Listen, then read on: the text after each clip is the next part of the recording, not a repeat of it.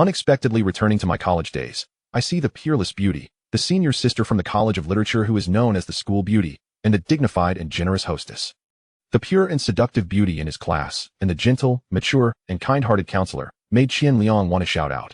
Since I've been reborn, I'm already on an invincible path. Why do I need to call the system dad anymore? As for the inferiority complex I had during my college years in my previous life, I've been reborn, so what's with the inferiority complex? Do you have any? Not a single one. Chapter 1. Where did I get this from? Rubbing his slightly red forehead, Qian Liang kept roasting his mother's irritability in his mind. He just couldn't figure it out. What's so good about in this day and age, women are no longer meant for marriage. How can new age women be shackled by stinky men? Especially when looking at the yoga pants sitting next to him, already drunk and disoriented, Qian Liang felt even more convinced of his viewpoint. The drinking session lasted until past midnight before dispersing. Supporting himself with his yoga pants, he entered the hotel. As soon as he lay down on the bed, Qian Liang felt a wave of dizziness wash over him. He looked up in a daze and saw a stunningly beautiful face before him. Qian Liang was taken aback. Then, with a pout, he kissed her. He was still thinking, how does this woman seem to have become more beautiful and younger after drinking? What did I say? Wine is a good thing. Huh, your mouth is still so sweet. Indeed, only in dreams can one find a woman's mouth so sweet. As he thought this, his tongue already made an autonomous move. However, before his tongue reached the battlefield, Qian Liang was violently pushed away. Huh. Immediately after, a burning sensation shot across my face. Instinctively, I looked over and saw the woman in front of me with her hands clasped to her chest, staring at me in horror, looking somewhat pitiful. The fairy's hands remain unmoved. Who struck me then? You imbecile, are you insane? You filthy rogue, you better watch out. If I don't deal with you today, I'll change my surname. Before Qian Liang could process the situation, he heard a voice filled with exasperation, cursing in the most unpleasant manner. Turning his head, he was somewhat captivated. The other party possessed a quintessentially Eastern beauty, with fair, delicate skin, brimming with collagen, and eyes like shimmering autumn waters, clear and bright. Her long brown hair cascaded naturally over her shoulders, dressed in a pristine white t-shirt above and a black pleated mini skirt below, complemented by white sneakers. The vitality of youth radiated from her. Alas, how regrettable. Such a beautiful woman possessed such a sharp tongue. Forgetting to engage with her, Qian Liang felt utterly bewildered. By heavens, this did not seem like a dream. Wasn't I merely tasting? Where on earth has this brought me? Be quiet. Hearing the woman's continued tirade, Qian Liang shouted in irritation, then began to survey his surroundings. The clattering sounds and familiar scenery made it evident that he was indeed on a train. Furthermore, he was in a soft sleeper. Phew, this is quite the predicament. No need to panic. Panicking is futile. Perhaps I did indeed drink a tad too much, or perhaps my method of rising was incorrect. Close my eyes and restart. That should suffice. Taking a deep breath, Qian Liang reopened his eyes. The scene remained unchanged. Once more, he truly began to feel anxious, hastening towards the door and pulling it open. The corridor of the sleeper appeared somewhat tranquil, devoid of the clamor of hard seats, the crunching of sunflower seeds, beer, or mineral water, and certainly absent were the boisterous calls of women urging others to make way.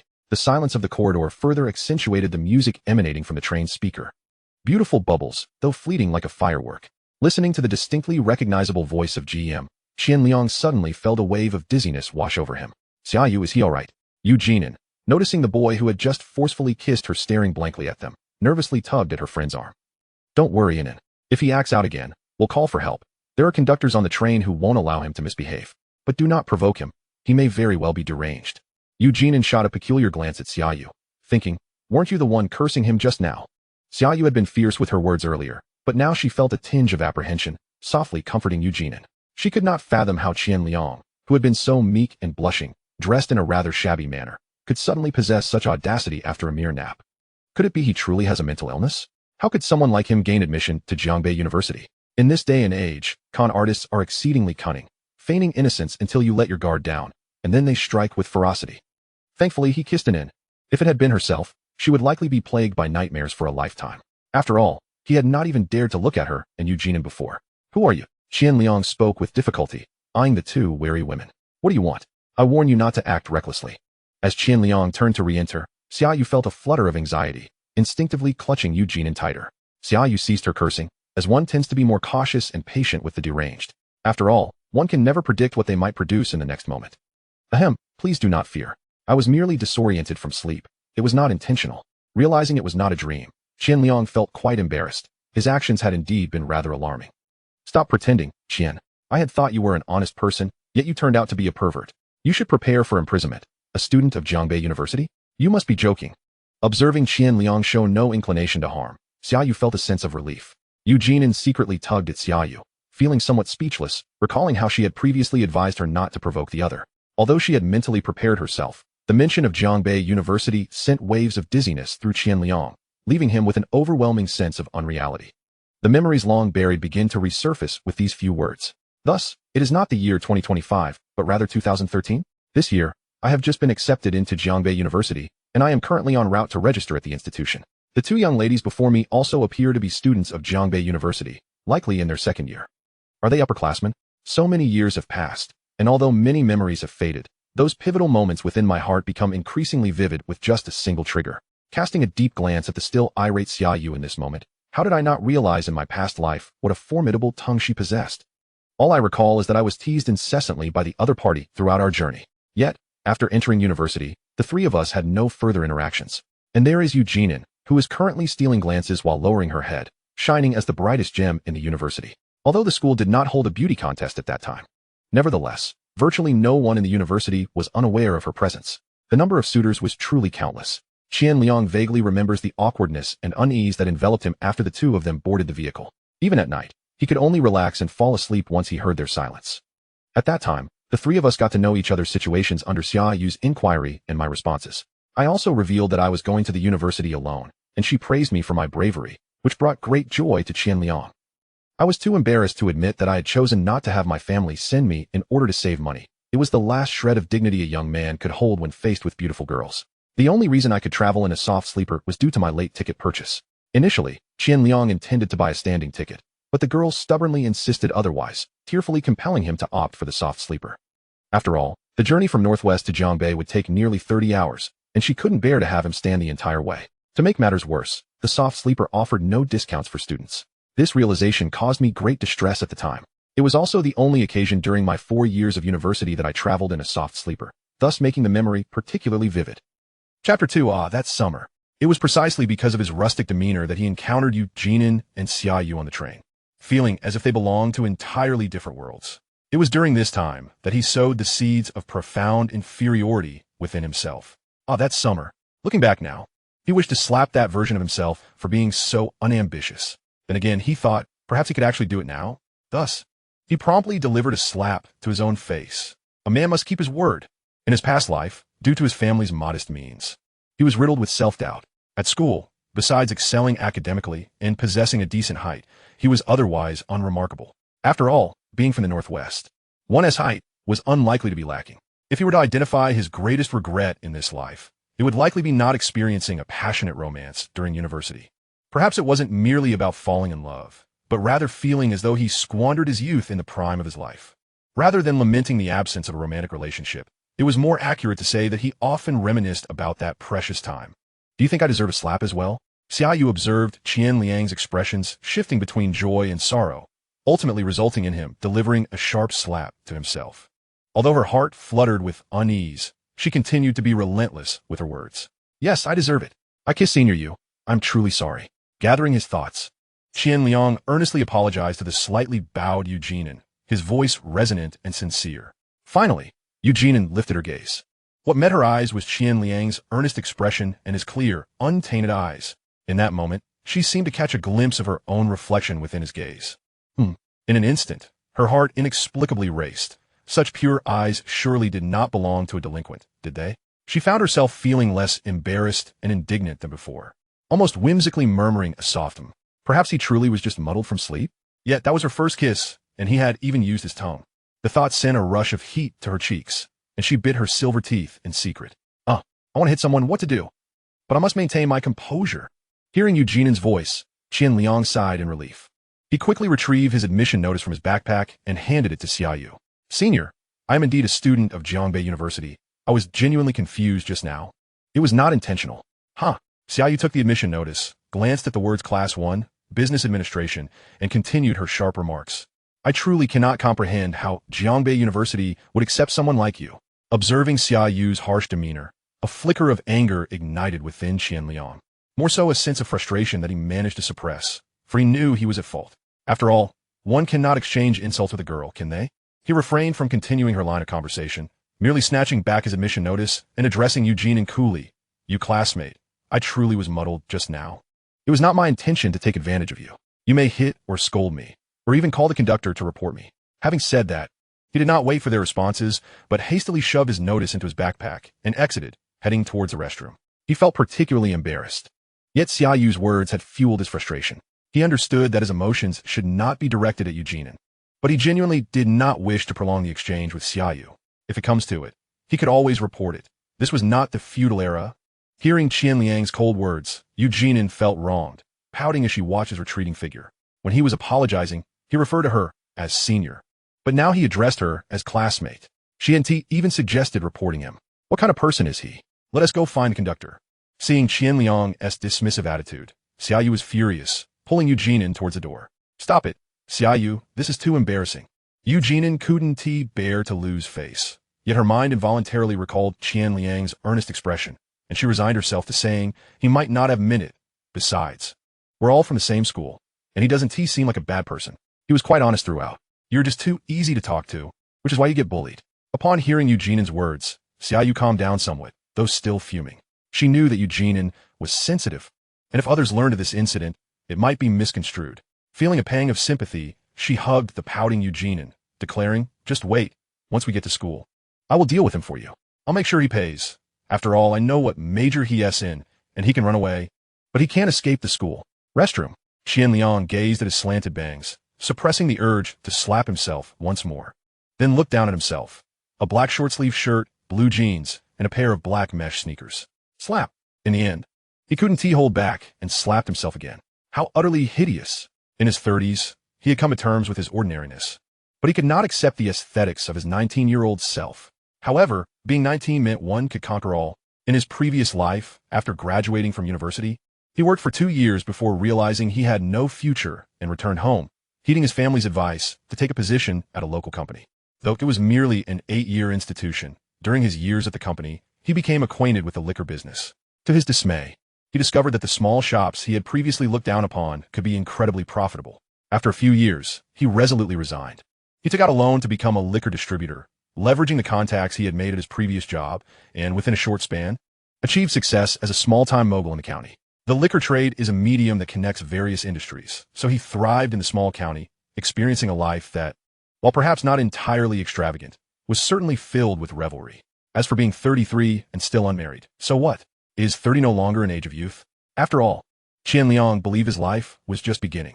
The inferiority he felt during his student years had vanished within 2 years of entering the business world. Money, after all, is a man's courage. The business and nightlife had indeed honed him. The annual distributor conferences and travel events became somewhat tiresome to him.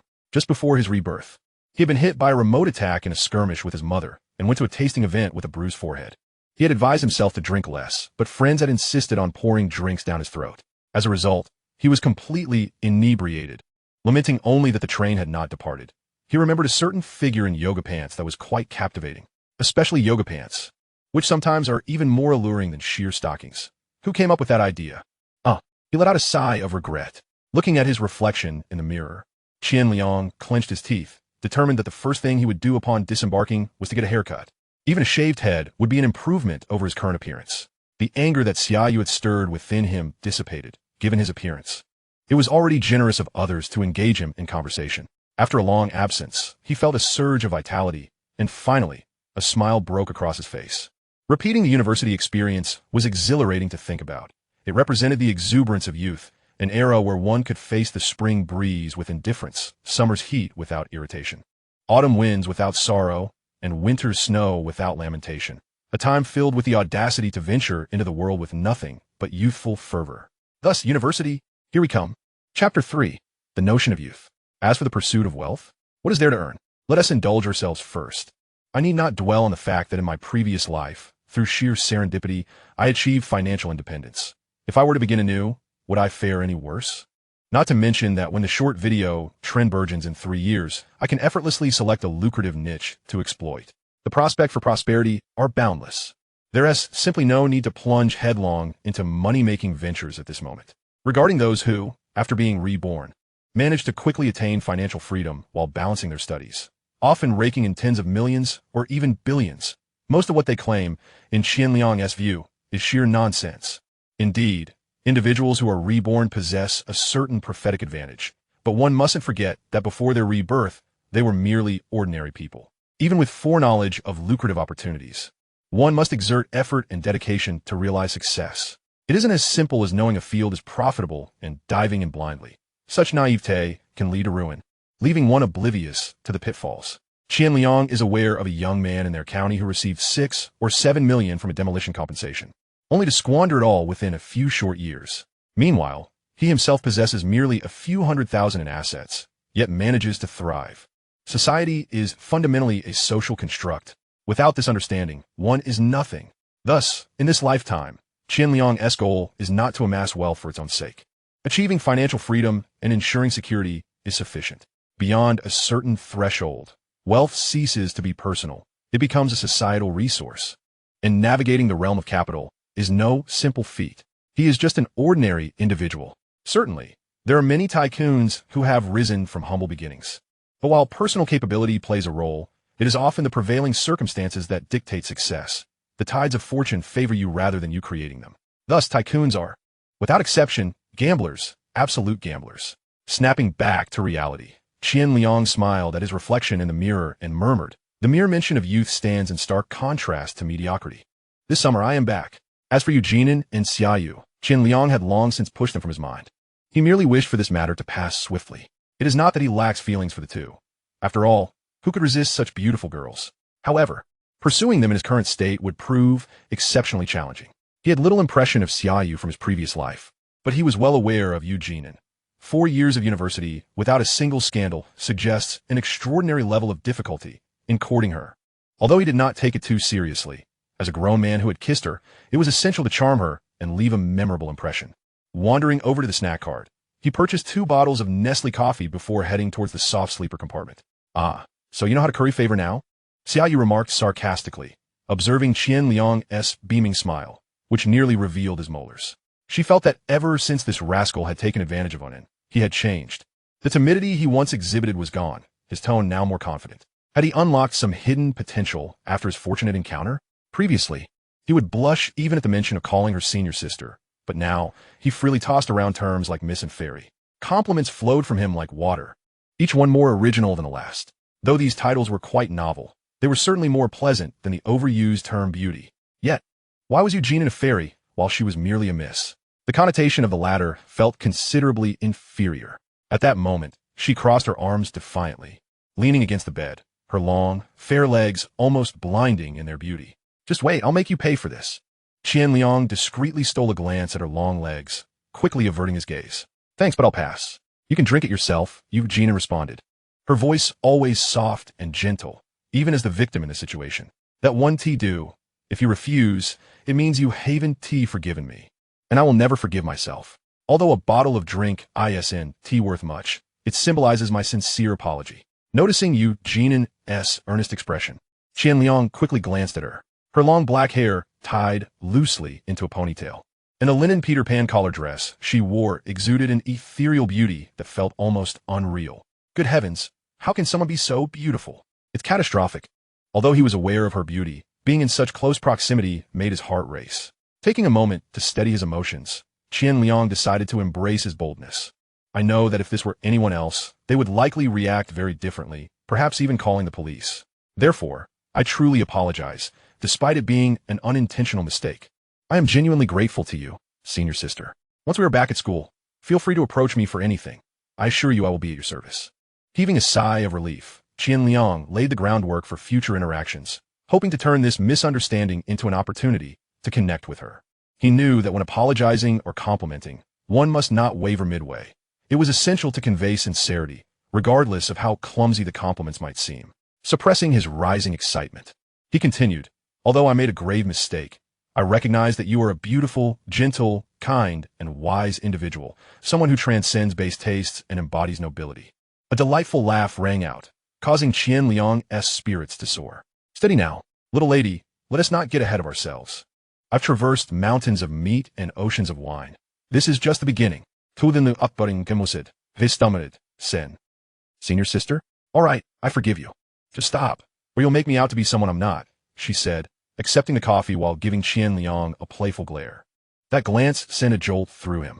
Darn, this girl is trying to undermine my resolve. With her teasing look, Qian Liang felt his heart stir, prompting him to step up his game. Senior sister, I wasn't too sure what you liked, so I bought a bottle of coffee. I hope it's to your taste. Huh? You've never tried it?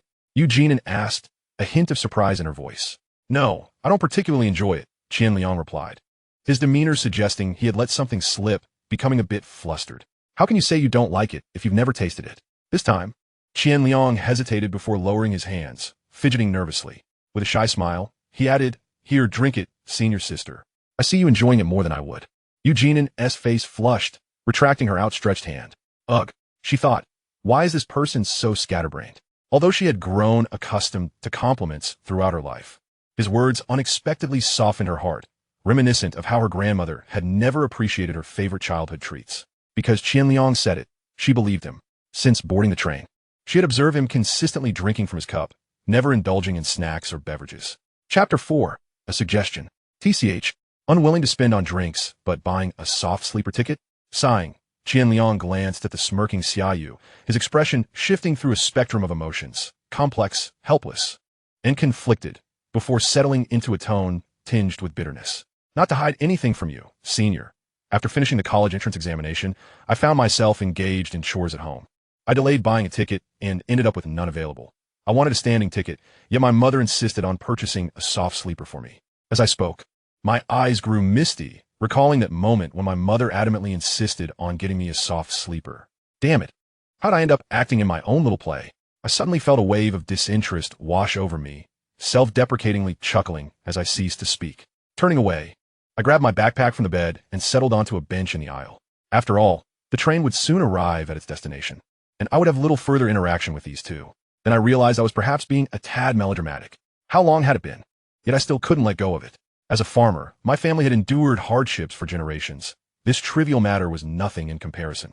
Eventually, as my circumstances improved, I ventured into business in the county, bought a house for my parents, and settled down, causing those feelings to fade. Today, however, with the ups and downs of my emotions coupled with this familiar scene, I was suddenly swept away by nostalgia. I quickly adjusted my mood, feeling a hint of embarrassment. When had I resorted to using my past hardships to woo women? What a disgrace to all those who have been reborn. I must reflect on this. Gazing out the window, I found myself lost in thought, pondering whether my life would unfold more smoothly from here on. Surely it would. Hey, what's up? I turned to see Xiaoyu, her expression somewhat unnatural, and smiled brightly at her, though my mind was cluttered with errant thoughts. I had seen her approach from the corner of my eye. I didn't mean it that way. It's fine. Hardship never requires sympathy or apologies. Don't fear hardship. If one can deeply comprehend suffering, it can instill a sense of nobility within. Is suffering endured in vain? It should elevate us. This statement was not mere bravado. I genuinely appreciated it, and it slipped from my lips. Xiaoyu and Eugene, both literature majors, instantly recognized the origin of my words. Eugene's eyes lit up, and she rose to walk over. Noticing Xiaoyu's unusual expression, I playfully nudged her with a smirk. May I offer you a piece of advice? What? Simply put, don't always cross your arms. You can't expect much growth when you're naturally constrained. Bah! As Eugene reached the soft sleeper door and caught sight of my mischievous demeanor, she scoffed, blush rising to her cheeks, before turning back to the compartment. Instinctively, she glanced down at herself. Oh, thank goodness. Xiaoyu, caught off guard, followed my gaze, and, upon realizing where I was looking, her face flushed crimson. Ha! I grinned at her imminent explosion of fury, unhesitatingly standing up to flee. Teasing a woman like her is best done when she feels a tinge of guilt. Otherwise, one risks being dismissed as a mere fool. Behind me, a thunderous voice erupted. You shameless bastard. I swear I will kill you. Hearing her furious outburst filled me with a sense of satisfaction. As a man reborn, I should embrace mischief, not wallow in self-pity. As I reached the aisle, the train gradually came to a halt. Glancing at my phone, it was just past 11:08. A delay of 7 minutes, not bad. Upon exiting the train station, my eyes immediately fell upon the blue bus designated for new students, yet I chose not to board. Who knows what that crazy woman might do if she caught up with me? A woman's small chest is akin to a man's small. Well, you get the idea. This is a feud that must be avenged. It ranks just below the vengeance for one's father's murder or the theft of one's wife. I pulled out my phone to assure my mother of my safety and retrieved my father's number to send a message. No sooner had I sent the message than my father called. Hello, Dad, are you off today? I was pleasantly surprised. I knew he would typically still be working at this hour, as construction schedules are notoriously tight. So he only sent a text. No, I knew your train schedule. So I kept my phone on me. Did you just get off the train? Hey, can you hear me? Is the signal bad on my end? No. I can hear you, Dad. Oh, that's good. Are you able to find your way to the school? Don't worry if there are other parents around. Just follow the other students. If you can't manage, take a taxi. Spending a little extra is no issue. Dad, the school has buses to pick us up. You can rest easy. I couldn't recall if I had made this call in my past life, but hearing my father's voice stirred something in my heart. Even though I was now a man in my 30s. That essay relief, it's a good university, haha. Make sure to get along well with your classmates. If you run low on money, just call me. Dad, I'd like to discuss something. Go ahead. I just asked the school staff, and they mentioned there are scholarships and financial aid available. I can apply for them based on my grades and situation. So you won't need to send me living expenses anymore. Just take care of yourself, and whatever else left over, send it to Mom. I said with a cheerful tone. What kind of part-time job? Want to interfere with your studies? After a long pause, my father's muffled voice finally came through. Get 1T, Dad. University courses are relatively light, and the teachers say that part-time work is good for personal development. All right then, I need to get back to work. You head to school. Listening to the muffled sounds on the other end of the line, I couldn't help but chuckle wryly. I knew my father was displeased. However, I genuinely did not intend to ask for more money from him. I might not know how much I would earn, but I was confident I could manage to support myself. Boss, a pack of Licoon, please. Having become accustomed to smoking high-end cigarettes in my previous life, I found myself reconsidering my choices due to limited funds. Licoon was my choice after careful deliberation. I did just have to save on meals until I had a steady income. In my previous life, I hadn't even picked up smoking by this point, so I had managed on a budget of 600 yuan per month. But now, that was definitely insufficient. Quitting smoking was out of the question. It had become a habit. I almost suffocated myself on the train. After receiving the Licoon from the boss, I gritted my teeth and said, "Forget it, uncle. I'll take a pack of Tashan instead." Skillfully tearing open the packaging, I pulled out a stick and began to inhale deeply. Bliss. After finishing one cigarette, I realized the anticipated 149 still hadn't arrived. Get in. I reached for another stick, but before I could light it, a cold voice interrupted. Chapter 5. Is your mouth rented? Looking at the taxi parked in front of me and Xiaoyu in the back seat, who looked as though she wanted to devour me, I was somewhat taken aback. Come on, sister, was that really necessary? I merely spoke the truth. Can't one even voice an opinion anymore? No thanks, senior. I still prefer the bus. I had finally come to understand. The school buses were mainly for picking up new students, so it made sense they wouldn't be riding them. Had I known, I would have opted for the bus instead of waiting. Upon disembarking from the train, I adjusted my mindset, not wishing to have any further encounters with them. A girl like her was clearly trouble. Even if I managed to win her over, she would be a handful. Where could I find an effortlessly alluring woman? Come on, get in, but why didn't you take the school bus? Eugene asked, noticing I was still standing still. What else could it be? Some people are simply feeling guilty. Then let us go. Observing that Xiaoyu had no intention of making a move, Qian Liang decided to drop the pretense. After all, sharing a ride was undeniably more comfortable than taking the bus. Moreover, being in a car afforded her the opportunity to engage in more active conversation. She vaguely recalled that the campus had been undergoing expansion over the past 2 years, resulting in dreadful congestion during the final 2 kilometers. Upon settling into the passenger seat, she noted that the driver appeared to be a man in his 30s. As he frequently cast glances in her direction, Qian Liang couldn't help but smirk mischievously. Hey there, good sir, focus on the road. None of them are my girlfriends.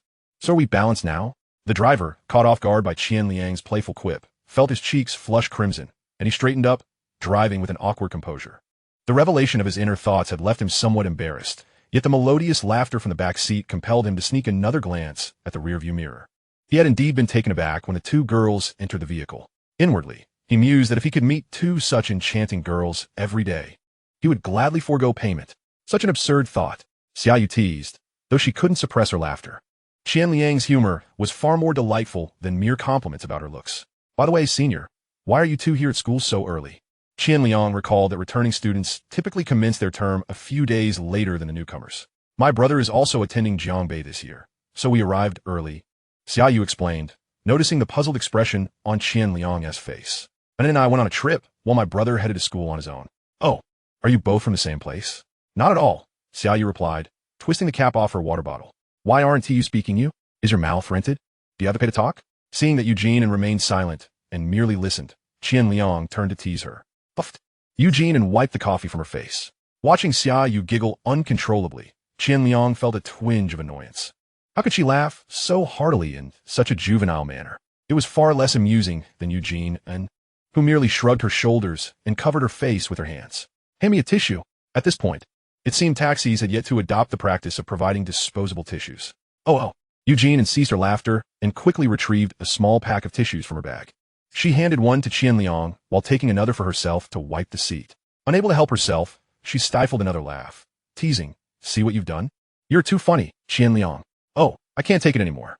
Xiaoyu gasped for breath between laughter, her voice trailing off. You're completely different on the train. Wait, were you pretending?" As their conversation began with laughter, Xiaoyu's tone gradually shifted and her demeanor straightened. A sense of dread washed over Qian Liang as she saw Eugene and look up, skepticism evident in her gaze. "What's wrong, senior?" Qian Liang feigned innocence. "You're just pretending to be naive. Honestly, you never say anything straightforward." Watching as Eugene uncovered Xiaoyu's mouth, Qian Liang silently applauded, quickly turning away to avoid further involvement. Such a bold girl. Is she from the Northeast? No filter whatsoever. The driver, initially intrigued by their gossip, had slowed the car, but upon realizing the conversation had ceased, he felt a pang of disappointment. He despised those who failed to deliver the full story. Nonetheless, he had caught the last word, kiss, and cast a sideways glance at Qian Liang, wondering if the beautiful women in the back had indeed shared such a moment with this rustic fellow. For the remainder of the ride, Xiaoyu remained silent, occasionally emitting enigmatic chuckles. Qian Liang inwardly cursed. "Why are you laughing?" The main characters haven't even spoken yet. The three shared no further dialogue until they arrived at the west gate. After a prolonged moment of eye contact with the driver, Qian Liang blinked. "What are you staring at? Who is paying?" "Brother, where did you get the idea that I'm someone who can afford a taxi?" Given his limited funds, Qian Liang had no intention of pretending otherwise. "I'll take care of it," Eugene interjected, already handing cash to the driver. The driver suddenly felt an inexplicable fondness for Qian Liang. The young man was refreshingly genuine, not putting on airs. He intended to scrutinize Qian Liang. It was merely a habitual glance. After all, it was rare for women to pay for rides unless they were married. As he stepped out of the car, the sweltering heat from the asphalt mixed with the warmth radiating from the taxi, enveloping Qian Liang like a prickling sensation. He was someone who could endure the cold but not the heat, making summer his least favorite season. "Do you need help with your luggage?" he casually inquired while retrieving their suitcases from the trunk. "Yes." The moment the word escaped his lips, Qian Liang regretted it, especially when he saw Eugene and nodding approvingly. It was clear he was about to be burdened with this task. "Let me help you," he exclaimed, slapping his own forehead. "But you owe me a meal." In the presence of girls, Qian Liang's principle was to never come off as the underdog, particularly when he had assisted them. It was far more effective to make them contribute something rather than toiling in silence. This was a lesson he had learned well in his past life. "Do you have any idea how many guys want to treat me and a dinner every day?" Seeing Qian Liang negotiate, Xiaoyu's irritation grew. "Not to mention you kissed and I haven't even addressed that. Just the fact that you hitchhiked with us means you should treat us to dinner, all right? I wouldn't even eat if you treated me. Let us take a step back. You're asking two beautiful women for help, and you think you can set conditions? How much? Huh?" Xiaoyu was momentarily taken aback. "I mean, how many boys have invited you to dinner?" Seeing the bewildered expression on Xiaoyu's face, Qian Liang repeated the question. "Many. How many is many?" Is that really the point?" Xiaoyu felt as though she was losing her mind. "Listen, is that a question a normal person would ask? Then let me ask you this. Do those boys invite you because they like you and want to pursue you?" Qian Liang suppressed a laugh, continuing with a measured pace. "Probably. And do you like them?" "No." Xiaoyu shook her head vigorously, nearly exasperated. "Is that so? Then if I invite you to dinner, would you like that?" "I would." "Goodness, with that sly grin of yours, Xiaoyu almost twisted my waist." Chapter 6. The impact on my quest for a girlfriend. Eugene was laughing heartily at the antics of the two. "Stop it. I'll treat you both to dinner." Delighted by Qian Liang's predicament, Eugene reveled in the moment. She had been swept along by Qian Liang's playful banter. She hadn't expected Xiaoyu to turn the tables so unexpectedly. "All right, our lovely fairy." Qian Liang quickly grabbed his suitcase and scampered to Eugene's side, adopting a sycophantic demeanor. Inhaling the delightful fragrance wafting from Eugene, Qian Liang felt the heat dissipate slightly. While speaking, he shot a challenging glance at Xiaoyu, earning himself an eye roll in return. "Just wait. I'll take you somewhere special later."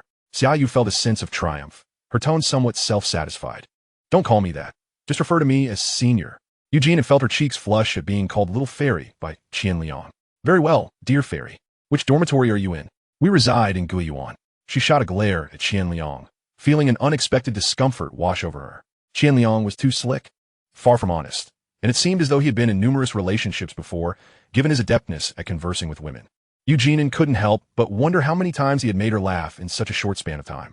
Then there was Xiaoyu, who usually never gave boys a pleasant look, yet here she was, laughing and chatting with him. The thought that he might have deliberately kissed her further fueled her anger, causing her to halt abruptly. In a sharp tone, she asked, "Were you doing that on purpose on the train?" Eugene's sudden stop made Qian Liang take a couple of steps before he realized she might genuinely be upset. He wiped the smile from his face and ceased his charming banter, aware that his drastic shift in demeanor could raise suspicions. He fixed his gaze on Eugene's eyes and said earnestly, "I truly was half asleep on the train. If I'm lying, may I never find a wife. And may my son be born without a, you know what?" How vulgar. Hearing Qian Liang's fervent oath, Eugene's face flushed crimson, overwhelmed by his bizarre proclamations. Was he being serious? Xiaoyu, too, was taken aback by Qian Liang's vow, her expression a mix of disbelief and curiosity. "Of course, I never make oaths lightly," Qian Liang retorted, a hint of annoyance in his voice. "By the way, why are you only carrying a backpack with just clothes, sheets, and a duvet?" The harshness of Qian Liang's vow rendered the two girls momentarily speechless, prompting Xiaoyu to shift the topic, her curiosity piqued. Eugene glanced at Qian Liang's modest backpack. "Aren't those provided by the school? 2 outfits should suffice." Qian Liang had always preferred to travel light, a habit ingrained in him from his past life. However, he had once suffered for this choice, as buying winter clothes had severely strained his finances. "You'll understand once the school provides them," he quipped. As they conversed, the trio arrived at the foot of Guiyuan building. The dormitory was open, as volunteers from upperclassmen had returned early to assist with new student orientation. Though it seemed most were busy elsewhere, Xiaoyu dashed inside, seemingly sharing a light-hearted exchange with the dorm supervisor, while Qian Liang, carrying his suitcase, was met with a warm, benevolent smile from her. However, once at the dorm entrance, the girls barred his entry. This left Qian Liang, who had always been curious about the girls' dormitory, disappointed and frustrated, cursing them for their betrayal, for being ungrateful and unreasonable. "All right, our dorm is a bit messy. Just wait a moment while we change, and then we can take you out to eat," Eugene said, amused. It was her first time witnessing a boy so earnestly wanting to enter a girl's dormitory, as if he were wronged. Yet strangely, she didn't find it off-putting. Meanwhile, Xiaoyu shot Qian Liang a look of disdain, akin to that reserved for a lecture, before retreating inside and shutting the door. "I was just joking. I can indeed treat you to a meal. First, I'll go register with the senior. If I have time, I'll invite you to dinner," Eugene quickly added, sensing Qian Liang's embarrassment from her initial inquiry. "Forget it. I need to tidy up my appearance first. I can't let a third person see me looking this ugly," Qian Liang remarked, tousling his hair to illustrate his point. "With such a terrible hairstyle, it'll hinder my chances of finding a girlfriend." "Well then, goodbye, senior." He waved his hand nonchalantly and turned away, intentionally reminding himself that he had no girlfriend. Just a little trick. Watching him descend the stairs, Eugene scrunched her nose and muttered under her breath before pulling her suitcase into the dorm. "Let us tidy up after dinner, darling. ISNT, that lecture's still waiting?" Xiaoyu emerged from the bathroom, eyeing Eugene, who was already organizing her luggage. "He's gone." Eugene continued her task without looking up. "Gone? Where to?" Xiaoyu rushed to the window to look down, but found no trace of Qian Liang. He claimed his hairstyle was too terrible and went to get a haircut. Eugene chuckled, recalling the comical way Qian Liang had lifted his hair to show her. "Ha! At least he has some self-awareness, but no matter how he styles it, it'll still look bad," Xiaoyu teased, though her tone lacked malice. "Actually, he isn't unattractive, he just has a bit of a rustic charm." Eugene weakly countered in her mind. Upon exiting the girls' dormitory, Qian Liang took a deep breath. Ah, the splendid university life. An era of exhilarating youth. However, that guy truly had something to him. 16,000 words of love letters. That would surely be a golden asset at Qian. Oblivious to the fact that his little secret had already been uncovered by Eugene, he chose not to head to the registration area at the south gate, but instead retraced his steps, exiting through the west gate. As the barbershop outside the campus offered more affordable services. After a lengthy discussion with the barber, which left him parched, he finally emerged with a satisfactory crew cut, 3 centimeters on top, cleanly tapered sides, and a subtle arc at the back, enhancing his facial features beautifully. This style not only appeared neat and refreshing, but was also far easier to manage than a typical buzz cut. As a native of the Northwest, his strong facial structure was further accentuated by this hairstyle, which he had painstakingly refined over many attempts in his past life. By the time he left the barbershop, it was past noon. He randomly selected a ramen shop, took a bite, and inwardly scoffed thrice in reverence before wolfing down the meal.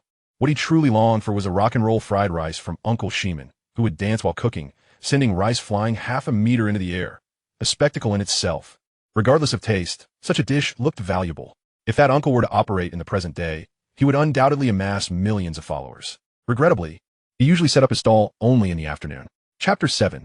That Whirlwind of Youth. After finishing his meal, Qian Liang pulled out his first-generation Redmi to check the time and followed his memories towards the Southgate Square. The phone was a gift from his grandfather, and he felt immense gratitude for it. A heartfelt thank you for enabling him to afford a phone. After several minutes, he arrived at the Southgate Square, where various college welcome tents and banners beckoned. There were tables for departmental registrations and the distinctive tricycles of Jiangbei University for transporting luggage, leaving Qian Liang utterly bewildered. He grumbled to himself, "Why are there still so many people on the last day of registration? Why are there so many during midday?" His confusion was palpable.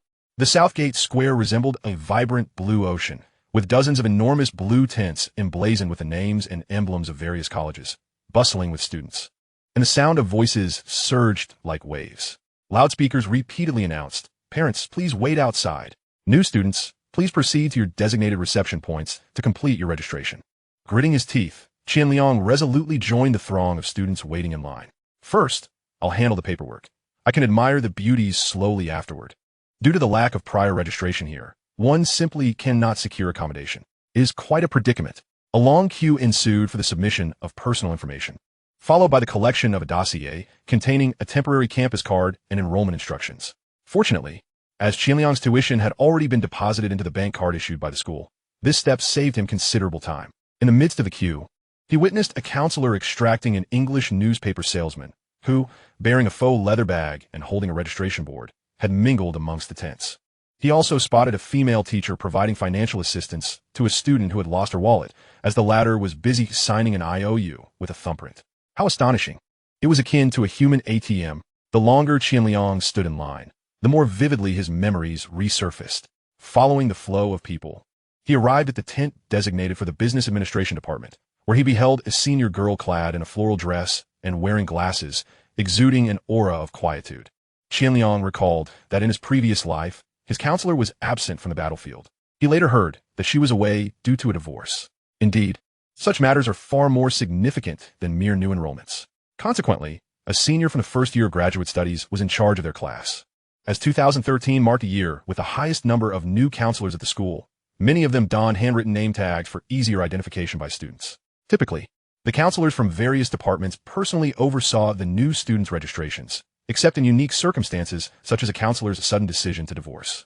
Departments like business administration and literature were allocated their own tents based on their fields of study, unlike smaller departments like physical education, which could share duties. "Classmate, please fill out this information." "Oh, certainly, senior."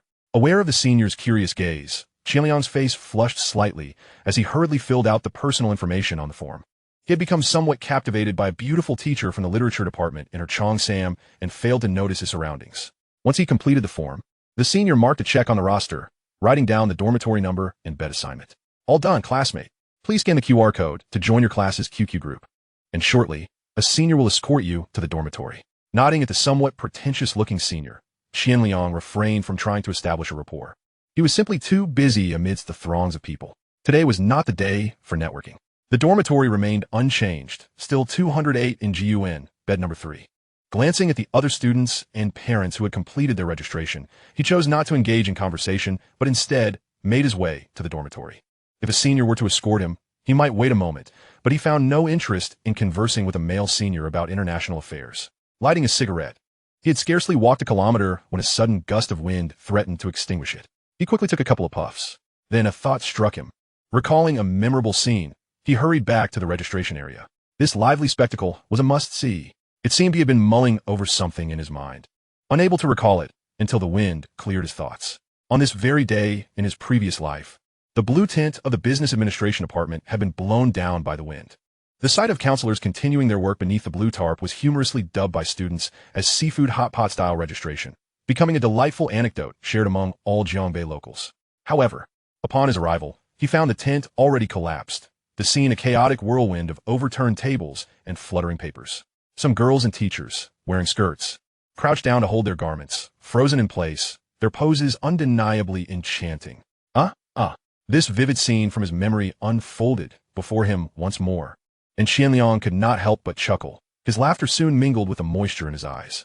He considered himself not an emotional person, yet he found it hard to contain his tears. But this was his youth. How could he possibly restrain it? Flowers may bloom again, but one can never reclaim their youth. Perhaps only as one ages does the profound sorrow embedded in this statement become clear. Ah, what a splendid youth it is. He pulled out his phone, capturing this moment before him. Then, he turned and walked toward the dormitory. In this life, he intended to live boldly and freely. At the age of 80, he wished to embrace his grandchildren and recount tales of how he was once a figure of renown during his university days. Not far away, witnessing Qian Liang turn, Jinan opened her mouth but ultimately refrained from calling out. This was her first encounter with a boy shedding silent tears while smiling. And in that moment, she felt a twinge of emotion. More so, she was filled with curiosity. What could possibly evoke such tears from a boy? In that instant, she perceived him as a boy somewhat out of place in the mundane world, standing at the fringes of the crowd, laughing and crying simultaneously.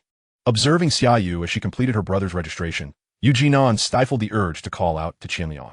She sensed that he might not appreciate being seen in this state, especially not by Xiaoyu, who would likely tease him. However, she couldn't help but notice how much better he looked after his haircut. She had almost failed to recognize him as the boy who had played tricks on her during the train ride. "What are you looking at, darling?" Xiaoyu, in the midst of speaking, pulled over a chubby boy beside her and teased, "This is my brother, Xiaoming. Handsome, right? Very handsome." Ignoring Xiaoyu's antics, Jinan nodded at her blushing brother, though she refrained from commenting on his weight. "Hee, let us go. My task of escorting you to the dormitory is complete," Xiaoyu said, grabbing hold of Xiaoming's suitcase. Noticing her brother still sneaking glances at Jinan, she playfully tapped him on the head. "What are you looking at? You little rascal? Don't even think about it." Jinan shot a disapproving glance at the indiscreet Xiaoyu and, seeing Xiaoming blushing profusely, gently inquired, "You're in the business administration major too, right? Which class?" "Class 2, sister." Chapter 8, The Gathering. At the entrance of dormitory 208, holding a mattress and military training uniform he had just received downstairs, Qian Liang felt a wave of nostalgia as he observed the three busy individuals within the dormitory. Their room housed 4 people, with an independent bathroom and air conditioning, albeit lacking hot water. Bathing required a trip to the communal showers on the first floor, which was particularly torturous during winter. In his recollection, during his previous life, the 3 had taken good care of him, while he often appeared somewhat out of place among them. After graduation, they had largely lost contact, yet having lived together for 4 years left a lasting impression of each individual. It seemed the guys had already acquainted themselves, so Qian Liang decided to introduce himself. Removing the cigarette from his mouth, he entered the room and greeted the 3 with a cheerful smile. The reason for setting aside the cigarette was simple. While boys are often single-minded and familiarity can breed casualness, one should not come across as pretentious upon first meeting. The only consequence of such pretension would be to earn the disdainful label of fool in their minds. Upon hearing Qian Liang's voice, the 3 turned to him, extending warm greetings. After all, at the onset of university, everyone was eager to cultivate good relationships within the dormitory, even if some differences may arise later through interaction. "I hail from the Northwest. My name is Qian Liang, born in 94. In the future, my friends and I shall share the same pot. So do take care of me." As he spoke, he performed a fist bump gesture with a cheerful tone, his movements flowing naturally. "All right, Mom. Someone has arrived at the dormitory. I must hang up now. Hello. I am from Shun City. My name is Chun Rue, also born in 94. Allow me to assist you." Observing Qian Liang placing his bedding on the bed, he stepped forward to lend a hand. Qian Liang cast a deep glance at Chun Rue, who was speaking, a quintessential second-generation rich kid, rather handsome, albeit slightly under 1.7 meters in height. However, he hails from a family that owns a factory, someone who could confidently proclaim, "My father is Zhang Er," while strolling down the street. There's no denying it. Envy is futile. Being born into privilege has always been a skill. Aside from his slight stinginess, he possessed many commendable traits. Throughout 4 years of university, no one was aware of his affluent background, assuming instead that his family merely ran a small business. "Thank you, General Chun." Qian Liang accepted the help with a jest. As he extracted his toiletries from his backpack, he turned to inquire, "What shall I call you to?" The 2 then exchanged introductions with smiles. The taller one was Zhao Shuchuan, hailing from Hunan province, sharing Qian Liang's dusky complexion, his face marred by a multitude of acne. Yet his character was boisterous and carefree, embodying a flamboyant and self-absorbed persona. He was never without his hairspray. His parents worked within the system, and after graduation, He had only exchanged a few calls with Qian Liang before their contact dwindled. Wang Jingyu, on the other hand, was fair-skinned but bore the demeanor of a mischievous little rascal. In a previous life, Qian Liang had nearly been duped into losing his innocence to a bathing attended by him. The group tacitly avoided designating any hierarchy among themselves. As the years progressed, they all referred to each other as brother, or when seeking favors, would humbly downgrade to younger brother. "Are you trying to kill me?" Qian Liang laughed and scolded as he accepted a yellow crane tower cigarette from Zhao Shuchuan. Rejecting it, he added earnestly, "However, we have tasks ahead of us these next couple of days." "What tasks?" Zhao Shuchuan inquired, curiosity piqued.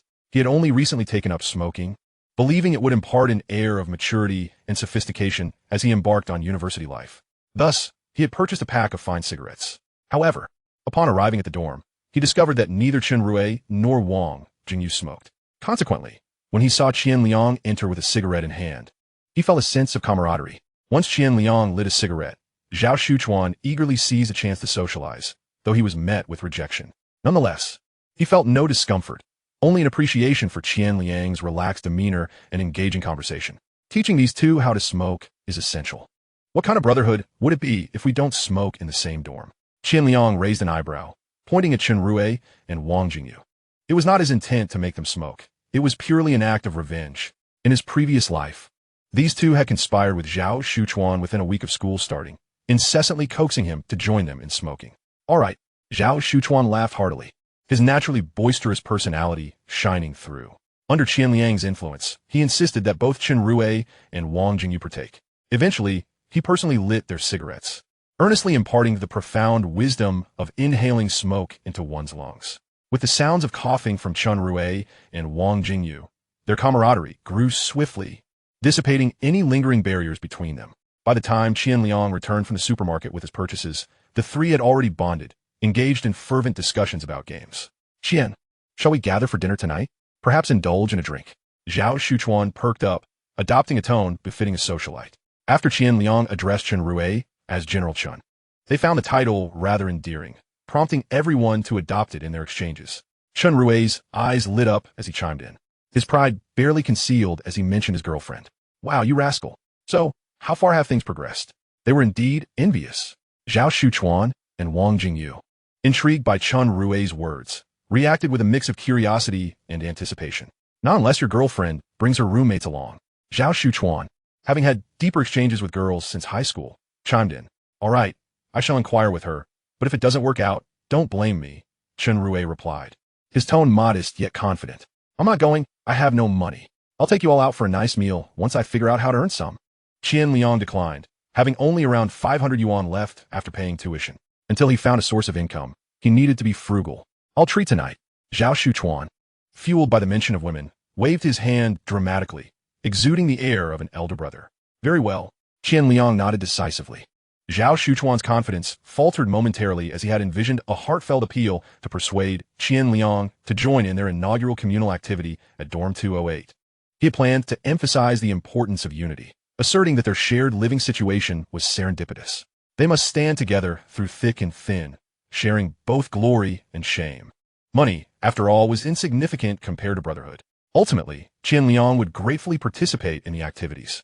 Seeing Zhao Shuchuan's comically pained expression, Qian Liang could not help but smile, contemplating granting him a chance to shine. "However, I must caution you that my tolerance for alcohol is rather poor.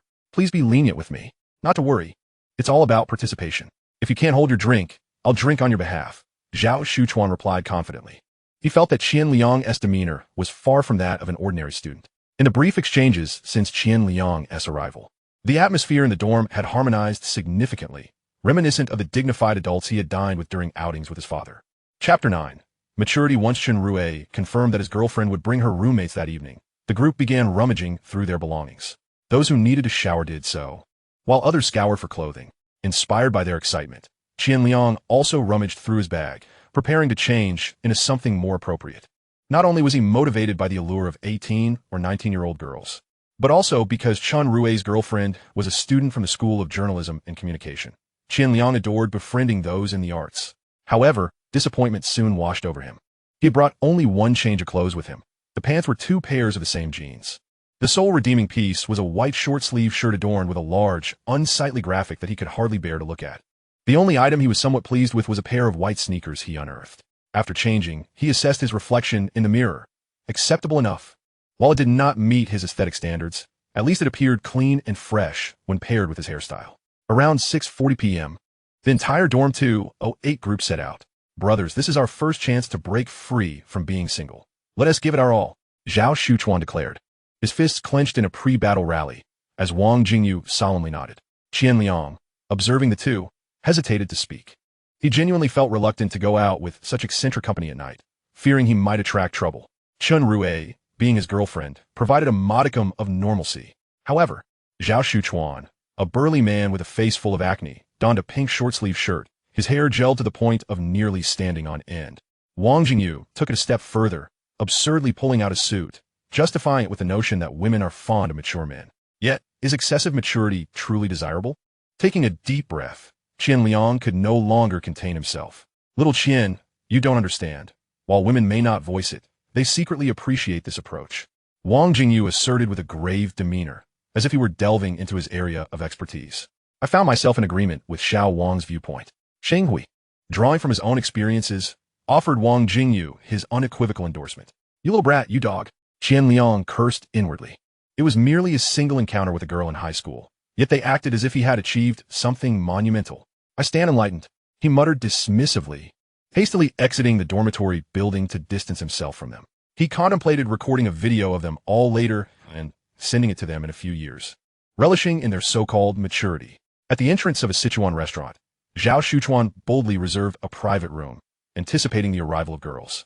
Liang Yi, have you ever been in a relationship? After settling in, Chun Rui leaned towards Qian Liang, inquiring. He was the youngest among them, 3 months junior to Qian Liang. No. What about someone you like? Did you confess in high school? Zhao Shuchuan interjected, pulling out a cigarette from Qian Liang's pack. Indeed, I did.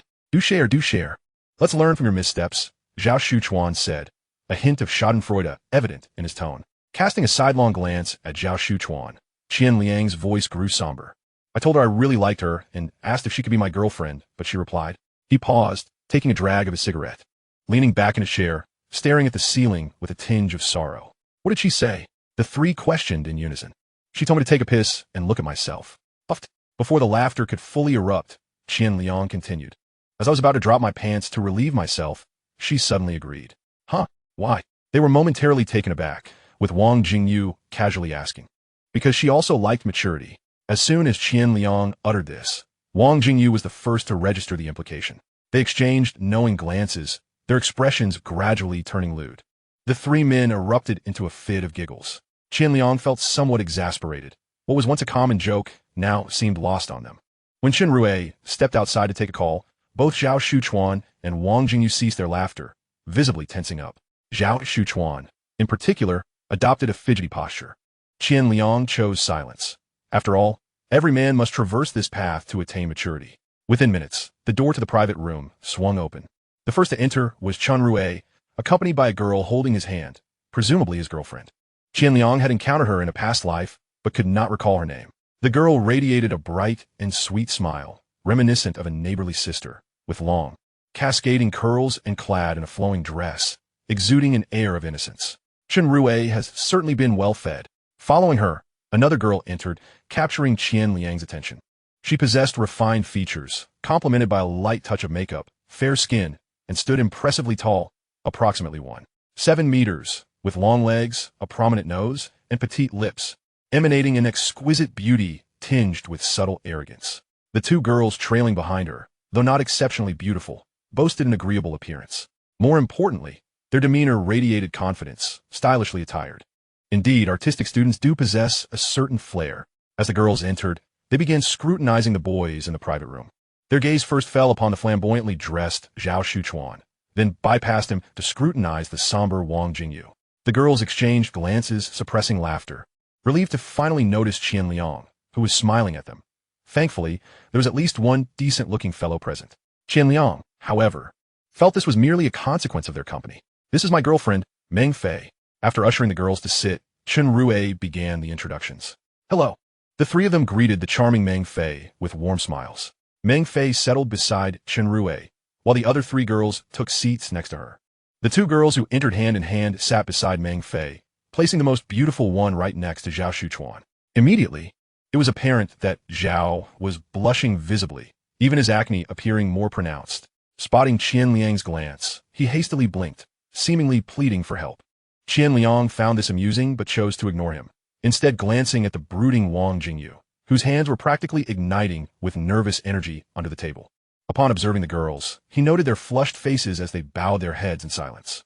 After waiting a moment, noticing that Chen Rui and Meng Fei showed no signs of breaking the ice, Qian Liang cleared his throat and smiled at Meng Fei, who was exchanging glances with Chen Rui. Meng, you truly are lovely.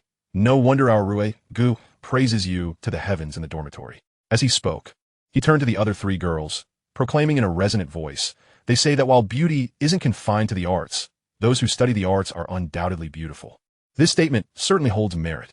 Oh no, I'm just average. Wei Wei is the pretty one, she retorted, casting a sweet glance at Chen Rui, her eyes brimming with affection. It was clear she was indeed a delicate flower, either denying praise or promptly redirecting it to others. However, Qian Liang did not pursue this line of conversation, realizing it would lead nowhere good. Meng, why don't you introduce us to your lovely friends? Oh right. Meng Fei stuck out her tongue, suddenly realizing she hadn't introduced her roommates yet, and promptly began the introductions. Under Meng Fei's guidance, they finally learned the names of the girls. The most beautiful was Wei Wei, full name Li Wei, while the other two were Zhao Ying and Wang Jia. Following Qian Liang's prompt and Meng Fei's introductions, the initial awkwardness within the room began to dissipate. Ladies, what are your preferences for food? We haven't ordered yet. Do you have any dietary restrictions? After breaking the ice, Zhao Shuchuan spoke up, his words surprisingly articulate, though directed more at Chen Rui than anyone else. Meanwhile, the serious Wang Jingyu continued to fidget with his fingers. Chapter 10. The Brooding One. The girls all expressed indifference towards a menu, with only Meng Fei mentioning her aversion to cilantro. Gathering his courage, Zhao Shuchuan turned to the lovely Li Wei, speaking gently, "Is there anything you'd like? I can order for you." His voice was exceedingly tentative. She smiled and shook her head, indicating he could choose. Having spent his previous life immersed in social gatherings, Qian Liang found himself adept at navigating such awkward scenarios. He initiated a conversation regarding the girls' experiences with the arts during high school, and as they began to share their thoughts, the atmosphere gradually became more spirited. The discussion soon shifted to the topic of their respective college entrance examination scores. Qian Liang chose to remain silent, listening intently. He had mastered the art of weaving connections and warming up the atmosphere during moments of unfamiliarity. This was his forte. However, once everyone had acclimatized and began to seek out topics of conversation, Qian Liang would retreat into silence, diminishing his presence rather than drawing all attention to himself. The greatest faux pas at a gathering is an individual monopolizing the conversation, which invariably breeds disdain. As the banter flowed, dishes began to emerge from the kitchen, and Qian Liang cast a discerning glance at Zhao Shuchuan. The offerings were devoid of any items requiring intricate handling to consume, and the balance of meat and vegetables was commendably arranged. It was unexpected that someone who appeared so careless would exhibit such meticulousness in ordering. As the group began to satiate their appetites, Qian Liang opened the beer that had been served and poured a glass for each person. He then raised his glass with a boisterous proclamation. "Come, ladies, let us toast to the conclusion of our arduous high school journey and the dawn of a vibrant university life." Several girls graciously lifted their glasses in response. Having just entered university, the excitement within the girls was hardly less than that of the boys, and they were far from being pretentious. After all, they were in a university setting, and with boyfriends of roommates present, the atmosphere was less guarded. Hey, in accordance with the unwritten rules of the realm, we must finish our drinks when clinking glasses. Observing that Li Wei and Zhao Ying had only sipped half of their drinks before setting them down, Qian Liang lightly tapped the table and exclaimed with a flourish. Upon seeing everyone else had finished, the two girls felt a pinch of embarrassment. "Oh dear, Qian Liang. We are girls after all. Let us drop the formalities and just call each other by our names. Otherwise, it feels so distant.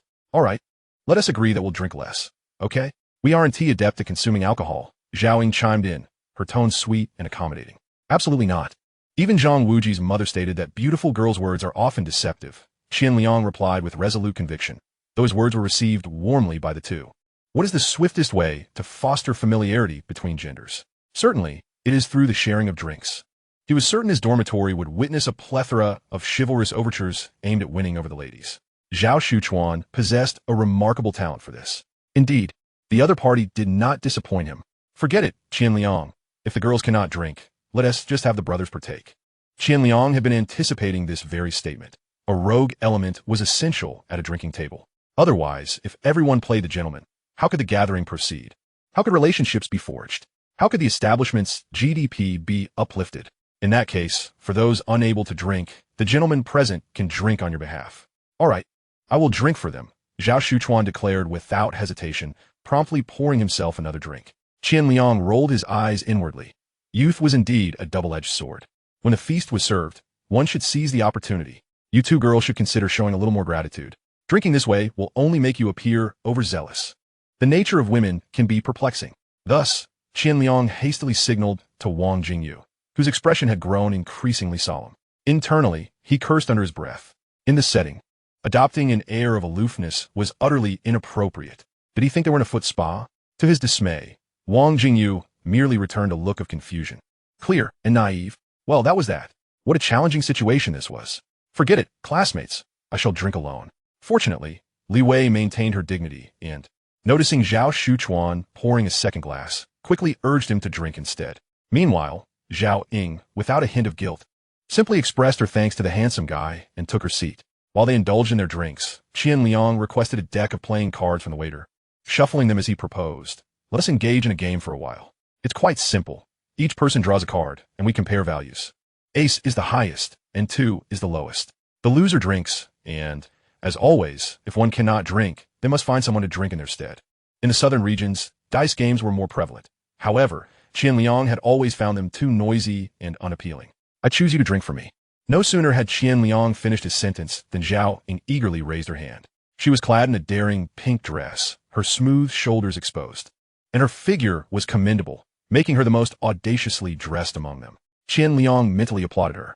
Her timely interjection effectively signaled that several girls were implicitly agreeing to participate in the game. He noticed Li Wei cast a troubled glance at him, and Zhao Ying, but refrained from speaking up. That won't do. Nevertheless, Qian Liang feigned a shake of his head. The moment his words left his mouth, the expressions of the girls shifted, glancing at him, assuming he held an aversion to Zhao Ying. Zhao Ying's previously playful smile faded.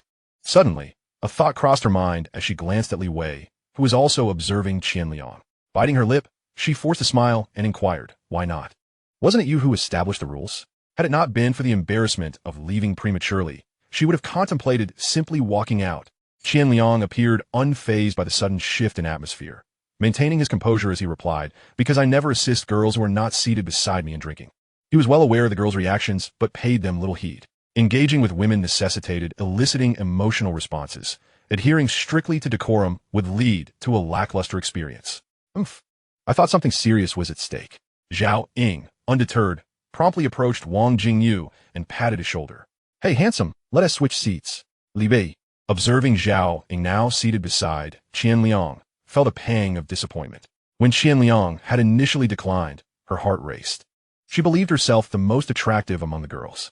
Thus, she instinctively thought he might prefer her. Feeling a touch of pride, she began contemplating how to gracefully decline without embarrassing him, knowing Zhao Ying would surely be upset if she agreed. After all, beginning university with such awkwardness between dorms was less than ideal. They could always play together another time. However, she had not anticipated that Qian Liang's intentions were to facilitate Zhao Ying's seating next to him. Casting a lingering glance at the two engaged in cheerful conversation, she gradually lowered her head. Observing the current dynamics, Qian Liang felt a wave of satisfaction wash over him. This was how it should be. Men and women should not sit together during drinking games. All right, let us adhere to the principle of proximity. I see Wang Jijia is quite the spirited drinker, so let us ensure she receives proper attention. After all, she is a delightful young lady, deserving of careful consideration.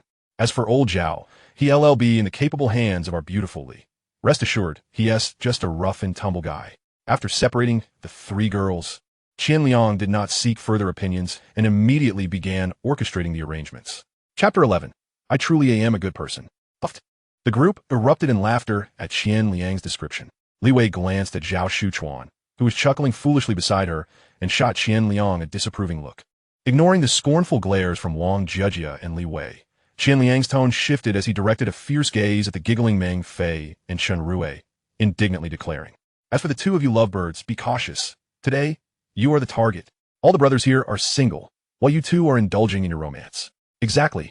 Zhao Ying seemed to be in high spirits, clenching her fists in agreement with Qian Liang. Meng Fei shot a glare at Zhao Ying, who had become her accomplice. Feeling embarrassed as she leaned against Chun Rui, choosing silence.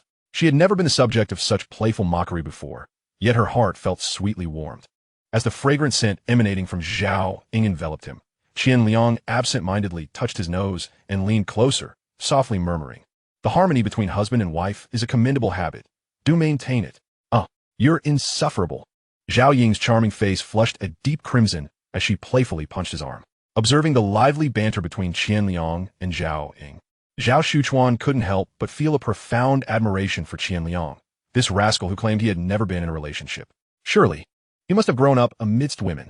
With a sly grin, Qian Liang began to deal the cards to everyone, ignoring his own hand as he swiftly revealed the cards of Li Wei and Zhao Shuchuan, only to lose 3 consecutive rounds. When it came to the 6 cups of alcohol, Qian Liang did not hesitate and downed them with gusto. Zhao Shuchuan's expression shifted dramatically. This scoundrel was nothing but a deceiver, claiming he couldn't drink. If he believed him again, he would indeed be a fool.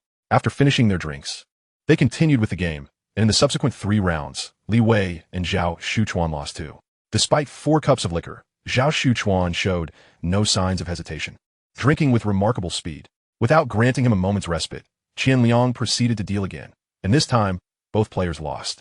Li Wei, incensed that Qian Liang was only targeting her, and Zhao Shuchuan stubbornly refused to let Zhao Shuchuan drink any more and defiantly downed 3 cups herself. Much to Zhao Shuchuan's dismay, after watching them finish their drinks, Qian Liang turned his attention to the other 2 groups, fully aware that Zhao Shuchuan was a novice, having hardly ever consumed alcohol. Though he recalled that in a previous life, Zhao Shuchuan had held his liquor well. He figured that consuming beer too rapidly might make him uncomfortable. He feared that if he pressed too hard, Zhao Shuchuan might have an embarrassing moment. Wang Jiejie appeared to be a true heroine, as she downed her drinks herself whenever she lost, never allowing Wang Jingyu to take her place. However, her complexion grew increasingly flushed. As for Meng Fei, she occasionally alleviated Chun Rui's burden, but had not indulged excessively. The only individual who had yet to drink was Zhao Ying. Seeing Qian Liang lose so dramatically, Zhao Ying felt a pang of sympathy and offered to help him drink, only to be firmly rejected by Qian Liang, who exhibited a strong sense of masculinity. When drinking with women, the primary aim is not merely to consume alcohol, but to cultivate an atmosphere. As expected, as the convivial atmosphere among the group intensified, Wang Jiejie, frustrated after yet another loss, slammed her hand on the table and declared, "Qian Liang, you are biased. You always target us and never Zhao Ying. We're on the same team, you know. Qian Liang dealing with all of us is inherently disadvantageous. He drinks the most." Before Qian Liang could respond, Zhao Ying retorted, "I am a dealer. My word is law, but you may drink a cup to challenge for the role." Qian Liang fanned the flames of camaraderie, feeling elated at the blossoming group dynamics, as if to say, this is how bonds are forged. "I challenge for the deal."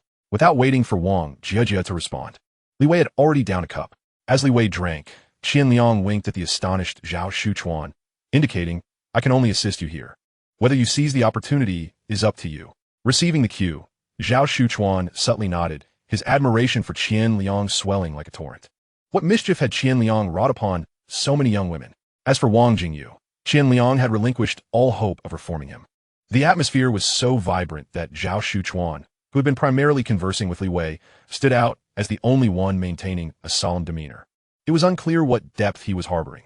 Perhaps he had read too many domineering romance novels in his youth, or had encountered a lady of high caliber. Regardless, his solemnity was palpable. Once Li Wei finished her drink, Qian Liang, with a cheerful demeanor, handed her a freshly shuffled deck of cards. Ignoring the glare, she shot his way. As soon as Li Wei took the cards, she unleashed her full force upon Qian Liang and Zhao Ying, who, at this point, was no longer restrained from drinking. In fact, Qian Liang feigned discomfort, encouraging her to consume several more cups. The results of the round were nearly evenly split, with the Zhao siblings consuming the most alcohol. Their family's position as the foremost surname was indeed backed by tangible strength. Zhao Ying, too, began to retaliate against Li Wei's onslaught, her spirited demeanor rivaling that of Qian Liang. Not only was she audacious, but she also occasionally turned back with a tender expression, urging Qian Liang to drink less, as if to say, "Watch me conquer while you sit back."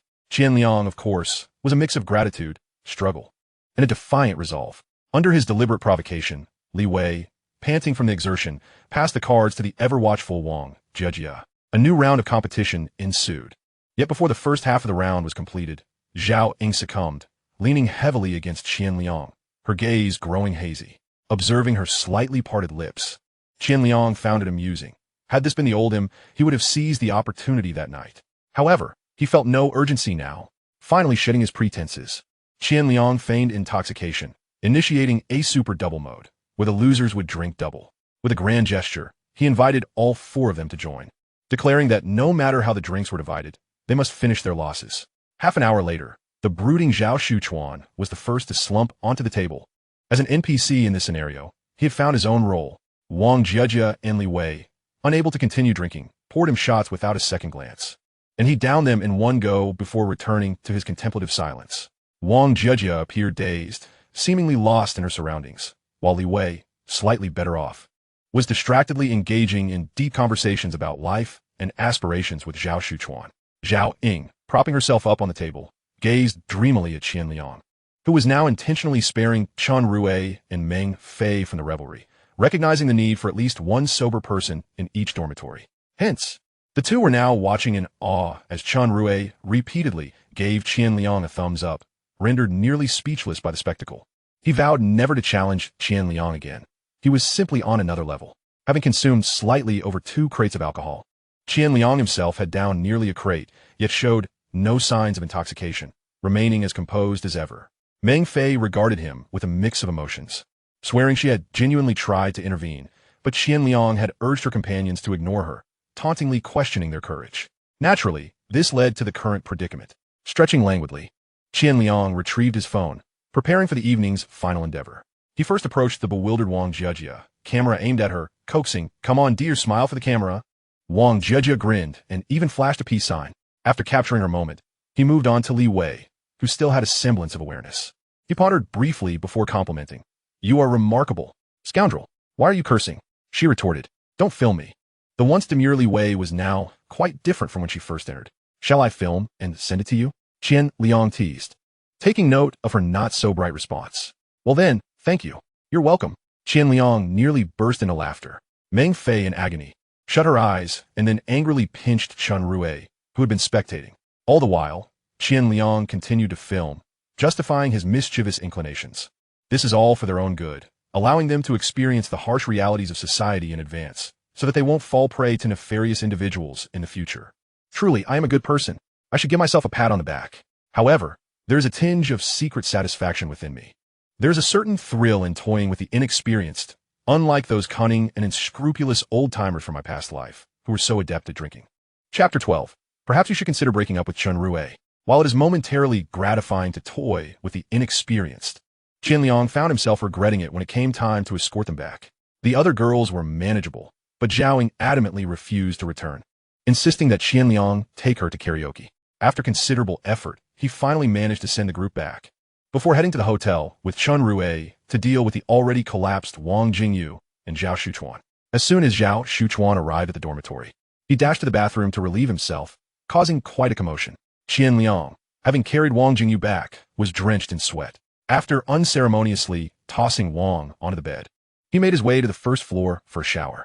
Normally, a cold shower wouldn't faze him, but after drinking, he dared not. By the time he returned from his shower, only Chen Rui remained awake, engaged in a phone call with Meng Fei. He greeted her without interrupting her conversation. After playing with his phone for a while, he fell asleep quickly. Having spent 2 days traveling and drinking that night, slumber came easily.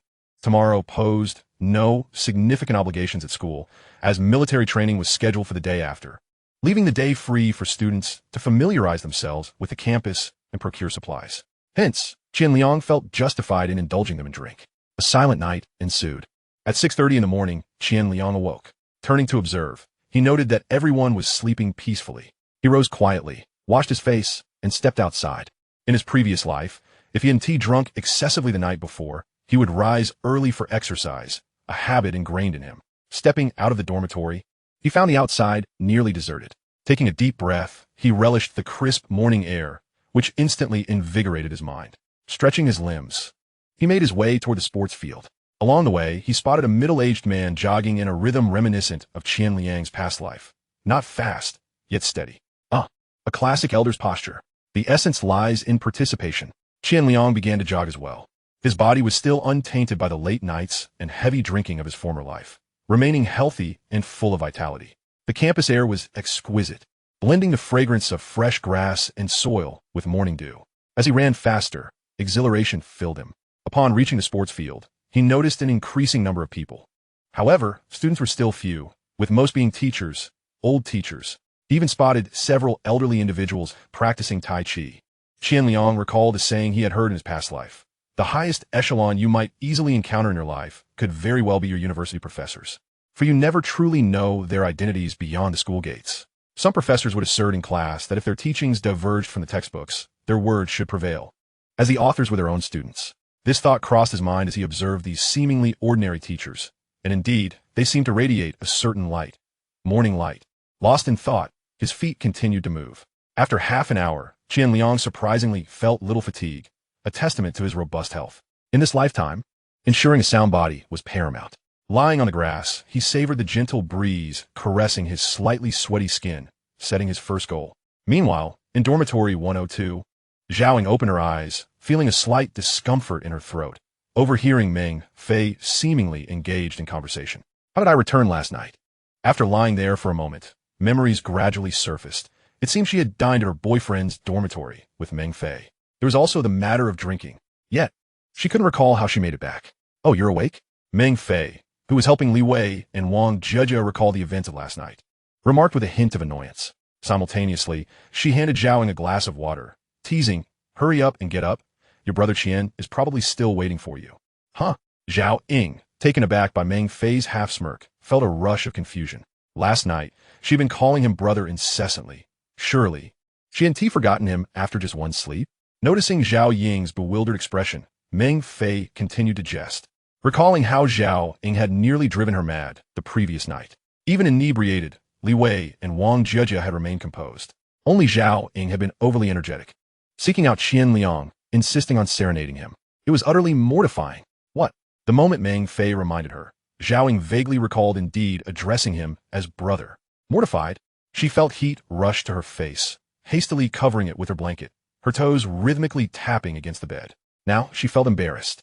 Hadn't she adamantly refused to return to the dormitory, insisting on following her brother Qian? Even buried under the covers, Meng Fei's devilish voice persisted, unrelenting. Suddenly, the blanket was yanked away. Zhao Ying peeked out, her eyes wide with shock. Seeing her disbelief, Meng Fei taunted, "Don't believe me? Then you can ask your dear brother later." Zhao Ying felt like dying inside. Covering herself with the blanket, she began to roll around on the bed, feeling the sweat bead on her skin. Fei, everyone must have been drunk last night, right? As she rolled, Zhao Ying heard Wang Jejia's voice and became still. Listening intently, she fervently wished that everyone had been inebriated, praying that except for Meng Fei, no one else would remember the previous night's events, allowing her to bury the incident.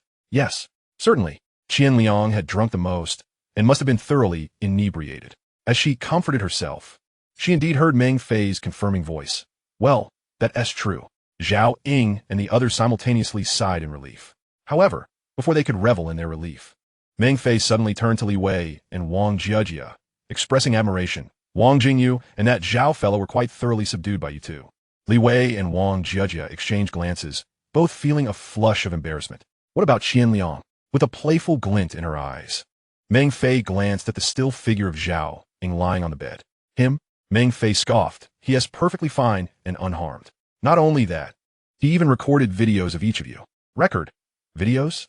Li Wei's voice trembled slightly. At this revelation, Meng Fei ceased her teasing, first pointing at Wang Jejia. You, when he filmed, were particularly cooperative, even giving a peace sign. Feeling embarrassed, Wang Jejia blushed and embraced Zhao Ying, seeking comfort. As Li Wei saw Meng Fei finish speaking, she noticed Wang Jejia looking at her. Panic surged within her. She turned away, flustered as she stammered, "Please, don't say any more, Fei. You're better off." Meng Fei chuckled. "At least you did refuse a bit. You only complied after he promised to send you a copy of the footage." Li Wei felt a wave of despair, covering her face with her hands, her ears burning with shame, observing the three of them, each wearing a look of utter mortification. Meng Fei finally found peace from the frustration they had caused her the previous night. In the end, unable to restrain herself, she chuckled. "I'll ask Chen Rui to bring over last night's video, so you can all admire your own splendid appearances from last night." "You wouldn't dare." The three exclaimed in unison, momentarily disregarding their embarrassment. After a prolonged silence, Zhao Ying, with a hint of groan in her voice, suggested, Fei, perhaps you should consider breaking up with Chen Rui. I can help you find someone better. What does this have to do with Chen Rui? Meng Fei responded, a mix of laughter and exasperation evident in her tone. Chapter 13. Kindred Spirits. While a few of the girls were feeling too embarrassed to face the world, Qian Liang was already on his way back to the dormitory with breakfast in hand. By 7 o'clock, the campus began to awaken, with a notable increase in the number of people, predominantly female. Although the girls of today were not as liberated as they would be a decade hence, they were certainly entering a phase of self-awareness. Their outfits were bold, and the sight of their bare legs left Qian Liang somewhat taken aback. At this juncture, while the girls recognized the significance of money, the prevailing sentiment within the school remained one of innocence. Many girls found themselves enamored not by wealth or possessions, but rather by a sunny afternoon when a boy wore a crisp white shirt. Alas, Qian Liang possessed no such shirt. Having just risen, he hadn't noticed the odor until he returned to the dormitory, at which point it became rather overwhelming. He hastened to the balcony, flung open the window, and felt a measure of relief. Where had you been this early, Liang? Chen Rui, still somewhat groggy from sleep, inquired. I went for a morning run and brought breakfast for you all. Time to rise and dine. As he watched Chen Rui wake up, still dazed, Qian Liang continued. By the way, tally up how much we spent last night. Let us split the bill. Chen Rui had already settled the tab when Qian Liang went to pay after Zhao Shuchuan had gotten drunk, which was why he mentioned it. If it had been Zhao Shuchuan, he would have let it slide, knowing he could treat him later when funds were more plentiful. But Chen Rui was different. There was no need to let such trivial matters diminish one's esteem. It's no big deal, just a meal, Chen Rui replied nonchalantly as he dressed. No, let us keep it fair. Let us settle it, Qian Liang insisted.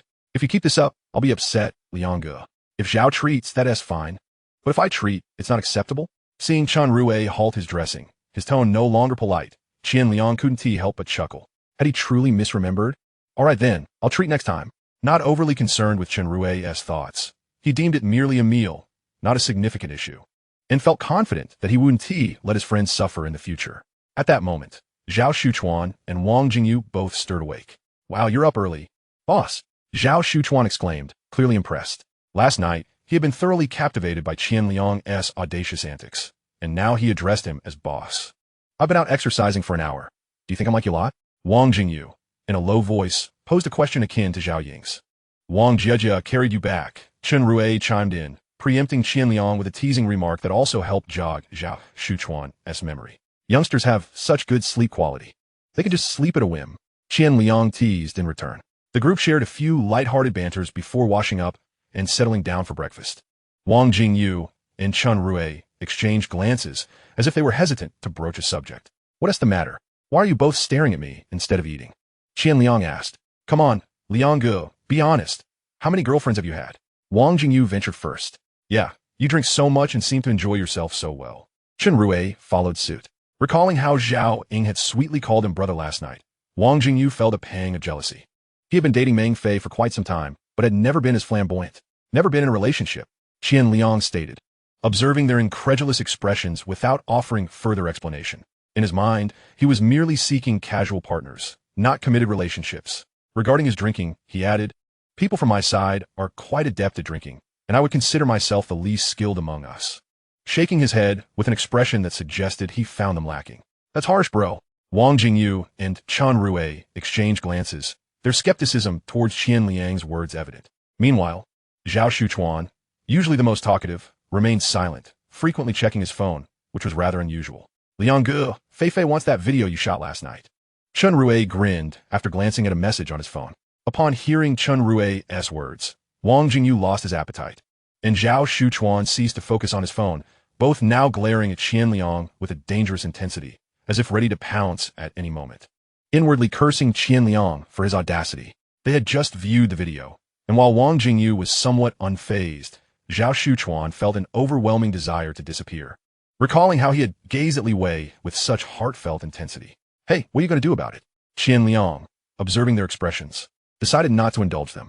You can't differentiate between the two of us, can you? No, bro. From now on, you're the boss. You point east, and I 1T go west. You chase the dog, and I 1T shoo away the chicken. Zhao Shuchuan quickly flattered, grinning. Wang Jingyu echoed. I feel the same way. All right then, Tell your girlfriend that I've already deleted the video. This woman, who appears so adorable, is clearly not to be trifled with. She clearly wishes to use the video to mock Zhao Ying and the others. I'm heading to the internet cafe shortly. Does anyone want to join? After the three finished their meal, Qian Liang inquired, hoping to surf the web and perhaps discover a better avenue for making money.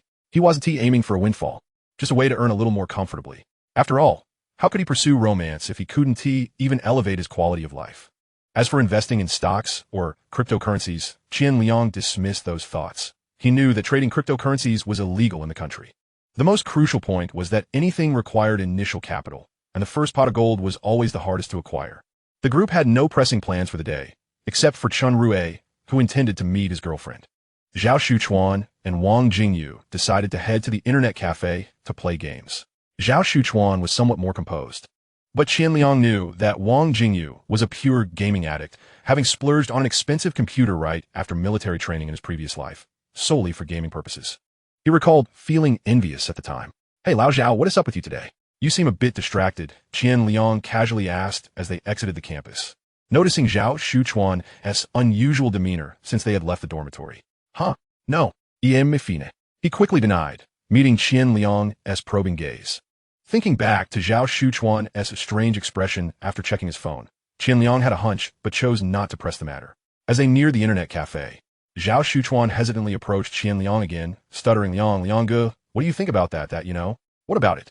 Qian Liang responded with a puzzled look. About Li Wei. Zhao Shuchuan's voice lowered as he uttered her name, his gaze fixated on Qian Liang. Normally, Zhao Shuchuan was not one to be shy. But Li Wei's beauty was overwhelming. The dilemma weighed on him, as he feared Qian Liang might harbor feelings for her as well. Do you like her? Although Qian Liang harbored some skepticism regarding Zhao Shuchuan's chances, he refrained from discouraging him. It was evident that Li Wei had high standards and would not be easily won over. Well, then go pursue her. Regardless of his inner thoughts, Qian Liang still mustered a word of encouragement, saying, when it comes to matters of the heart, who can truly predict? What if a turtle happens to gaze at a mung bean and they find mutual attraction? He then inquired, so what do you think of her? Upon hearing Qian Liang's words, Zhao Shuchuan felt a sense of relief wash over him. Huh?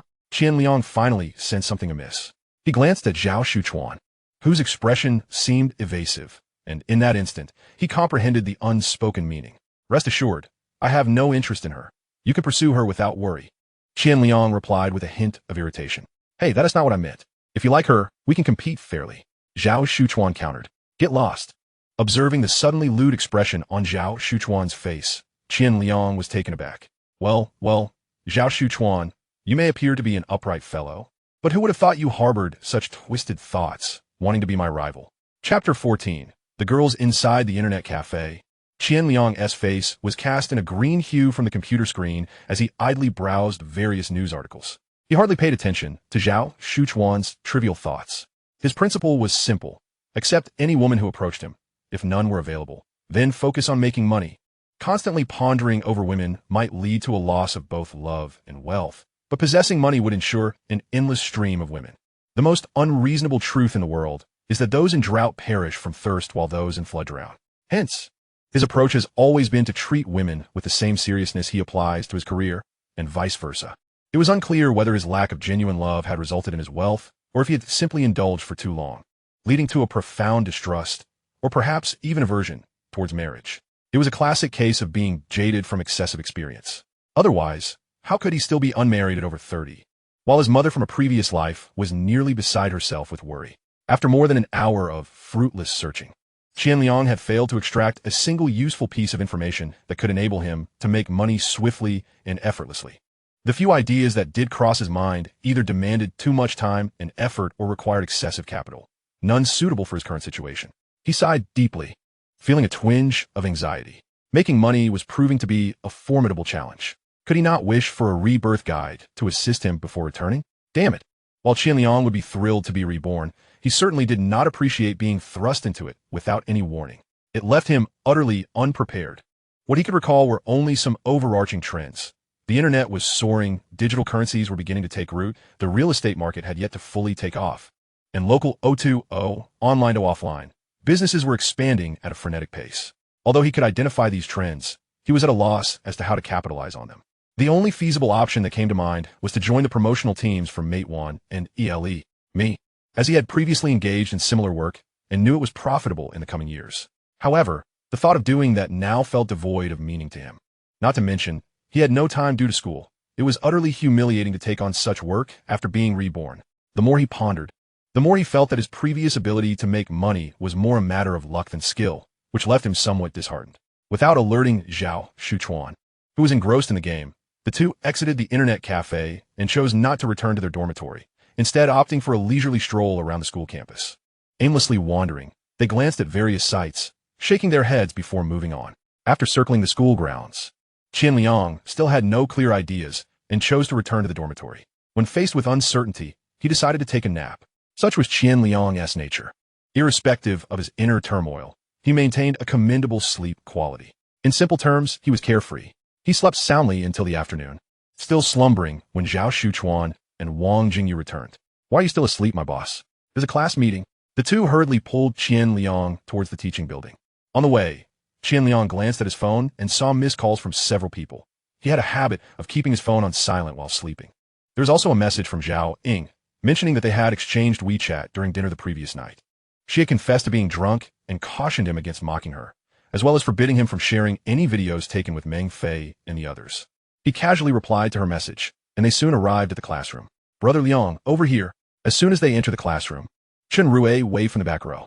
The three greeted the senior, standing on the podium, before making their way to the back. By this time, most students from the industrial management class had arrived, sitting in groups according to their dormitories, chatting amongst themselves. As a few more classmates trickled in, the senior clapped her hands, and the chatter in the classroom gradually subsided. "Hello everyone, my name is Nan Winning, but you can call me Ningjia. Your counselor is on leave for a couple of days, so I will be hosting today's icebreaker meeting." "Hello, Ningjia. You're so beautiful. Why not just be our counselor, Ningjia?" Qian Liang quickly scanned the girl who had just spoken. Her round face and large eyes made her appear quite adorable.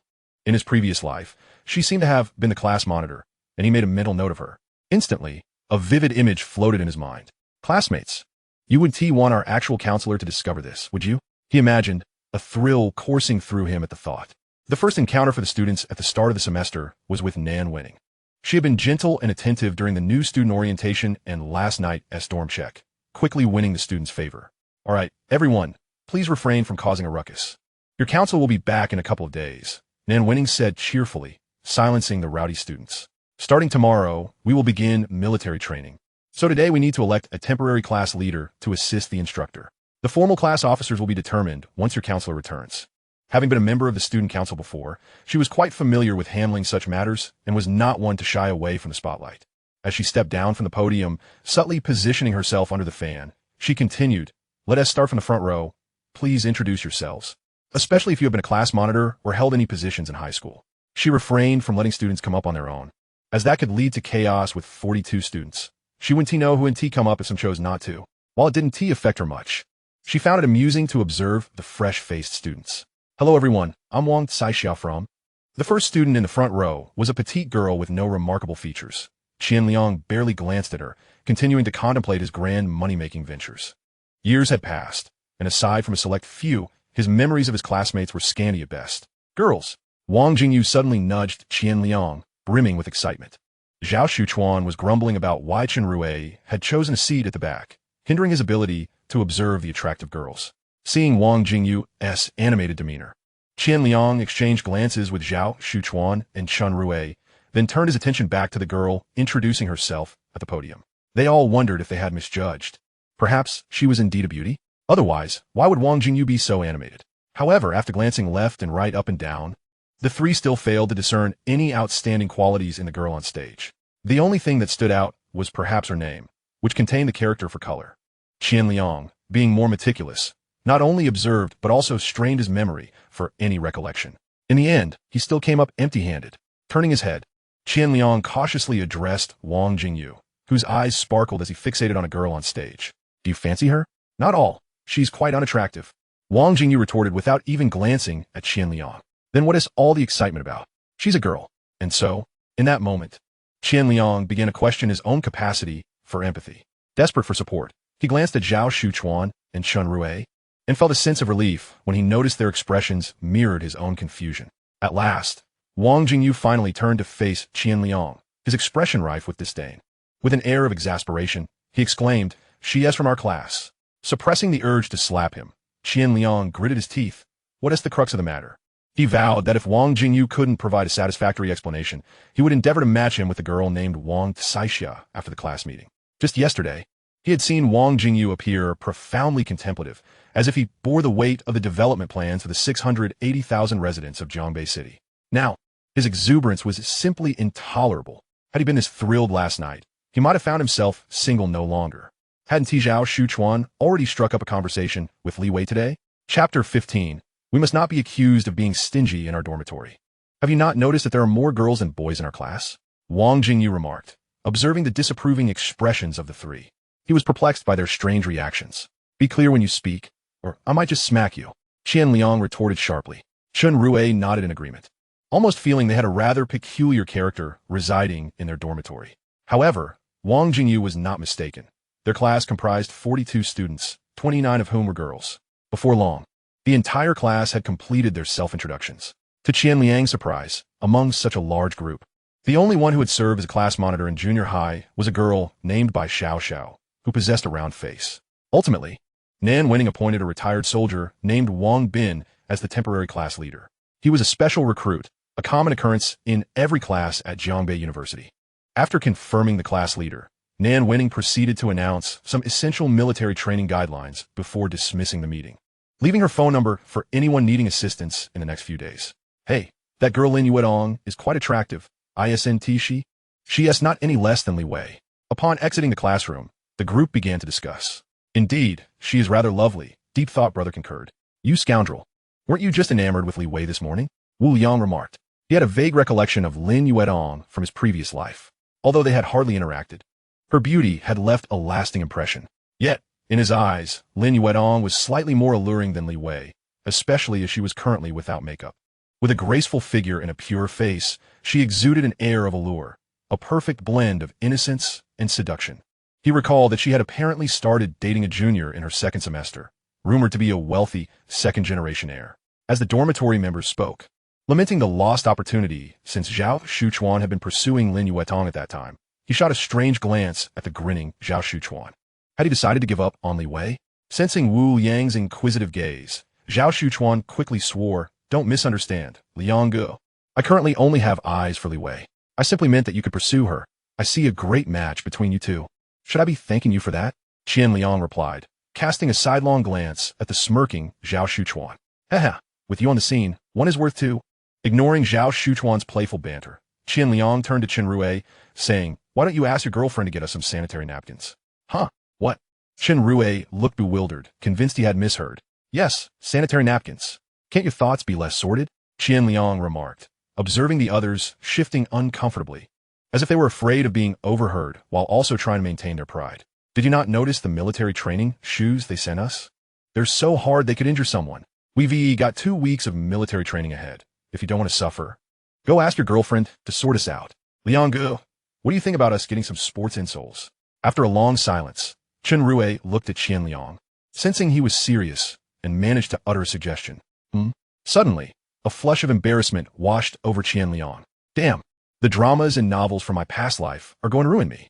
How humiliating. What should I do? Cool. It was just joking. Why would I even use that stuff, right, brothers? Right. We understand. Well then, let's go buy insoles now. It's on me, and no one is allowed to snatch. After saying that, Qian Liang turned and strode away, his steps quickening. If he ever watched those mindless dramas again, he might just gouge out his own eyes.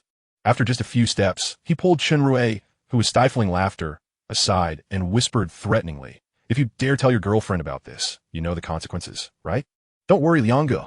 Do you not trust me? I want to say a word. I understand you're doing this for the brothers." Seeing Chen Rue patting his chest with vigor, Qian Liang finally felt relieved. If this rumor spread, losing the right to choose a partner throughout his 4 years of university would be the least of his concerns. Who knows what perverse rumors might emerge? After being released, Chen Rue took out his phone and began typing furiously. Confidential. Absolutely impossible. Meanwhile, Meng Fei, who had just left the class meeting and returned to the dormitory, burst into laughter upon reading the message Chen Rue had sent. The laughter grew louder and louder, instantly capturing the attention of Wang Jia and the others. When they inquired about the cause, they all erupted in laughter. After reviewing the events of the previous night, they unanimously concluded that Qian Liang was a cunning and promiscuous character. Otherwise, how could he be so adept at making girls laugh and behaving so mischievously? He must have been in more than one romantic relationship.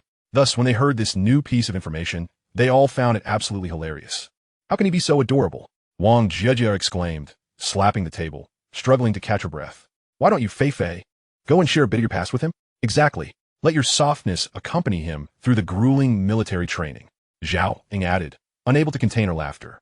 The two had been teased by Meng Fei that morning, and now they seized the opportunity to unleash their witty remarks. Get lost. Meng Fei, taken aback by the sudden shift of ridicule onto herself, felt her cheeks flush crimson. Looking at Li Wei, the only one who hadn't mocked her, Meng Fei pleaded. Wei, you must speak up against them. You all have gone a bit too far, Li Wei stated seriously before continuing. How can we let Fei go alone? I still have some left. Let us take it with us so no one thinks our dormitory is stingy. Ha ha. Yes. I still have an entire unopened pack. Fei, let us take it together. The entire dorm erupted into a frenzy of laughter. Zhao Ying, laughing uncontrollably, even took out her phone to message Qian Liang. I heard you need some girl-less supplies. Should I bring you some? As Qian Liang was checking out, he glanced at the message from Zhao Ying and shot a deep, knowing look at Chen Rue. All right, very good. You got guts. I underestimated you. Just wait. If I don't make you suffer, it will only be due to my kindness. He then glanced at Zhao Shuchuan, who was happily engrossed in his phone. Another traitor confirmed. Next, he looked at Wang Jingyu, who was sucking on a lollipop with clear, innocent eyes. Qian Liang felt warmth. This was indeed a worthy comrade to nurture, even if he pretended to be profound in front of girls. I would gladly chew his food into bits and feed it to him. Not responding to Zhao Ying's message, he was certain that several girls on the other end were eagerly awaiting his news. There are simply no secrets among women. At most, before sharing a secret, they might say, I can only tell you, promise to keep it confidential. After finishing his shopping and noticing it was still early, Qian Liang decided to take a few people to help Uncle Disco with his business. It was a must-visit spot for anyone from Jiangbei. Otherwise, one's university life would feel incomplete. Chapter 16.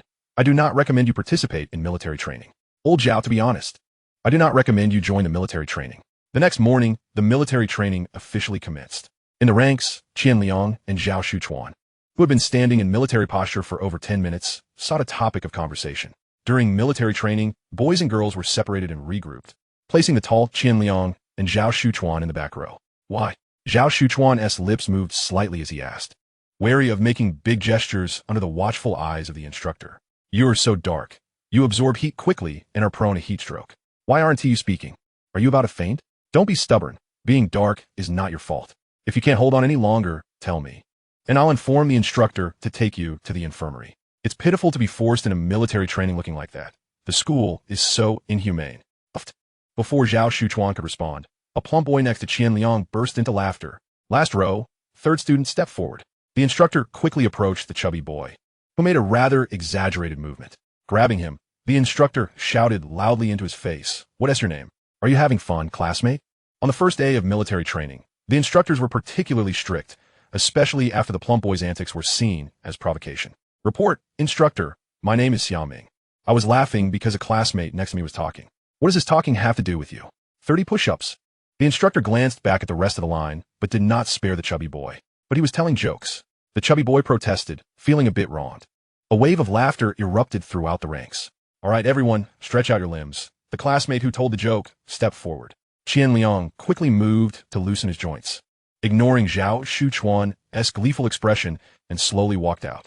Standing at attention was indeed torturous. In front of the formation, the instructor, with hands firmly on his belt, though not as tall as Qian Liang, had an imposing aura. He looked at Qian Liang and asked, "What is your name?" "Report, instructor, I am Qian Liang." Qian Liang was not afraid. After all, he thought the instructor was merely human. All right, if standing at attention means you can tell jokes, it seems you have some talent. Now, perform a talent for everyone, or it will be 60 push-ups. Sure, instructor, may I impersonate you? Qian Liang suddenly recalled watching military training short videos on Douyin in his past life and felt a surge of excitement. If he was to live again, he might as well be a bit flamboyant and daring. Go ahead. Zhang Zhongqing nodded, intrigued by Qian Liang's suggestion. All right, instructor, please step back a bit. Otherwise, the effect 1T be clear. Qian Liang pushed Zhang Zhongqing a little further away and the instructor, not resisting, watched with interest to see how Qian Liang would mimic him. After ensuring the instructor was at a distance, Qian Liang grinned at the lively formation. Then, clearing his throat, he imitated the instructor's booming voice, declaring, "All stand at attention." The crowd straightened up haphazardly, with some not moving at all. Qian Liang continued nonchalantly, at ease. From afar, Zhang Zhongxing shook his head and approached, thinking Qian Liang might create some commotion. But was this all? Just as he pondered, he heard Qian Liang shout, "Everyone dismissed. Head for the shade, 10-minute break." Then the rascal led the way towards the nearby shaded area, with a few students trailing behind. Most amusingly, the chubby boy, who seemed so earnest, hesitated for a moment but then followed suit. At this moment, at the entrance of the playground, Yu Jinan and Xia Yu drew the attention of the new students as soon as they entered. They shared an umbrella, looking as if they stepped out of a painting. Yu Jinan had come to accompany Xia Yu to watch her brother's military training, but upon entering the playground, she couldn't help but think of Qian Liang. Memories flashed through her mind of the day he silently cried at the new student registration. Xia Yu, meanwhile, was inquiring about the location of Class 2 of Business Administration's military training. Once they had a general idea, she tugged at the distracted Yu Jinan towards Qian Liang's direction. "Report, instructor, I've completed 60 push-ups." Impressed by Qian Liang's stamina, Zhang Zhongxing glanced at Xia Ming, who was panting after barely managing 40 push-ups and resting multiple times. "Well done, Qian Liang. Even though you seem rebellious, your physical strength is commendable," he acknowledged, nodding to signal him to take a break. Exhausted, Qian Liang hurriedly ran to the resting area, lay down, and covered his face with his hat, lying still amidst the praises of his peers. Boys are like this. If you excel academically, they might look down on you, but if you can challenge the teachers, that's what truly earns respect. "Enjoying your time, huh?" Zhao Shuchuan, still bitter about Qian Liang's earlier insults, nudged him, irritated. "Let's go buy some water. I'm dying of thirst." "Are you even human? Can't you bring me a bottle?" "Dream on. I might intentionally buy an extra bottle, but I want to give it to you. Hurry up and go buy it.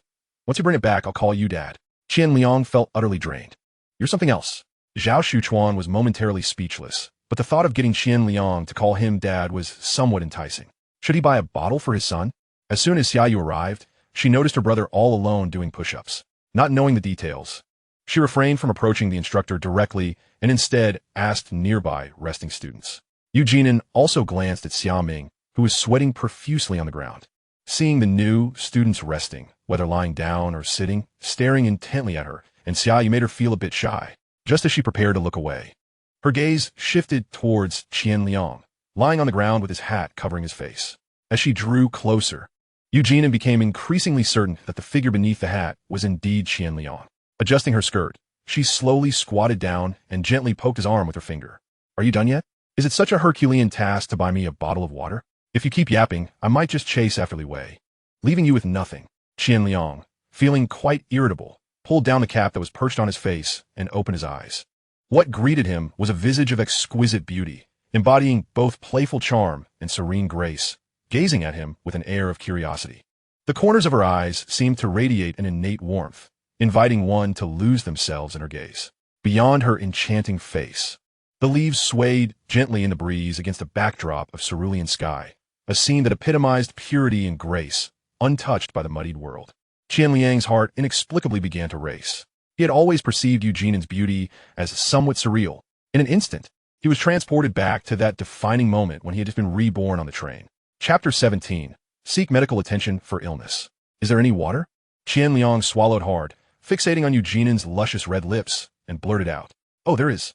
Yu Jinan felt a bit flustered under Qian Liang's intense gaze, as if he were about to devour her. Realizing he was speaking, she hastily extended the bottle of mineral water from her embrace. However, just as Qian Liang reached for it, she abruptly withdrew it, standing up in a flurry. "This I've already drunk. There's more with Xia Yu. I'll fetch it for you.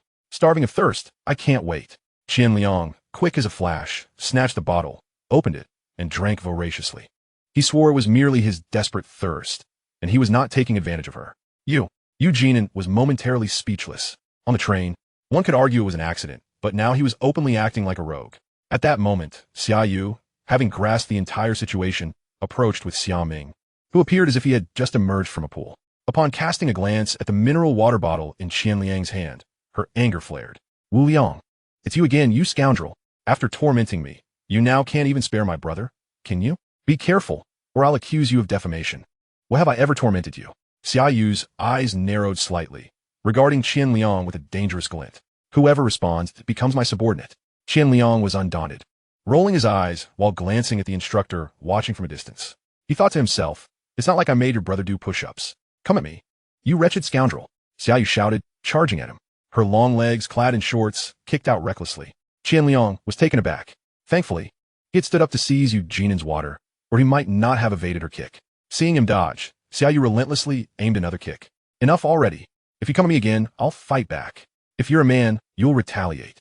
Qian Liang felt a tinge of embarrassment. He should have never provoked this fierce woman, who was causing a scene without regard for the surroundings. What on earth is happening? Ignoring the commotion, Yu Jinin turned to the visibly distraught Xia Ming, who had been with Qian Liang the entire time and was utterly perplexed. He had seen Xia Ming doing push-ups, which was a punishment from the instructor, yet Xia Yu's words implied it was Qian Liang's fault. Prompted by Yu Jinin's inquiry, Xia Ming, brimming with grievances, recounted the entire tale in a torrent of words. Observing the pitiful Xia Ming, Yu Jinin found herself both amused and exasperated. How could someone be so mischievous? Yet, her curiosity piqued. Just how dark could someone be to be scorned by Qian Liang? Moreover, Xia Yu's brother was quite foolish. It would have been far better for him to complete his 30 push-ups without causing a ruckus. After offering a word of comfort to Xia Ming, Yu Jinin glanced at the still standoffish Qian Liang and Xia Yu, feeling a sense of embarrassment. It seemed they were not the only ones enjoying the spectacle. Many other training groups had paused to witness the unfolding drama. All right, you two, cease this foolishness. Yu Jinin felt her face burning with shame. At that moment, Xia Yu's foot was firmly grasped by Qian Liang. Neither could gain the upper hand, as Xia Yu clung to a tree for balance, hurling bits of tree bark at Qian Liang. They both exchanged verbal jabs. Qian Liang, let go. What sort of behavior is this? You let this madwoman apologize first. Qian Liang remained unmoved, eager to see how long Xia Yu could maintain her stance. You despicable rogue, apologize? I wouldn't even apologize to a dog. Xia Yu refused to yield. Even a dog? Impressive. As soon as the words left Qian Liang's mouth, he realized something was amiss, feeling as if he had inadvertently insulted himself. Yet, Xia Yu remained oblivious to the slip, her frustration boiling over as she unleashed a torrent of words, leaving Qian Liang bewildered. What is this gibberish? Can't understand. Huh? That's Japanese, you illiterate. Xia Yu declared triumphantly, reveling in her perceived victory. It's meaningless if I can't comprehend your insults, Qian Liang retorted. Xia Yu faltered, stubbornly insisting, regardless, I insulted you. What is happening? Zhao Shuchuan, who had hurried back with water, noticed Qian Liang holding onto a stunning woman and felt a surge of curiosity. As he listened to Chen Rui recount the events, his heart sank further. I went through all that trouble to buy water, and you're flirting with a senior? Is this appropriate? Is there any need to acknowledge this, son? He finally understood why this scoundrel had little regard for Li Wei. With Yu Jinin's intervention, the exhausted Qian Liang and Xia Yu chose to temporarily cease their skirmish. Fearful of a resurgence of hostilities, Yu Jinin positioned herself between them. The surrounding boys observed Qian Liang sprawled against the tree, their eyes filled with envy. Some contemplated how they would never dodge if they were the ones being kicked. Despite their fervent envy, they hesitated to approach him. This guy has been with us since the start of school. How does he know such a beautiful senior? Wang Jingyu, who had accompanied Zhao Shuchuan to get water, asked Chen Rui. Unclear. Chen Rui shook his head, equally baffled. Could it be from high school? Watching the trio together, Zhao Shuchuan's eyes flickered with a thought. He suddenly took out his phone and snapped a photo, sending it to Li Wei. He felt Li Wei had been paying too much attention to Qian Liang lately. Over the past few days, either she hadn't been chatting with him, or their conversations were filled with references to Qian Liang. He genuinely believed Li Wei harbored feelings for Qian Liang. Thus, he sent the picture without hesitation, reveling in his cleverness, convinced that this would surely dissuade any thoughts Li Wei might have for Qian Liang. It was perfect. You better not bully my brother again, do you hear me? Otherwise, I'll really be angry. A now composed Xia Yu called out to Qian Liang from across Yu Jinin. Dear sister, with which eye did you see me bullying him? I'm the one being dragged down by him. Bro, tell them I bullied you. Qian Liang responded, looking at the approaching plump figure with a hint of exasperation. Although Xia Ming had acted recklessly, he was indeed the victim in this situation. Wasn't this a clear case of the innocent suffering for the guilty? Tell me, did you report me to the instructor? Apologies, I was exceedingly anxious at that moment. Qian Liang, exuding the demeanor of a rogue, instilled a sense of trepidation in Xia Ming, who now felt it was indeed inappropriate to lodge a complaint. Is this even a coherent statement? Upon hearing Xia Ming's words, Qian Liang felt a slight alleviation in his heart. How could there be such a stark disparity among those born of the same mother? Deservedly so. Who told you to speak during military training? Qian Liang was instantly infuriated. Why should his utterances during training concern her? This insufferable woman was simply grasping at straws to defend her position. Is she unwell? If so, she ought to seek medical attention. Qian Liang stood up abruptly, believing the other party to be utterly deranged. Scoundrel! Observing Qian Liang storm off after hurling insults, Xiaoyu gritted her teeth in fury, seizing the mineral water bottle from Xiaoming's hand and throwing it at him. With a resounding thud, the bottle struck Qian Liang's neck, causing him to pause momentarily. Yet he did not turn back, continuing to march forward. Qian Liang himself was unaware of why he felt such anger towards Xiaoyu, but her haughty, unreasonable demeanor was simply intolerable. Chapter 18. Terrifying. You, my boy, seem to have a way with the ladies. Zhang Zhongqing chuckled as Qian Liang crouched beside him. Why are you here instead of accompanying the beauties? Looking to do some push-ups? I could bestow upon you this charm with women. Would you care for it? You penalized her, and now I bear the blame. Moreover, what charm with women? She came seeking his brother, not me. The more Qian Liang spoke, the angrier he became. He felt as though he had been unjustly afflicted. That day on the train, she had slapped him. He accepted it, recognizing his own fault. Yet today, this incident had nothing to do with him. No, wait. The train incident was also unrelated to her. Had he provoked her in any way? Besides, he had no intention of pursuing her. Why should he indulge her? Furthermore, even when he pursued women, he had never quarreled. It had always been amicable discussions regarding which hotel to patronize. The push-ups assigned to Qian Liang and Xiaoming were to be completed after all morning military training activities, so it was now approaching lunchtime. Qian Liang lit a cigarette for Zhang Zhongqing, who motioned with his finger, glanced towards the chief instructor, and did not refuse. He no longer viewed Qian Liang as just an ordinary student. Some individuals, upon brief interaction, reveal their true character. They're pleasant to be around, yet unafraid to display their edges. Such individuals would undoubtedly excel in the military. He was similar in the army, a troublemaker, capable of stirring up issues. But that did not impede his superiors from favoring him, for he not only caused trouble, but also brought them prestige. If one could only cause trouble without merit, then, unfortunately, the military specializes in dealing with such individuals. All right, let us gather everyone. It's time for a song and lunch. Discarding his cigarette, but Zhang Zhongqing rose and whistled. Upon noticing that Qian Liang was still squatting on the ground, absorbed in his smoke, he kicked him lightly. Hurry up and discard that. Haven't you heard the chief instructor's whistle? All right, Xiaoyu, don't be upset. Shortly, he will apologize to you. Observing Xiaoyu with reddened eyes, Eugene continuously offered her consolation. Who cares for his apology? He is nothing but a rogue, a scoundrel. Although Eugene was comforting Xiaoyu, she couldn't help but chuckle at her disgruntled appearance. Truly, in the 2 years of college, when had she ever seen Xiaoyu wear such a countenance? She had always been the one to torment boys. Never had she encountered a boy who could hold his own against her for such an extended period. Truly, a match made in heaven. All right, I don't care for his apology anymore. Let us return, out of sight, out of mind. That won't do. I can't simply let him off the hook. Are both of you out of your minds? Eugene was at a loss for words, exasperated by their endless bickering.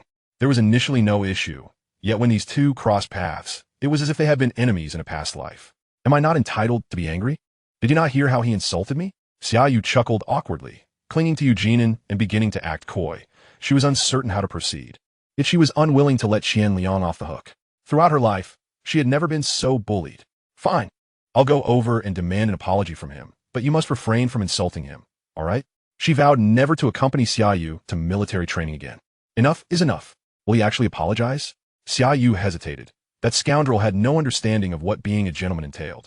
At this moment, she also felt that her earlier reaction had been somewhat impulsive. Yet, for reasons unknown, she had lost control. But could he not yield, being a big boy? After all, she was a girl. Moreover, she had no genuine intention of kicking him. If he were to apologize shortly, she would also offer him an apology. She should not have thrown water at him. They had originally stepped out during lunchtime to see how Xiaoming was adapting to military training on his first day, intending to have lunch together afterward. Thus, the two of them stood there waiting for Qian Liang and the others to disperse. After the song for soldiers concluded, Zhang Zhongqing announced the dismissal.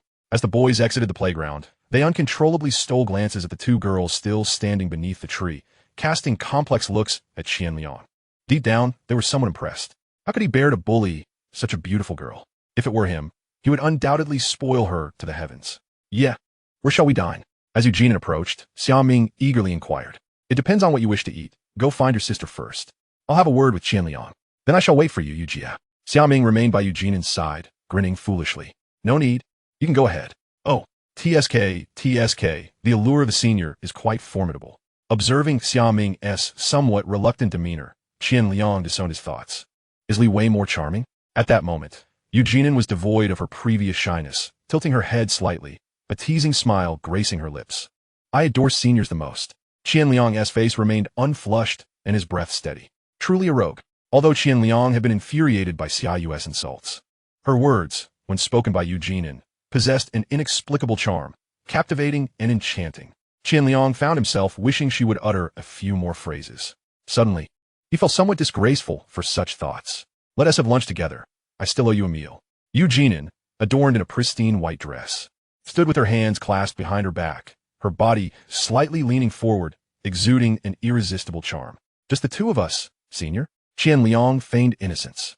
By now, most students had exited the playground.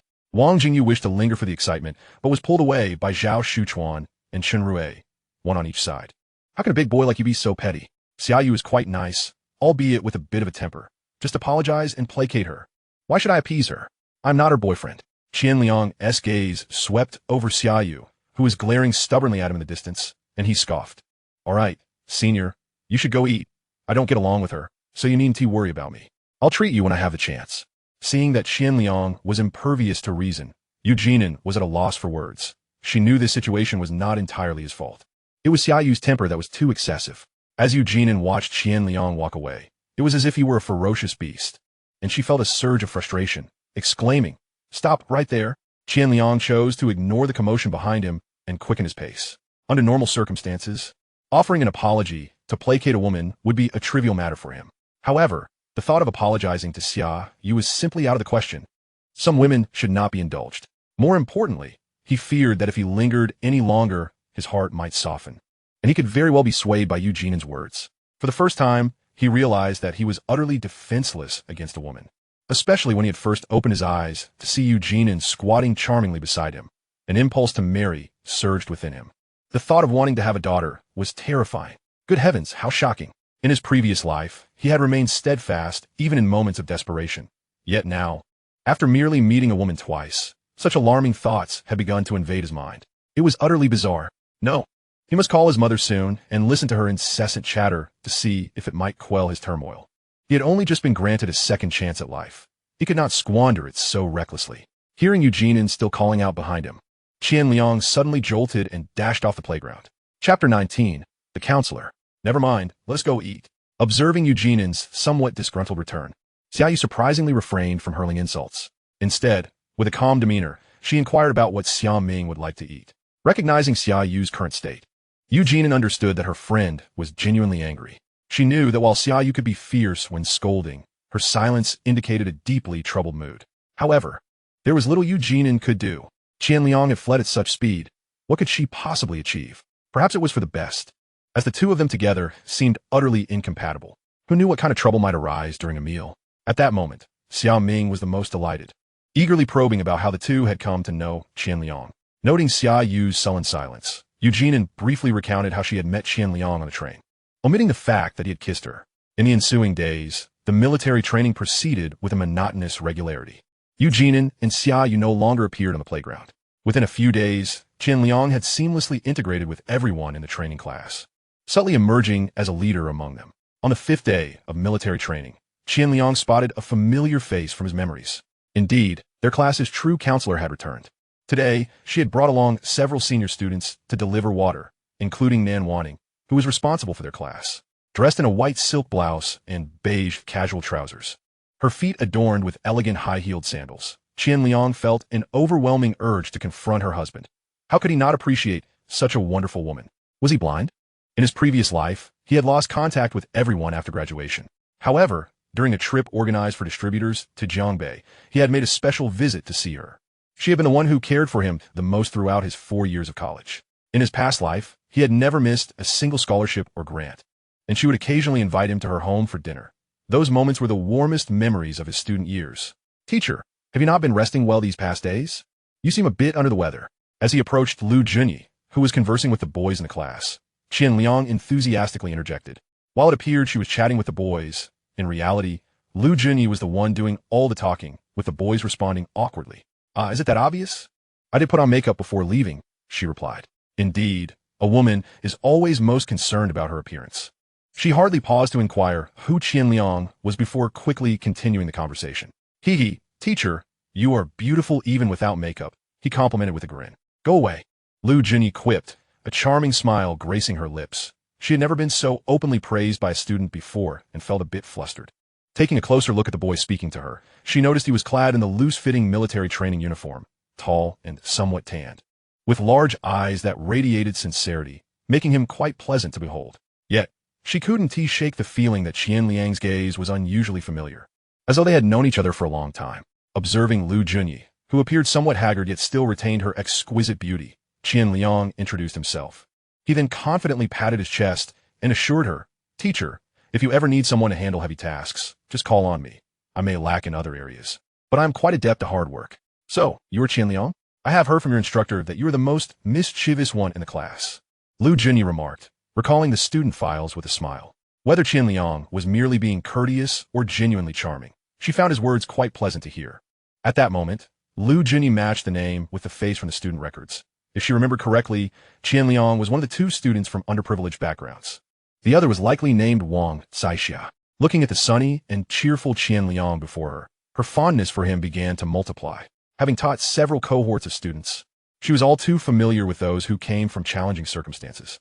Such students were often intelligent and academically proficient, yet they frequently exhibited self-doubt or social awkwardness. She had always taken special care of them. It was precisely because she had encountered many such students that witnessing the entirely different Qian Liang now evoked a deep sense of reflection within her. She could distinctly sense that the students present, regardless of their class affiliation, viewed Qian Liang with a mix of admiration and envy. At this age, boys are notoriously resistant to authority, making them difficult to manage. For them to respect someone in such a short span was no small feat. He is just jealous of my looks and is trying to stir up trouble. Watching Qian Liang mumble to himself, Lu Junyi shot him a glare and lightly tapped his arm, saying, All right, you all continue training. I will go check on the girls. Qian Liang's eyes darted, and he approached the instructor, exchanging a few words, which Zhang Zhongxing did not mind, merely waving him off. Gratefully, Qian Liang thanked him and quickly followed along. Old Wang, your position as class monitor is in jeopardy, Zhao Shuchuan teased, observing Qian Liang trailing behind Lu Junyi with an eager demeanor. Not at all. I never intended to be class monitor. If Qian Liang becomes one, I will support him first, Wang Bin replied nonchalantly, grinning foolishly.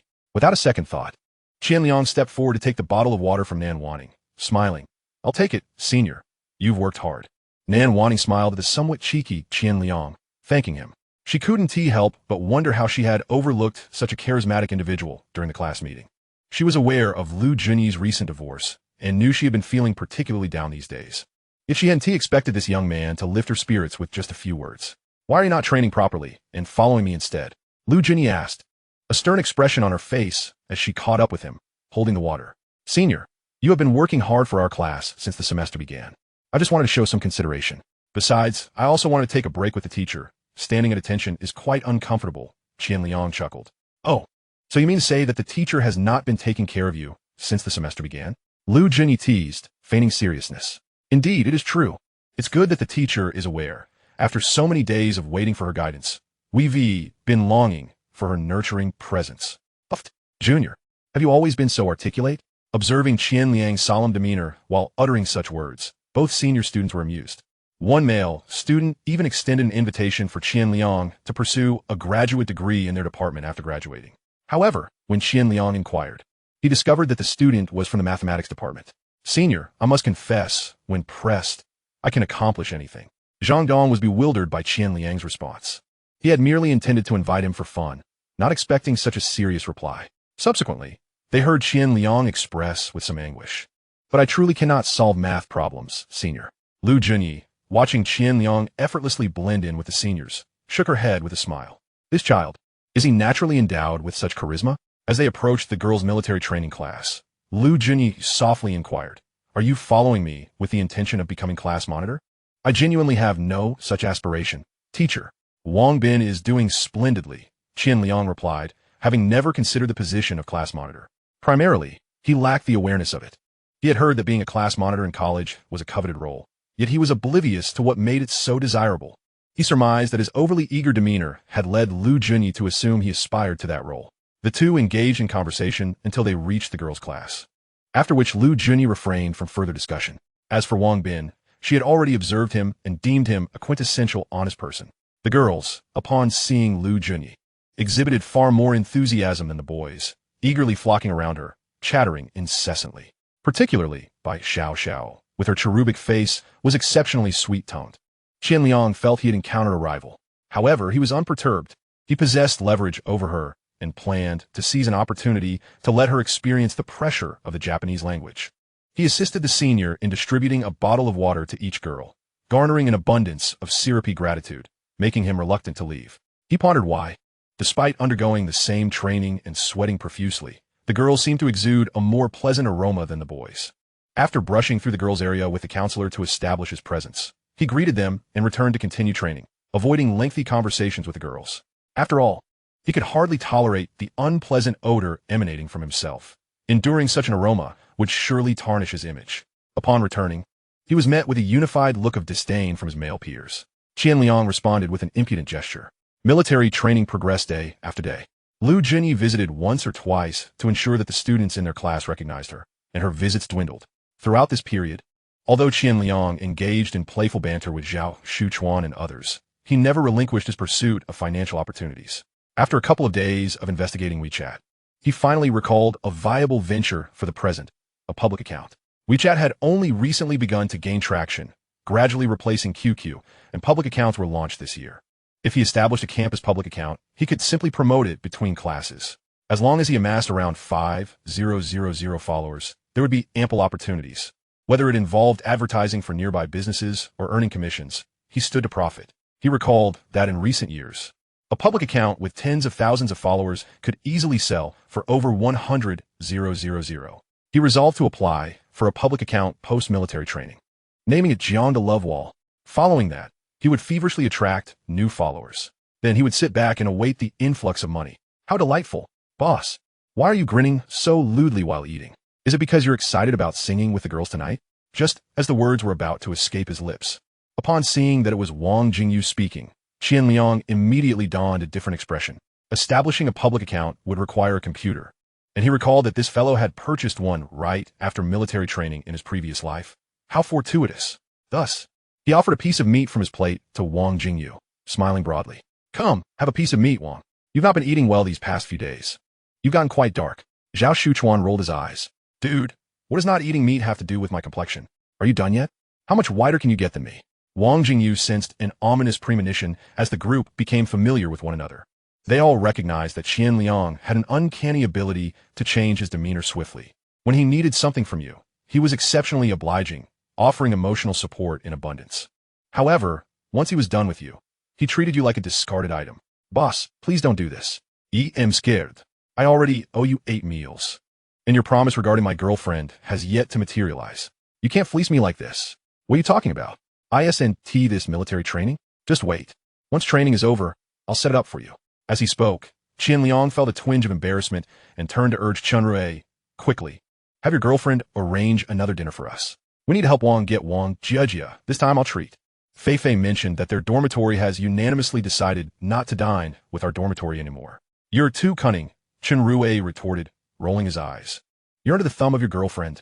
Qian Liang chastised the lackluster Chunrui, then cast a hopeful gaze toward Zhao Shuchuan.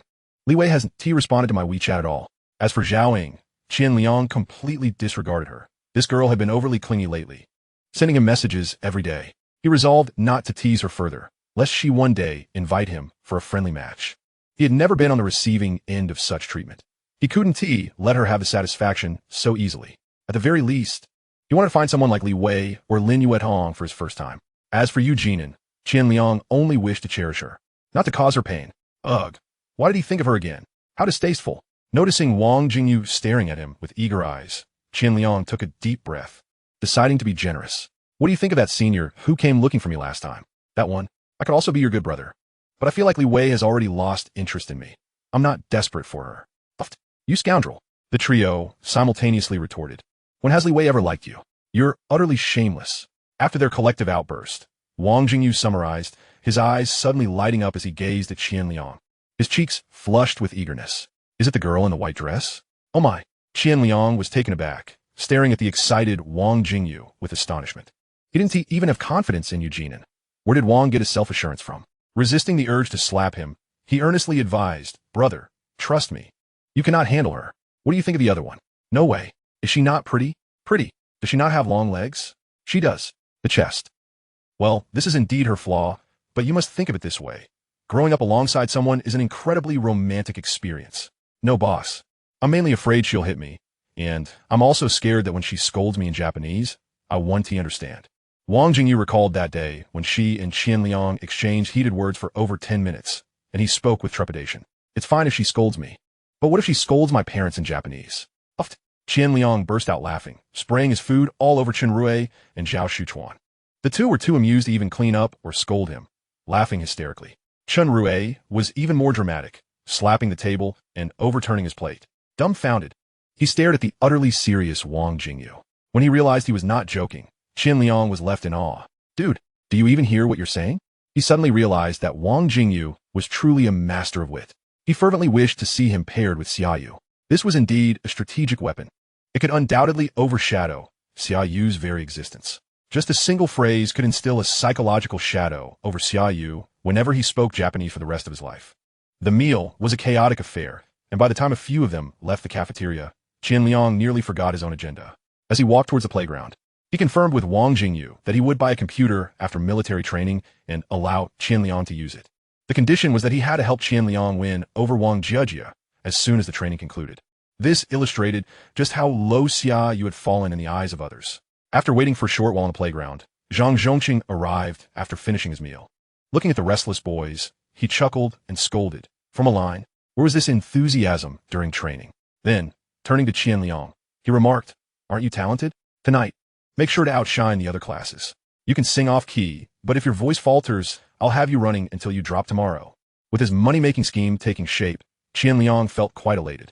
As for singing, what was so difficult about it? He was a regular at karaoke, often referred to as the king of the mic. Chapter 21, Song Battle. At around 7 in the evening, the male and female military training groups sat opposite each other on the playground stage. After the chief instructor delivered his speech, each class began to sing in succession. They started off by singing collectively as per their training divisions, followed by individual talent performances. Dance and song were both welcome. Soon, it was their class's turn. With a rhythmic beat, Zhang Zhongqing waved his hands energetically as they belted out a border battle song with all their might. The focus was on volume. Before long, all group songs were completed, and the stage was set for individual talent showcases, though participation was voluntary. Those who felt they had talent could take the stage as they pleased. Qian Liang, you're up. Zhang Zhongqing called out directly, not waiting for anyone else to speak after the last girl's class had finished singing. Hearing his name, Qian Liang rose with a calm demeanor. Having spoken at distribution meetings with hundreds or even thousands in attendance for an hour, he felt no nerves at all. Everything became a matter of habit. In fact, he even began to enjoy the sensation of being in the spotlight. Look at you, instructor. Even the chief instructor has entrusted you with hosting this song battle. He teased as he took the microphone from Zhang Zhongqing. Not in a hurry, Qian Liang held the microphone, wearing a smile as he surveyed the still somewhat noisy crowd. After a few moments of silence, when no one spoke, he began, when I took the stage just now, the instructor told me not to embarrass him. I said I was nervous, and he asked why I wasn't anymore. I replied that if he didn't let me participate in military training tomorrow, I wouldn't be nervous at all. Ha ha ha. Laughter erupted from the audience. After 2 days of grueling military training, everyone could relate to Qian Liang's sentiments. Initially prepared to sing, Qian Liang decided to switch things up once he heard the laughter. Feeling encouraged by the positive response, he launched into his own performance. Greetings. Fellow comrades, I am Qian Liang from Class 1 of Industrial Management, standing at a height of 1.8 meters. Do you think being tall is a good thing? He first introduced himself, and then playfully posed a question. At this moment, he exuded calmness, his voice steady and resonant as he scanned the room. Of course it is. Many students, although unsure of the question's purpose, responded in unison.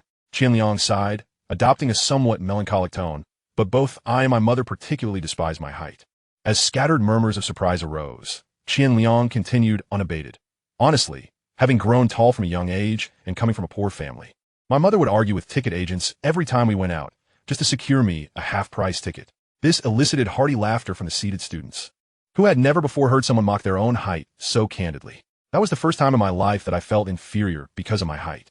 Without pausing for laughter to die down, Qian Liang kept speaking. But as I grew older and became aware of my family's poverty, that inferiority complex vanished. Ha ha ha. The laughter grew even louder at this. This scoundrel, Chen Rui, thought, watching Qian Liang eloquently hold the microphone, feeling a mix of admiration and envy. From the very first day, their dormitory had known of Qian Liang's humble background. Yet, they were taken aback by how effortlessly he could share a personal joke in front of so many people. It required immense inner strength.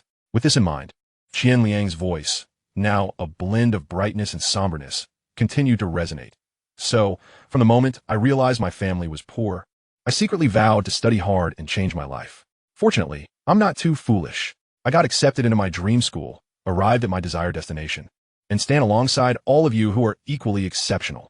Applause erupted in perfect unison, and Chen Rui joined in, clapping vigorously for his roommate. Proud to know such an outstanding person, observing the vibrant atmosphere, Qian Liang decided to fully unleash himself, laying a solid foundation for his future romantic endeavors. After all, a relationship built on money pales in comparison to one founded on talent. With this thought in mind, he spoke into the microphone. Now, may I share a motivational phrase that inspires me? Yes. Great. He looked around at the bright-eyed young women surrounding him. Taking a deep breath, he began. I have heard that the term youth is often at odds with mediocrity. Youth is simply youth. We delight in the spring breeze, find no annoyance in the summer cicadas, feel no sorrow in the autumn winds, and do not sigh at the winter snow. Upon reaching this point, Qian Liang raised his voice dramatically. Youth is often unaware of the vastness of the sky and earth, filled with arrogance and ambition, though we may consider ourselves charming. We remain candid and carefree. We do not wish to be dull trees. We aspire to be the free wind, forever captivated by ourselves. At that moment, the playground fell silent, with only Qian Liang's spirited voice resonating far and wide. Among the girls seated in the audience, Meng Fei and her friends sat together. The dim light from the stage illuminated Qian Liang, making him appear remarkably radiant at that moment.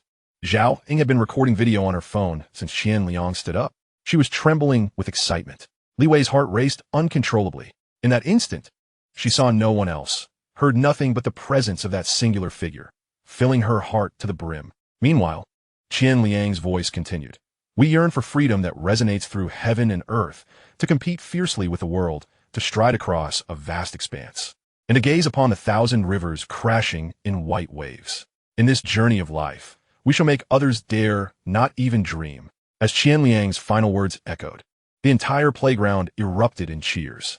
The applause and shouts of approval resounded endlessly. Observing Zhang Zhongxing, who was beaming like a blooming flower beside him, the chief instructor couldn't help but chuckle. Of course, Commander. How could it be otherwise? The students I brought out are exceptional. He thought to himself. Stop inflating your own ego. The children's achievements stem from their own diligence, not your influence. When will you be able to utter such words with sincerity? Zhang Zhongqing chose not to engage in an argument with the commander. After all, these were his students. Those who managed to gain admission to Jiangda were academically proficient, each harboring a sense of pride, and they were all young men and women. Qian Liang's remarks resonated deeply with everyone present. All right, everyone, let us calm down, especially the girls from the class beside me. Tomorrow, the coach will increase the intensity for you. How dare you ambush me with your hats? We all like you. You are so handsome. A bold girl chimed in as Qian Liang's playful banter concluded. You all have such whimsical notions. My heart yearns solely for knowledge. The entire class of girls erupted into giggles at Qian Liang's teasing. Chapter 22. Can we avoid making wishes? It is well known that whenever women gather, the men become the objects of their teasing. All right, now that we've finished with the refined banter, let us delve into something a bit more risque. Students, please applaud if you are in a relationship. I want to gauge how many of you there are. Upon hearing Qian Liang's inquiry, the crowd was momentarily perplexed by his intentions. Most of those in relationships felt bashful.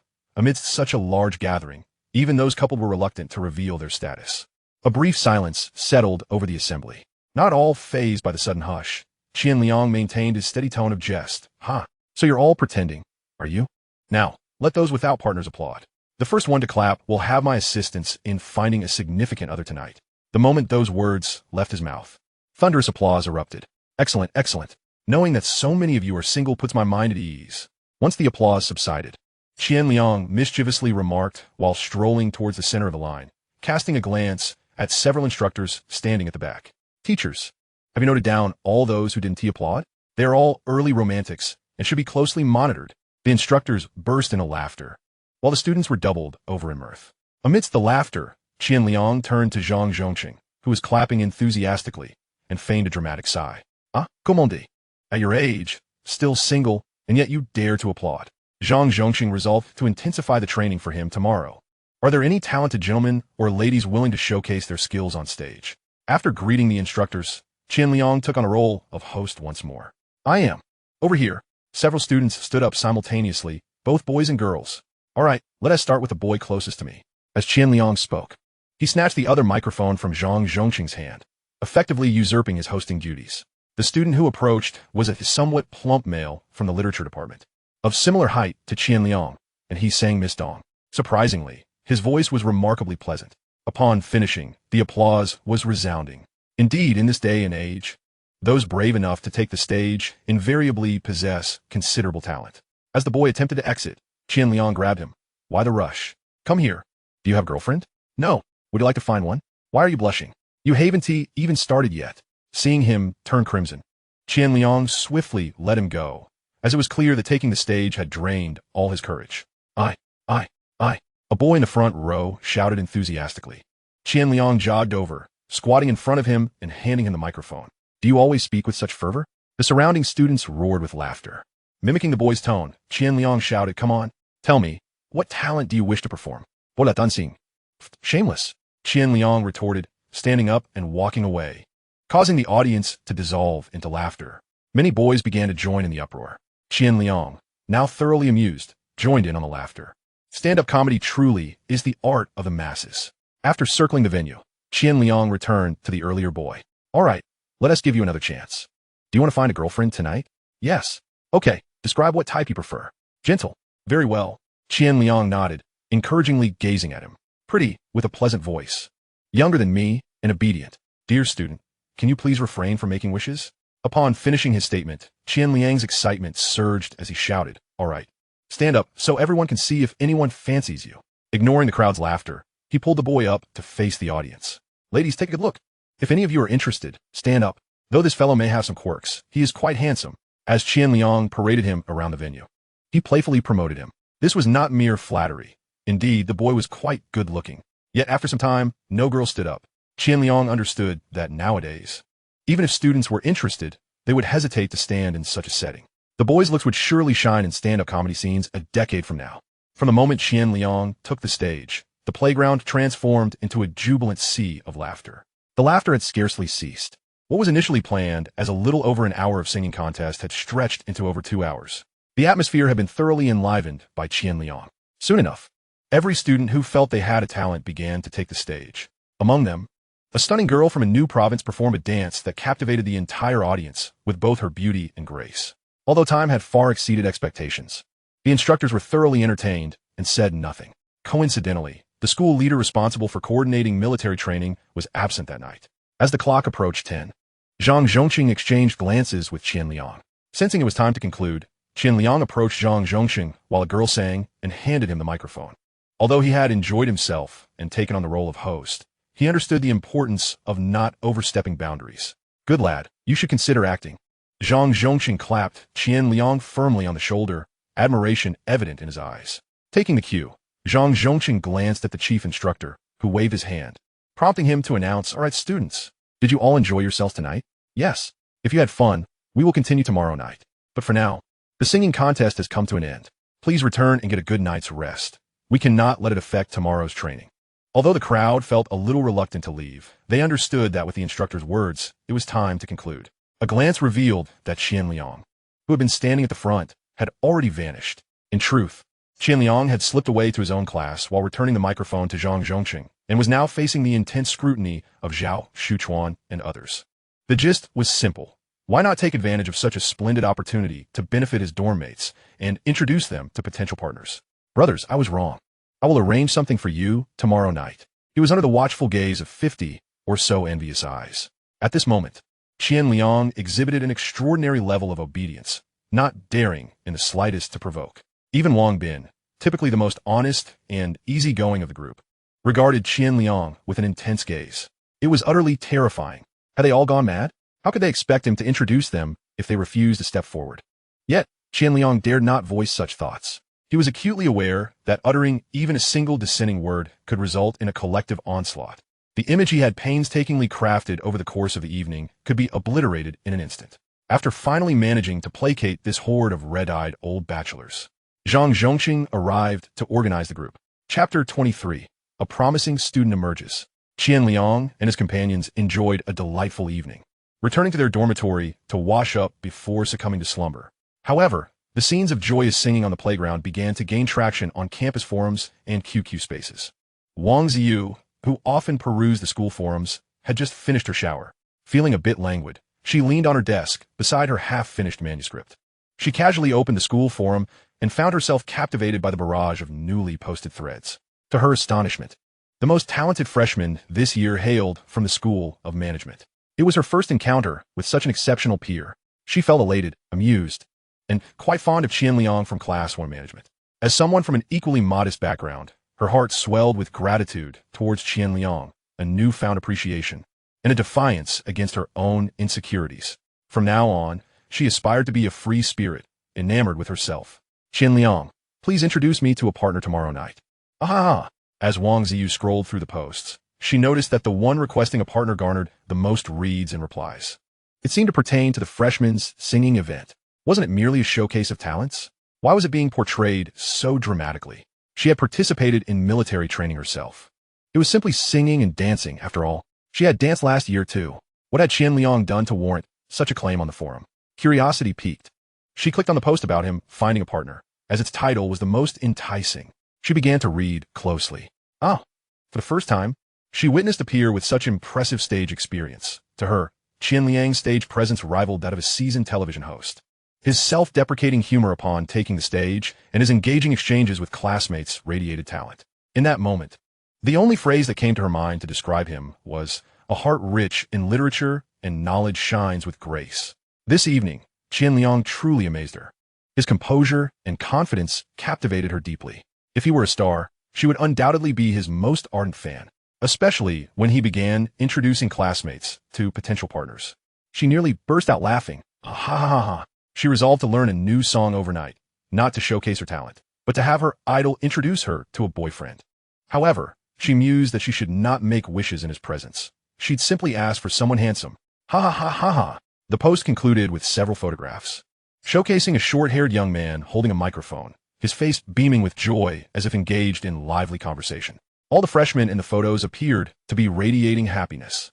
Yet, as Wang Ziyu continued to gaze at them, she became increasingly confused. The post was a chaotic jumble, lacking coherence, yet the comments were unexpectedly abundant. Many echoed the sentiment of the original poster, laughing uproariously at a spontaneous matchmaking on stage. I nearly bruised my roommate's thigh from laughter. Thank you. I'm not looking for a boyfriend. I only like Qian Liang. As Wang Ziyu skimmed through the comments, she realized they were predominantly from those preparing to seek partners the following night. This only heightened her curiosity.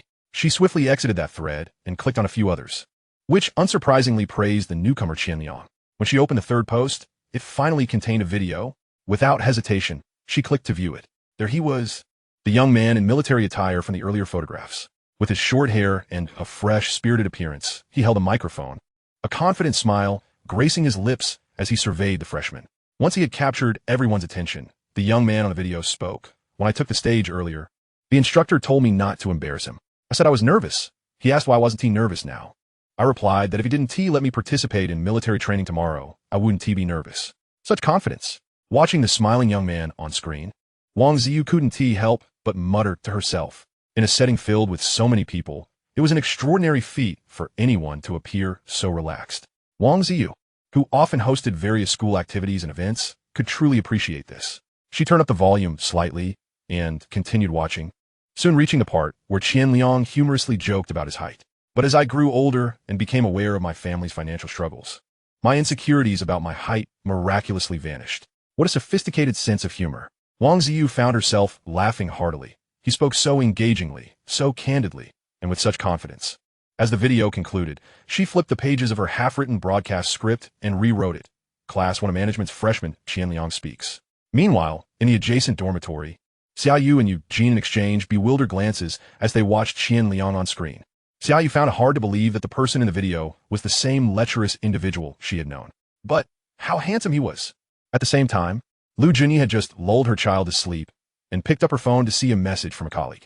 Teacher Lu, your class has a remarkable student this year. Perplexed by the cryptic message, Lu Junyi wondered what it meant. While pondering, she replied, you don't know? Wait until I send you a video. This student is extraordinary. Seeing that Lu Junyi genuinely seemed unaware, the female teacher quickly responded with a message brimming with praise.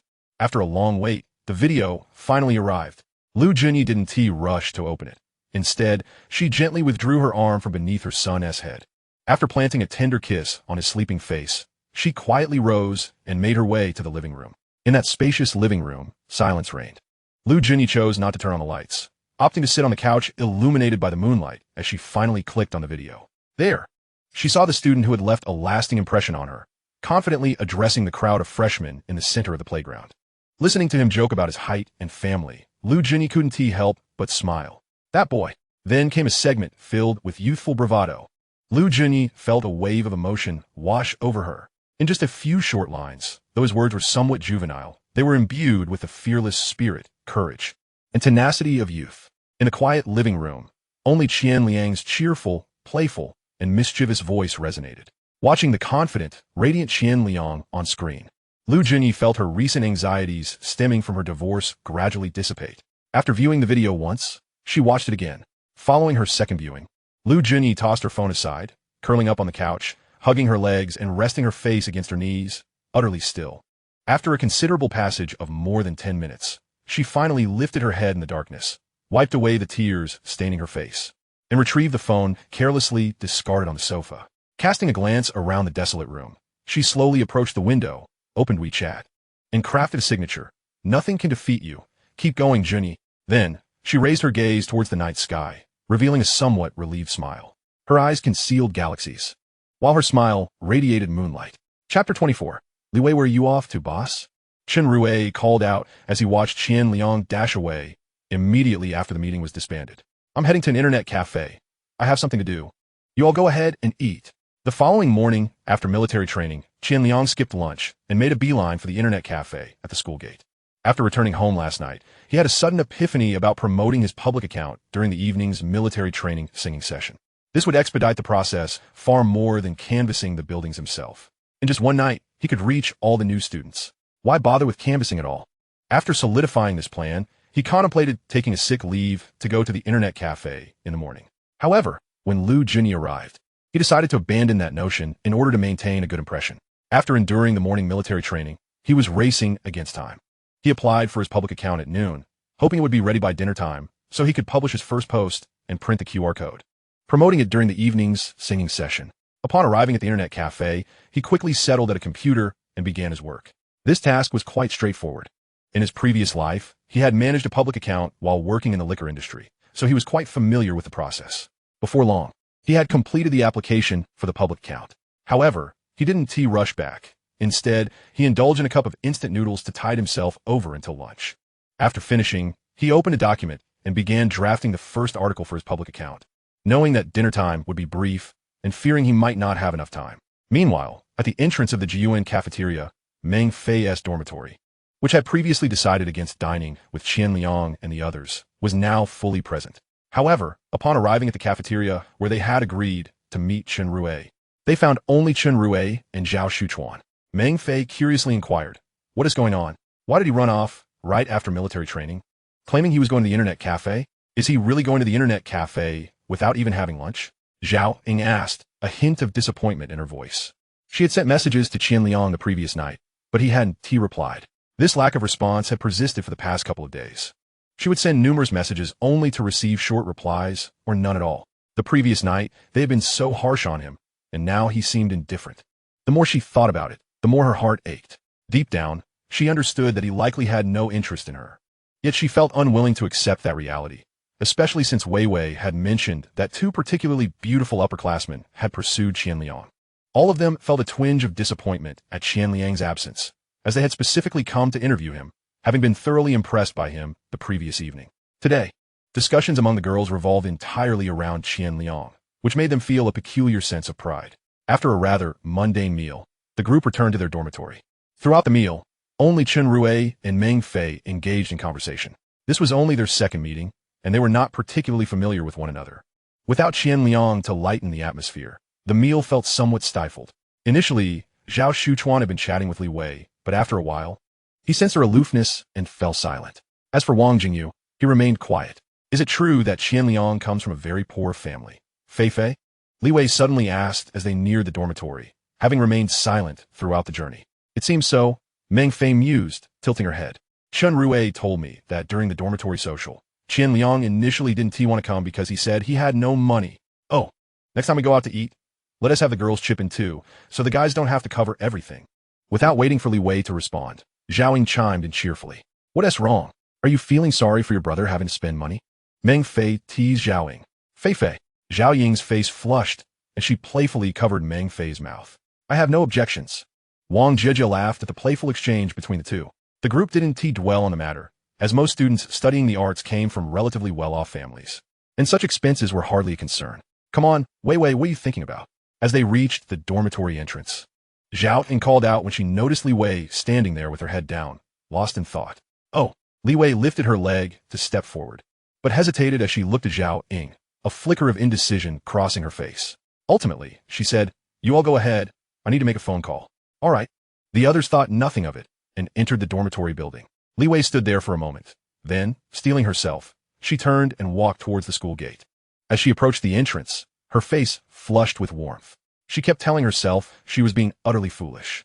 What should she say when she finally saw Qian Liang?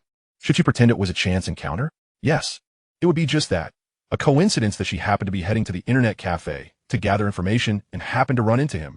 Yet, as she contemplated her actions, guilt washed over her for potentially encroaching on Zhao Ying's feelings. Though Zhao Ying hadn't explicitly stated her affection for Qian Liang, it was painfully obvious. Was she not, in essence, attempting to lure her roommate's boyfriend? However, they weren't even dating yet, so why shouldn't she? Her mind was a whirlwind of conflicting thoughts. As she drew closer to the west gate, she felt a surge of trepidation. The dormitories were all near the west gate, and she was certain Qian Liang was in one of the nearby internet cafes. Standing at the entrance of the closest cafe, Li Wei took a deep breath and involuntarily glanced around. Gathering her courage, she stepped inside. The moment she crossed the threshold, she felt her palms grow clammy with nervousness. Throughout her life, she had never set foot in an internet cafe before, having always associated them with delinquent students or unsavory characters. Ascending to the second floor, she pulled back the curtain of the cafe door.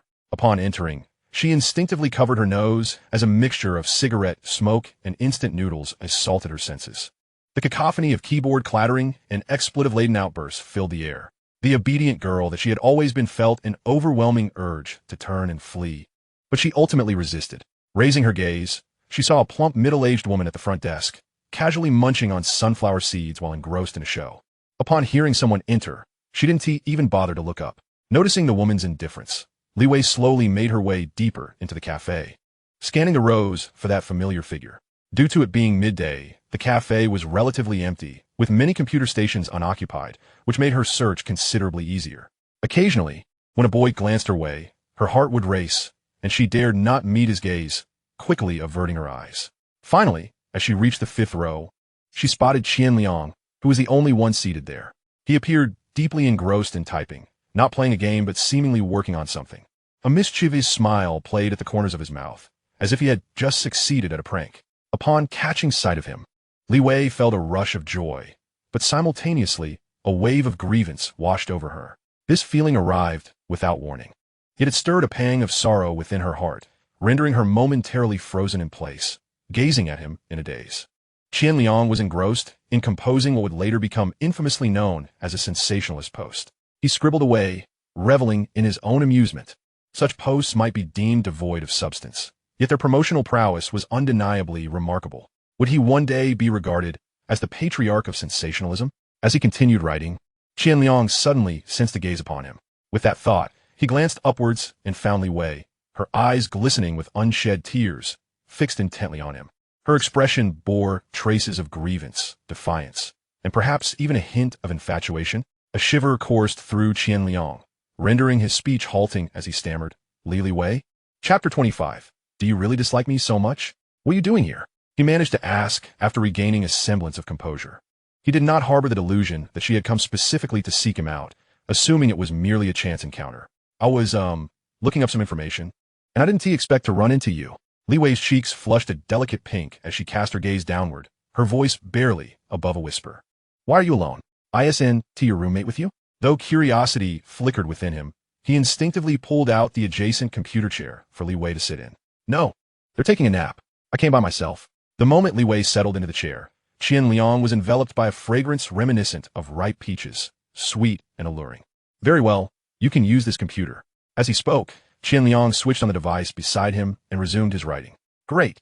Although Li Wei's presence made him feel slightly uneasy, they had shared a meal together before, so they were somewhat acquainted. After exchanging pleasantries, he could hardly send her off elsewhere. Qian Liang felt a gentle tug on his arm as Li Wei inquired, "What is the account and password?" "The account is your ID number, and the password is 6/8, Qian Liang replied without turning around. Moments later, he heard the sound of the keyboard. Before long, Li Wei's voice piped up again, tinged with a hint of embarrassment. "I can't open it, Qian Liang." Turning to face her, he noticed Li Wei gazing back.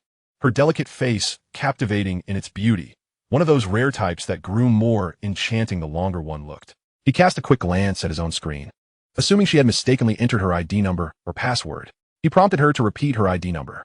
After entering it himself and observing the error message, he chuckled lightly. "Of course you can't log in without opening an account." "What do you mean?" Seeing Li Wei's bewildered expression, Qian Liang felt a twinge of exasperation. "Haven't you ever been to an internet cafe?" Li Wei shook her head in a way that suggested she found it entirely natural.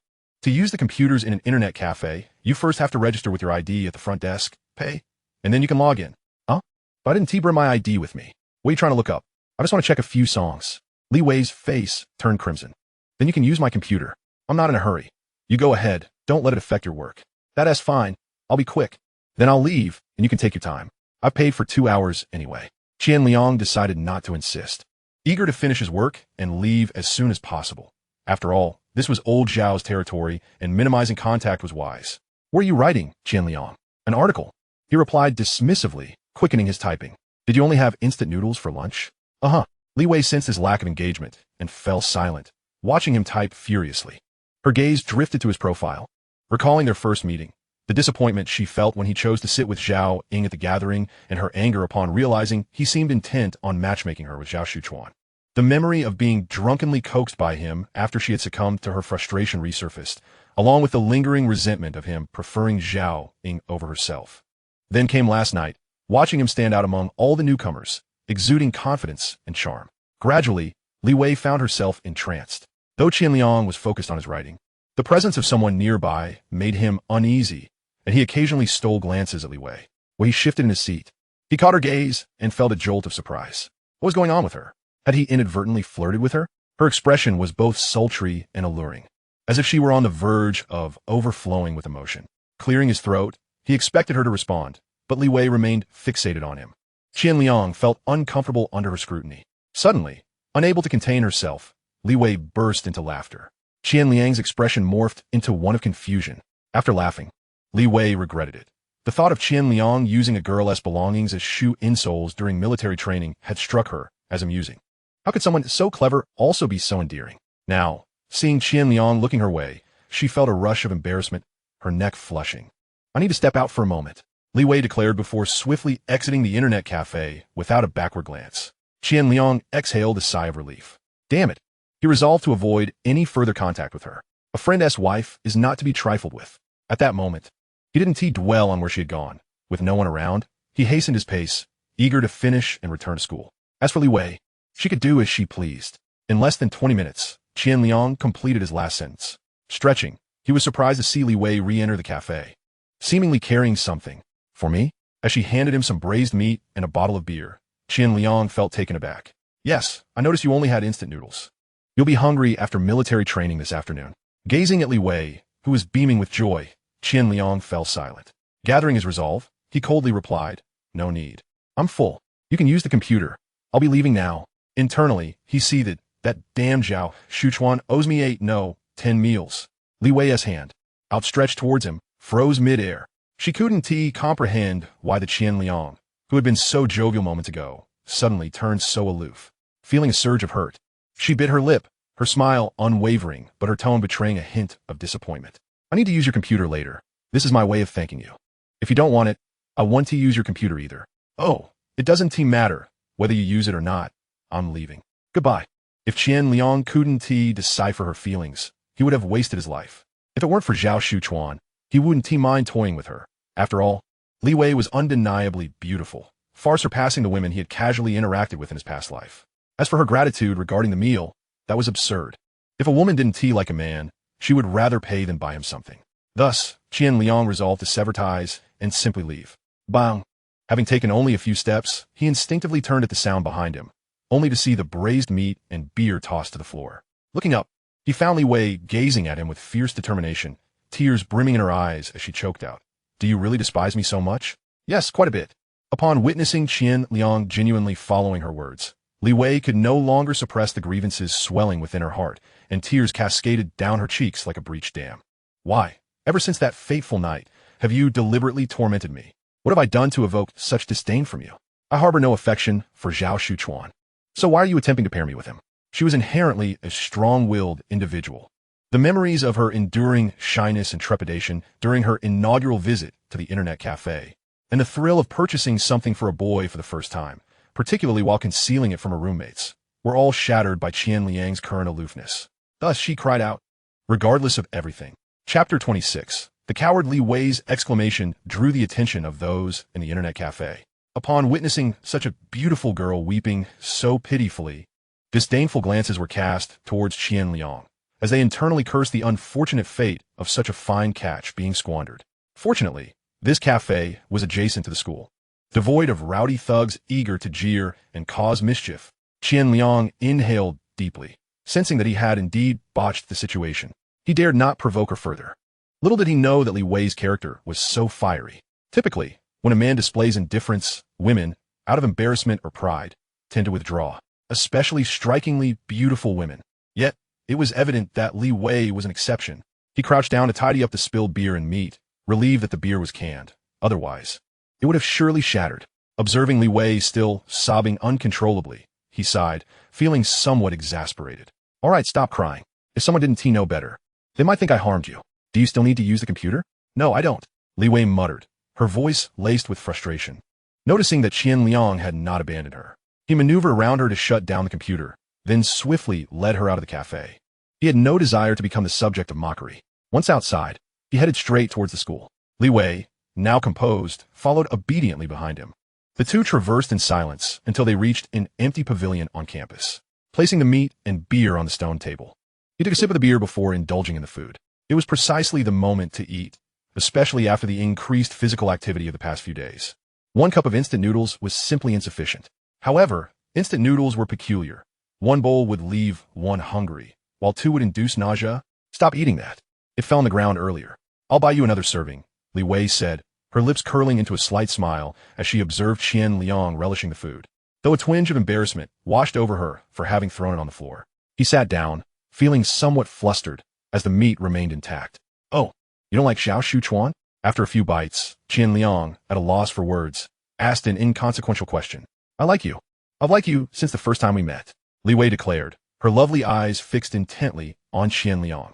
Coughing slightly from the beer, Qian Liang was taken aback. He sensed that she might indeed have feelings for him. Yet, he never anticipated her to be so straightforward. I don't like you. I have a girlfriend. Since she had chosen to be direct, Qian Liang saw no need for subtlety. After all, he could tell that Zhao Shuchuan genuinely cared for Li Wei.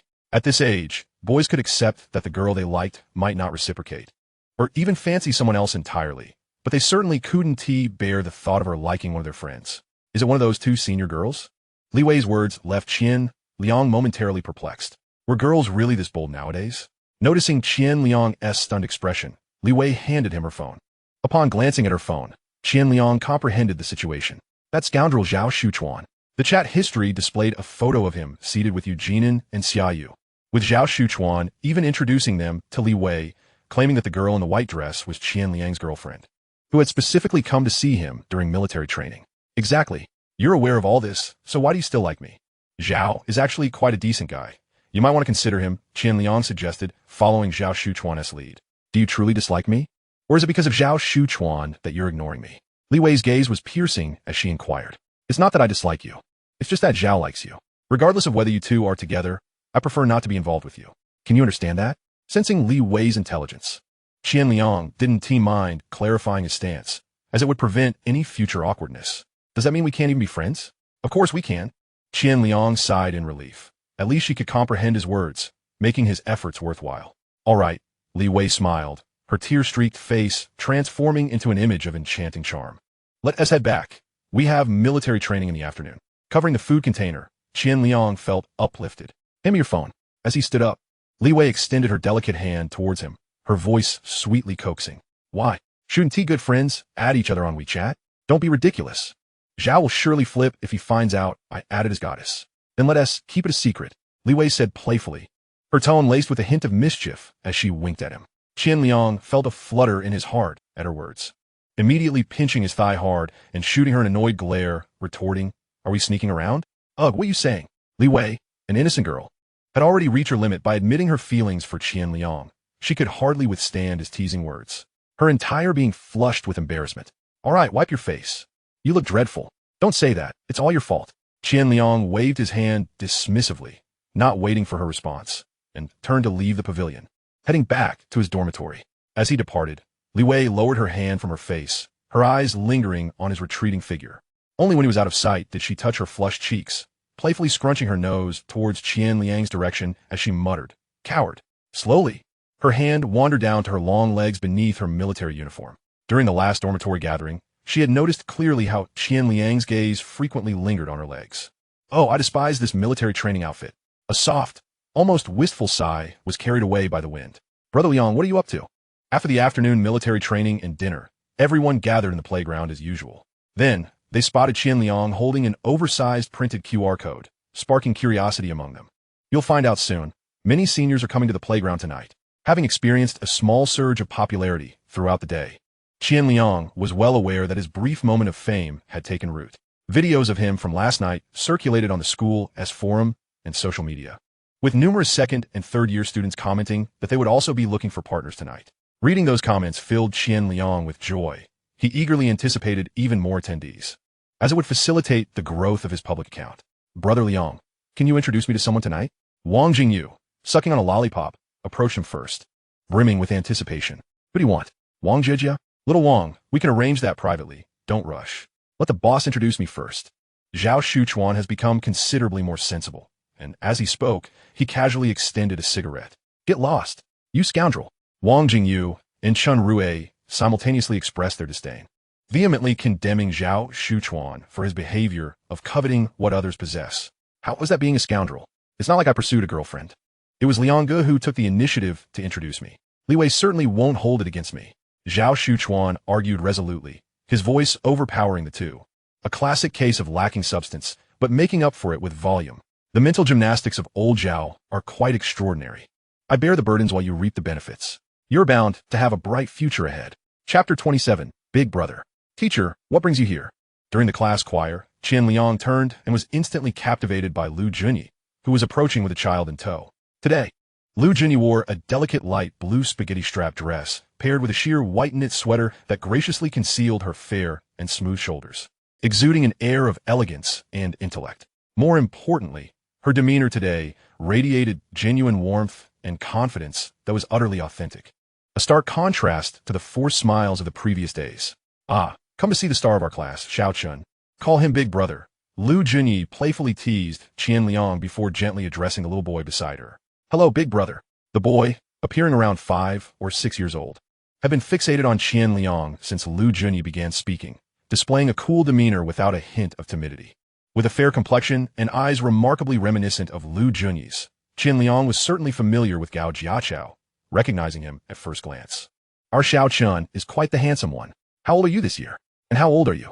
This little rascal, Qian Liang chuckled inwardly, noting how he already possessed the airs of a little adult, ever eager to impart wisdom. His incessant chatter reminded Qian Liang of the trials he endured in his past life. You come here, and I'll tell you a secret, but you mustn't let your mother hear it. Having learned from his previous experiences, Qian Liang knew precisely how to handle him. Sure enough, the moment Qian Liang feigned a mysterious aura, Gao Jiachao's curiosity was piqued, and he trotted over with little steps. Lu Jinyi found it amusing and made no effort to stop him. As soon as Gao Jiaqiao approached, Qian Liang scooped him up, and rather than being frightened, the boy erupted into laughter. How old are you? You go first. I want to tell you. Qian Liang threatened, his hands under the boy's armpits. I want to tell you. Don't regret it, Qian Liang declared as he began to tickle him, a tactic that had proven effective in his past life. Giggling. I'll tell you. The child's laughter was melodious and delightful. Indeed, Gao Jiaqiao surrendered immediately. I'll have my revenge. Call me Big Brother. Big Brother. From now on, I'll hang out with Big Brother, all right?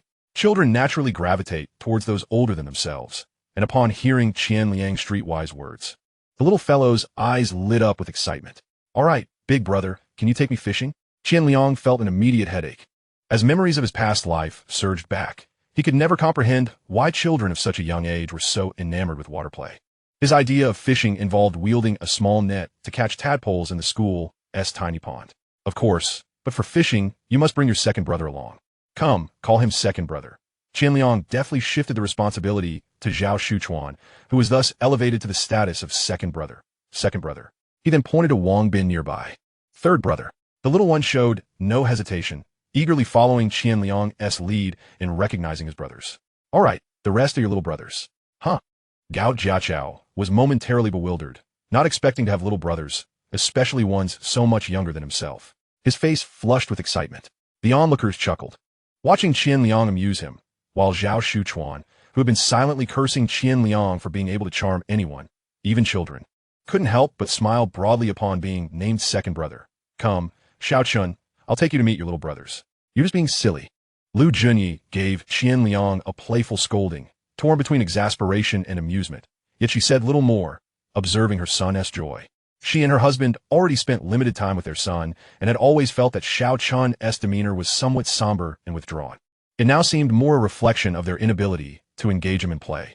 Hey, wait for me, teacher, Qian Liang exclaimed as he dashed toward the stage to fetch a small stool from Zhang Zhongqing. Here you go, teacher. Thank you. Lu Junyi graciously accepted and elegantly settled onto the stool. While students sat on the ground during the singing session, Qian Liang plopped himself next to her. Big Brother, come quick. They're picking on me. Before either could respond, Gao Jiaqiao shouted for Wu Liang. Who is picking on you? You pick on him right back. You're their leader now. Don't be timid. Qian Liang, with his legs crossed and arms clasped around them, didn't budge an inch. Xiaochun, don't be rude. Lu Junyi admonished as she observed her son in high spirits, then turned to Qian Liang, playfully smacking him on the arm.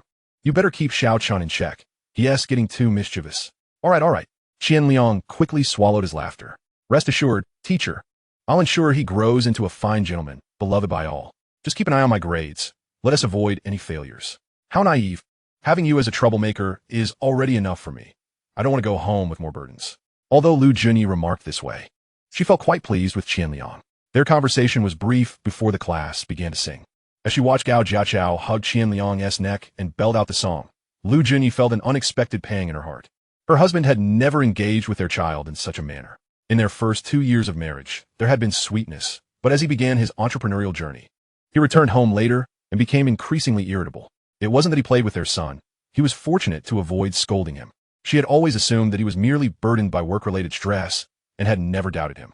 Had it not been for a woman's sudden phone call revealing her pregnancy, she might have lived her life in blissful ignorance. Those days, she felt as though her sacrifices over the years had been reduced to a mere joke. She had numbly completed the divorce procedures and had yet to muster the courage to inform her parents, who had vehemently opposed her marrying him, claiming he was unreliable. Now, how could she explain that their predictions had come true? Was it her fault for being blind? Especially her father, who had always been strong-willed. How disappointed he would be to learn of her divorce. Yet, after watching the video her colleagues sent last night, she felt a sense of relief wash over her. In that moment, she realized she was less mature than a child. One's abilities can be cultivated through learning and experience, but character is innate. This was the profound realization she gleaned from watching Qian Liang in the video last night. While it is indeed commendable to refrain from complaining about one's family and to strive for improvement, the ability to express these sentiments openly and inspire peers from similar backgrounds is a truly invaluable trait. This reflects a man's sense of responsibility and confidence. Consequently, she felt an unexpected sense of relief while watching the video last night. She genuinely let go of her burdens. After all, what is a divorce? It is, in fact, a blessing for herself, She has even developed a sense of gratitude towards the mistress for helping her recognize the true nature of a scoundrel. Just a couple of days ago, she foolishly thought that her life would be confined to this fate. Why should she suffer for someone else's mistakes? Chapter 28.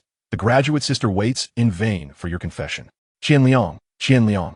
As all the classes finished singing, before Zhang Zhongqing could utter a word, the students, spurred on by a few girls, began to chant Qian Liang's name. As the volume escalated, Qian Liang felt as though he were performing at a concert. It is no wonder so many people are enamored with the idea of being a star. Enough. No more matchmaking tonight. The school leaders are present. So let us not cause a ruckus. Lu Junyi remarked, pulling along the unwilling Gao Jiechen, reminding him to be mindful of the implications. Qian Liang nodded in understanding, aware that she was referring to the secretary of the student union. He stepped forward to take the microphone. He scanned the playground. The freshmen were seated, yet a multitude of seniors and teachers stood behind each class, pointing and whispering at Qian Liang. Please, do not behave this way. Yelling so loudly might give the school leaders the impression that you all adore me, when in fact, you are merely seeking partners, he remarked, a knowing smile on his face as he shook his head. Ha ha ha. No, we genuinely like you. If yesterday there had been a hint of restraint, Qian Liang soon understood what it meant to incite a crowd. I heard those who said they liked me, he exclaimed, walking towards a girl with the loudest voice, a self-satisfied grin on his face, while his words continued unabated. Today I noticed numerous posts online claiming to admire me solely for my talent. Ridiculous, right? Surely it has to do with my looks as well. As he observed the beaming girl, Qian Liang brought the microphone to her lips. Do you agree? Yes. I like your looks. Splendid. I appreciate your delightful superficiality. Ha ha ha. So composed and charismatic. I would love for him to be my partner, Wang Ziyu remarked, admiring Qian Liang's ease and charm. Before long, Wang Ziyu, Xia Yu, and Eugene appeared at the back of their class, all from the College of Arts. They recognized each other, having crossed paths on their way to the playground. With Lu Junyi now among them, the four women instantly became a radiant spectacle, captivating everyone around them. At that moment, the entire class of boys, led by Zhao Shuchuan, seemed to be afflicted with restlessness. They shifted uncomfortably, adjusting their postures, scratching their backs, and turning their heads. He is a scoundrel, both stingy and detestable. You should extinguish any hopes, Xia Yu remarked, rolling her eyes at Wang Ziyu's comments. Do you two know each other? Wang Ziyu inquired, casting a curious glance at Xia Yu, who appeared to harbor some grievances. Observing Eugene, who was fixated on Qian Liang, Wang Ziyu's imagination began to weave intricate narratives. Listening to the conversation among the three girls, Lu Junyi glanced at them, surprised by their stunning appearances. She recognized Wang Ziyu, who had hosted many school events and activities. With her bright and graceful demeanor, she exuded elegance, her every smile captivating and sophisticated.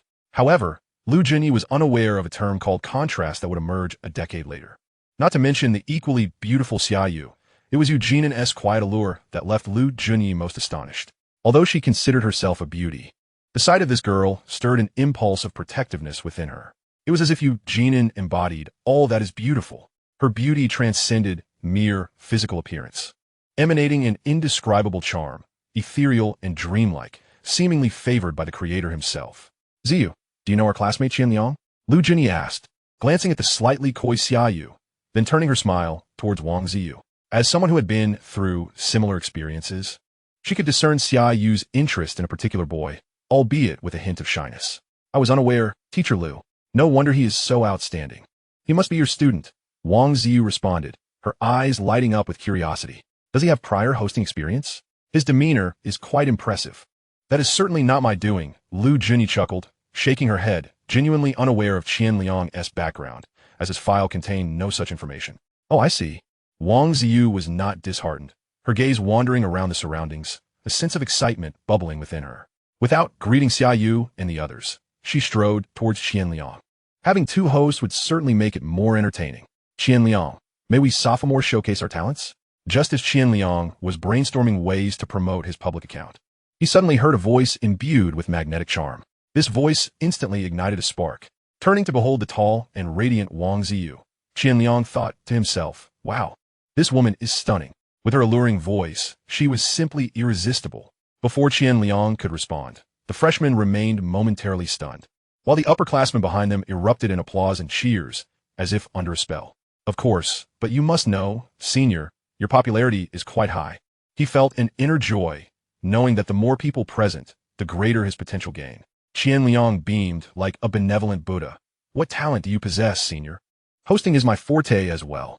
Such a charming tease. Listening to her sweetly saccharine voice, Qian Liang was tempted to earn a significant sum tomorrow and treat her to a delightful evening, relishing her broadcast tones. He wondered if she could maintain her charm then. Are you here to stir up trouble? Qian Liang began rolling up his sleeves. Not all. I merely wish to co-host with you and learn from you. Wang Ziyu responded playfully, her enchanting demeanor evident. In an instant, Qian Liang concluded his assessment of her character, intrigued by the captivating Wang Ziyu. He handed her the microphone, adopting a serious tone. That may be so, but I must issue a warning, senior. What is it? Wang Ziyu, feigning ignorance to his mock seriousness, gazed at him with her bright, innocent eyes, unwavering. He sensed a competitive spirit emanating from her pure gaze and retaliated with a fierce look, asserting, if you continue to be this adorable while hosting, do not blame us first-year students for lacking decorum and vying for your attention. Oh, come on. Wang Ziyu chuckled, bending over with laughter, thoroughly amused by Qian Liang's playful jibe about decorum. Despite her simple attire of jeans and a white t-shirt today, the moment was imbued with a purity and charm that captivated countless freshmen. Both individuals spoke into microphones, and with each exchange, the fervent atmosphere intensified. Haha, such a lack of decorum. You have me in stitches. Indeed, let us seize the opportunity, senior. You are so beautiful. We adore you, and we cherish our junior. Just as the excitement began to simmer down, a slightly delayed voice emerged. Please, senior, at this pace, by the time you confess, our junior will have already graduated. Qian Liang happened to hear this remark and retorted casually, huffed. Ha ha ha, I can't take it anymore. My aunt is about to burst into laughter. Chapter 29, a knockout would suffice. Pervert, weirdo scoundrel. Observing Qian Liang and Wang Ziyu laughing amiably at the podium, Xiaoyu muttered incessantly. I cannot allow Ziyu to be deceived by this deviant. I must expose his true nature. As Qian Liang and Wang Ziyu drew closer, Xiaoyu felt compelled to intervene. What if this pervert dared to kiss Ziyu? With determination, she yanked at Eugene beside her. What are you doing? Eugene stumbled slightly, bewildered by Xiaoyu's sudden fury. I need to warn Ziyu that this creep has deliberately kissed you. Xiaoyu glanced around, lowering her voice with righteous indignation. What are you doing? No way. Eugene, alarmed, responded, Xiaoyu, have you lost your mind? Xiaoyu's face flushed, and noticing Eugene's pout, she waved dismissively. All right, I want to mention that he kissed you. With that, she strode confidently toward the podium. Eugene rubbed her forehead, feeling somewhat exhausted. Tonight, Qian Liang was remarkably restrained. Having heeded Lu Junyi's advice, he refrained from the matchmaking antics. After all, there were university officials present. Matchmaking stand-up comedy could always be organized later. For now, he needed to earn some money and perhaps open a cafe dedicated to stand-up comedy in the future. A cup of coffee could be priced at 80, no, 50. That would suffice, offering free comedy while helping people find partners. What a deal. Lost in his thoughts, Qian Liang was suddenly jolted by a leisurely inquiry. What is your relationship with them? At that moment, the two stood side by side at the podium, watching a freshman sing. Wang Ziyu nudged Qian Liang's shoulder. She certainly has a knack for hosting. Her poised smile radiates grace and confidence. Clearly, she possesses considerable stage experience. What? Qian Liang, momentarily taken aback, shot a puzzled glance at her. Wang Ziyu gestured subtly towards Eugene and Xiaoyu, who stood behind the freshman. Oh, we met on the train coming to school. Are you close with them, senior? It can't just be casual acquaintance. I've heard some rather intriguing tales. Noticing Qian Liang's indifferent demeanor, Wang Ziyu appeared skeptical, her expression teasingly suggestive. Xiaoyu's fierce gaze suggested she would devour Qian Liang whole. She did not appear to be merely a casual acquaintance. I truly did not intend to kiss Senior Yu. Qian Liang thought she genuinely believed they were quite close, and that Wang Ziyu was aware of it. Internally cursing the lack of secrets among women, he hastily clarified, indeed, that's not the case. Impressive, my friend. How did you achieve that? Wang Ziyu's eyes widened in surprise at Qian Liang's words. Initially, she had suspected something between him and Xiaoyu, only to discover it was Eugene instead. Wait, I was just joking, and somehow this huge revelation came to light? Seeing the sudden excitement and flush on Wang Ziyu's face, Qian Liang sensed something amiss. Was she trying to play him? You, Qian, this woman was far too cunning, he mused, just then startled by a sharp voice. Looking up, he found Xiaoyu glaring at him, ready to unleash her wrath. What are you doing? Panic surged within him. When had she arrived? Had she overheard? Fearing her retaliation, he forced a somewhat strained smile, hoping to placate her. However, to Xiaoyu, His expression only revealed his guilt, which made her more triumphant. I will tell Ziyu that you are a pervert, so she should be wary of you. Qian Liang felt a pang of despair. If only she had arrived sooner. He wouldn't be in this predicament. Xiaoyu, what brings you up here? At that moment, the two women had already embraced. Qian Liang watched as Wang Ziyu, after hugging Xiaoyu, winked at him with a flirtatious smile that sent chills down his spine. I want to perform. All right, senior, what will you be performing? I am eager to witness your talent. Before Wang Ziyu could respond, Qian Liang hastily interjected, fearful that they might divulge something more. If Eugene misconstrued this as him publicly proclaiming a kiss, he would be beyond redemption. I wish to sing. Suddenly, Qian Liang's overly accommodating demeanor made Xiaoyu feel uneasy, prompting her to regard him curiously. Perhaps it's better to hold off, after all.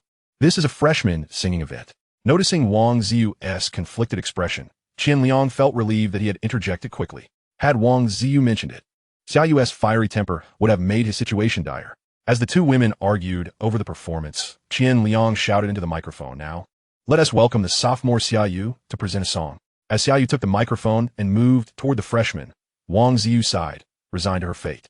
Qian Liang finally exhaled in relief. Eugene, who had been watching Qian Liang and the two women, grimaced as Xiaoyu approached the group of freshmen, and then suddenly, a thunderous voice erupted. The entire playground fell silent in an instant. It was a masterclass in crowd control. For a moment, he couldn't even discern what song Xiaoyu was singing. Stunned for 5 seconds, he turned to the despondent Wang Ziyu and murmured, why didn't you pull her back? Even knocking her out would have sufficed. Shut up. Wang Ziyu snapped, furious. Her earlier good mood had evaporated upon hearing the gossip. I was nearly able to stop her. Would this have happened if you hadn't interfered? What a disgrace to the upperclassmen. Qian Liang still couldn't come to terms with it. Looking at Wang Ziyu with determination, her speech is quite pleasant. How did she manage to sing so poorly? Even if you recited the lyrics, it would sound better. Wang Ziyu shot him a glare, unwilling to engage further. 3 interminable minutes passed. Without warning, Qian Liang dashed up, snatching the microphone. Examining Xiaoyu, whose face was slightly flushed, he forced a smile and said, you sang splendidly. From now on, sing just for me. Others do not deserve to hear your voice. Really? Xiaoyu's eyes sparkled with delight, feeling surprisingly fond of Qian Liang for the first time. Indeed. Now please step down. Watching her skip toward Eugene, Qian Liang leaned closer to Wang Ziyu and sighed. Let us keep her in the dark about future singing events. We work hard to get to university. You better not. Prince Yu, caught between tears and laughter, clenched his fist, yet refrained from striking. Once Xiaoyu stepped off the stage, an awkward silence lingered in the air. The students of this era, still possessing a semblance of kindness, had not yet succumbed to the volatility of future generations, though their expressions bore an oddity reminiscent of having tasted something foul. Shortly thereafter, 2 freshmen took to the stage to perform, which alleviated the tension somewhat. Chapter 30. Is this appropriate? After some time had passed, Qian Liang handed the microphone to Zhang Zhongxing and descended the stage alongside Wang Ziyu. Add me on WeChat, and later, do elaborate on the events, he suggested. What naive thought. I'll just inform others that freshman Qian Liang was being inappropriate with the senior on the train, he mused, shaking his head with a knowing smile. TSK, can you guess how many admirers Eugene has at school? What do you intend to do? Qian Liang whispered, glancing at the exuberant Wang Ziyu. A surge of irritation welled within him. He had let his guard down. Oh, nothing, Wang Ziyu replied with a sly grin, producing her phone. Hurry up, don't dawdle. Once they exchanged WeChat contacts, the two made their way to the back of the classroom. Qian Liang, feeling a twinge of guilt, greeted Eugene. Wang Ziyu's gaze, a mix of amusement and scrutiny, lingered on the pair, particularly fixating on Eugene's lips. Her expression oddly enigmatic. She had never anticipated that the freshman deemed a school beauty would be kissed by another freshman. How did the kiss transpire? How long did it last? Was it on the lips or the cheek? She yearned to uncover the details. Lost in her thoughts, she couldn't resist leaning closer to Qian Liang and whispering, so, were her lips soft? Was the kiss pleasant? A jolt of surprise coursed through Qian Liang, and he shot her an angry glare. What about that public account you created? It shouldn't interfere with your studies. Lu Junyi observed the two whispering conspiratorially, her expression tinged with confusion. Did Qian Liang truly attract so much attention from the girls? Concerned that Wu Liang's distractions might affect his studies, she decided to leave early with her son. She had just overheard Qian Liang's introduction of the public account, which he claimed was a comprehensive resource for Jiang University, allowing for lost item announcements and connecting like-minded individuals. Quite impressive, she thought. But was it merely a WeChat version of a forum? Qian Liang, having fended off Gout Jiachuan's insistence to visit his home, was not in the mood for further explanations. It wasn't the fear of Lu Junyi discovering his side ventures that troubled him, but rather the futility of discussing anything until he had tangible results. The greatest lesson he had learned in his previous life was to refrain from discussing earnings until they materialized. Otherwise, those around him would not commend him, but rather attempt to undermine him. Even if someone succeeded by following his advice, they would attribute it solely to their own merit, viewing him merely as a source of suggestion. Farewell, Junior. Let us host together in the future, Wang Ziyu remarked, shaking her phone playfully and casting Qian Liang a knowing glance. I'll add you on WeChat too, Senior. I might need your assistance with something. As Eugene and Xiaoyu prepare to leave with Wang Ziyu, Qian Liang quickly interjected. He had refrained from adding her earlier to avoid seeming overly forward, and because there was little to discuss upon first acquaintance. Now, however, he could not afford to delay. He needed to devise a plan to manage the situation. He didn't want to be led around by the nose by this cunning girl. His request was simple, to ask her to help promote the public account. He was well aware of Eugene's popularity among the upperclassmen. If he could manage to feature her in a couple of photos on the account, his follower count would surely soar. What's the matter? Eugene inquired, retrieving her phone and looking up at him. It's a bit complicated to explain now. How about I treat you to dinner after our military training, and we can discuss it then? Qian Liang replied, deflecting for the moment. He needed to resolve Wang Ziyu first. Meanwhile, Xiaoyu, typically the most talkative, had kept her head down and remained silent while Wang Ziyu and Qian Liang conversed. Now, upon witnessing Qian Liang add Eugene on WeChat, she returned to the line, her gaze icy as it fixed upon him. Watching him exchange knowing glances and laughter with the other students, seemingly pleased with himself, he didn't even spare her a glance. A wave of irritation surged within her. Without uttering another word, she turned and walked away. Eugene, sensing Xiaoyu's discontent, assumed she was still upset with Qian Liang. She quickly caught up, wrapping her arm around her shoulder. Don't be angry, Xiaoyu. Why do you let him bother you so much? P.S. Just a scoundrel at heart. Glancing at Wang Ziyu trailing behind, Xiaoyu managed a forced smile but said little else. As the three chatted casually, they reached the dormitory building, where Wang Ziyu headed to the supermarket. Did you tell Ziyu something? Why do I feel like she is looking at me oddly? Eugene asked, noticing Xiaoyu's distracted demeanor as they entered the dormitory. No, of course not. I'm not foolish, Xiaoyu replied, giggling. All right then, Eugene chuckled, dismissing her concerns as mere misinterpretations. Big brother, can you introduce me to that senior from earlier?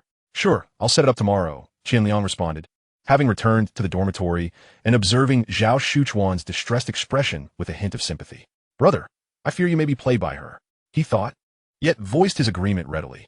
If you're not afraid of dying, I'm not afraid of being buried, Zhao Shuchuan replied. Qian Liang. I'm hearing Qian Liang's swift agreement. Chen Rue felt a twinge of curiosity, but couldn't find the words to express it.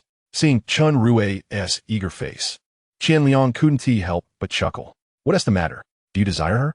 Are you ready to forsake Fei Fei? No, I'm not that kind of person. Chen Rue quickly waved his hands in denial, eager to clear his name. Is it that you want another girlfriend? Huh? Chen Rue stammered. Is that possible? Of course not. Be careful, or I'll tell Meng Fei. Qian Liang retorted, amused. Is there not a single sane person in this dormitory? Wait, no, there is still my profound brother. At that moment, he turned to find Wang Jingyu presenting him with a bowl of noodles, saying sweetly, Are you hungry, big brother? Here are some noodles for you. Wow. Both Chen Rue and Zhao Shuchuan were taken aback, simultaneously exclaiming, What a dog. As Qian Liang accepted the noodles, he couldn't help but admonish Wang Jingyu for his attempt at bribery. Listen closely, Wang. What do you take me for? Exactly. Is a senior only worth a bowl of noodles? Chen Rue and Zhao Shuchuan chimed in, indignantly. After a sip of broth, Qian Liang continued, Just to be clear, I'm not introducing you because of a bowl of noodles. It's primarily because you and Wang Ziyu appear quite compatible. Indeed, how could this be because of Zhao Shuchuan abruptly halted mid-sentence, swiftly opening his cabinet to retrieve a ham and a packet of pickled vegetables, grinning ingratiatingly, Boss here. One cannot subsist solely on instant noodles, can one? Isn't that rather inappropriate? Oh, it's nothing at all. As long as you enjoy it, boss. Chapter 31. Can one survive without gossip? Chen Rue gazed at the two fervently eager individuals with a look of exasperation, feeling a pang of discomfort in his heart, lamenting his relationship status. While he felt a flicker of pride on the first day of school for having a girlfriend, that sentiment had now faded into mere discomfort. Too early for that, he mused. No wonder teachers and parents dissuade young love in high school. The main issue lay with the captivating beauties surrounding Qian Liang. He had initially wanted to propose organizing a dormitory gathering, wondering if Qian Liang might also orchestrate one. Despite being with Meng Fei, was it so wrong to indulge in a little harmless observation? After all, one couldn't refuse a dormitory activity, could they? Otherwise, it would seem he was entirely out of sync with the group, which could jeopardize inter-dorm relationships. He wasn't fickle, after all. The more he pondered, the more reasonable it seemed. Blushing slightly, he approached. Liang Go, is there anything else you'd like to eat? I could go fetch it. Wait, are you serious? Qian Liang responded, both amused and perplexed, deciding not to tease them further. He genuinely thought Meng Fei was rather delightful. He remembered their bond enduring until graduation in his previous life, marked by deep affection. He mustn't let his good intentions lead to unintended consequences. No, I was merely considering whether you might need to introduce Zhao to others, perhaps organize a dormitory gathering. I swear, I have no ulterior motives. Chen Rui's voice grew louder, his embarrassment morphing into irritation as he noticed the three of them eyeing him disdainfully. Ha ha, fine. Let us see how things unfold after military training. Once I've secured some funds, I wouldn't mind dining with Eugene and her dormitory. As for Wang Ziyu, just you wait. Upon reading her messages, Qian Liang felt an odd sense of discomfort. She incessantly inquired about the details of his kiss with Eugene, asking how it transpired and what it felt like. Ultimately, she insisted on discussing it in person over lunch the following day. Qian Liang was on the verge of losing his sanity. Was this the level of absurdity among contemporary university students? By the end of it, he questioned whether this woman had feelings for Eugene. Reluctantly, he agreed to meet. After finishing his evening routine, Qian Liang checked the official WeChat account, noting the follower count had surged past 2,000. Earlier that day, it had barely reached 1,000, indicating rapid growth. Of course, the explosive popularity of his post titled Shock. The military training instructor at Jiang University actually has this hobby contributed significantly to this surge, although the subsequent comments were rife with criticism. Wow, what a talent. Ha ha. Do you have any idea how rich my thoughts were before I clicked on this? What were you even saying? I hadn't even read it before sending it to my best friend, thinking it was worth sharing. And yet this title is utterly shameless. Damn it. Getting punished with push-ups by the instructor now reads like an ethical drama, ignoring the derisive remarks aimed at him. He felt that wealth was just around the corner. Currently, establishing a public account was at its most advantageous phase, with a low cost of attracting new followers compared to the future. As long as the positioning was accurate and the articles were crafted with care, creating an account with tens of thousands of followers was easily achievable. The following day, after military training, Qian Liang glanced at the messages on his phone. He greeted Zhao Shuchuan and his companions before heading towards the Mei Yuan cafeteria. Upon reaching the second floor, he spotted Wang Ziyu, who waved him over. She still wore the same outfit from the previous night, her makeup perfectly understated. As a prominent figure at the school, her presence drew numerous gazes toward Qian Liang. Is it all right if I grab whatever I fancy? Looking at the spread of 1 meat and 2 vegetable dishes, Qian Liang wasted no time, expressing his gratitude before serving himself. While he wasn't devouring his meal ravenously, his manner of eating could hardly be described as refined. Slow down, no one is competing with you. Qian Liang had seen through her. She was the quintessential femme fatale. So he chose to ignore her and focused on his meal. He felt coerced into the situation. The idea of treating her with kindness was utterly absurd. As for the notion of eating with poise in front of a woman, he had never been able to manage that. A woman would not develop feelings for you simply because you exhibited table manners. The chicken at Mei Yuan was quite delectable. Observing Qian Liang relish his meal, without a care for the stunning beauty seated across from him, made Wang Ziyu's appetite inexplicably grow. I haven't touched the chicken yet. Would you like some? The moment the words left her lips, Wang Ziyu regretted them, her gaze falling on Qian Liang, who seemed unsatisfied with his portion. It was a purely instinctive remark. Considering they had only just met, her words teetered on the edge of ambiguity. Just as she contemplated how to redeem herself, she noticed Qian Liang, not lifting his gaze, transferring all the meat from his plate onto hers, leaving none for himself. Are you a starving ghost reincarnated? Wang Ziyu chuckled, though she felt more at ease around him now. Don't eat it if you're not going to, what a waste. She retorted, her tone teasing. Now tell me, how did you kiss Eugene? Why didn't she call the police on you? Does she have feelings for you? With a playful huff, Wang Ziyu glanced around at the other students dining, lowering her gaze, unable to suppress the glimmer of delight in her eyes. Can you not survive without gossip? Qian Liang was at a loss, baffled by her excitement. How amusing. Hurry up and tell me. I want all the details. After finishing their meals, he shot Wang Ziyu a glance and replied curtly, What do you want to drink? I'll go get it. Anything is fine, just hurry. Nosy woman. He muttered under his breath as he headed to a side window of the cafeteria to buy 2 bottles of mineral water. Do you have a grudge against Eugene? Qian Liang genuinely couldn't fathom why she was so thrilled. Not at all. Then are you just idle, listening to others gossip? Do you even know who you kissed? She's our department's flower. No, she's practically the campus belle. Wang Ziyu wore an expression that suggested he was utterly clueless. So what? Why are you so pleased? I like her. What's wrong with that?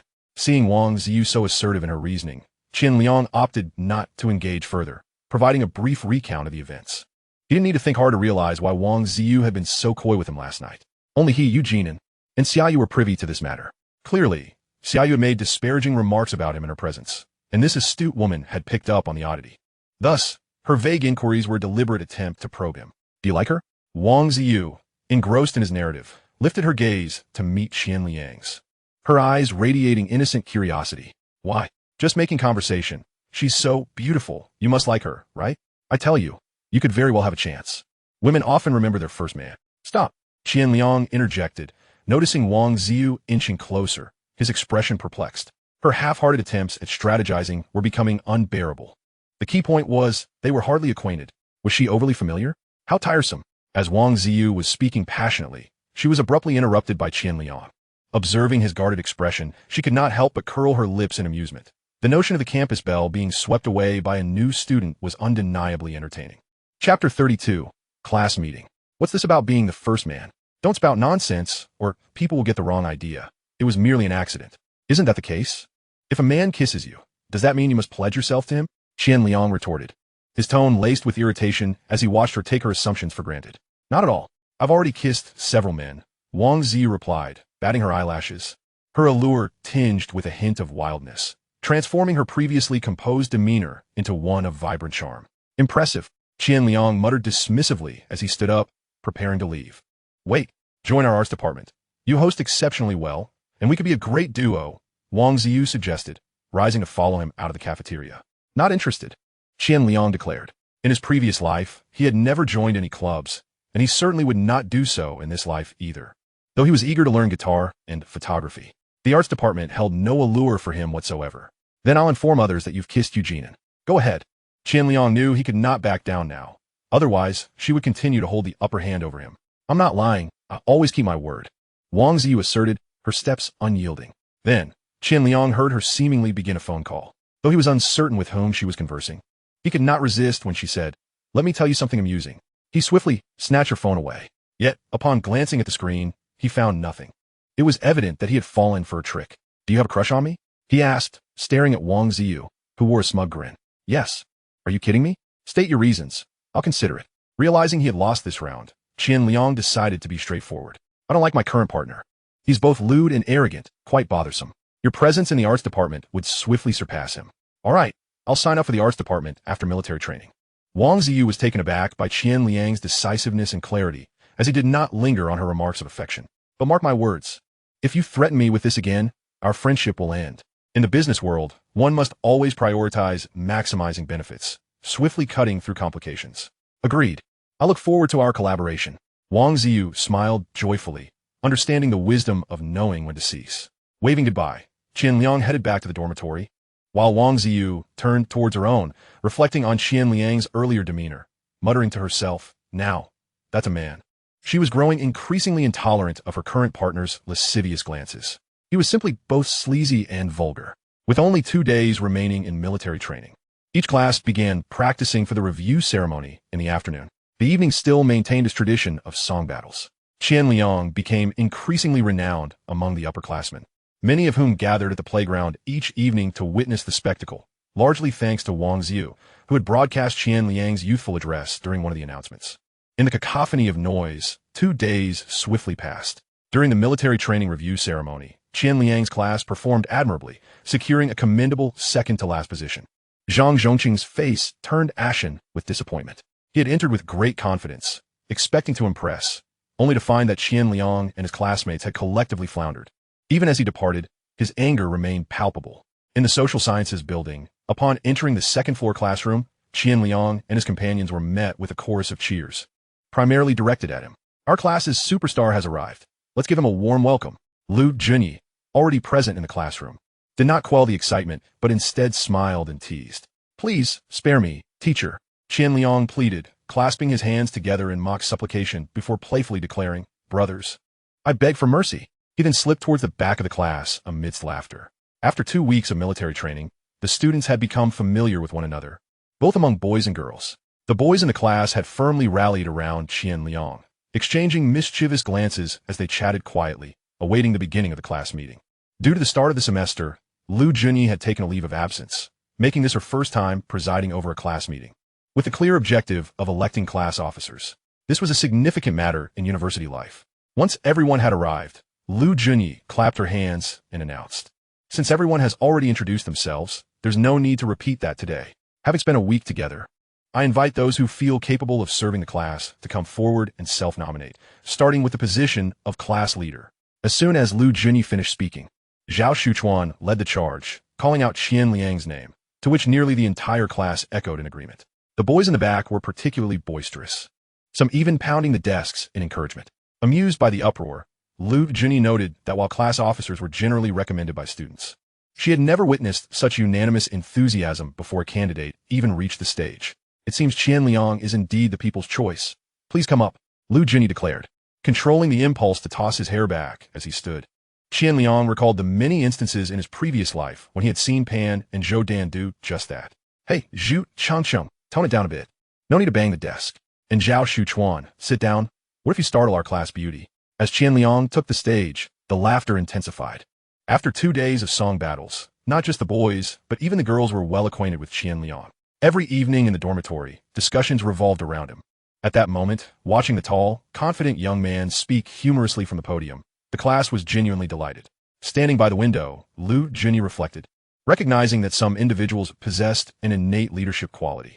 Once the noise had subsided slightly, Qian Liang smiled and resumed speaking. I know you all chose me for my looks, but since you have such faith in me, I cannot decline the responsibility. After a brief jest, he noted the murmurs of surprise and applause from below, allowing his smile to fade into a more solemn expression. I mentioned during our song battles that previously my sole focus was on studying, getting into university, and changing my fate. But do you all know a statistic? Since last year, the number of university students in our country has reached 83 million.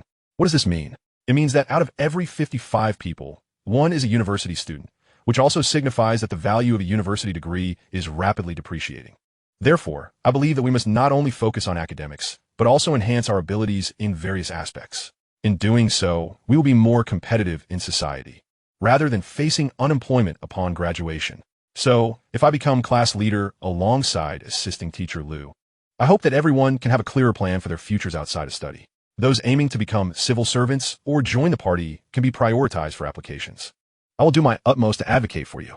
And for those like me, from less fortunate backgrounds, please do not hesitate to apply for scholarships and financial aid. Be generous in your requests. Family hardships should never be a source of our inferiority or even shame. If our children mirror our struggles, that is what we ought to be ashamed of. Thank you all. I have finished my speech. Chapter 33, Another Version of Myself. Qian Liang spoke sincerely, reflecting on his sentiments. Thankfully, the perception of university students is slightly improving, although it increasingly carries a tinge of derogation. He vividly remembers that their graduating class was later dubbed the most difficult year for employment. Applause erupted as Lu Junyi led the class in clapping for Qian Liang as he stepped down from the podium. Data always possesses the power to resonate deeply with people's hearts. The class had been accustomed to Qian Liang's lighthearted demeanor in recent days, so they were momentarily taken aback by his words. Not just the students, but even Lu Junyi was astonished by Qian Liang's eloquence. To be honest, as an educator, she had not paid much attention to the number of university students, let alone such precise statistics. Once the applause subsided, Lu Junyi addressed the class. Dear students, I am genuinely moved. Through Qian Liang, I have witnessed what a responsible and accountable university student should embody. This spirit is indeed the most precious quality of a university student. Perhaps unknown to many, Qian Liang was one of the 2 most underprivileged students in their class. Yet I feel a sense of pride for him, believing he will excel in the future to the extent that it will catch the teacher's attention. Teacher, the other underprivileged student is me. A petite girl from the front row suddenly stood up, raising her hand. Lu Junyi smiled and glanced over, noticing the girl's brave yet timid demeanor, her eyes shining with determination. In that moment, the small freckles on her face seemed to radiate. Wang Caixi, right? The teacher knows you. You are quite excellent. Your grades are the highest in our class, she encouraged, stepping down from the podium. How about running for the position of class representative? Can I? Wang Saixia's face instantly flushed crimson. Throughout her life, she had always been somewhat invisible, excelling only in her studies, finding joy in learning without the need for friends. Standing up just now had consumed all her courage.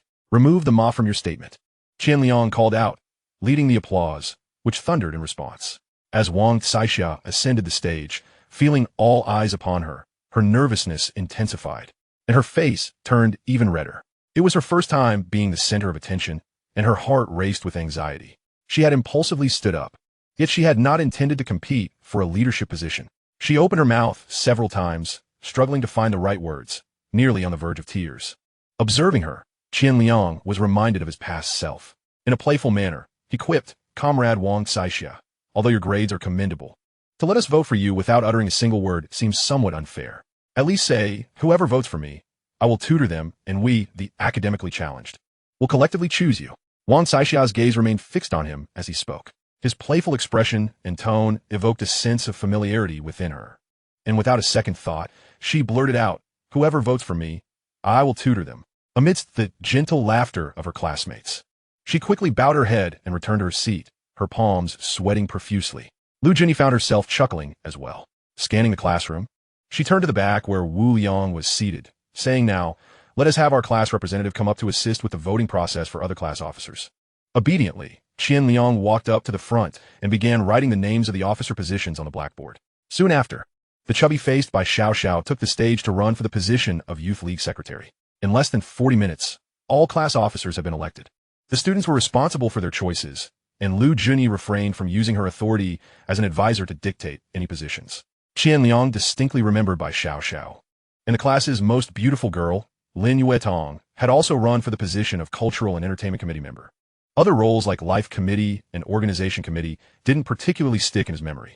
Of course, Wang Saixia, like Qian Liang, was elected unanimously as the Learning Committee member. Ultimately, the position of Vice Class Leader went to the temporary class leader, Wang Bin. All right, that will be all for today. Tomorrow, everyone will have a day off, and we will officially commence classes the day after, Lu Junyi announced as she headed towards the exit. She then added, "Qian Liang and Bai Xiao, please come here for a moment." Besides Qian Liang, Bai Xiao was the most well-liked girl in the class. Lu Junyi intended to provide them with a few pointers to ensure effective collaboration. Although she felt confident in Qian Liang, she acknowledged that sometimes communication could be more challenging with the girls. As Qian Liang stood up and reached the door, he noticed Bai Xiao had already engaged in conversation with Lu Junyi. "Teacher," he called, quickening his pace to catch up, offering Bai Xiao a smile without inquiring about the details. He listened attentively as Lu Junyi outlined several important matters, including the collection of class funds and interactions with the Youth League Committee. "Make sure you two work well together.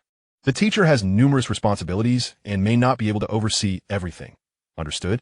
She emphasized that the school's welcome party would be held on the 22nd, urging Qian Liang to take it seriously. "Understood, Teacher Lu. I will pay attention," he replied as they reached Lu Junyi's office. "Class leader, shall we hold another class meeting today?" Bai Xiao asked Qian Liang as Lu Junyi entered her office. "No need. We can find some time to discuss it when classes begin," he replied. Being called class leader by a girl was a novel experience for him, bringing an unexpected sense of satisfaction. However, you can liaise with the girls, especially the Cultural and Entertainment Committee member, to ensure everything aligns with the requirements for the welcome party performances. I suspect there won't be many boys in our class who are prepared to present." With that, he waved goodbye and departed. His most pressing concern was to earn money. As for class affairs, he entrusted them to Bai Xiao. After exchanging pleasantries, he left with a clear target in mind, the internet cafe. He was in a hurry. After nearly half a month, he had less than 200 yuan remaining. Despite his careful budgeting, if his public account failed to generate revenue, even affording meals would become a challenge. He felt it would be disgraceful to rely on his father for money after being reborn. His aspirations were modest. He did not aim to earn a fortune to retire his father. Qian Liang was certain that even if he earned a substantial sum, his father would be at the school in no time, scrutinizing whether his son had engaged in any misconduct. Moreover, even if his earnings were entirely legitimate, his father would likely not retire.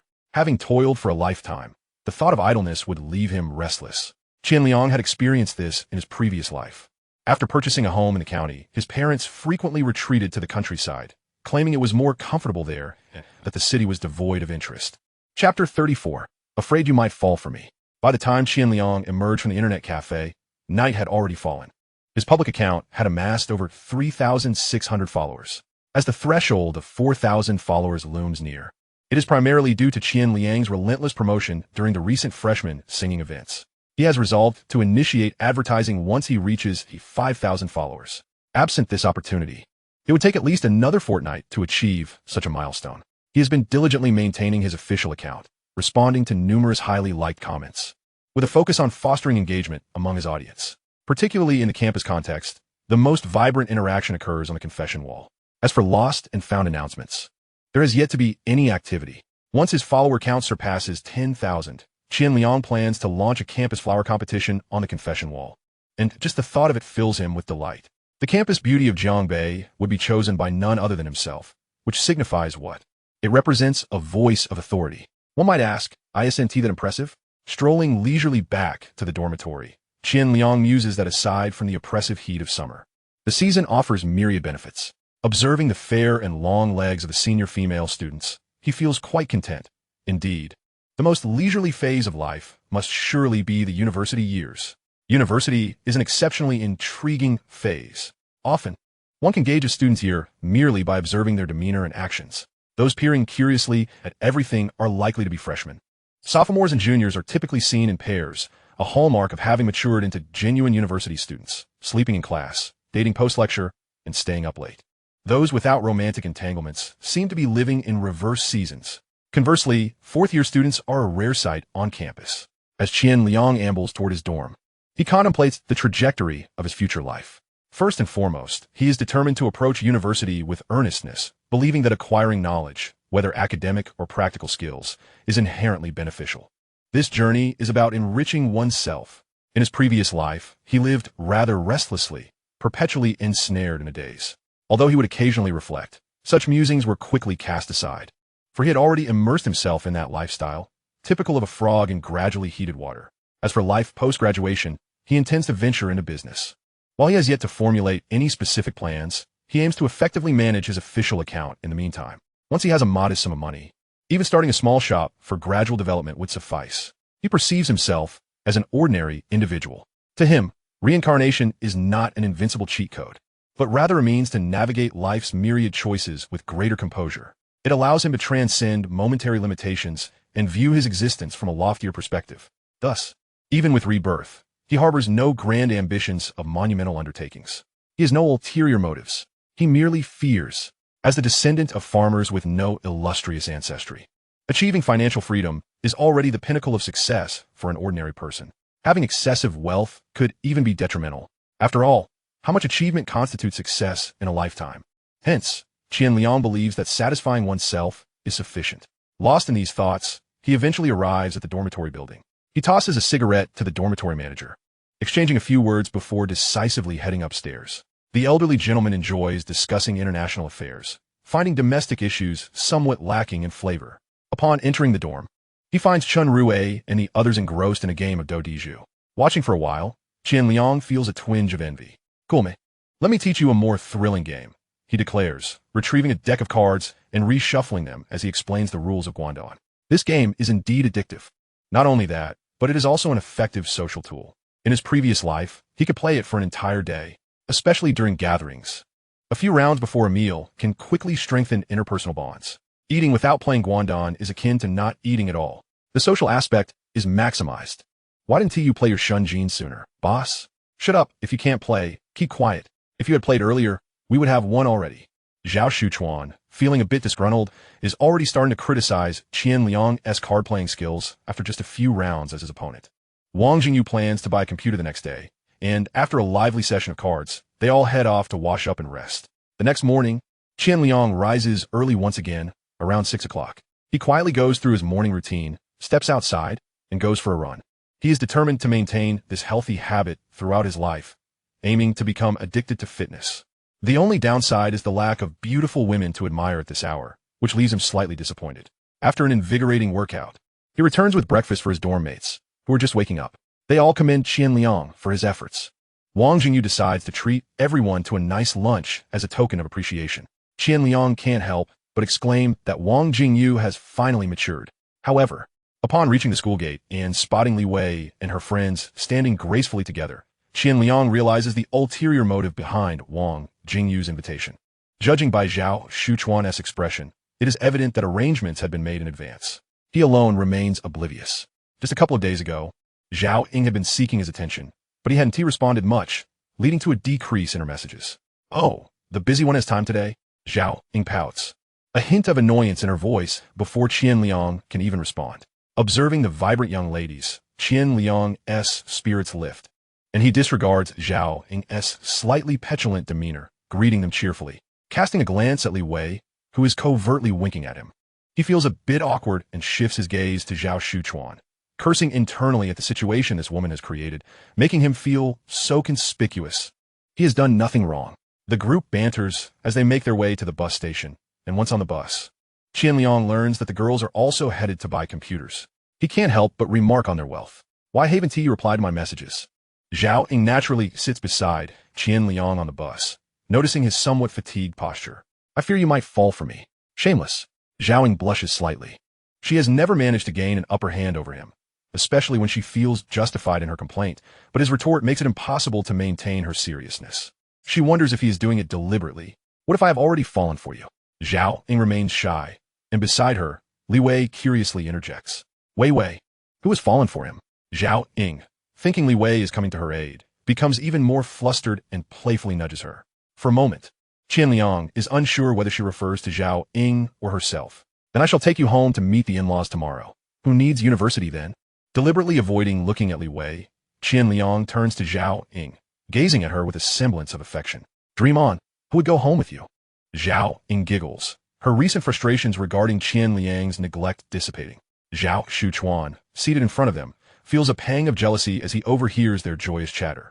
He had originally intended to sit with Li Wei, but she ended up with Zhao Ying in the back row, where only 3 can sit. Left with no choice, he reluctantly sits beside Wang Jingyu. Chapter 35. I can lend it to you. After about 40 minutes, the group arrives at Huangjin Square, the student-referred alternative to Zhongguancun. Qian Liang is truly perplexed when it comes to computers. To him, as long as it functions, that suffices. However, upon arriving at the computer market, Wang Jingyu immediately perked up, darting from Zone D to Zone E, engaging in a lively conversation with the shopkeepers, articulating technical jargon with remarkable proficiency. Terms like motherboard, memory, and graphics card flowed effortlessly from his lips. At one point, he even took the time to introduce a few girls to the intricacies of computers, and, in that moment, he radiated an undeniable brilliance. Zhao Shuchuan and Chen Rue listened intently as well. Prior to school, their families had provided them with funds to purchase computers, so now they were eager to make a joint purchase, especially with the presence of girls, as it presented an opportunity to showcase their prowess. Are you considering buying a computer? Noticing the earnest discussion among the group, Li Wei slowed her pace and quietly addressed Qian Liang, who had been trailing behind. Let us hold off for now. We can discuss it later. I can lend you the money. Just pay me back when you can, Li Wei murmured, gazing down at her shoelaces, her voice barely audible. A wealthy benefactor, are you? Planning to sponsor me? Qian Liang chuckled. Upon hearing his jest, Li Wei quickly lifted her head, her expression tinged with apprehension as she clarified, No, don't misconstrue. That wasn't my intention. Observing her flustered demeanor, Qian Liang found it somewhat amusing and shook his head, saying, Just buy it for yourself. I can always borrow from them if I need to. I'm not in a hurry. Don't you boys enjoy gaming? Besides, they've already made their purchases. Watching her lower her gaze again, nonchalantly rationalizing her decision, Qian Liang felt a flicker of warmth in his heart. He initially assumed she was offering to lend him extra funds, not realizing she intended to share her own computer budget with him. Why? Come and choose. Which one do you prefer? Wang Jiejia called out, turning back before Qian Liang could say another word. Li Wei, unable to meet Qian Liang's gaze, hurriedly dashed forward, her ponytail bouncing rhythmically, her figure exuding an alluring grace. Once everyone selected their computers, they prepared to head out for lunch. Aside from Wang Jingyu's extravagant purchase, the others opted for models ranging from 3 to 5,000. They decided to leave the computers behind and retrieve them after their meal. Li Wei, weren't you also planning to buy a computer for your dorm? Why the sudden change of heart? Meng Fei inquired as they exited the computer market. I just lost the desire. I don't really use computers much anyway. I'll think about it later, Li Wei replied. Glancing at her, Qian Liang felt a surge of irritation. Girls like her were the most challenging to comprehend. He would rather engage with someone like Zhao Ying than complicate matters with Li Wei, fully aware of his own character. Thus far, despite harboring a strong fondness for Eugenie, he hadn't yet resolved whether to pursue her. Old habits from my previous life. The thought of having to pursue a good girl made him uncomfortable, as if he were being restrained. Damn it, eating fast food has driven me a bit mad. He scolded himself inwardly. The group found a grilled fish restaurant for lunch. Though they ordered only one fish, they indulged in an array of vegetables and left feeling satiated. When it came time to pay, Li Wei insisted on covering the bill. Despite Wang Jingyu's insistence on treating, she merely smiled and shook her head, saying nothing further. Eventually, Wang Jingyu, at his wit's end, turned to Qian Liang for help. Qian Liang, understanding her stubbornness, interjected, "All right, let us not dwell on this. It's 2023. Gender equality has been around for ages. Last time, you boys treated. This time, it's our turn." With the two still caught in a stalemate, Zhao Ying chimed in, deftly steering the conversation away from the awkwardness. After collecting their computers, they began their journey back to campus. The girls had purchased laptops, while Chen Rui and Zhao Shuchuan followed Wang Jingyu's advice and opted for desktops. Qian Liang quickly found himself carrying their equipment, transforming into their makeshift porter as they made their way to school. Upon reaching their dorm, the trio immediately began testing their new computers. Meanwhile, Qian Liang ventured out to seek out by Xiao Xiao, who, brimming with confidence, was serving as class monitor for the first time. She had sent him a message earlier, indicating she had coordinated with the arts department regarding the upcoming orientation party.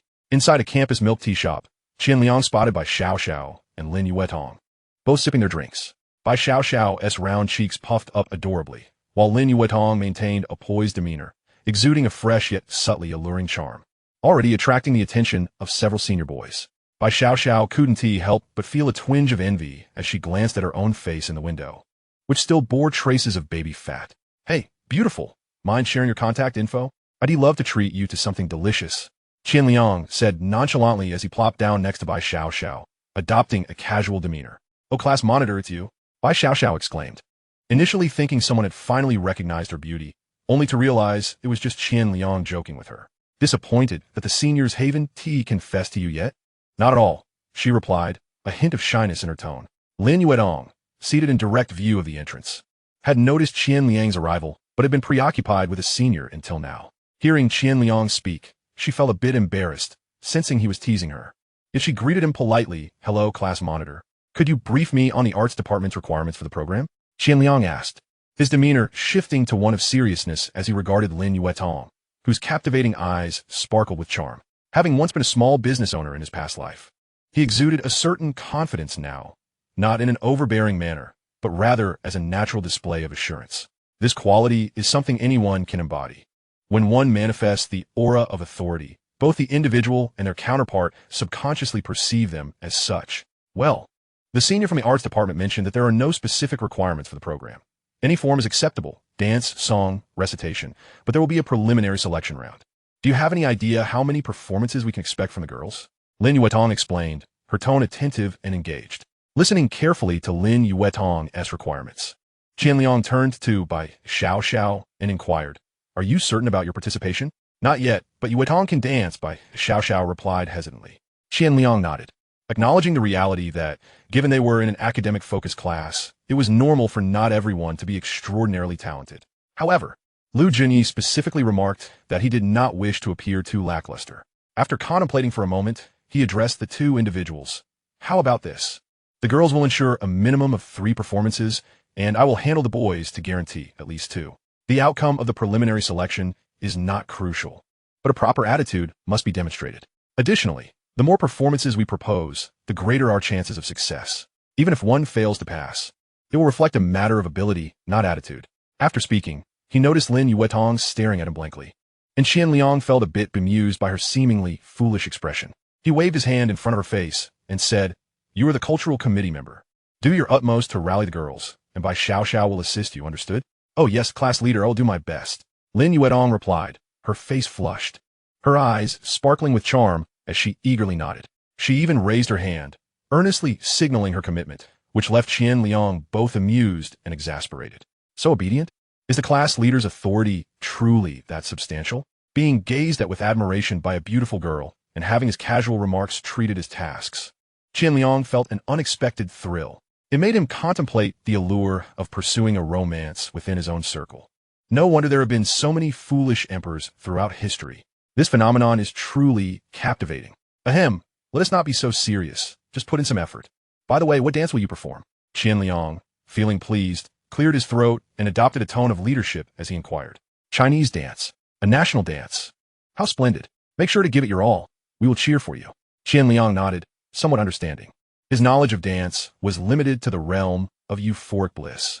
Lin Yuetong observed Qian Liang, who possessed an air of an old bureaucrat and seemed hesitant to speak, ultimately deciding against it, merely nodding her head with a conflicted expression. Once the matter was settled, the three of them returned to their respective quarters. Upon arriving at the dormitory, Zhao Shuchuan and the others were engrossed in their gaming, their voices rising in volume. They didn't even glance up when he entered. Qian Liang chose not to engage with them, but instead retrieved a notebook, seated himself at the desk, and began to reminisce about a song's lyrics in preparation for the upcoming welcome party performance. Having frequently sung at KTV in his previous life, he was quite familiar with the lyrics and soon penned them down. It was not an original composition, and he certainly couldn't manage anything that complex. It was a simple song, The Wheel of China Turns. Aside from the altered lyrics, the melody remained that of the Wheel of Love. Qian Liang held a particular fondness for this song and planned to sing it at the party. While it may not be breathtakingly impressive, it certainly sufficed for showmanship. The following morning, Chun Rui and the others, having stayed up late gaming, walked to the blushing building with a sense of excitement. After all, it was their very first university class. The group eagerly arrived at the classroom, with Wang Jingyu marveling at the tiered seating, Chun Rui inspecting the 4 movable blackboards, and Zhao Shuchuan, somewhat more refined, observing the beautiful girls. So many people, a lecture by an associate professor. In the bustling classroom, in the third-to-last row, Wang Jingyu boldly declared, I will study diligently. As for those in the last row, they had arrived late and failed to secure seats, which was quite normal considering the VIP status of those seats. 10 minutes into the class, witnessing the serene slumber of the three, Qian Liang realized they had swiftly transformed into genuine university students. He adjusted his posture and joined them in the rear. As he felt a bit fatigued from his morning run, advanced mathematics was truly a daunting subject. Even English was something Qian Liang could only endure for a short while. After class, the three, having just awakened, exchanged glances, feeling somewhat sheepish for falling asleep so quickly during their first university lesson. Especially Wang Jingyu, who had declared his intent to study hard, now bore a flushed face. I'm hungry. What shall we eat for lunch? After stretching, Qian Liang scanned the group, his expression unperturbed, thinking, these young ones, they have merely begun their journey. As he pondered this, he broke the silence among the three. He understood that they were still under the remnants of their college entrance exam buff, a phenomenon he dubbed study aftereffects, and that after a few more classes of sleep, they would adapt. After a few more classes, they would evolve into advanced university students, grasping the ultimate secret of skipping compulsory classes and opting out of electives. Henceforth, they would conquer university life, leaving no rivals in their wake. Let us go. We have class in the afternoon. Observing Qian Liang's nonchalant demeanor, Zhao Shuchuan wiped the drool from his textbook and remarked, we did indeed stay up a bit too late last night. We absolutely cannot doze off in the afternoon class. Of course, definitely, the two sidekicks nodded earnestly. Seeing their serious expressions, Qian Liang couldn't help but interject, yes, we must vow to take this seriously. Otherwise, we might forget everything after a nap. The first class in the afternoon was marketing, and the classroom for specialized courses was relatively fixed, organized by class. It was located in Social Sciences Building 203. When Qian Liang and the others reached the second floor, they spotted Lu Junyi, being the first day of classes. She had come to observe, departing only after ensuring the classroom was nearly full. With 10 minutes remaining before class, and seeing that everyone had gathered, Qian Liang approached the podium. He clapped his hands, capturing everyone's attention before speaking. I have 2 matters to discuss. First, regarding the class funds. Second, concerning the welcome party. As Qian Liang spoke, a figure appeared at the back door of the classroom, a book tucked under her arm, watching him with keen interest. Noticing everyone was attentively listening, Qian Liang continued, first, regarding the class funds, let us each contribute 50. However, rest assured, this money will not be used for personal gain. I will not reward any individual or few students for their academic excellence. I assure you, even if the counselor intervenes. With both hands resting on the desk, Qian Liang spoke with a certain authority. The class funds will solely be allocated for collective activities, and after each expenditure, I will disclose the specific uses and amounts to everyone. The class leader's assertiveness resonated well. Many in the audience echoed their agreement. especially appreciating the assurance that class funds would not be used to reward individuals. As for the definition of collective activities, it was simple, if more than half agreed. It was deemed a collective activity. As for the dissenters, Qian Liang paused here, grinning mischievously. If the boys don't participate in collective activities, I'll sneak into your beds at night. Laughter erupted, and the boys jokingly warned each other to lock their doors at night. Class leader, what if the girls don't participate? Zhao Shuchuan shouted from the back, stirring the crowd. Nonsense. Our girls are both beautiful and delightful. How could they possibly refrain from joining class activities? Qian Liang observed the girls suddenly gazing at him with starry-eyed admiration, while Zhao Shuchuan, fuming, slammed the desk in frustration. Sensing Zhao Shuchuan's exasperation, Qian Liang smirked, thinking, you wish to see me embarrassed, don't you? Choosing not to elaborate further, Qian Liang concluded, if there are no objections, please hand over the class funds to the group secretary after class. The secretary will make an announcement in the group, and any students facing difficulties can discuss them with me privately. Chapter 37. Brother lets you show off big time. Although the matters were decided by Qian Liang, he remained detached from the financial aspects. He particularly detested the notion of utilizing communal funds to reward academically proficient students under the guise of encouragement. Thus, he preemptively addressed this issue to unequivocally eliminate it. Financial matters were perpetually sensitive. Collecting too much would engender dissatisfaction, while gathering too little would render event organization insufficient, leading to an even more awkward situation. A refund of excess was invariably more palatable than a shortfall. Hence, the amount of 50 was neither excessive nor insufficient, perfectly aligning with everyone's expectations. As for the second matter, it bore more significance. While speaking, Qian Liang's gaze fell upon Lin Yuethong in the second row, whose unwavering admiration was glaringly evident. This elicited a sense of gratification within him. She was a candidate worthy of cultivation. Her potential seemed promising. Qian Liang mused wickedly, yet his demeanor remained amiable. Literary committee, have any programs been proposed by the girls? Oh, what? Lin Yuethong, lost in her own reverie, was gently nudged by a classmate. Her expression momentarily dazed. Instinctively, she stood up, only to meet the gaze of the tall, affable Qian Liang, who was looking at her with an endearing smile, causing her cheeks to flush. Oh, how can he smile so beautifully? How many girls have signed up? Observing her adorably flustered demeanor, Qian Liang patiently inquired once more. After all, what did it matter if this girl who idolized him had slightly poor hearing? Tutu. Qian Liang's brow furrowed slightly. Her performance capacity appeared lacking. He resolved to offer her some additional tutoring, even if it meant exerting himself a bit more. After all, as the class leader, it was his unassailable duty to assist his classmates in their progress. Noticing Qian Liang's furrowed brow, Lin Yuetong felt a surge of anxiety, berating herself for her perceived incompetence in fulfilling Qian Liang's expectations. In a pitiful tone, she suggested, what if I sign up for 2 programs? That's fine, 2 it is. He reassured her. This initiative was voluntary, and considering that the welcome party predominantly featured returning students, there was no guarantee that freshmen would even make the cut. With this in mind, Qian Liang addressed the class. Are there any boys interested in signing up? You may express your interest now. Let the literary committee take note so we can submit the registrations together. The once boisterous boys fell into an immediate silence, unable to utter a word. All right, let me known. I will perform a solo, and Zhao Shuchuan will showcase a dance. Understood, class leader. What are your names? The recently seated Lin Yuetong quickly jotted down notes. The 2 on stage swiftly finalized their song and dance, while Zhao Shuchuan sat bewildered. His mind was consumed by a singular thought. Who am I? Where am I? After a considerable pause, as Qian Liang descended from the podium and approached his seat, Zhao Shuchuan's head was still buzzing. Believing he had misheard, he turned to Wang Jingyu, who was sucking on a lollipop, and asked, who did he say? You. What for?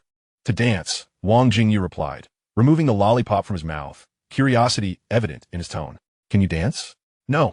Wang Jingyu's expression shifted from curiosity to disdain. Then why sign up? You'll just embarrass yourself in front of everyone. How dare you look down on me? Zhao Shuchuan retorted angrily. Why should I respect you if you can't even dance?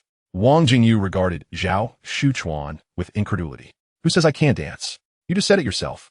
Wang Jingyu was left perplexed by Zhao Shuchuan's outburst. Dude, stop messing around. How could I possibly dance? You can. Upon reaching their seats, Qian Liang decided to tease Zhao Shuchuan a bit. Now that you are the class leader, you shouldn't drag your buddies down for the sake of performance. Want to make a big impression? Trust me, this dance will make you a legend. I guarantee you'll attract a multitude of admirers. Seeing that Zhao Shuchuan was genuinely anxious, Qian Liang quickly fanned the flames of persuasion. But I can't dance. Listen, I'll teach you, and you'll undoubtedly make a name for yourself. Really? Zhao Shuchuan remained skeptical, doubtful of both himself and Qian Liang. Absolutely. If you don't dance, I'll have Wang Jingyu do it instead. Don't blame me for not giving you a chance. All right, let's focus on class for now. We can discuss this later. At that moment, a male teacher, appearing to be in his 50s, entered the room. He carried a book under his arm and a simple white porcelain cup in hand. His hair was meticulously styled, and he possessed a tall, slender figure. He was a marketing professor, yet he exuded an aura more akin to that of a literature instructor, replete with an intellectual charm. With a calm demeanor, he approached the center of the podium, gently placing his teacup and book on the desk, adjusting his gold-rimmed glasses and donning a gentle smile. Surveying the classroom, his clear yet slightly teasing voice resonated. Attention, esteemed target market. Today, as core product, namely myself, has been timely launched into the market, maintaining our brand image to its usual standards. Please ensure your consumer mindset is successfully positioned. We are about to embark on a journey of value co-creation. By the way, dear class leader in the back row, you are permitted to snooze during this lesson, as you have already practiced customer needs assessment earlier. Your score is a pass. As he uttered the last sentence, his gaze shifted to Qian Liang, a mischievous smile playing at the corners of his lips. Laughter erupted from the classroom, as the students realized the teacher had overheard Qian Liang's earlier remark, which only added to their amusement. However, despite the playful banter, the students were drawn in by the professor's evident expertise and unique sense of humor, their attention deftly reclaimed. Qian Liang smiled knowingly and bowed to the teacher, refraining from further comment. Following a brief self-introduction, the professor, surnamed Liu, revealed his title as a professor, a man who had dedicated his life to academia. Upon completing his introduction, he commenced the lesson, with Zhao Shuchuan and his peers indeed remaining alert, captivated by the engaging discourse. What might have been a tedious lecture was transformed into an eloquent and entertaining experience by Professor Liu, who effortlessly illustrated specific case studies without the slightest hint of monotony. His occasional humor sparkled like pearls wrapped in the satin of knowledge, reflecting his warm and polished character. Indeed, there are no dull subjects, only uninspired teachers. As the afternoon session concluded, Qian Liang reluctantly led Zhao Shuchuan toward the arts department to practice for the welcome party dance. He intended for Zhao Shuchuan to perform what would later be deemed the bane of existence, Elysium. Although Elysium would not be released until 2016, its allure lay in the harmonious electronic melodies and rapid 3/4 time signature. Thus, the music could readily be substituted with Senbin Sakura. After all, it was merely a welcome party at a school. It sufficed to get by without requiring excessive professionalism. Moreover, it wasn't as if he would be the one dancing. He could already envision the explosive effect of having Zhao Shuchuan perform Elysium now. In his previous life, he had been thoroughly entranced by the mesmerizing dance of CK, to the extent that netizens concluded there were but two versions of Paradise on Earth, CK and the rest, highlighting the profound artistic essence involved. He had danced this routine countless times, rendering him exceptionally familiar with it. Every time he indulged in karaoke after a few drinks, a chaotic revelry ensued. Minutes later, within an empty classroom of the arts department, he beheld the flamboyant and utterly captivating Qian Liang, moving in sync with the music, and Wang Ziyu couldn't suppress her laughter, inadvertently spitting out her drink. She was utterly astounded. Was Qian Liang a devil?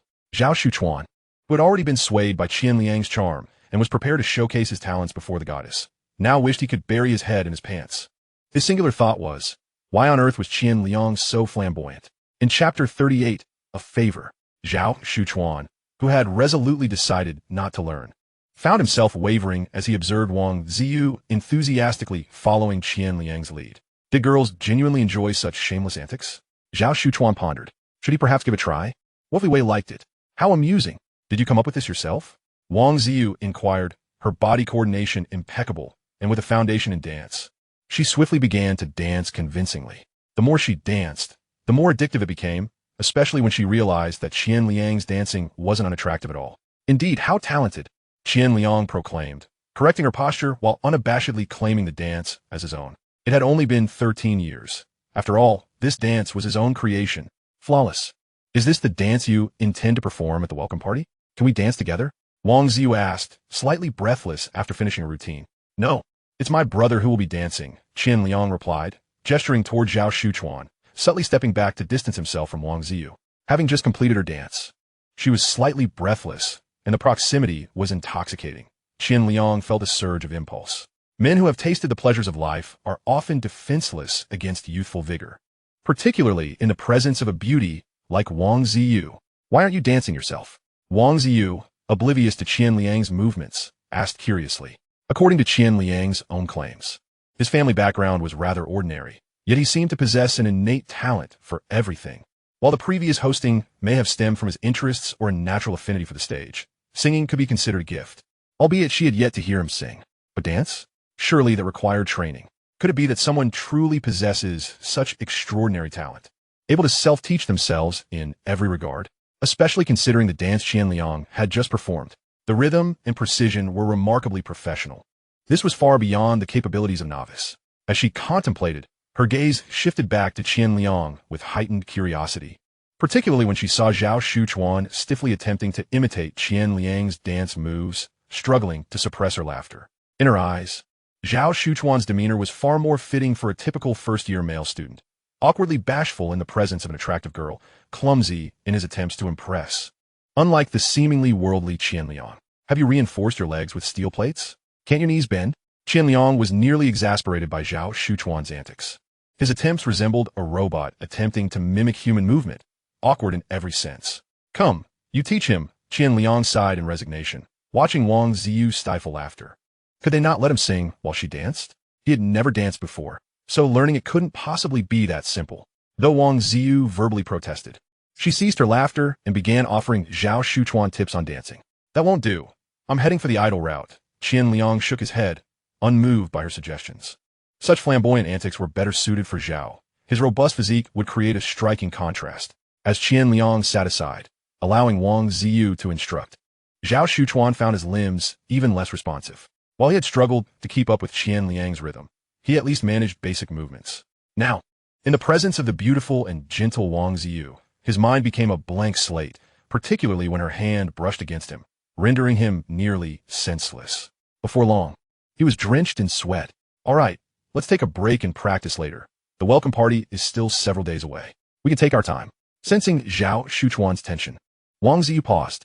As the three settled down together, the classroom door swung open.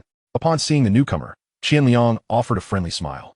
The newcomer wore khaki shorts, green sneakers, and a white t-shirt, exuding a somewhat flashy vibe, though he was quite handsome. The only downside was his height, barely reaching 1.7 meters. Just as Qian Liang prepared to speak, he felt his arm being looped. Glancing instinctively at the newcomer, he noticed the fleeting smile vanish from the boy's face. Turning to see Wang Ziyu clinging to his arm, Qian Liang remained silent, adopting a bemused expression. Do me a favor. Consider it a debt of gratitude, Wang Ziyu whispered, her breath tickling his ear. As he slightly recoiled from her warm breath, Qian Liang chose silence, halting his intended greeting and gazing at Wang Ziyu's performance. At this moment, whether to greet the newcomer seemed inconsequential. Perhaps such an act would only serve to embarrass him. He found the situation somewhat amusing. Allow me to introduce you, Qian Liang. This is Chao Wang, a senior in his third year and my partner. Wang Ziyu's introduction clarified everything for Qian Liang. So, this was the mastermind behind her recent threat to recruit him into the arts department. But was it truly necessary to resort to such measures? If one didn't like something, why not simply say so? He was merely a fellow student. Was it that difficult to decline? It wasn't as if he were her superior, and she had to fear repercussions from a refusal. Though he found the reasoning perplexing, he knew that not taking advantage of the situation would be unmanly. Thus, he naturally wrapped an arm around Wang Ziyu's waist, smiling as he greeted, "Hello, senior." In that instant, Wang Ziyu stiffened, her smile faltering as she felt Qian Liang's embrace. Yet, upon seeing the even more pained expression on Chao Ang's face, she gritted her teeth, suppressing her discomfort and feigned shyness as she introduced, "This is my boyfriend, Qian Liang." Meanwhile, Zhao Shuchuan's eyes widened in shock at the sight of Wang Ziyu nestled close to Qian Liang, a look of disbelief mirroring that of Chao Ang internally. He cursed Qian Liang, "You scoundrel. You were supposed to introduce me to Wang Jingyu, and now you've taken the initiative for yourself?" As they exchanged greetings, Qian Liang braced himself for potential conflict. He knew how cunning Wang Ziyu could be, and if she had resorted to seeking a shield, it was evident that this senior was not to be underestimated. After all, she was the only woman he had suffered loss from since his rebirth. Not to mention anything else. Just the name alone sounded formidable. However, to Qian Liang's astonishment, the other party merely nodded and gracefully walked away. This was not how novels portrayed such encounters. Under normal circumstances, wouldn't she first deliver a sharp retort, then humiliate him? only for Wang Ziyu to come to the rescue of the bullied, delicate junior? Still not letting go of me? Listening to Wang Ziyu's somewhat flustered voice, Qian Liang couldn't care less. He even began to suspect that Wang Ziyu had taken a liking to him, deliberately seeking opportunities to benefit from him. After all, the saying goes that the finest hunters often appear in the guise of prey, which perfectly suited the cunning nature of Wang Ziyu. Chapter 39. Good things take time. Ready to embark on a grand endeavor, Qian Liang suddenly felt a tinge of boredom. The closest opportunity he had to flaunt his prowess after his rebirth just slipped past him. This guy was rather impressive. Ignoring Wang Ziyu's furious glare, Qian Liang mused himself as he watched Qiao Ang's departing figure. What was wrong with being her shield and reaping some benefits? Besides, the fact that the woman had turned hostile on the spot was a good sign. Nevertheless, Qian Liang did harbor some fondness for this senior named Qiao Ang. He believed that a man leaving gracefully in such circumstances was the epitome of elegance. Continuing to linger would only diminish one's worth. You have no idea. He's like a piece of chewing gum. I'm almost at my wit's end with him, Wang Ziyu exclaimed, her lovely face scrunching up in annoyance. All right then. Seeing her displeased expression, Qian Liang couldn't help but chuckle. Such a pursuit method was indeed quite tenacious. It was precisely because there were too many individuals like this, who believed they could one day win over their goddess or god, that the world was filled with so many players. Remember, you owe me a favor. Observing Wang Ziyu's sigh of relief, Qian Liang thought to himself that the young girl was still too naive. One day, she would learn just how delightful it was to have a devoted admirer. The benefits of enjoying top-notch emotional value and caregiver-level service, without any cost, were simply irresistible. No father soth. Wang Ziyu glared at Qian Liang, her large eyes wide open. Utterly adorable. She simply couldn't comprehend how this person could be so shameless. To take advantage of her and act as if nothing had happened. Without even a word of explanation. Is this how you keep your word? Qian Liang shot her a glare in return. We're even. Even? I was just going along with you, you know? Shouldn't you be reasoning with me? Do you even have any shame? Did I ask you to hug me? Wang Ziyu rolled her eyes, then turned to Zhao Shuchuan, who was doodling beside her, and said, I'm leaving now, Junior, goodbye. Without even a glance back at Qian Liang, she hummed a little tune and exited the classroom, her figure clad in jeans accentuating her alluring curves. Boss. Just as Qian Liang was staring at Wang Ziyu's retreating figure, he was called back to reality by Zhao Shuchuan, who wore a particularly mischievous expression. Do you take on apprentices? What? How do you charm girls so effortlessly, boss? Every time I see a girl, I plan to make a good impression. But when I meet them, I get so nervous I can't utter a word. Is there any trick to it? After offering Qian Liang a cigarette, Zhao Shuchuan sincerely sought his advice. He genuinely envied this guy's nonchalant demeanor around beautiful women. Experience makes perfect. Just ate a few more girls. Qian Liang replied, nonchalantly after taking a puff. Show off. Zhao Shuchuan cursed inwardly at Qian Liang's smug expression. Isn't it because I don't have a girlfriend that I'm asking for advice? Who would offer you a smoke if they had a girlfriend? So how many girlfriends have you had? Take me on as your apprentice, boss. As he spoke, Zhao Shuchuan pulled Qian Liang down onto a nearby bench, lighting a cigarette for himself as well, adopting an air of camaraderie. Initially, he had felt somewhat out of place in the classroom, but seeing Qian Liang's calm demeanor, he felt emboldened. Don't compare yourself to me. I have pure talent. Damn. Zhao Shuchuan nearly choked, exhaling 2 puffs of smoke in frustration. Will dancing this at the welcome party really attract girls? Absolutely. By then, you'll be the second most famous person among the freshmen, right after me. Qian Liang genuinely wanted him to perform this dance, indulging in his own mischievous whims. Hearing this, Qian Liang perked up, extinguishing his cigarette and pulling Zhao Shuchuan along. Come on, let's keep practicing. We need to ensure you make a stunning debut and achieve fame overnight. Boss, why are you so excited? Zhao Shuchuan felt a bit flustered by Qian Liang's fervor. Was this guy plotting something? By the time they finished practicing and went out for dinner, it was already past 7. Zhao Shuchuan had improved quite a bit, clearly having been held back by his nervousness around Wang Ziyu. Upon entering the dormitory, Chen Rue and Wang Jingyu were once again engrossed in their video games. Qian Liang seized the opportunity to commandeer Zhao Shuchuan's computer before he could. Opening the public account, he glanced at the follower count and felt a rush of excitement. Over 4,800 followers, just a smidgen away from 5,000. Moreover, the engagement was remarkably high. It had only been a few days. Qian Liang instantly felt as though a multitude of small fortunes were beckoning to him. He checked the back-end submissions and discovered a lost and found notice concerning a student card found in the cafeteria belonging to a girl named Zhang Yuan. After posting the lost item information, Qian Liang initiated a most unpalatable cafeteria selection activity. Such events could rapidly gather trending topics within the school, garnering high student participation. As for the overflowing information on the confession wall, Qian Liang skimmed through it, noting nothing particularly outrageous, and soon lost interest. He decided that he would start accepting advertisements the next day. Driving schools, postgraduate exam preparation institutions, newly opened hot pot restaurants, and internet cafes were all his target demographics. However, he wouldn't resort to the crude method of simply charging a flat fee for advertisements. Having been a sales elite before his rebirth, he understood that such an approach was not only coarse but also barely profitable. Influenced by modern practices, Qian Liang recognized that the most inefficient way to monetize followers was through direct hard advertising. He could negotiate collaborative group buying plans with these institutions. For instance, merchants could offer a group purchase price, and students could form groups through the public account, receiving discounts based on the number of participants, 5 people for one price, 10 for another. He would then take a commission from that. By pleasing both sides, he could ensure maximum profit. Once he finished using the computer, Chen Rui and Wang Jingyu had also wrapped up their gaming session, and they tacitly commenced their daily round of cards. The next morning, when Qian Liang awoke and glanced out the window, the weather appeared gloomy, with a light drizzle falling. His instinctive reaction was to go back to sleep. However, after a couple of minutes, he struggled to rise, realizing that the rain was light and that he couldn't deceive himself with such excuses. Furthermore, running in the rain held its own charm. While mentally persuading himself, he got up to wash up, yet by the time he finished and stepped outside, the rain had intensified, and he found himself dashing to the nearest cafeteria, drenched. He couldn't help but curse his bad luck. It was just past 6:40. At this time, the cafeteria was virtually empty. In the hall, only a couple sat in a corner, indulging in their breakfast, casting glances at Qian Liang, who appeared as a drenched chicken. He casually approached a window and ordered a steamed bun, wiping the moisture from his face with a tissue before devouring it. This morning was designated for English class. He had initially intended to skip it to visit local businesses for advertisements. However, the uncooperative weather forced him to wait until the rain ceased.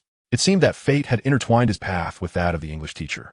After all, Qian Liang's impatience bore no fruit, as good things often require perseverance. Chapter 40. You have your own little brothers now. The rain persisted throughout the day, leaving Qian Liang somewhat speechless. His plans to solicit advertisements had been thwarted. Nonetheless, around 5 o'clock, he received a call from Lu Junyi, requesting him to assist in picking up Gao Jiachen from the kindergarten next to the school, as she had a meeting to attend. Originally, her ex-husband was supposed to pick up the child, but he called just before the meeting to inform her that the woman was experiencing abdominal pain and would be heading to the hospital, thus unable to collect Xiao Chun. Upon receiving this news, Lu Junyi exhibited an unexpectedly calm demeanor, simply acknowledging it before hanging up. After ending the call, she felt a sense of regret for her past self. During her pregnancy with Xiao Chun, it was a pivotal moment for him as he embarked on his entrepreneurial journey. To avoid distracting him, she had consistently attended prenatal checkups alone. Now, he had transformed into a good man, neglecting his own son to accompany that woman. She felt like a mere joke. Upon arriving at the dormitory, Qian Liang received the call, grabbed an umbrella, and stepped out, not paying close attention to Lu Junyi's directions regarding the school and her residence. He merely reassured her to focus on her meeting, as he had done this many times in his past life. There is only one kindergarten in the vicinity of the school. Upon reaching the area reputed to be frequented by numerous young mothers, Qian Liang felt a tinge of disappointment. He spotted few beautiful women, only 2 elderly gentlemen who, like him, arrived late. Wow, big brother, are you here to pick me up today? Upon seeing Qian Liang, Gao Jiachen's face lit up with excitement. Since that night, he had been eager to play with Qian Liang, but his mother had not taken him along. Did Teacher Lu inform you? She couldn't make it today. I came to pick up Gao Jiachen on her behalf. I am her student. As he lifted the rushing Gao Jiachen into his arms, Qian Liang addressed the female teacher who had been eyeing him since he entered. He had a vague recollection of her. She was older than most kindergarten teachers, who were typically young women. He understood that kindergarten teachers were typically averse to unfamiliar individuals picking up children as they bore responsibility. Thus, while speaking, he presented his student ID to her as a means of verifying his identity. Despite Gao Jiachen's evident familiarity with him, the perceptions of children often elude adult considerations. The teacher, however, was not hesitant. After glancing at Qian Liang's student ID, she smiled and nodded, saying, "Goodbye, Xiao Chun. Remember to eat well tonight." "Goodbye, teacher." Gao Jiachen, already preoccupied with thoughts of playing with Qian Liang, waved dismissively and urged him to hurry along. "Big brother, can you come pick me up every day?" As they stepped outside, Gao Jiachen eagerly inquired. "You can walk down by yourself," not wanting to carry the 5-year-old, who felt rather heavy. Qian Liang observed as the child clung to his neck, especially since he was fidgeting restlessly, reminiscent of a hyperactive child. Then I'll walk by myself. Gao Jiaqin promptly insisted that Qian Liang set him down. By this time, the rain had lessened considerably, and Qian Liang chose not to use the umbrella. The two of them walked back, soaking in the rain. Gao Jiaqin joyfully jumped over roadside puddles, only to slip and fall into one.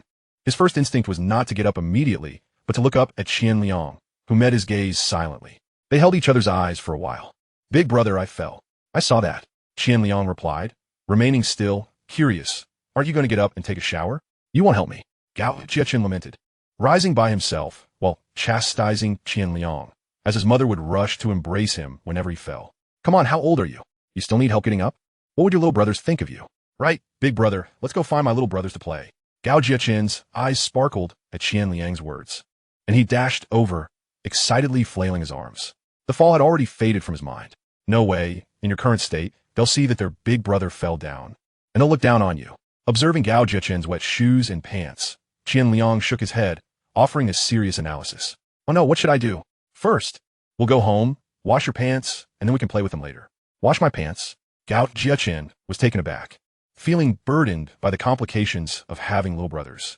"But I'm still a child, big brother. Why don't we wait for my mom to come back and wash them for me?" After a moment of contemplation, he finally remembered that he was still a child and became emboldened. "What do you mean? Let me ask you, am I not your big brother? And are you not my little brother? Since we have little brothers to entertain, does that make you still a child?" "Not anymore." Gao Jiaqin puffed out his chest, suddenly feeling grown up. "So, if your little brothers find out that their big brother not only fell down, but also had his mother wash his clothes, do you think they would look down on you?" "Definitely. Let's go home. Big brother, we need to wash the clothes. You mustn't tell my little brothers that I fell." "I usually don't fall." His serious expression almost made Qian Liang burst into laughter, but he quickly nodded solemnly, helping him craft an excuse. "Big brother understands. It wasn't your fault. It was raining and the ground was slippery. It happens." Yes, exactly." The little fellow readily accepted this reasoning, nodding his head, convinced that Qian Liang understood him perfectly. After indulging in playful banter with Gao Jiaqin, they soon arrived at the teacher's apartment. Upon entering, Gao Jiaqin effortlessly retrieved the door key from beneath the doormat, as if he owned the place. Once inside, he enthusiastically began to introduce his home to Qian Liang. When Lu Junyi returned, she was taken aback to find her son diligently washing his pants while Qian Liang lounged on the living room sofa, engrossed in his phone like a grandpa. What was happening here? She felt as if she had stumbled into the wrong apartment. The scene before her appeared utterly surreal. She had rushed back after the meeting, worried that Qian Liang might not take good care of Gao Jiaqin. However, she could not fathom that her son would actually be washing clothes. Upon closer inspection, she confirmed that indeed, a pair of pants was soaking in the basin, with bubbles of laundry detergent floating atop the water. Is this truly my son?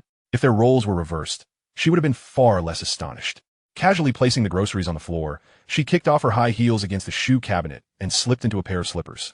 As Lu Junyi entered the room, Qian Liang rose from the sofa, greeting her with a warm smile. Today, she donned a stylish black mermaid skirt that accentuated her figure beautifully, especially as she leaned against the wall, showcasing her alluring curves. The shirt on her right shoulder appeared slightly dampened by the rain, clinging softly to her skin. A refined grace, intertwined with a mature allure, radiated from her. Chapter 41. Terrifying Encounters. During class hours, kissing is strictly forbidden. Gazing at the sophisticated Lu Junyi before him, Qian Liang was inexplicably reminded of a phrase he had come across long ago. He shook his head in mild panic. Such a thought was utterly frightening. He had no intention of becoming a rebellious disciple against his teacher. Once Lu Junyi changed out her slippers, she lifted her gaze and caught Qian Liang staring at her with a somewhat fervent expression. This gaze momentarily made her feel uneasy. Her heart skipped a beat as she quickly glanced at Xiao Chun, who was still busy washing clothes. Realizing he had been caught staring, Qian Liang hastily changed the subject. "Your outfit today is sure to captivate a multitude of male teachers." With his charming words, Lu Junyi's earlier discomfort began to dissipate as she noticed the admiration in his eyes. Nodding towards Gao Jiaqin, who was still occupied, she chuckled. "What is he up to?" "Mom, I slipped in the rain, and my pants got dirty, so I'm washing them," Gao Jiaqin explained proudly, though it was unclear whether he took pride in the fall or in soiling his clothes. "Oh dear, where did you fall? Are you all right?" "Let me see," Lu Junyi said, her concern evident at hearing about her beloved son's mishap. Since the divorce, she had cherished her son even more. The thought of him growing up in a single-parent household tugged at her heartstrings. "I'm fine, Mom. It doesn't hurt at all." It's just my pants that got dirty. I'll finish washing them soon, Gao Jiachuan replied with a carefree smile. Seeing that her son was truly unscathed, Lu Junyi felt relieved. However, observing his adorable frown as he vigorously scrubbed at his clothes, she couldn't help but plant a kiss on his cheek, affectionately saying, "You don't need to wash anything. Just put it down. After dinner, I'll wash it for you. You and your brother can go play. Mom, I'm a big kid now. I can wash it myself, and you can't just kiss me whenever you want. My little brother will laugh at me if he finds out." Gao Jiachuan protested, his cheeks flushing red from the unexpected kiss, especially with Qian Liang watching. He felt embarrassed, convinced that his older brother would look down on him. Scrubbing at the spot where she had kissed him, he indignantly glared at Lu Junyi, trying to convey that he was merely a victim of an unprovoked attack. Qian Liang, playing along, gave him a thumbs up, wearing an expression of admiration that only fueled Gao Jiachuan's pride, lifting his nose in the air. Lu Junyi found the scene utterly delightful. Watching her son, who resembled a small adult, pouting adorably, making her want to tease him further. Feigning disappointment, she declared, "Well, if that's the case, you're not allowed to kiss your mother anymore, and you can't sleep with me tonight either." Gao Jiachuan's face contorted in distress at her words. He instinctively glanced at Qian Liang, caught in a dilemma, before responding with a somewhat sorrowful, "Fine." However, in his mind, he was already plotting to charm his mother once Qian Liang had left. This thought made his earlier frown transform back into a grin. "Teacher, I'm heading home now," he announced as Lu Junyi stood up, prompting Qian Liang to bid farewell and prepare to leave. Had he not been caught in his earlier ogling, he would have shamelessly stayed for dinner, but now he felt a tad embarrassed. "Where are you going?" "First, play with Xiao Chun. I'll go prepare dinner," Lu Junyi stated, not even glancing at Qian Liang as she grabbed the vegetables and headed into the kitchen, leaving him no opportunity to decline. "Can I help you, teacher?" Qian Liang asked, seeing the situation unfold. He decided not to be overly polite, as it wasn't his first time dining at her home. As he called out to the kitchen, he plopped down on the sofa. Adult civility was sometimes timely. He was certain Lu Junyi wouldn't let him help. A lesson learned from his past life. Sure enough, the next moment, Lu Junyi's melodious voice floated from the kitchen. "All right, come over and help me wash the vegetables." "Okay," Qian Liang responded, but as he made his way to the kitchen, he suddenly realized something was amiss. If there was one thing he dreaded more than anything in his life, it was entering the kitchen. He could handle heavy tasks but despised cooking and washing dishes. While walking to the kitchen, he grumbled internally, "I merely glanced at you, and the retribution is swift. How petty. Just because you're beautiful doesn't mean you can't be looked at. Is that reasonable?" Entering the kitchen with a frown, he found Lu Junyi focused on preparing ribs, her long hair cascading over her shoulders, enhancing her gentle demeanor. The constraints of her skirt accentuated her figure, and her fair skin made it increasingly challenging for Qian Liang to maintain his composure. Indeed, such exquisite and mature beauty would be irresistible to any man, especially to a young one like him. Facing such temptation, how could he possibly remain unaffected? As he tossed nearby vegetables into the sink, he distanced himself from Lu Junyi, reminding himself to curb his wandering thoughts, lest he be branded a rogue. He admired those who had reincarnated and swiftly transformed into rebellious disciples within mere days. In contrast, he found himself feeling somewhat stimulated by this tantalizing scenario. It became evident that one need not possess a tragic past or remarkable prowess to be reincarnated. One simply had to be bold and flamboyant. He still had much to learn. Lost in such erratic thoughts, he inadvertently turned the faucet too high, causing water to splash everywhere. Lu Junyi had just leaned in, and in an instant, she was splattered with water. Qian Liang, instinctively reacting, reached out to wipe her face. A reflexive attempt to rectify the situation after making a mess. However, it wasn't until he felt the soft, delicate texture of her skin beneath his fingers that he realized something was amiss. His hand recoiled as if scalded. Lu Junyi was startled by Qian Liang's actions, momentarily frozen in place. I'm so sorry, teacher. I turned the faucet too high," Qian Liang said, forcing himself to remain calm as he quickly adjusted the water flow. He chose not to mention the brief contact with her face, as discussing it would only exacerbate the awkwardness between them. Seeing Qian Liang's nonchalant demeanor, Lu Junyi felt a wave of relief wash over her. Though her cheeks grew warm, it was merely a child's instinct to wipe away water that had splashed on her face. What was she thinking? Just recently divorced, and here she was, entertaining such convoluted thoughts about her student. It was utterly absurd. "All right, go play with Xiao Chun. You clearly aren't cut out for chores," she said, adjusting her mindset as she watched Qian Liang's clumsy attempts at washing the vegetables, a playful smile gracing her lips. "Sure thing, teacher." Qian Liang, ever adaptable, hurriedly exited the kitchen, and exhaled a long sigh upon reaching the living room. What a fright! However, the sensation was truly delightful, with skin so exquisitely delicate. As he entertained such thoughts, almost unconsciously, he brought the fingers that had brushed against Lu Junyi's cheek to his nose for a subtle sniff. Chapter 42. A Confession to Li Wei. Approximately 40 minutes later, the voice of Lu Junyi calling for dinner finally echoed through the space. The enticing aroma wafting from the kitchen made his stomach growl. Quick, quick, wash your hands, it's time to eat. Qian Liang was engaged in a living room version of CS with Gao Jiechen when he heard the call for dinner and promptly surrendered, dragging Gao Jiechen along to wash their hands. Lu Junyi's culinary skills surpassed the cafeteria's fare by leaps and bounds. Truly, she was a paragon of domesticity, embodying the essence of a virtuous wife and mother. As she assisted in bringing the dishes to the table, the array was a feast for the senses, prompting Qian Liang's appetite to awaken. The three of them sat down to eat. There are not many dishes prepared by Lu Junyi, just a portion of yam and ribs, stir-fried greens, and steamed prawns.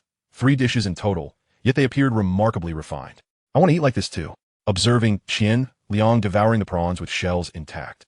Crunching audibly, Gao Jiechen suddenly felt that the shrimp his mother had peeled for him lacked appeal. Lu Junyi found the situation both amusing and exasperating. With her hands greasy, it was inconvenient to strike Qian Liang, so she nudged him with her elbow and remarked, "Eat properly. You're leading Xiao Chen astray." Though she complained, seeing Qian Liang's voracious appetite spared her the need to ask if the food was to his liking. His manner of eating was the most direct form of praise. It had been ages since her home had been this lively, especially after her divorce. In fact, it had never been this vibrant even before the separation.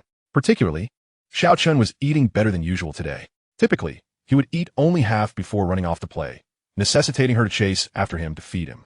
"You're just a child, you can't eat like this." As he picked up a piece of rib, Qian Liang continued his rhythm of eating, offering a half-hearted response to Gao Jiechen. "Little kids are so troublesome.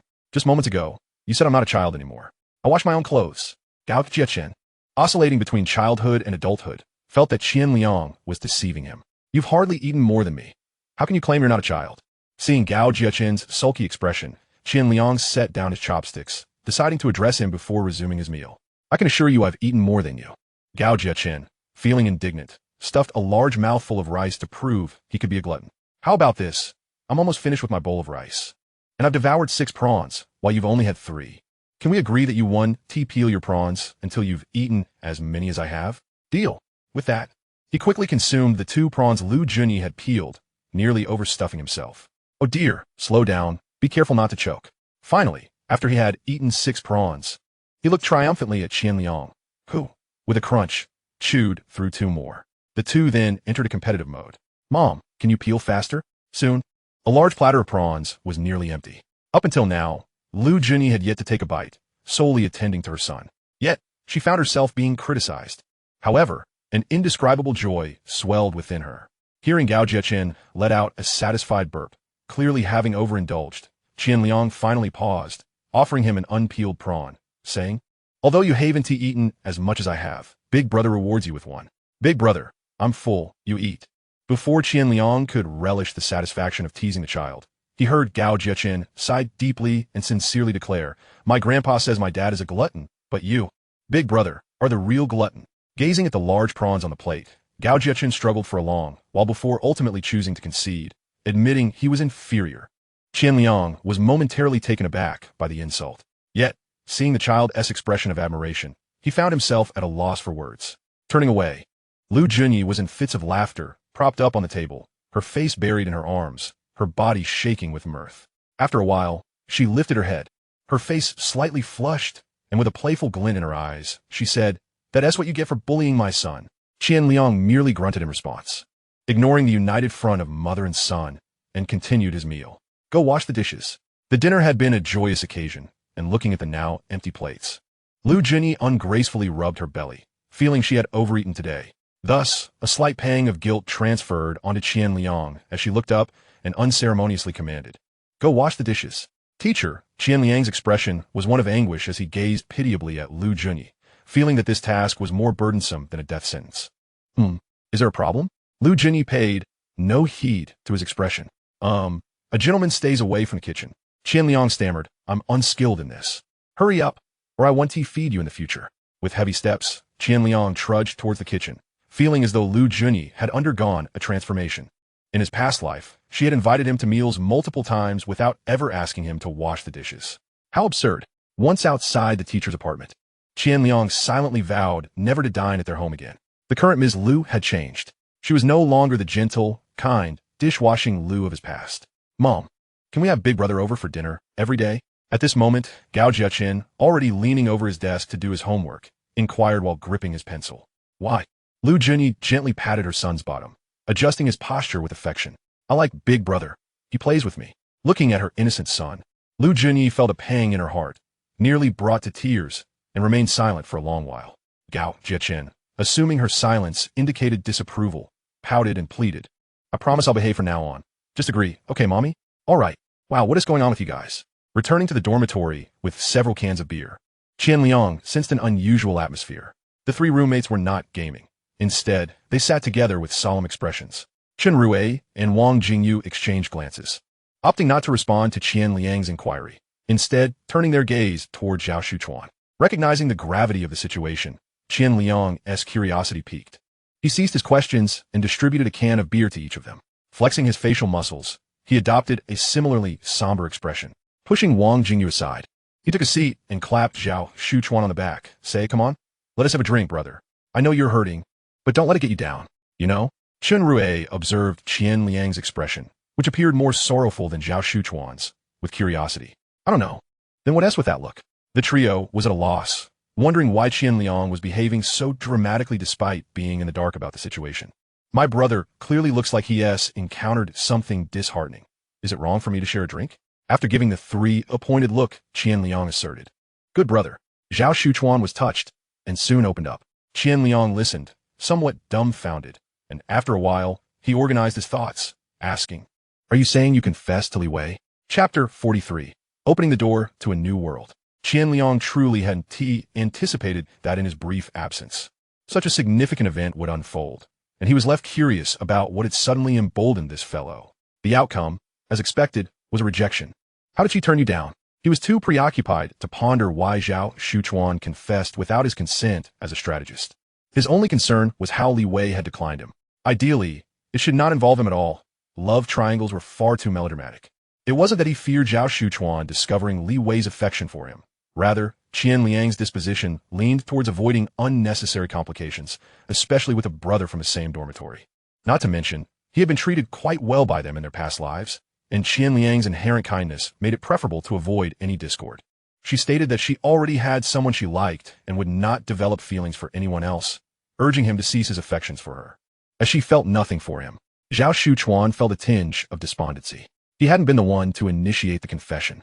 He had merely intended to invite Li Wei out for a meal to foster their relationship.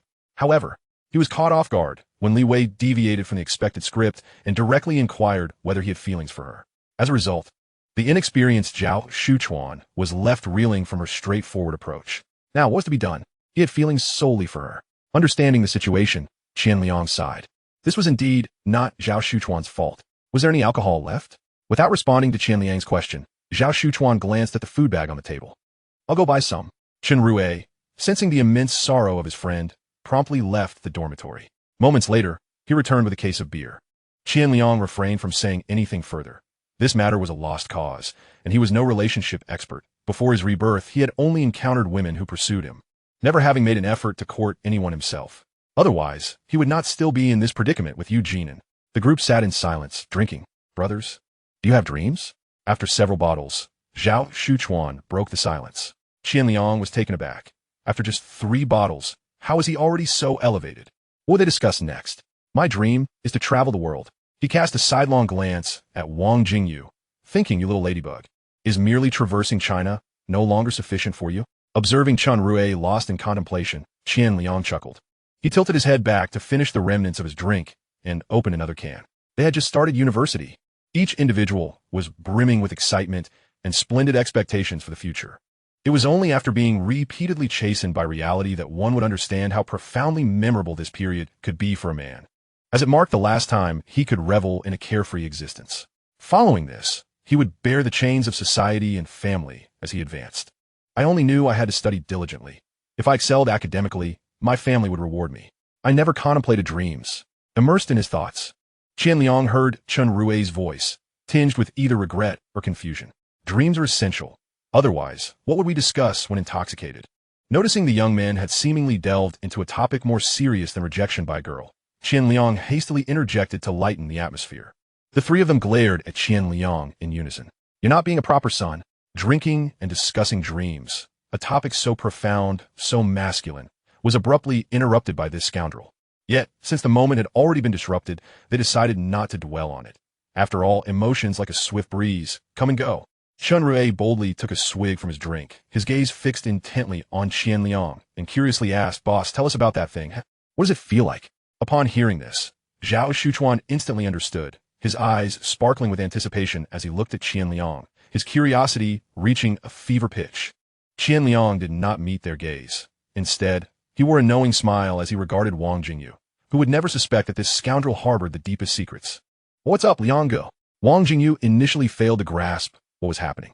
However, feeling the intensity of Qian Liang's stare, he grew increasingly uncomfortable. Why not share with them? Qian Liang's voice took on a teasing tone. How would I know? Wang Jingyu's heart raced, and he took a sip of his drink, trying to mask his anxiety, wondering why Qian Liang was questioning him. Had he revealed something while intoxicated that night? What do you mean, boss?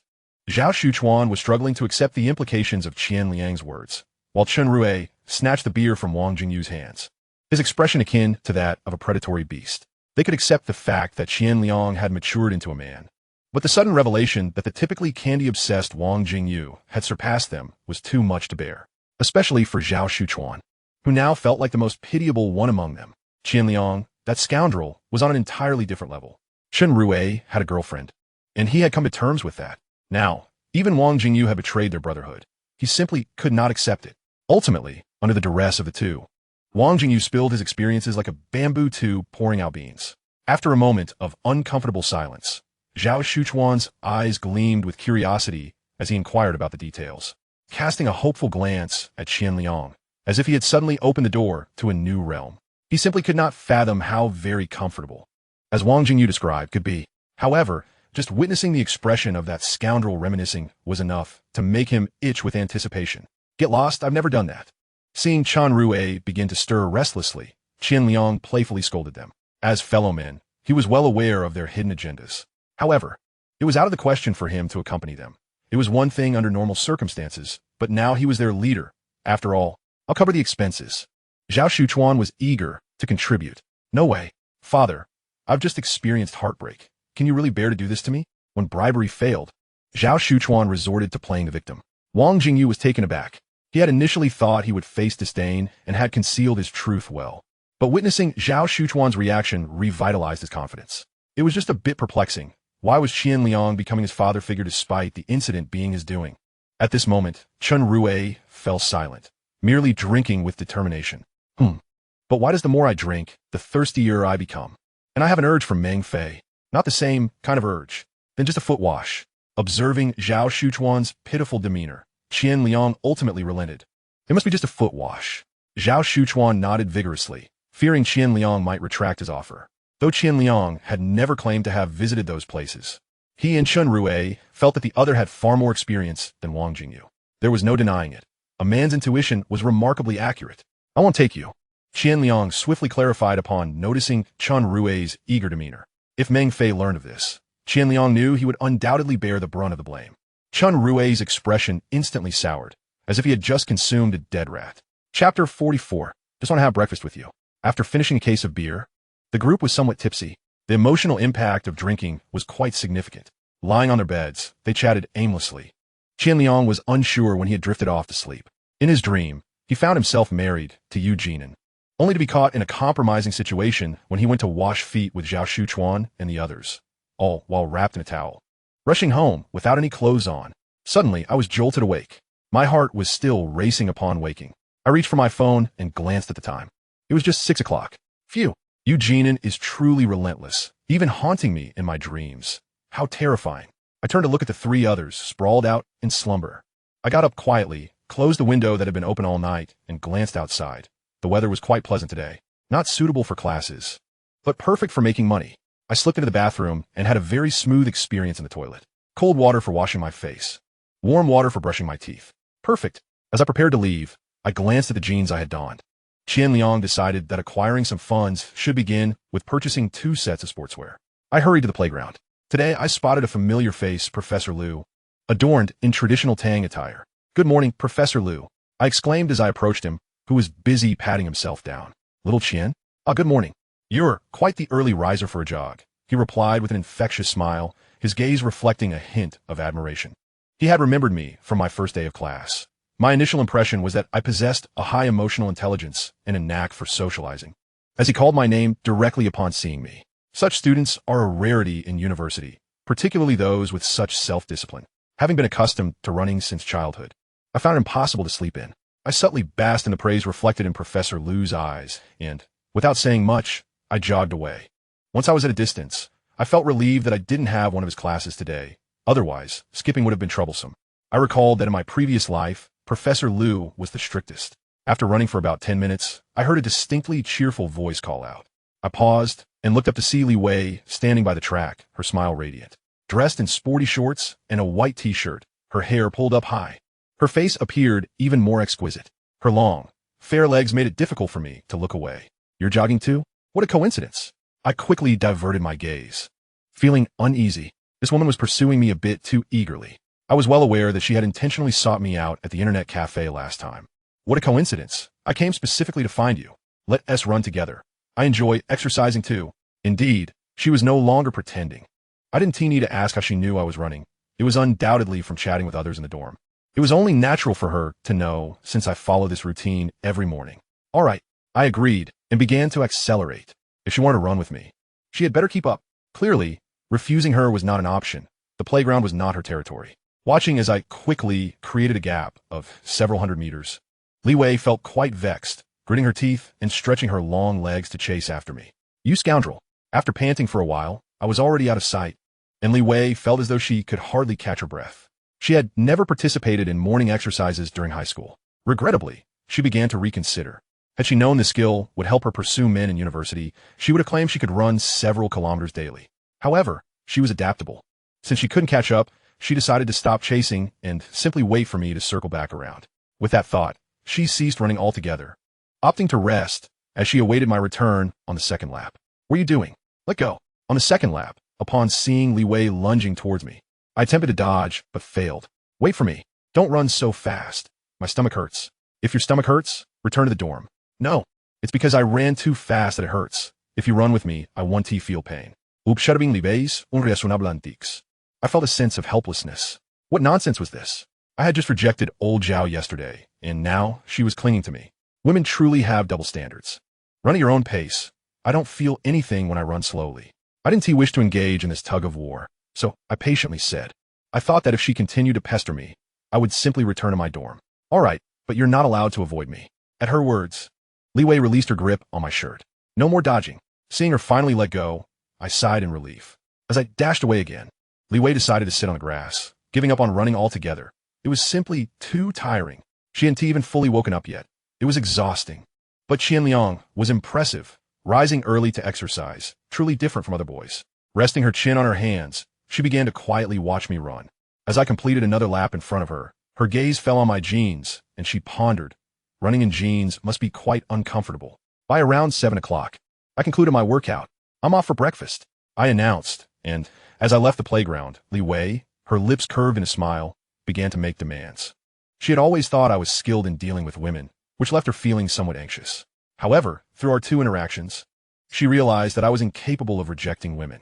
I merely feigned indifference, while in truth, I was quite soft-hearted towards girls. This realization bolstered her confidence. Yet, being able to attract women and not being able to refuse them would surely add a bit of pressure in the future. But for now, I needn't worry. Such matters were not for her to contemplate just yet. "Then you go eat. You're treating. Who told you to make my stomach ache so early in the morning? Come on, don't say nonsense. Who did anything to you?" As an experienced man, my mind was suddenly filled with suggestive images. What's wrong? Seeing my sudden reaction, Li Wei was bewildered. When she noticed my gaze lingering on her legs and recalled my earlier choice of words, a shiver ran down her spine, and her face flushed. "You rogue, who told you to say that? I'm leaving." I felt a bit embarrassed and retorted, shifting the blame onto Li Wei as I prepared to walk away. "You can't leave. You must treat me to breakfast." Upon hearing I was leaving, Li Wei disregarded her shyness. Such a golden opportunity could not be squandered. And she quickly grabbed my shirt again. Let go. Not a chance. I'll hit you. Go ahead. Encouraged by my response, she leaned closer, her eyes challenging me. In that moment, I caught a whiff of the sweet fragrance of peaches. Sister, I'm broke. I can't afford to treat you. Please let me go. Realizing that a hard approach wouldn't work, I feigned a look of despair, trying to elicit sympathy. Don't call me sister.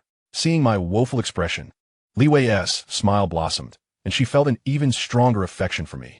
Her heart softened further. After laughing, her bright eyes quietly fixed on me. Her voice unexpectedly gentle. I just want to have breakfast with you. Please don't refuse me. Okay? Chapter 45, Why Bother? The gentle morning light bathed Li Wei's hair, adding a touch of tenderness to her features, making her even more enchanting. I have a girlfriend. Why must you do this? Looking at Li Wei in this moment, I found it somewhat difficult to voice my rejection. But you're not married. Upon hearing Qian Liang's words, Li Wei finally lowered her head, her gaze dimming momentarily. Yet her tone bore an inexplicable lightness. What do you wish to eat? She asked, no longer engaging in a dispute with him. Anything's fine, whatever you like. I shall like too. In an instant, it seemed as though Li Wei had emerged from her melancholic state, smiling with a hint of pride. Qian Liang's heart momentarily faltered. Damn it, are women inherently skilled at bewitching men? The two made their way to the cafeteria, where Qian Liang ordered a steamer of soup dumplings, several youtiao, and 2 bowls of soy milk. As Li Wei was about to pay, Qian Liang pulled her aside, and she didn't mind at all, obediently taking a seat on the adjacent bench while watching him busy himself. You're so lazy. Can't you even fetch your own soy milk? It's hot. Are you afraid of getting burned? He chided her, feigning annoyance at her pretentiousness. Hee. As soon as Qian Liang sat down with his soy milk, Li Wei playfully offered him a dumpling in gratitude. Yet before he could take a bite, she began her antics again, insisting on adding him as a friend. Otherwise, she threatened to confess to him beneath their dormitory. Qian Liang had encountered assertive girls before, but Li Wei's intentions were not driven by his wealth. Ultimately, with no other choice, they exchanged phone numbers, and Li Wei settled down to enjoy her breakfast, feeling victorious. Brother, what club are you planning to join? The way she called him brother made Qian Liang's heart flutter. Unlike Zhao Ying's coyness when calling her brother, or the naturalness between siblings or close friends, it gave Qian Liang the illusion of a term of endearment between a married couple. It felt as though a woman, basking in her husband's absolute adoration, spoke with a tone filled with affection and admiration. What did you just call me? Is it not acceptable? As Qian Liang gazed at her intently, Li Wei felt a flicker of regret and began to introspect. Pursuing a boyfriend should be a gradual process. One must not rush. It wouldn't do to frighten her boyfriend. No.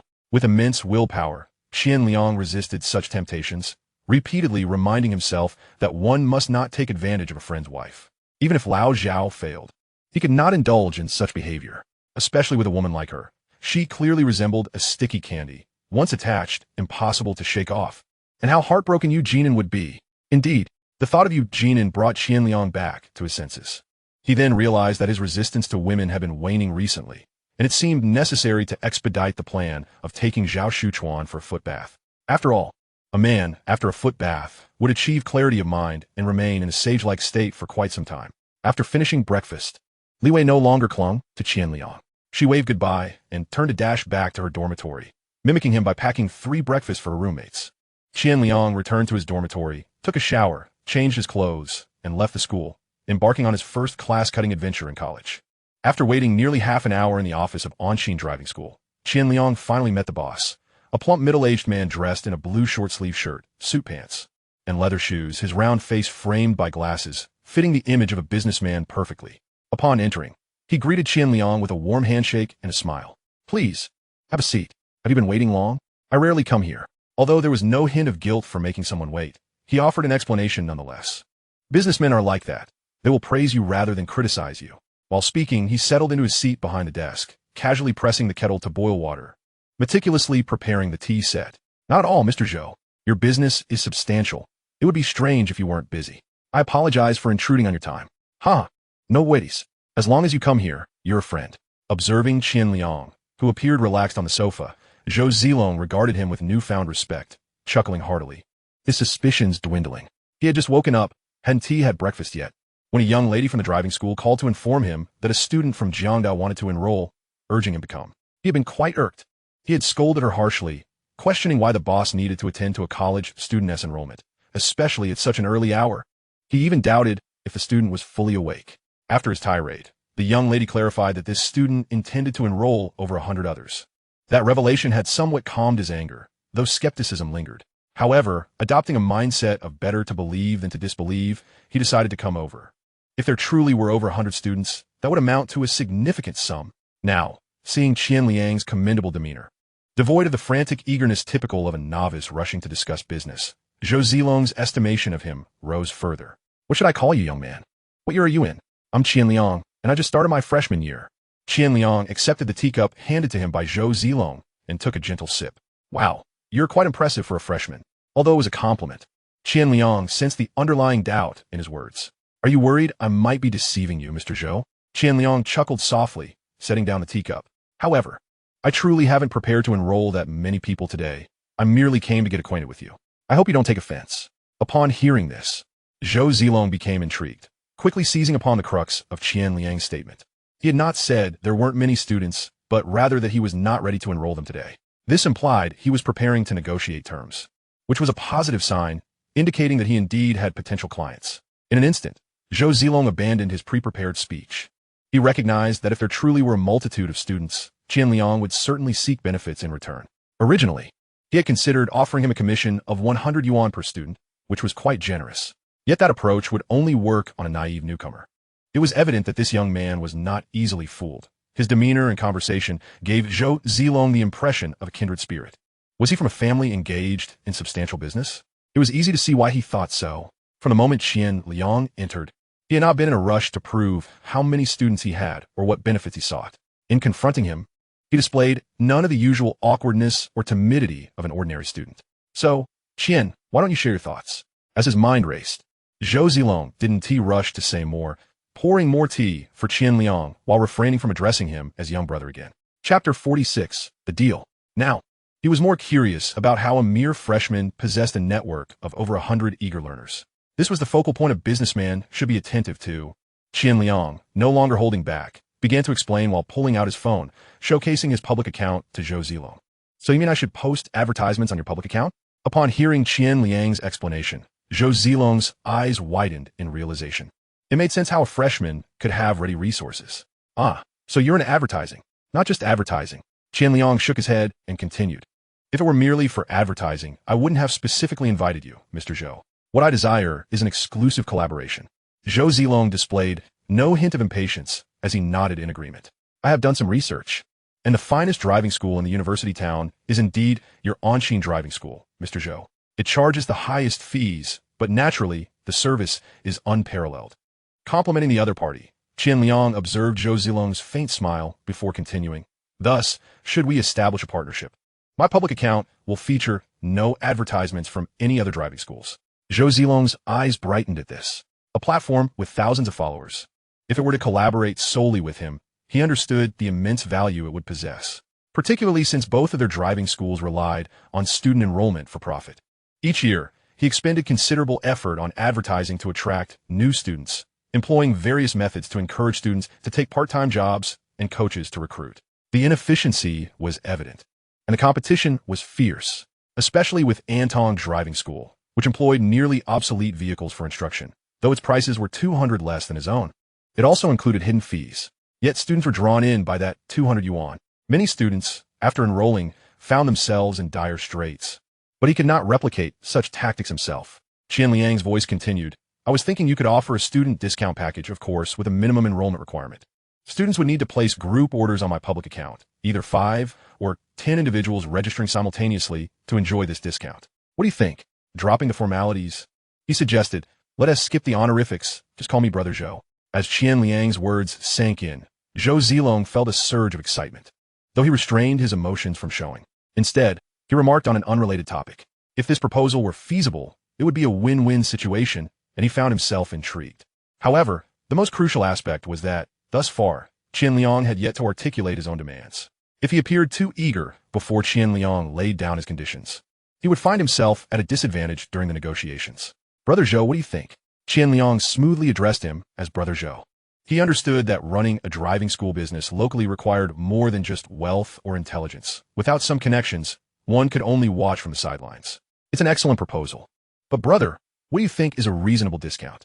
If the price is too low, it may turn into a loss for me. Such is the nature of commerce. Observing Zhou Zilong, who was clearly intrigued, yet feigning hardship, Qian Liang silently cursed. After speaking at length, he took a sip of tea, avoiding Zhou Zilong's line of conversation, and casually stated, "That's up to you, Brother Zhou. I'm just making a suggestion."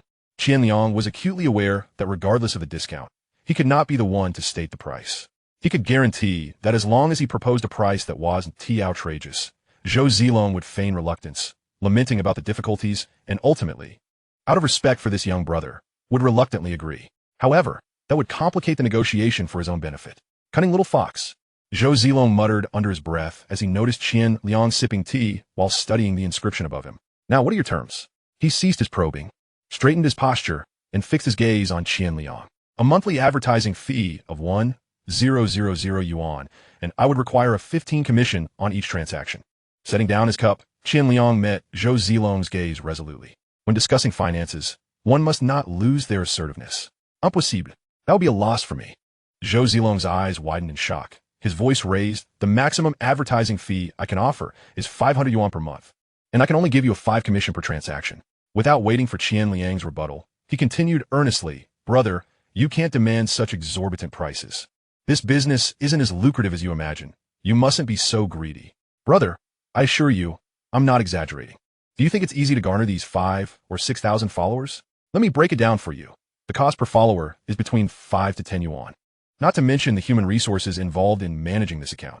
Just considering finances, you should calculate how much I've invested." Qian Liang adopted a tone of sincere camaraderie, addressing him as brother in an amiable manner. He was unafraid of being exposed.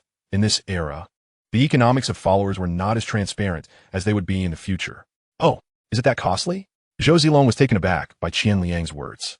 He had previously considered whether he could start his own public account. After all, acquiring followers is merely the simplest step. The real challenge lies in maintaining their interest in the content after they have subscribed. Qian Liang elucidated the intricacies of attracting followers, managing the account, enhancing follower loyalty, and monetizing, employing all the professional jargon that would impress. Indeed, Zhou Zilong was momentarily taken aback by the information. Qian Liang was not naive enough to believe that others would lack self-interest.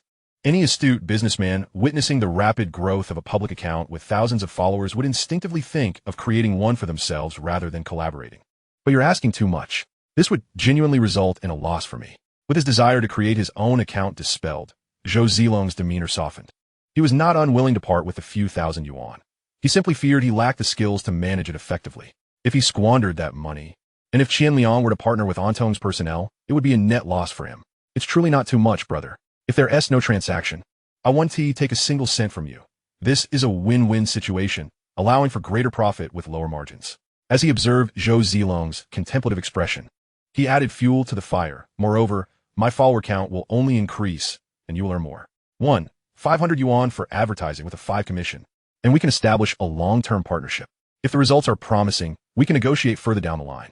Zhou Zilong remained non-committal. 15 was too high, and he was truly reluctant to concede. Yet he did not outright reject the proposal. "All right, how about this?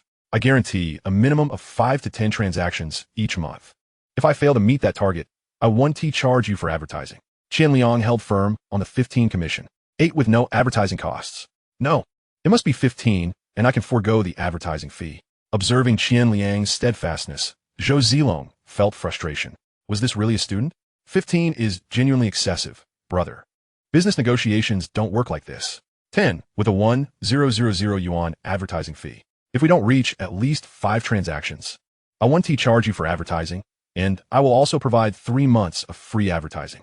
If that doesn't work, I will speak with the owner of Antong. Qian Liang's final words sealed the deal. As for Zhou Zilong's constant claims of incurring losses, Qian Liang didn't bother to address them. His original bottom line was a 500 yuan advertising fee and a 10 commission. Demanding 15 was merely a tactic for the negotiation. Now, he was no longer inclined to prolong the discussion. Seeing that Qian Liang was genuinely preparing to leave, Zhou Zilong stood up, ultimately gritting his teeth and stating deal. Chapter 47. Advertising Fees Secured. Upon hearing this, Qian Liang halted his departure. Turning around, he saw Zhou Zilong wearing an expression of someone who felt they had taken a substantial loss, which made him unable to suppress a smile. The pretense was quite exaggerated. "All right, Brother Zhou, that should suffice. I assure you, On-Sheen driving school will soon outpace Anton by several streets. Haha, great. Now, brother, you can share your thoughts on an appropriate group purchase price. Upon hearing Qian Liang's words, Zhou Zilong's expression of discomfort swiftly vanished. With a hearty laugh, he transitioned seamlessly into a more congenial demeanor. Although he had previously posed a question that had merely been a ploy to ensnare Qian Liang, now, however, he exuded genuine sincerity. He indeed held Qian Liang's proposal for a group discount in high regard, recognizing its substantial allure for students. While it might appear that he was sacrificing potential earnings, the enhancement in enrollment efficiency was not to be understated. Brother Zhou, the standard tuition here is 1,800, while Antong charges is 1,600. However, their reputation is quite abysmal. Let us set two benchmarks, 1,680 for a 5-person group signing up and 1,600 for 10. What do you think? Qian Liang began to analyze the situation with a serious demeanor, as this was intrinsically linked to his own income. Earlier, during their discussion of commissions, both had been fiercely advocating for their own interests. Yet, having reached a consensus now, with their interests aligned, the conversation flowed pleasantly. All right, Zhou Zilong declared decisively, his mind racing. The proposed prices exceeded his expectations. He had initially intended to lower his own to 1,600 to compete with Antong. He felt a sense of relief that Qian Liang had approached him first. Had Qian Liang sought out Antong instead, given their shameless approach, he would have found himself in a precarious position. Are you not going to deliberate further? Seeing Zhou Zilong's readiness, Qian Liang smiled and replied, no worries. I trust you, brother. I'll settle your commission monthly, and regarding the advertising costs, I'll pay you today, and you can launch the advertisement for me tomorrow. How's that sound? Absolutely. Just hand me your promotional materials, and I can get the advertisement out today. Zhou Zilong's eagerness surprised Qian Liang. Even if he wasn't too concerned about being deceived, such promptness in monetary matters seemed unnecessary. Qian Liang had prepared to settle everything at the end of the month. However, with Zhou Zilong's assurance, he did not hesitate but promptly agreed, despite his own finances being quite strained. After all, who would willingly forego money within reach? Their collaboration was indeed harmonious. Zhou Zilong's eagerness was unspoken. Amidst their conversation, he retrieved 1,000 yuan from the safe tucked beneath the table and handed it to Qian Liang. In these times, it was customary for businessmen to possess safes. Qian Liang accepted the money without a second thought, and Zhou Zilong's smile broadened upon witnessing his reaction. He was not merely generous, but had confidence in his judgment of character. From Qian Liang's demeanor and their back-and-forth negotiations, he had already surmised that Qian Liang hailed from a family engaged in business. Moreover, the ability to produce tens of thousands of yuan for business within mere days of starting university was not something an ordinary family could manage. Thus, using 1,000 yuan to foster connections was, for him, an astute investment. Seeing Qian Liang pocket the money without a glance, Zhou Zilong patted him on the shoulder and said, come, lunch is on me today. All right then, I shall indulge in a feast, Qian Liang remarked, noting that Zhou Zilong's hospitality was sincere. He could tell that Zhou Zilong was eager to befriend him, a sentiment Qian Liang reciprocated, as he intended to remain in Jiangbei for an extended period. If he wished to conduct business, it was essential to forge friendships and integrate into the local commercial sphere. Many might dismiss the value of ordinary connections, believing that others would not assist them when needed or that no benefits could be derived. However, from his previous life, Qian Liang understood that social circles were not solely for seeking assistance. The essence of a network lay in the flow of information. Fixating solely on personal gain was not entrepreneurship. It was parasitism. Indeed, by the end of the meal, the two had forged a brotherly bond. Among adults, as long as there is mutual benefit, relationships can advance swiftly without any awkwardness. At the onset of the meal, Zhou Zilong assumed Qian Liang was merely a student who would refrain from drinking. Yet, after a few rounds, he discovered that Qian Liang was no novice, effortlessly engaging in ribald humor. In a while, I'll be opening a hot pot restaurant next to your school. When that time comes, I'll treat you and your classmates. Zhou Zilong, slightly flushed from the drink, remarked as they exited Maishan restaurant. While dining, he had attempted to gauge what kind of business Qian Liang's family was involved in, but had only received vague responses about small ventures. All right, once we finalize the opening date, I'll promote it on my public account, Qian Liang replied, not hesitating. Relationships often strengthen through exchanges that do not revolve around money, where each party's needs are met under the guise of camaraderie. Sitting in a taxi back to school, Qian Liang felt reassured as he touched the 1,000 yuan in his pocket. Initially, he had planned to visit the dining establishments near the school to select the best ones to feature on his public account, allowing students to vote and compile a ranking. Of course, those featured would need to compensate him. Although it wouldn't yield as much as his driving school venture, even a meager income was still worthwhile. However, now that he had been drinking, he dismissed that idea. He reeked of alcohol. Pursuing profits while being treated as a drunken fool wouldn't bode well. Arriving back at school before 3 o'clock, Qian Liang returned to his dormitory. After sharing a bottle of liquor with Zhou Zilong, although he was not intoxicated, he found his state most conducive to sleep. As he lay in bed, drowsily drifting off, he was abruptly awakened by a phone call. Checking the caller ID, he saw it was Teacher Liu. Why did you skip class? Are you aware of the protocol for taking leave? It's only been 2 days since the semester began. And as class monitor, you're setting a poor example by skipping.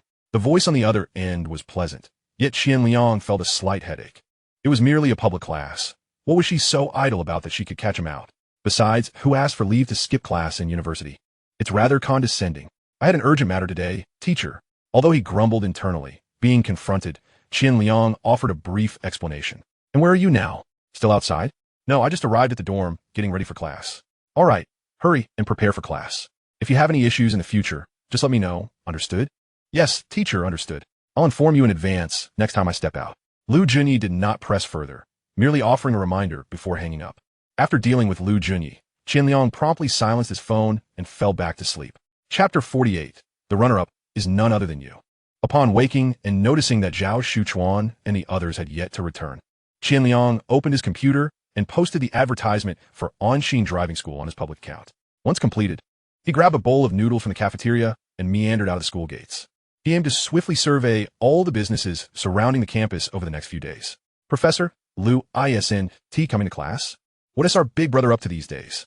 In classroom 201, as class was about to commence, Chenrei asked Zhao Shuchuan, who sat beside him. They found Qian Liang somewhat elusive over the past few days, hardly ever seen. Previously, he would at least inform them when he planned to skip class, asking them to mark him present. Now, he simply vanished every morning. Supposedly, he's making money. Zhao Shuchuan was entirely in the loop, only aware that Qian Liang was pulling in advertisements for his public account. But could that really be profitable? At most, a couple of 100 yuan, right? He's begging for favors everywhere, and people just look at him sideways. It seems rather unwise. He believed it would be more beneficial to work part-time in the school cafeteria, earning a monthly wage and getting free meals. As I observed Professor Liu at the podium taking attendance, I silently offered a prayer for Qian Liang. After several days of classes, the students generally discerned which professors could be skipped and which ones demanded attendance. Just as Zhao Shuchuan concluded his prayer, he spotted Qian Liang rushing in, breathless. As he explained his tardiness to Professor Liu, "You may take your seat," Professor Liu said with a gentle nod. "Over here, class monitor." Qian Liang wiped the sweat from his forehead, feeling fortunate that he had almost forgotten it was Professor Liu's class today. The old man had previously mentioned that anyone missing more than 2 sessions should not bother returning, but should prepare for a makeup course. Quite a fright. A glance at the back row revealed that Chan Rue and his group had filled their seats. As he was about to find a random spot, he noticed by Xiao Xiao and Lin Yuedong in the 3rd row waving to him. Qian Liang hastened over and took a seat next to the enchanting Lin Yuedong. Inhaling the delightful fragrance wafting from her, he wondered if he had been foolish to spend his days amidst a crowd of boisterous men. While musing this, he smiled and said, "Could you reserve a seat for me every day in class, preferably at the back? Would you?" "Of course." Lin Yuetong responded with joy, pondering whether Qian Liang harbored feelings for her. Otherwise, why would he request her to save him a seat? She began to contemplate what her response would be if he confessed his feelings, worrying that if she agreed too quickly, he might not cherish her. "Class monitor, what have you been up to these past few days? We haven't seen you around," Bai Xiao Xiao inquired softly, seemingly oblivious to Lin Yuedong's slightly flushed cheeks, as Professor Liu was already delivering his lecture, prompting her to keep her voice down. "Busy hustling for a living," Qian Liang replied nonchalantly. Bai Xiao Xiao, feeling brushed off, shot him a glare and chose not to press further. She believed Qian Liang was merely skilled in rhetoric, with his thoughts far from academic pursuits and indifferent to class affairs. Only Lin Yuetong, the infatuated woman, seemed to hold affection for him. "The arts department has been selecting programs these days. Our class hasn't participated yet, so please don't vanish right after class today." During the brief intermission, Lin Yuetong nudged Qian Liang's arm, urging him, "All right, since our class beauty has spoken, I shall be at your service today." Qian Liang acquiesced, feeling unusually cheerful as he had nearly exhausted the potential advertisements he could secure these past few days. Having money brought him joy, even if it paled in comparison to others who effortlessly amassed fortunes in the millions. Qian Liang felt a sense of stability. Class monitor, hearing his charming banter, Lin Yuetong couldn't help but blush, playfully scolding him. After class, as Lin Yuetong called out, a few students who had signed up for programs made their way to the arts department. "I think I'll sit this one out, boss," Qian Liang remarked. Including him, only 4 students from the class had signed up for the program.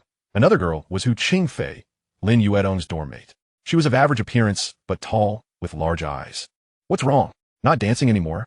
Despite his busy schedule, Qian Liang was aware that Zhao Shuchuan practiced diligently each day. "No, the selection is being overseen by Senior Wang, who said my dance doesn't require a preliminary audition. She directly registered me." "Haha, well done, Zhao. Is Senior Wang giving you a leg up?" "It's simply because my dancing is exceptional," Zhao Shuchuan replied with a hint of pride, casting a glance at Qian Liang, trying to appear nonchalant. He felt an exhilarating rush, as if he finally had his moment to shine. "Aye, Zhao, I'm impressive." Qian Liang complimented him, acknowledging that since deciding to take the stage, Zhao Shuchuan had been particularly earnest in his practice, foregoing gaming, demonstrating his determination to pursue fame. Upon arriving at the arts department, it was indeed Senior Wang overseeing the selections. Upon spotting Qian Liang in line, she winked at him, prompting Lin Yuetong to label her a seductress immediately. Clearly, she wasn't a good person, attempting to entice a younger male. How shameless. Turning back, she was infuriated to see Qian Liang reciprocating the flirtation with playful gestures. Fuming, she resolved to ignore him. Before long, it was their class's turn. The first in line was Hu Qingfei, who sang The Cultivation of Love by Lin Junjie. Her performance was competent but lacked flair, clearly recruited by Lin Yuetong to fill numbers. Behind the selection table sat 3 individuals. The arts department's head was centrally positioned, flanked by Senior Wang and Chao Wang, whom Qian Liang had met previously. However, upon seeing Qian Liang, Chao Ang's expression darkened, glancing discontentedly at the smiling Senior Wang, feeling quite unsettled. After Hu Qingfei's performance, the group applauded politely. Next up was Lin Yuetong, and when she took the stage, everyone was captivated, despite her simple attire. Her dance radiated an ethereal grace reminiscent of ancient elegance. As she began to dance, her entire demeanor transformed, focused, confident, and graceful. Even Qian Liang, with little knowledge of dance, found himself drawn in by her performance, especially captivated by her exquisitely supple form, causing his thoughts to wander. Once she finished, the arts department head led the applause, which was far more enthusiastic this time. Bowing to the audience, Lin Yuetong joyfully skipped down from the stage, her eyes seeking out Qian Liang, wearing an expression that begged for praise. She had completely forgotten her earlier decision to ignore him. "You danced splendidly. This time, the runner-up for the welcome party is undoubtedly yours." "Why runner-up?" Lin Yuetong beamed at the compliment.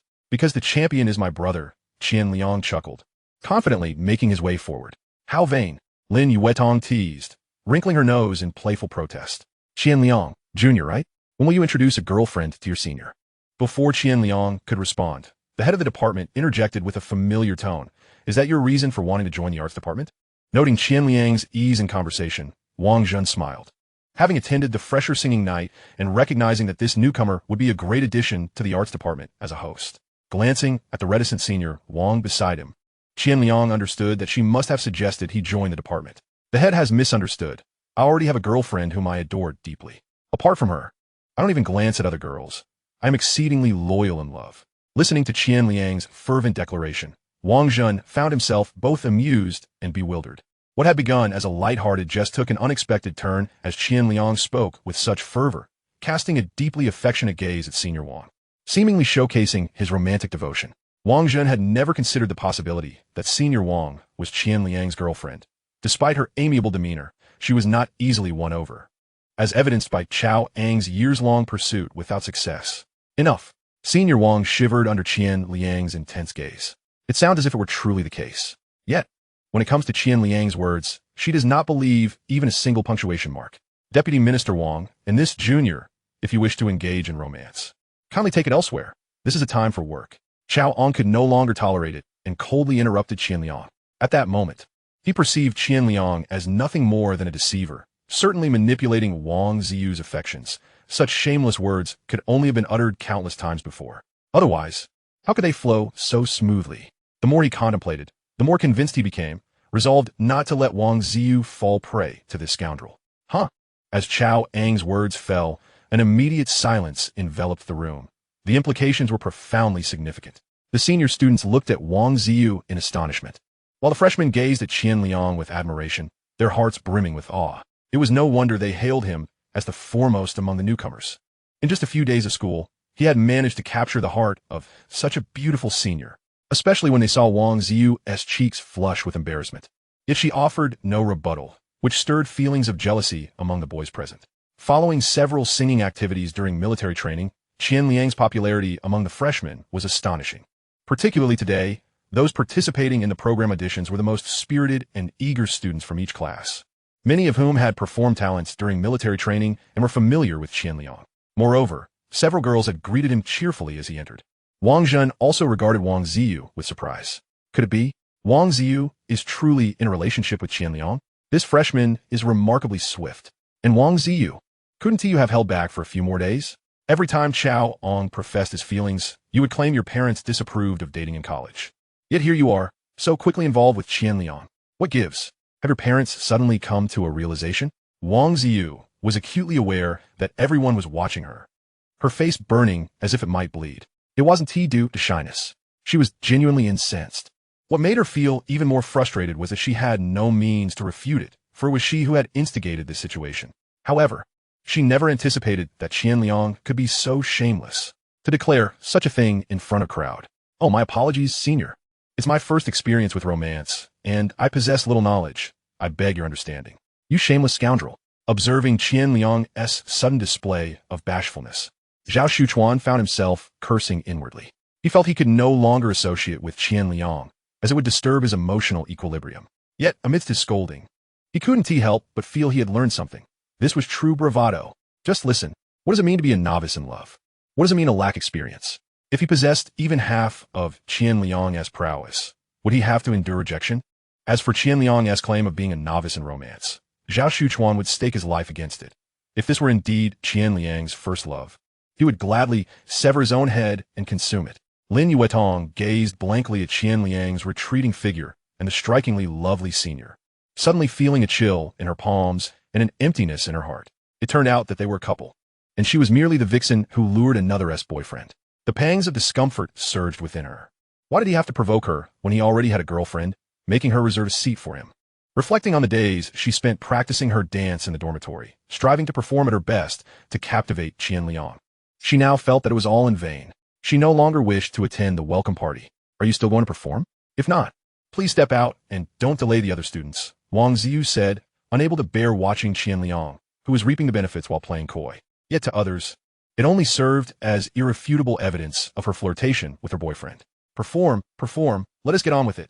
Qian Liang eagerly nodded, adopting the demeanor of an exemplary boyfriend, secretly reveling in his triumph. I want to let you off easily. You thought you could use my words against me that night? Now that you're my girlfriend, go ahead and claim I kissed you, Jinan. What is strategy? What is tactic? This is it. Striding confidently to the microphone, he gestured to the senior by the speaker, and the music of Love Keeps Turning began to play. The peaks of Zhuolu melt away, the traces of you outline Huaxia. The colors fade, and the years of hardship pass by, inscribing the contract on turtle shells, reviving the tales of yore, as the phoenix emerges from Xishan, soaring to the battlefield of Muyu. Initially, the audience paid little heed to the music of Love Keeps Turning, assuming Qian Liang was merely singing this song. But upon hearing the lyrics, they sensed something amiss.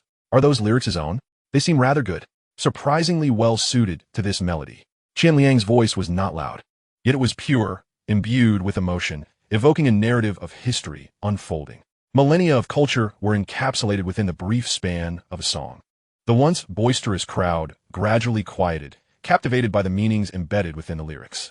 The spirited youth shattered the shackles of a nation, reshaping Huaxia, transforming rugged terrain into flat plains, enduring the perils of thousands of miles. How many heroes remain immortal in this world? Among those who traversed the daunting paths, where are they now, leaving behind a flourishing era with countless grand edifices? As Qian Liang began to sing, especially upon hearing the altered lyrics, Wang Ziyu listened intently. When she encountered the lines about heroes enduring in this world, and those who traversed the formidable paths, she suddenly felt goosebumps rise all over her body. Her eyes inexplicably reddened, her throat tightened with emotion, which subsequently spread to her heart. Raising her gaze, she saw Qian Liang with his eyes closed, singing with fervor. His voice lacked ostentation and was not particularly dazzling, yet it stirred within her an impulse to weep. Chapter 50. Inflicting 1,000 casualties while suffering 800. Lin Yuedong didn't catch the lyrics too clearly. She simply gazed at Qian Liang and thought he was incredibly handsome. Remarkable, just like during the group singing. As soon as he opened his mouth, her attention was entirely fixated on him. A momentary glance at Wang Ziyu revealed her eyes glistening with tears. Motionless as she fixed her gaze on Qian Liang, her expression a mix of tenderness and complexity. She must truly love Qian Liang. Lowering her head slowly, Lin Yuedong pondered. After the song concluded, the venue fell into a profound silence. Although many were still deciphering the lyric-specific meanings, they grasped the general idea. Qian Liang had infused 5,000 years of culture into this song. Impressive. Wang Zhen unconsciously rose to his feet. As the head of the arts department, he had listened with utmost seriousness, possessing a keen understanding of history. Thus, when Qian Liang sang about modern history, he felt both proud and moved. Proud of the weight and brilliance of 5,000 years of history encapsulated in the lyrics. Moved by the heroes who turned the tide and propped up collapsing edifices. It was as if he could see the indomitable figures of revolutionary martyrs who fought valiantly for their country. Wang Zhen clapped excitedly, knowing in that moment why Chao Ong had pursued Wang Ziyu for an entire year without success, only for her to fall for Qian Liang within days. What girl could resist such talent? As he absorbed the applause and Wang Zhen's generous praise, Qian Liang humbly responded, "So how is it?" Amidst the casual exchanges with Wang Zhen, he glanced at the silent Wang Ziyu, raising an eyebrow. The melody was enchanting, imbued with heartfelt sentiment. With a sudden roll of his eyes, Qian Liang's demeanor turned frivolous, as if this were his true nature. Observing his current self-satisfied expression, Wang Ziyu felt a twinge of amusement, yet gently offered a compliment. Meanwhile, Chaoong stood by, overlooked by the others. "So, you're joining the literature club after the welcome party? Great. That means you'll be hanging out with Boss Wang from now on." Qian Liang replied affirmatively. Having acquiesced to Wang Ziyu, he made no further objections. Moreover, Wang Zhen seemed quite agreeable, and the literature club was certainly a prestigious department. With work awaiting him, Qian Liang did not linger, exchanging a few words before departing with Zhao Shuchuan and the others. Watching Qian Liang exit without a backward glance, Wang Ziyu hesitated, her heart berating him for being a scoundrel, taking advantage and leaving. Did he not consider her feelings? Would he not treat her to a meal and offer an apology? What a cad. "Boss, are you really dating Senior Wang?" Zhao Shuchuan inquired eagerly as they stepped outside. He did not envy Qian Liang's talent, but rather his charm with women, as if he could converse effortlessly with any female. Upon hearing Zhao Shuchuan's words, the two girls turned their attention to Qian Liang. "Nonsense. You should know better." Lighting a cigarette, Qian Liang grumbled, regretting his previous approach, which felt like inflicting 1,000 wounds upon his own cause. How could he pursue a girlfriend if rumors spread about his relationship with Wang Ziyu? Upon hearing Qian Liang's words, Lin Yuedong's eyes brightened, her previously bowed head snapping up to gaze at him. "Then why were your words so ambiguous just now?" Zhao Shuchuan had asked out of curiosity, suspecting they had indeed become an item. "What did I say? Did I declare her my girlfriend?" Qian Liang retorted. The others reflected carefully and realized that he had not explicitly stated that Wang Ziyu was his girlfriend. It was the senior beside them who had made that claim. But why didn't he, the senior, clarify? Lin Yuetong pondered, quickly grasping the crux of the matter. If Qian Liang's words were mere fabrications, Wang Ziyu could have easily denied them on the spot. The absence of such denial suggested she harbored feelings for Qian Liang. Lin Yuetong felt she had unraveled a mystery. Before Qian Liang could respond, Zhao Shuchuan interjected, offering a different line of thought. "Forget about that. Let us call Chen Rui and the others. I'll treat you all to a feast. I made some money these past few days." Once Zhao Shuchuan finished speaking, Qian Liang called out, noting that their class had no afternoon lessons. With the mid-autumn festival approaching, he decided to reward his friends. With several thousand yuan in hand, Qian Liang spoke with newfound confidence. Afterward, noticing Lin Yuetong's eager gaze upon him, he politely asked, "Are you all coming along?" "Absolutely." Lin Yuetong nodded vigorously, her earlier discomfort regarding Qian Liang's apparent relationship having vanished. "All right, then let us go," Zhao Shuchuan said, having already finished his call with Chen Rui. Not taking Qian Liang's claim of having earned money too seriously, nor did he expect Qian Liang to foot the bill. He had intended to treat last time, but ended up drunk, leaving Chen Rui to pay. Before long, Chen Rui and Wang Jingyu arrived at the school gate. "I see the boss is treating us, but it seems the real treat is for the ladies, and we're just an afterthought?" Chen Rui teased as they greeted Lin Yuedong and Hu Qingfei, who were waiting together. "Are you coming along?" "Of course. What are we having, boss?" Chen Rui inquired with a grin. "Hot pot," Qian Liang decided. as the gloomy weather hinted at impending rain, making him crave hot pot. After exiting the school, fearing the rain, they hailed a taxi, aware that squeezing one more person into a cab had become a common occurrence. Hu Qingfei took the front seat while Lin Yuetong and Qian Liang squeezed in the back, with Qian Liang beside her. Sitting closely next to Qian Liang, Lin Yuetong felt a mix of shyness and joy, as if she were truly his girlfriend, her heart racing. Stealing glances at Qian Liang, who was conversing with Wang Jingyu, she suddenly remembered that their dorm mates should be invited. Class monitor, she hesitated before speaking. Should I call our dorm mates? That way, we can all share the cost. Chun Rue had been considering whether to invite his girlfriend, but upon hearing Lin Yuetong's suggestion, he dismissed the thought. Who else in your dorm? Qian Liang inquired, genuinely curious. Kaixia and Nana, Lin Yuetong replied. Wan Kaixia? Sure, go ahead and invite them. As for splitting the bill, don't worry, I'll treat today. Qian Liang knew Wang Kaixia, but had not realized she and Lin Yuetong were in the same dorm. He and T thought to invite Lin Yuetong's dorm mates. It had simply been a casual suggestion. He was planning to take Zhao Shuchuan to explore a new experience after dinner. Having already gathered information about a place with excellent service and beautiful waitresses during a recent meal with Zhou Zilong, it seemed Zhao would be disappointed once again. Chapter 51. In Pursuit. Boss, have you struck it rich? Zhao Shuchuan cast an odd look at Qian Liang outside a quaintly decorated hot pot restaurant at the Hong Kong Macau Plaza in the city center. Surely you're not trying to impress the ladies and then subsisting on steamed buns for a month? He mused, though he quickly dismissed the notion. In his view, while Qian Liang enjoyed showing off, he would exaggerate his wealth. Could it be that he genuinely made some money? Call me daddy and I'll take you along to prosper. Qian Liang replied nonchalantly, striding ahead into the restaurant. Dream on. Zhao Shuchuan scoffed, clearly unimpressed. Once inside the hot pot restaurant, they opted not to enter a private room, but instead chose a table in the main hall. Just as they settled and began ordering, Qian Liang spotted Zhou Zilong emerging from a private room, prompting him to marvel at the smallness of the world. Brother Zhou, he exclaimed, voicing his thoughts.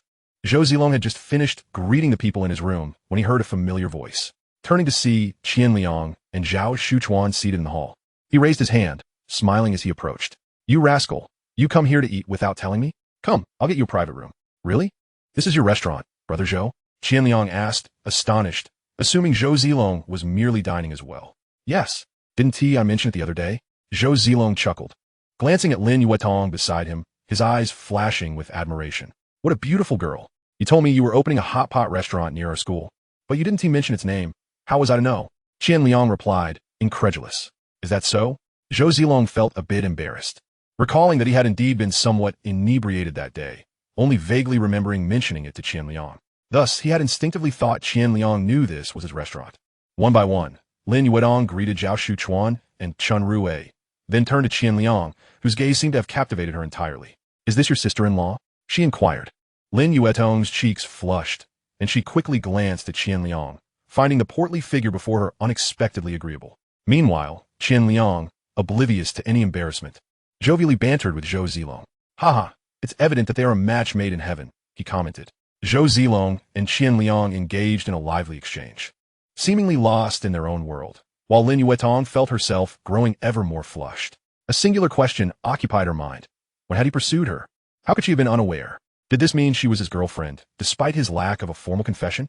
Qian Liang, having spoken somewhat impulsively, began to sense something amiss as he observed Lin Yuetong's rosy complexion. He realized he had grown accustomed to such ambiguous statements in his previous life, where he would make similar comments to spare the feelings of women he dated. Yet, now it felt somewhat inappropriate. After a brief exchange, confirming that Qian Liang and his companions would indeed not be heading to a private room, Zhou Zilong ceased further discussion and simply instructed the waiter to bring out a fruit platter, ensuring attentive service. Boss, what's going on? Zhao Shuchuan, unable to contain himself the moment Zhou Zilong departed, inquired eagerly. Haven't I mentioned? I'm making money these days, and it's all for him. Don't you follow my public account? Qian Liang replied, a cigarette dangling from his mouth as he bent down to tie his shoelace, noticing it had come undone. Isn't that just the ad for the driving school and the restaurant at our school? What about this hot pot place? Chun Rue interjected, having frequently checked Qian Liang's public account, mainly because Meng Fei was particularly fond of engaging with it. Indeed, that driving school belongs to this boss. I have an exclusive partnership with him, advertising solely for his establishment on my account. And how did that partnership come about? How much can one earn monthly? Sheng Hui, whose family was in business, and thus particularly attuned to such matters, asked with growing curiosity, especially since Zhou Zilong, the owner, exuded an air of affluence. How could he be so familiar with Qian Liang over mere advertising? The advertising fee isn't substantial, just around 1,000 a month, depending on how many people sign up. Should anyone wish to learn to drive, they may seek my assistance at a discount. As their conversation unfolded, the hot pot was served, and Qian Liang refrained from further elaboration. Zhao Shuchuan, meanwhile, had opened the public account and was perusing it, noting the significant increase in advertisements. He was particularly struck by the heated debates in the comments about the flavors of the restaurant outside the school. Without a hint of modesty, he exclaimed, "Dad, take me along. I don't need 1,000. 500 or 600 will suffice." Scram! Hu Qingfei and Lin Yuedong burst into laughter at Zhao Shuchuan's antics. Observing Lin Yuedong's admiring gaze directed at Qian Liang, Hu Qingfei felt a twinge of envy. She recognized her own unremarkable appearance and surmised that Qian Liang would undoubtedly prefer someone like Lin Yuedong or that stunning senior from earlier. Such talent and the ability to earn money, especially the way Qian Liang engaged in lively conversation with the boss, made him seem so mature and captivating. He hardly resembled a student. If only she were a bit more attractive, she would surely pursue Qian Liang herself. "I'm off to fetch Saixia and the others," Lin Yuedong announced after finishing her call, rising from her seat, with Hu Qingfei following suit, feeling somewhat uneasy alone without Lin Yuedong.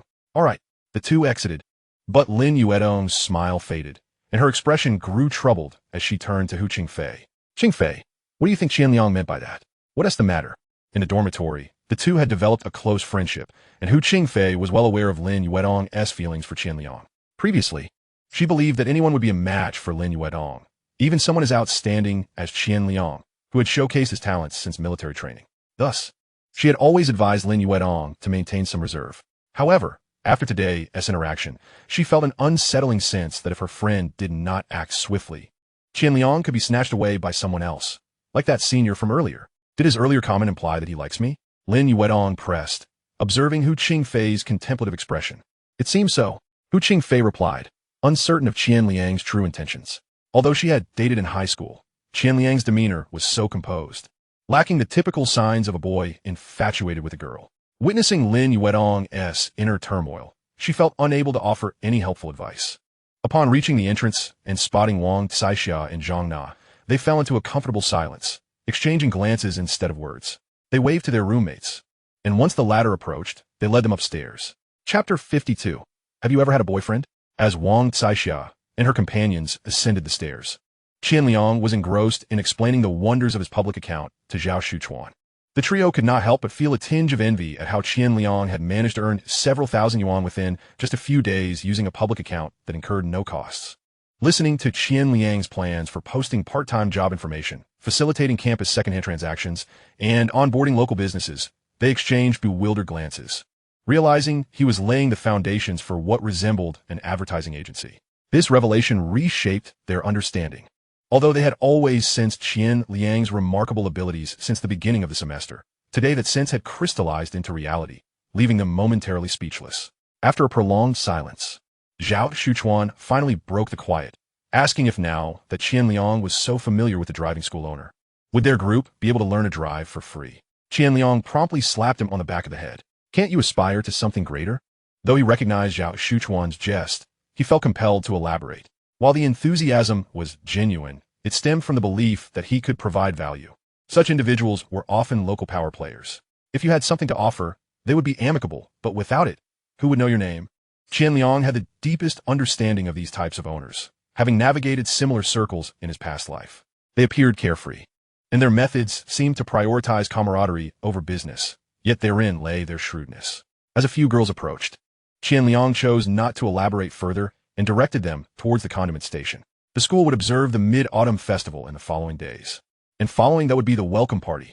Tomorrow, Qian Liang also planned to visit 2 graduate exam preparation organizations to upload local business recruitment information onto his public account. So he opted not to drink today. It was the first time he had dined with the girls from his class after such a long time at school. Wang Jingyu, unusually, refrained from his typical stoic demeanor, displaying gentlemanly attentiveness to Zhang Na, a demure girl with an innocent appearance who was easily shy. Wang Caixia, who usually avoided such gatherings, had come along only after Lin Yuedong mentioned it was a treat from the class president. In her heart, she harbored an indescribable admiration for Qian Liang, believing him to be the most exceptional individual in the entire university. Thus, when she heard about dining with him, she could not let the opportunity pass, even if it meant being frugal in the future. What's wrong? Are you feeling down? After their meal, Qian Liang noticed Lin Yuetong's quiet demeanor, who had been unusually silent throughout, her expression heavy with unspoken thoughts.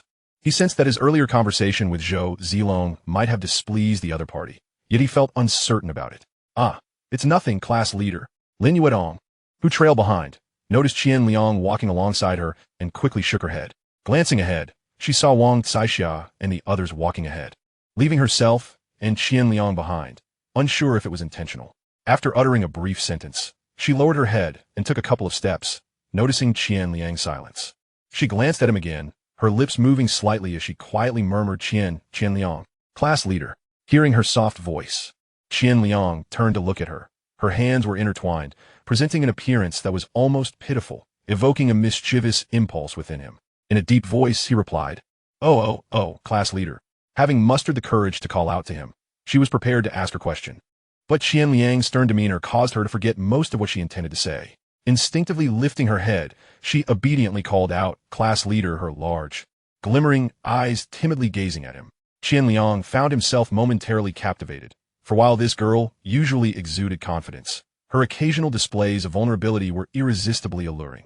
Her contrast was unlike Wang Ziyu's, who was deliberately provocative. Lin Yuetong seemed oblivious to how much she invited teasing, her demeanor purely instinctual. It was this very contrast that was most beguiling. What do you want to say?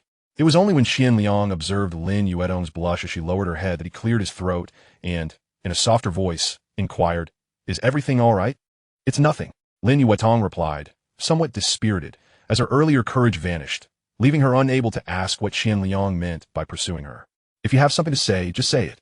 We value democracy here. Observing her glum expression, Qian Liang found it amusing and sought to tease her. You're bullying me. After a lengthy pause, a muffled voice finally emerged from beside her. No Putin. Oh, no. Lin Yuetong widened her eyes, looking innocently at the seemingly irate Qian Liang, unsure of how to respond. Have you ever had a boyfriend? Qian Liang, for reasons unknown, posed this question. No, Lin Yuetong replied, her entire being tensing up, her heartbeat quickening, her voice trembling slightly. A singular thought consumed her mind. Was Qian Liang about to confess? How nerve-wracking. What should she do? Should she run? Really? No one has pursued you? Qian Liang asked, and upon uttering the words, found himself at a loss for further conversation, rambling nonsensically. Absolutely not. Upon hearing his incredulous tone, Lin Yuetong felt a pang of urgency, stepping in front of Qian Liang, her voice rising, her eyes reflecting a glimmer of grievance. If there's none, there's none. Why are you so anxious? Qian Liang was taken aback by her sudden outburst, and the noise drew the attention of Zhao Shuchuan and the others ahead, who glanced back momentarily before returning to their previous indifference. There's really none. To emphasize her point, Lin Yuetong reiterated her statement, as if fearing Qian Liang might doubt her. All right, no need to insist. I don't have one either. Am I boasting? Observing the seriousness of this girl, Qian Liang was left speechless and deliberately shifted the subject. Lin Yuetong was momentarily speechless, feeling that Qian Liang was being overly teasing. With an exasperated huff, she turned and walked away towards the group ahead, resolving not to engage with him any further. Qian Liang, however, remained unfazed. He understood the significance of Lin Yuetong's earlier behavior and realized that had he spoken up, he might have won a captivating girlfriend right then. Yet he hesitated, feeling unprepared for a romantic relationship. Although he believed good girls should not be taken for granted and bad girls should not be overlooked, he still found himself drawn to the latter, such as Wang Ziyu. Boss, what is going on? A few girls had left in taxis. Enshin Rue was the first to pry. They had all noticed Lin Yuetong's angry demeanor as she approached them. Zhao Shuchuan and Wang Jingyu looked at Qian Liang with curiosity. Could you please not look so lecherous? Qian Liang sighed in exasperation. Quickly, tell us, boss. Did you offend our Linda Beauty? Did you confess, and she rejected you? Zhao Shuchuan's expression shifted from lewd to gleeful. Do you still want to go for a foot massage? Qian Liang couldn't be bothered to respond. With the girls gone, and having been stirred by Lin Yuetong's flirtation, he decided to toy with Zhao Shuchuan. As Qian Liang spoke, Chen Rue and Zhao Shuchuan transformed into unrestrained creatures, each wrapping an arm around him as if they hadn't seen a woman in eons. Only the composed, deep brother remained somewhat unfazed, casting a disdainful glance at the duo. Though Wang Jingyu feigned calmness, pulling out a cigarette, the sparkle in his eyes betrayed his excitement, rivaling that of Zhao Shuchuan. Heaven help us. He had only been taken once by his cousin and had been too nervous to enjoy it at the time. When leaving, the woman even gifted him a 66 yuan red envelope, which had embarrassed him tremendously. He felt humiliated. Without further ado, the group hopped into a taxi and headed straight for the central city, where Zhou Zilong had mentioned the Golden Phoenix Nest. The old rogue claimed that all the ladies there donned form-fitting skirts and black stockings, were gentle, had fewer demands, and didn't rush. Quite appealing indeed. This would later become standard, but in the current Jiangbei, it was a unique selling point. Qian Liang resolved to experience it thoroughly today. He particularly reminisced about the technician he had visited several times before his rebirth, not solely for her beauty, but because she never remembered him. Each visit, she would engage him in conversation, and more importantly, she crafted an array of captivating family backstories that were simply impressive. Qian Liang relished those chats, enjoying her tales. At the entrance, he cautioned his friends, "Today, we're just here for foot massages. Don't be swayed into spending extra for additional time." The three readily agreed. "Forget it. Let us just stick together," Qian Liang thought, observing their distracted expressions, feeling a twinge of concern for their well-being in such an unpredictable industry. He had wished for a moment to savor the gentle attentions of a lady, but he decided to take his time with that. The reception area was attended by a professionally dressed beauty, who greeted Qian Liang and his friends with a warm smile as they entered. She handed them slippers while inquiring about any preferred technicians. "Is Yo-Yo on duty?" Qian Liang sat down on the sofa, exuding an air of authority. And while changing into slippers, he asked. Yo-Yo, the technician he mentioned, was Miss 88, highly recommended by Zhou Zilong as the most beautiful girl in the establishment. "I apologize. My friend, Yu's only just clocked in. Are you waiting for her, or shall I arrange someone for you first?" The staff here are all quite astute. Just by looking at Qian Liang, one can tell he is quite experienced, even if his impression isn't particularly strong, since many seek out Yu. "All right then. You decide on the arrangement, but make sure she's attractive. Otherwise, I'll find someone else." Qian Liang waved his hand dismissively. While Qian Liang was conversing with the receptionist, Chen Rui and the others were whispering amongst themselves. Zhao Shuchuan curiously asked Wang Jingyu, "Was it like this last time you came?" "Pretty much, it's always like this," Wang Jingyu replied, struggling to suppress his inner excitement as he gazed at the opulent hall and inhaled the enticing aromas wafting through the air. Zhao Shuchuan exchanged glances with Chen Rui, both feeling a sense of discomfort as they regarded Qian Liang, who resembled a ladybug. How could there be such a vast disparity among university students? What could this arrogant fellow possibly not understand? He even took on the role of host during karaoke, and he was doing it with senior sisters. Writing his own lyrics for songs was something they had tolerated, yet the only pride they felt was in being wealthier than him. Only for him to earn in mere days what took them months to save. Now it seemed he was more adept at being a rogue than they were. Is there no justice left in this world? What kind of family could cultivate such a person? Fine then, let us go for the 399 package. At that moment, Qian Liang had confirmed the services with the receptionist and turned to see Zhao Shuchuan glaring at him with gritted teeth. That look in his eyes was as if Qian Liang had stolen his girlfriend. "What's wrong with you?" Qian Liang felt somewhat uneasy under his gaze. Thinking he had chosen a higher price service, he retorted, "I'm treating you, so don't worry about the money." In this day and age, 2,000 yuan is indeed a substantial amount for students, which is why Qian Liang hadn't considered asking the three of them to chip in. He wasn't particularly generous. It was mainly because these three roommates had always treated him well, and they were decent individuals. Ever since school began, they had known about his financial struggles and had always insisted on paying for meals. Although he had never voiced it, he remembered it well. Most importantly, he was accustomed to living lavishly from his previous life, so he truly didn't regard this amount of money with any significance.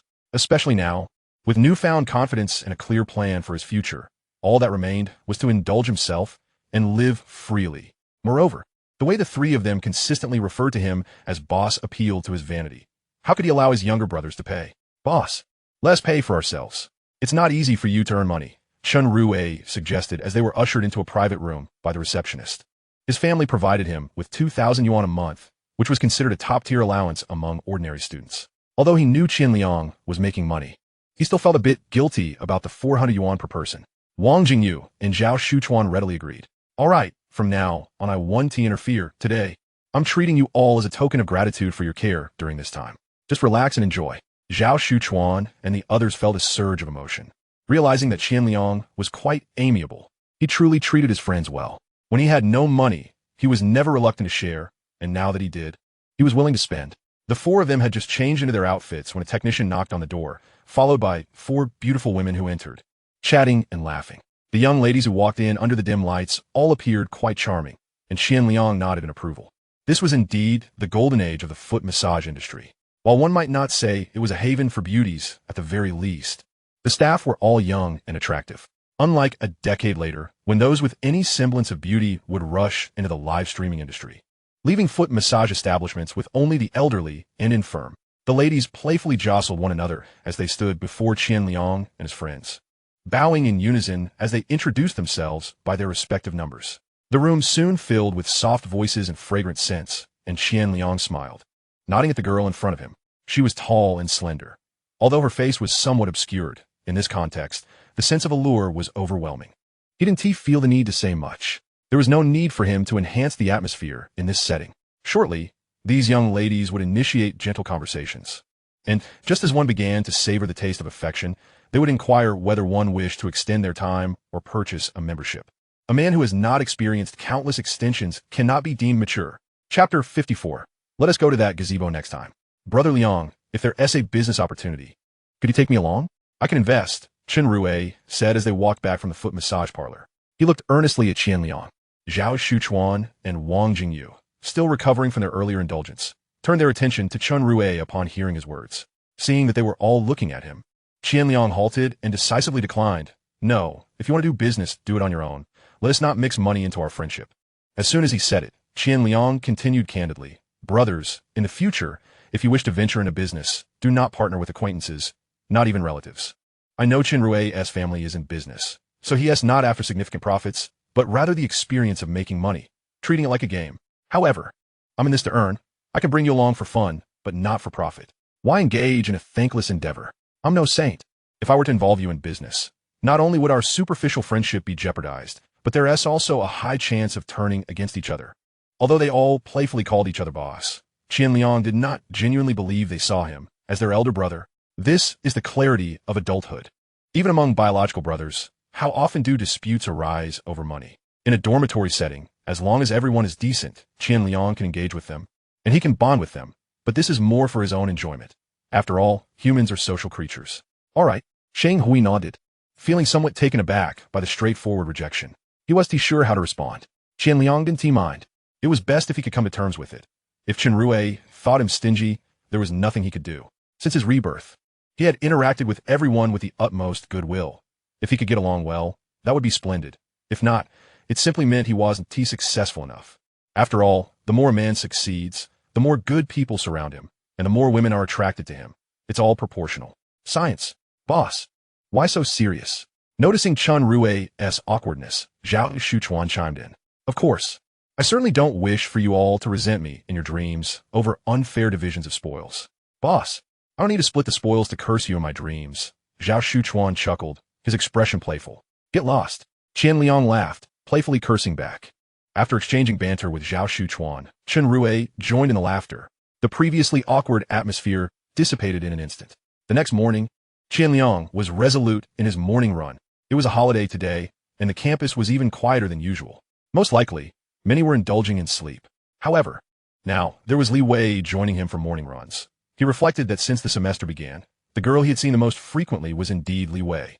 Over the past few days, Qian Liang had grown less resistant to her presence, even occasionally engaging in casual conversation. This is how it goes for men. It's nearly impossible to reject a woman who actively pursues you, especially when that woman is strikingly beautiful. Li Wei refrained from interrupting Qian Liang's morning jog each day. After all, she could hardly keep up with him when he ran. Instead, she would trot lightly along the track. Accompany me shopping today, she declared after Qian Liang had finished his run. Not going. I have matters to attend to, he replied, for his schedule was already brimming. That morning, he had visited 2 graduate exam preparation institutions and then scoured the local businesses around the school, gathering part-time job information to input into the public account. In the afternoon, he had to head to the driving school. Within just a few days, a group of students had already formed to register through the public account, some in groups of 5, others in 10, though he was surprised to find that the 10-member groups were the most numerous, albeit many had yet to solidify their arrangements. He had invited students to form groups in the comment section of his public account post, allowing those who initiated the group to enjoy a discount of 50 yuan upon registration. At that time, the public account lacked the sophistication it would later acquire, leaving him to resort to this rudimentary method. Please, I really don't want to go. Have your friend accompany you. I just want you to come with me. Li Wei insisted, playfully coaxing him, having planned this outing for several days. I truly have things to do today. Stop pestering me. Then don't move, she retorted, stomping her foot in frustration when she realized he was adamant. Leaning in, she teasingly measured his waist with her hands. What are you doing? Don't move. It's hot. And you just finished running. You're covered in sweat. It's unbearable, she quickly commented, withdrawing her hands with a playful disdain. What a nuisance. Then don't touch me. Qian Liang felt an itch of curiosity, though he was determined to hold his ground. Who touched you? That was just. Li Wei halted mid-sentence, casting a sharp glare at him before turning on her heel and departing without waiting for his response. Qian Liang couldn't help but feel that this girl was acting rather peculiar. Early in the morning, she had come to tease him, and the encounter had been far too brief. He sighed internally, old Zhao, I can barely hold on. He bought 2 fried dough sticks from the cafeteria, munching on one as he exited the school. It was still early for the exam prep institutions. They hadn't opened yet, but some eateries were already in business. Qian Liang began visiting each one, engaging in discussions and recording information, making special notes for those interested in advertising. He also negotiated prices based on advertising times. Although it was small change, even a mosquito's leg is meat. Students didn't yet harbor a strong disdain for advertisements. They perceived them merely as information. By the time he strolled toward the exam prep institutions around 9 in the morning, he felt a bit parched. Both owners were present, and after showcasing the follower count of his public account and the partnership results with Anshin Driving School, 2,000 yuan seamlessly found its way into his pocket. However, he did not secure exclusive agency rights with the exam prep institutions. He only collected advertising fees. The exam prep market was substantial, and he intended to wait for the 2 businesses to compete before reaping the rewards. Exiting with a buoyant spirit, he found a restaurant listed on his public account, where the owner graciously waived his bill. After exchanging pleasantries, he left without paying. After all, the client is cherished. Having finished his meal, he didn't return to the dorm, but chatted with the owner for a while. Waiting for the students, he had assisted with registration at the driving school to call him before departing the restaurant. After stepping outside, he received another wave of gratitude from senior students, and once he had helped them register at the driving school, a fulfilling day came to an end. As he leisurely made his way back to the school, his phone buzzed before he reached the dorm. Upon glancing at the caller ID, he saw it was Li Wei. What is it? He answered. Come to that pavilion we visited last time. I'm waiting for you. Qian Liang was unsure of her intentions and felt reluctant to go, replying, Can't you just tell me over the phone? I'm exhausted from the day and want to rest. Oh, just a moment. It'll all be quick. Hurry up. I'm waiting for you. You must come, or I'll wait indefinitely. Without giving Qian Liang a chance to refuse, Li Wei quickly concluded the call. Chapter 55, The White Shirt. As Qian Liang approached the pavilion not far from the dormitory, he spotted Li Wei's slender figure from a distance. This morning she had worn sports attire, but now she had changed into something entirely different. She sported a black mini skirt and a white knitted t-shirt adorned with a bow, exuding an aura of innocence and sweetness, complemented by white stockings that accentuated her alluring long legs, which appeared extraordinarily fair and straight. Although her appearance was indeed captivating, Qian Liang felt that stockings were inherently suited for mature women. Girls simply lack that charm when wearing them. Of course, this excluded those who favored a more youthful style.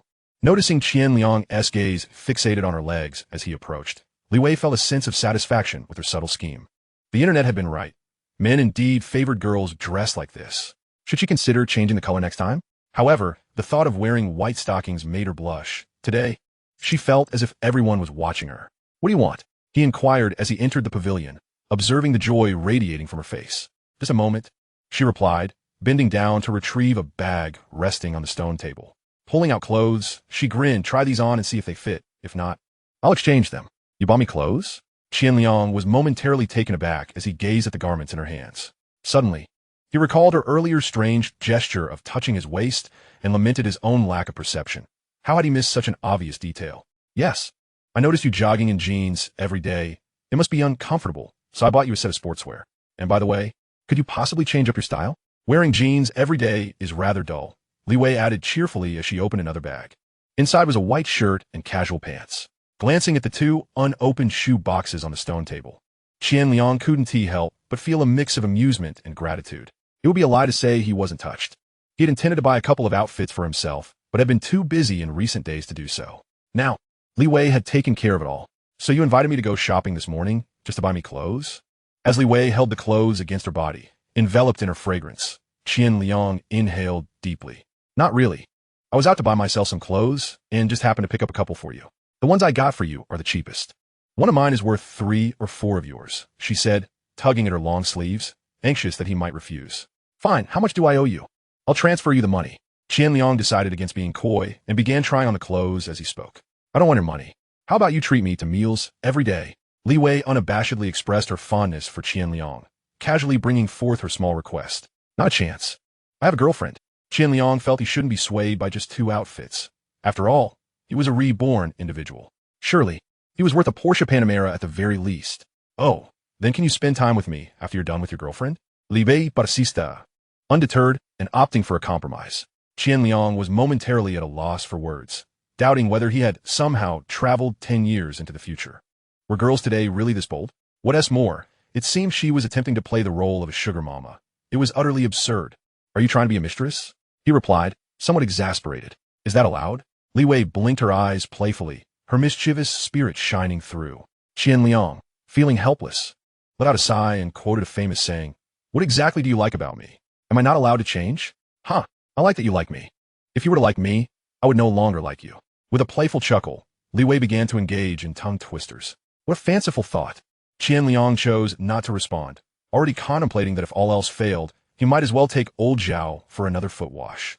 Brother, I noticed you're advertising a driving school on your public account. Are you thinking of learning to drive? How about we sign up together? I could ask my dad for some money. Seeing that Qian Liang was unresponsive, Li Wei began to chatter away, undeterred. Go ahead. Tell your father that you've taken a man under your wing at university, and he should give you more money. Qian Liang noticed that Li Wei had developed a bit of a thick skin. The more he rejected her, the more spirited she became. Thus, he lazily replied, I wouldn't dare. My father would beat me to a pulp. After contemplating the enticing suggestion, Li Wei shook her head in refusal. Her expression, deep in thought, made Qian Liang chuckle despite his irritation as he playfully swatted her with a piece of clothing, saying, You're not allowed to buy me anything anymore, understand? Feeling the warmth of Qian Liang's closeness, Li Wei's face lit up with joy, and she eagerly nodded. So, can we learn to drive together? We can discuss it later. Just let me know when you want to go, and I'll take you. No need to pay. Since he had accepted her clothing, Qian Liang felt compelled to reciprocate. Why, you ask? Because the owner of the driving school's daughter has taken a liking to me and intends to recruit me as her husband. While stuffing the clothes into a bag, he spoke nonsensically. Oh, so it's all right for you to bring your mistress home? What if she gets bullied? Will you side with her? Li Wei crossed her arms, her large eyes wide open, looking quite pitiful. Damn it, this woman is going insane. Qian Liang cursed inwardly and turned to leave. When women go mad, men have little to say, especially when she crossed her arms, her figure surprisingly ample. Brother, I've been running around all day without eating.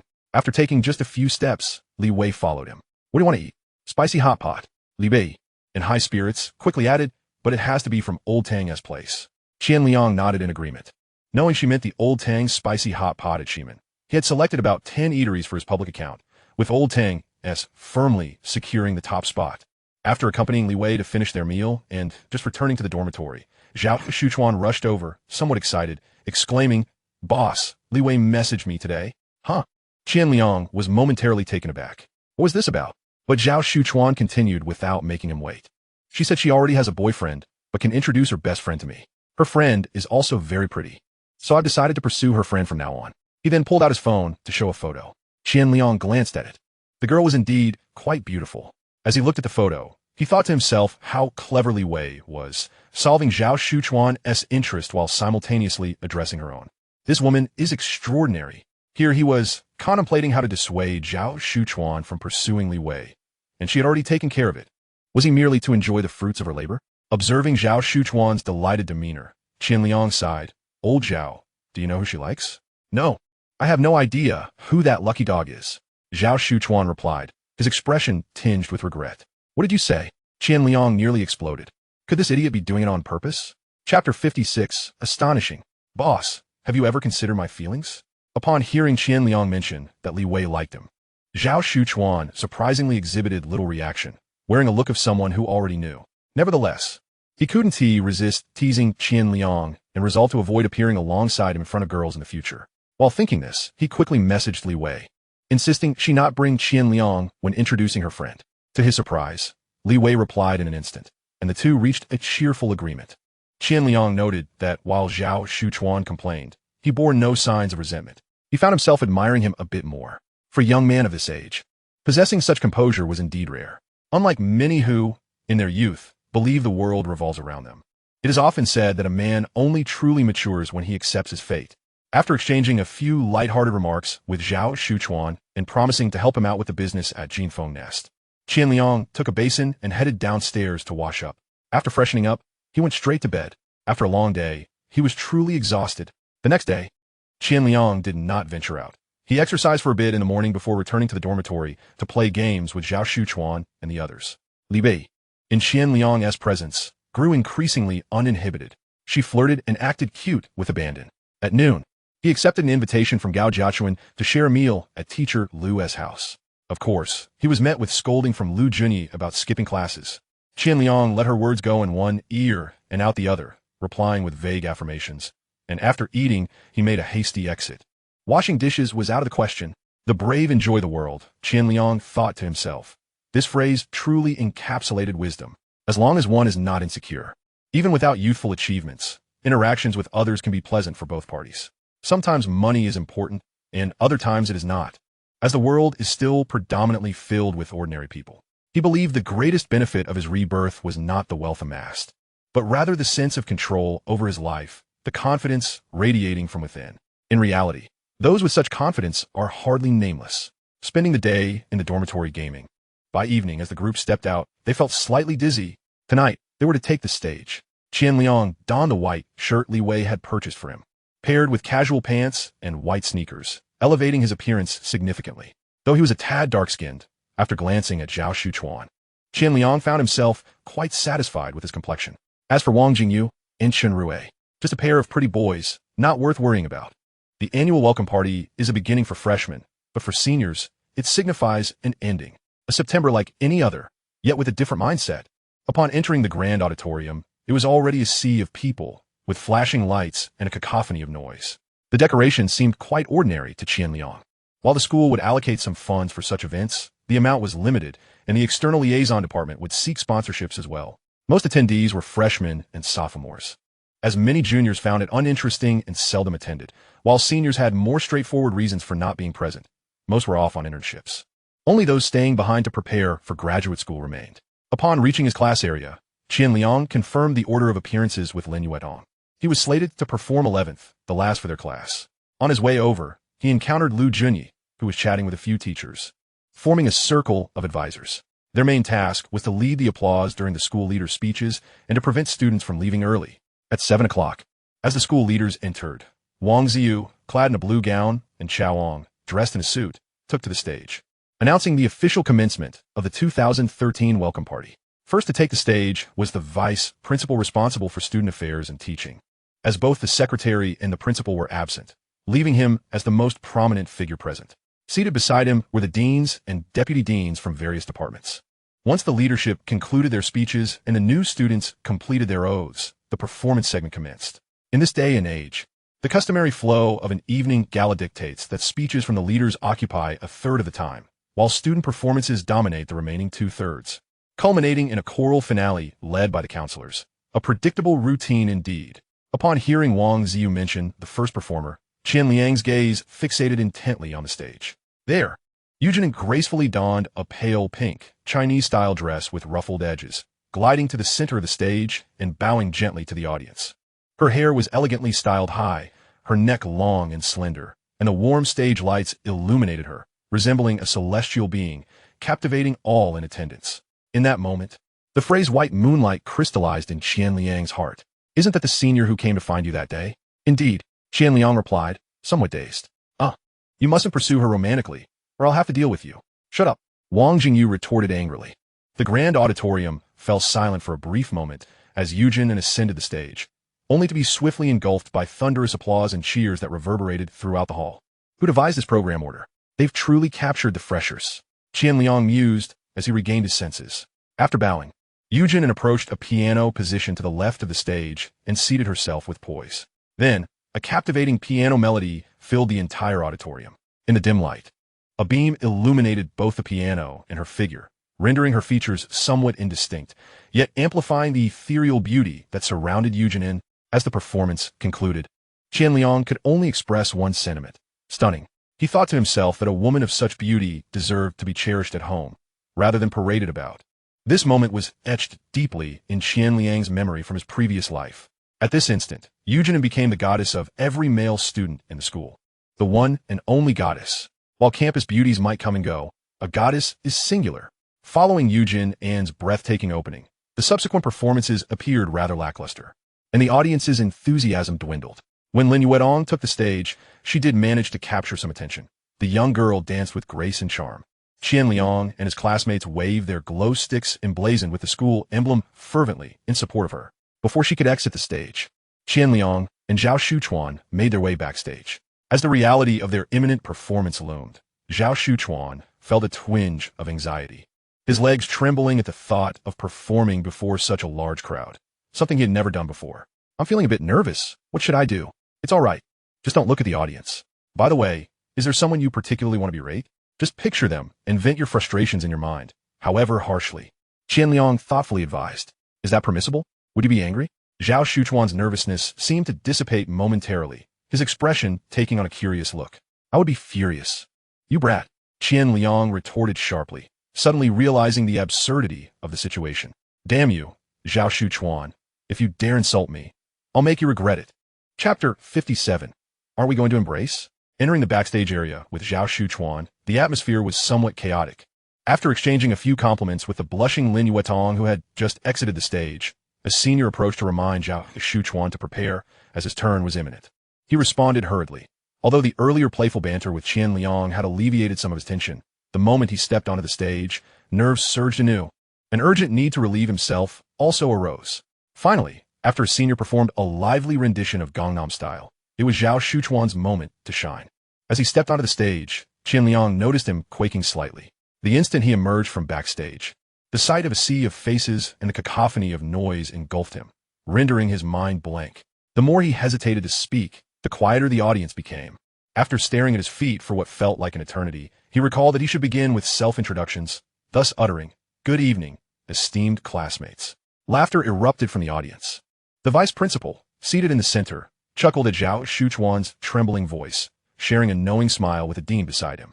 At the back of the auditorium, Lu Jinyi watched with keen interest. She believed that regardless of how nervous one might be, the courage to take the stage already represented a significant victory over many. In such a crowd, feeling anxious was entirely normal. Not everyone possessed the uncanny composure of someone like Qian Liang. After a stammering introduction, Zhao Shuchuan felt his mind finally click into gear as the music began to play, and with a determined heart, he launched into the routine he had practiced. Isn't Yujin stunning today? Backstage, as the laughter erupted following Zhao Shuchuan's dance, Qian Liang's penchant for mischief was finally satisfied. Indeed, he nodded decisively, eyeing Wang Ziyu, who was equally resplendent in her formal attire.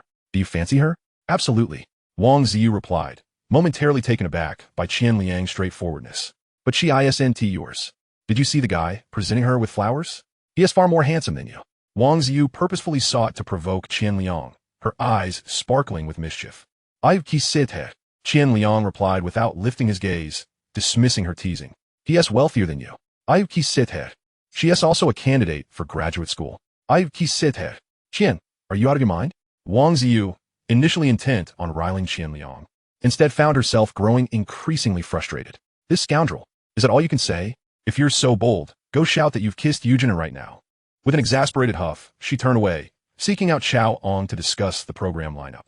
After 2 more performances, it was finally Qian Liang's turn as Wang Ziyu announced him in her melodious voice. He stepped onto the stage, greeting the audience with formality, bowing with a smile. His tone steady, dressed in a crisp white shirt, black casual trousers, and gleaming white sneakers. With the sleeves of his shirt rolled up, he appeared particularly fresh and clean, exuding confidence as he stood on stage. The microphone relayed his voice, albeit slightly distorted. I would like to present Hua Xia keeps spinning to you all, hoping that each of us can become a strong individual in life, bravely forging ahead through the thorns. Beside Principal Wang, the secretary of the student union leaned in to whisper something, prompting the principal to nod in acknowledgement, his interest piqued by the new student. As the prelude of the song began to play, the audience's attention had waned considerably after such a lengthy wait. Many were engaged in hushed conversations, some occupied with their phones, utterly disinterested in the proceedings on stage, while others simply stared into space. As the peaks of Zhuolu melted away, the traces of you delineated the grandeur of Huaxia. The artistry of the past is veiled, as the years turn upon the arduous paths once traversed, inscribed upon tortoise shells. The ancient tales are revived. Though Qian Liang's vocal prowess may be ordinary, his heartfelt delivery imbues his voice with warmth in this moment. The audience's attention is subtly heightened. The Music Academy's dean, seated 3 positions away from Principal Wang, gradually straightens his posture. The song continues to resonate. A new era of heroes emerges from the ashes. Who among them returns with silvered hair, as the sound of camel bells drifts toward Rome, where the vast desert meets the ocean, a home for those who drink from its waters. Upon hearing these lines, several professors in the front row exchange glances, savoring the depth of meaning. This newcomer is indeed remarkable. The dean of the Music Academy gazes intently at Qian Liang on stage, his heartbeat quickening.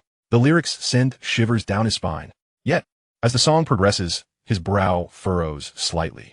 There is an unsettling sense that such lyrics do not quite align with the song's composition, akin to a perfectionist encountering a flaw. Nevertheless, for a first-year student, the lyrics are nothing short of extraordinary. To what extent is this newcomer versed in history?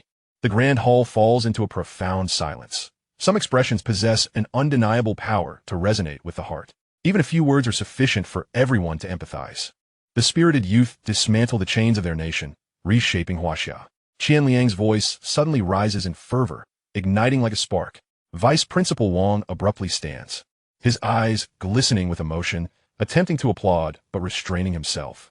His lips move, but he ultimately sits back down, breath heavy. Backstage, Wang Ziyu, despite having heard the performance once already, feels tears welling in her eyes.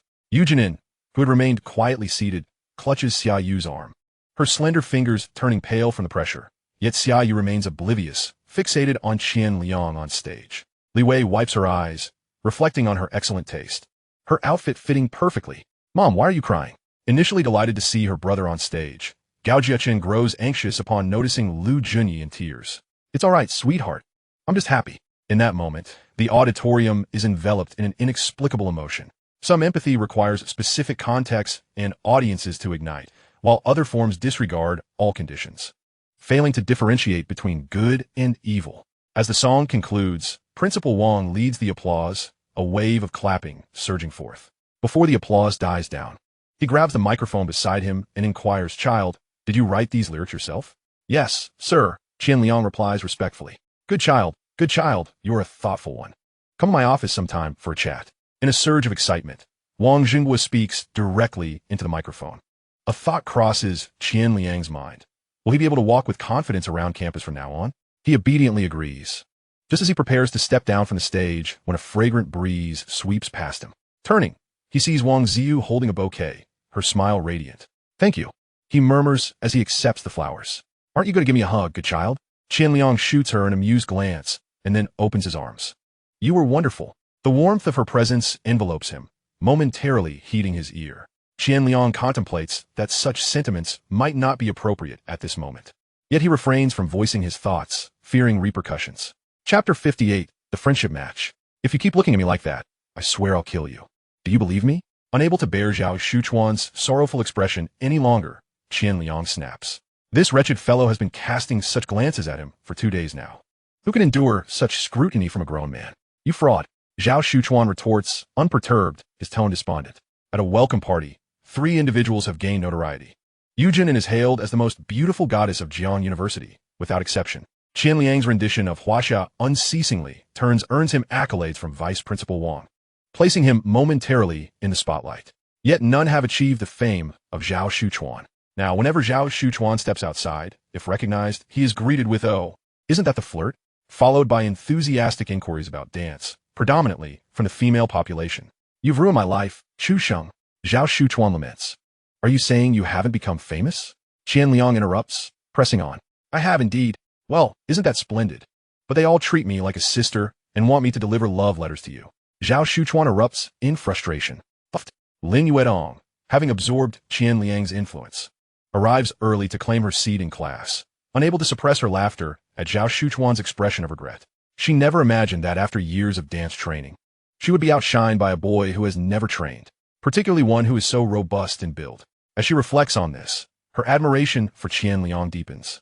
Knowing that Zhao Shuchuan's dance was taught by him, she yearns to see Qian Liang dance just once. but despite her efforts, he adamantly refuses. After her laughter subsides, she turns angrily to Zhao Shuchuan. You must not deliver any love letters to him. Witnessing Lin Yuetong's protectiveness, Zhao Shuchuan feels even more vexed. I don't want to either, but they call me brother. Who can withstand that? Exactly, what a sight. We are still students. Our focus should be on learning, Qian Liang asserts with righteous fervor. Eliciting a smile from Lin Yuetong, Chun Rui appears ready to lash out, while Wang Jingyu continues to enjoy his candy. Now accompanied by a companion in his confectionery indulgence, Lin Yuetong's roommate, Zhang Na, sits beside him. The group engages in animated conversation, completely oblivious to the fact that a teacher is still lecturing. Before long, they begin to debate which cafeteria to indulge in next. Over the past few days, Jiyuan Cafeteria has collaborated with Qian Liang's public account for an event. Every student who shares Qian Liang's public account on QQ Space can enjoy a discount of $1.50 at Jiyuan Cafeteria. The verification process is straightforward. Simply display one space while getting their meal. There will inevitably be impersonators, but they are few. After all, the overall quality of university students remains relatively high. Following this event and word of mouth, Qian Liang's public account has seen its followers surge to nearly 10,000. His influence grows daily. Just yesterday, a vice president from the student council approached Qian Liang to discuss collaboration. They found themselves compelled to do so, having witnessed the success of Qian Liang's public account, while their own efforts paled in comparison. In particular, the advertisements on Qian Liang's account were viewed as assets. Consequently, during a student council meeting, it was decided to partner with Qian Liang. This development is undoubtedly beneficial for Qian Liang, even if they hadn't sought him out. He would have approached various clubs to integrate all into his burgeoning network. This is indeed the most effective way to gain followers and enhance cohesion. However, the student council would take the initiative to reach out, and naturally, Qian Liang took the reins. Ultimately, it was decided that the official WeChat account would serve as the primary platform for the student council to promote various activities. However, all published content must undergo Qian Liang's scrutiny, and a dedicated individual would be appointed to assist him in maintaining the account. Essentially, this meant he had acquired an additional free labor. Furthermore, Qian Liang was promoted to the position of Deputy Minister of External Relations in the Arts Department, and he joined the department the day after the welcome gala. The Arts Department is a key component of the Student Council, so the Vice President verbally agreed to this arrangement. However, formal approval would still require a meeting, particularly to garner the opinion of the department head. His entry into the group was somewhat akin to buying in, which should pose no significant issues, especially since Wang Zhan had appointed him to a group leader position on the very day he joined the department. Moreover, the position of External Relations Minister was vacant and held little power, with many reluctant to take it on. The more coveted roles were those of Executive Vice Minister and Creative Vice Minister. Currently, the executive position was held by Chao Wang, and the creative position by Wang Ziyu. Nevertheless, for Qian Liang, this role could rapidly enhance his credentials, and, as for attracting investments, was that even a concern for him at this point? With the WeChat account in his possession, he would be the most authoritative voice in front of local businesses. As for money, neither of them broached the topic. The trifling finances of the student council were beneath Qian Liang's notice. Are you really not considering romance during your university years? After class, as they made their way to the cafeteria, Lin Yuetong was still bothered by Qian Liang's earlier remarks. Is he dead? I had clearly indicated that Zhao Shuchuan should not deliver love letters. How could he not pick up on such a blatant hint? Of course, you think it shouldn't be the case? During our prime years, we should focus on our studies. How could romance possibly distract us? Yet if you have something to say, just say it. Observing Lin Yuetong hesitating, Qian Liang found great amusement in teasing her. Her serious demeanor was utterly adorable. During class, you weren't even paying attention. You were busy using binoculars to gaze at the girls from class 2. Really? Qian Liang's face flushed with embarrassment. Yes, and you were eyeing the one with the largest chest. Lin Yuetong, now emboldened, began to criticize Qian Liang, her shyness forgotten. Nonsense, I was looking at her study notes. What does chest size have to do with it? Qian Liang retorted, his expression turning serious, yet he struggled to maintain his denial. In a fit of playful anger, he tapped Lin Yuetong lightly on the head, exclaiming, So what if I looked? I've been reborn, so what's the harm in that? What's wrong with it? You rogue. Lin Yuetong glared at Qian Liang, who wore a proud expression as if to say, I am a scoundrel, and I take pride in it. She lowered her head and playfully kicked at him. Qian Liang felt his heart warm at the unintended flirtation that emanated from her, and if the situation were more appropriate, he would have been tempted to kiss her. Oh, this girl. She would likely cry if kissed, he mused, intrigued. Hurry up, I'm starving. He barely managed to suppress his impulses, noticing that Lin Yuetong was still lingering behind. Impatiently, he called out, hastily catching up with Zhao Shuchuan and the others. These girls all seemed to be vying for a romantic relationship with him. Could they not simply invite him for a friendly match? What was so great about romance? At this moment, he believed Wang Ziyu had great potential in that regard. Chapter 59. Tasting the Dishes. Lin Yuetong, who had caught up, appeared somewhat dejected. Sitting on a cafeteria bench, Qian Liang felt equally disheartened, glancing down and feeling a twinge of guilt towards his brothers. It had been so long, yet they had not indulged in any pleasures. The issue was that these girls all seemed intent on pursuing romance, making him hesitant to make a move. He could play the scoundrel, but purely seeking physical gratification felt a bit sordid. He absolutely could not allow himself to be vilified throughout his 4 years of university.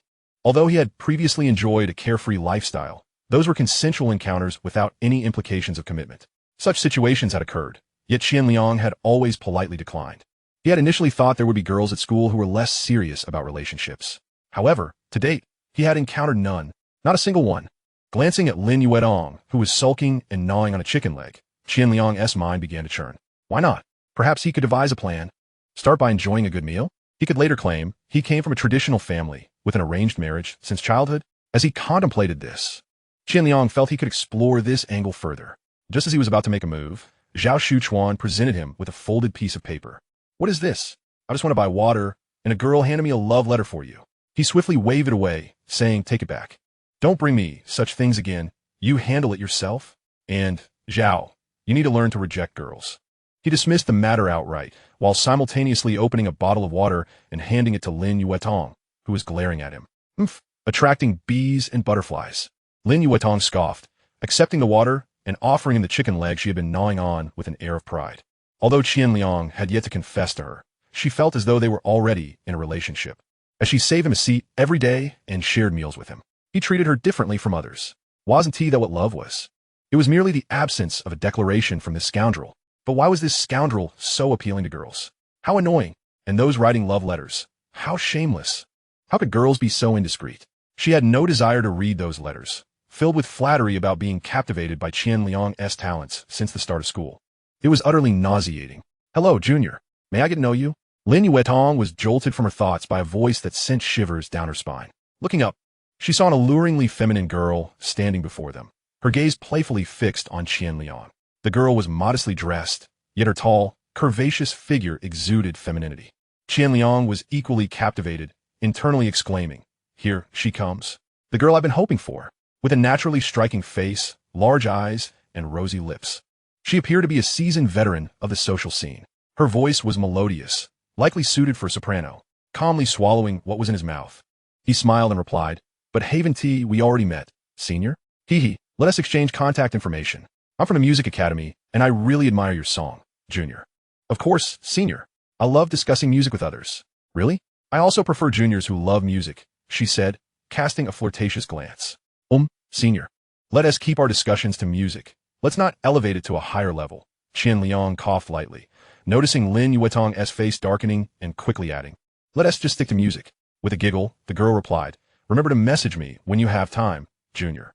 She laughed and, noticing Lin Yuetong's displeasure, casually waved her phone before walking away with her companions. Why didn't you reject her?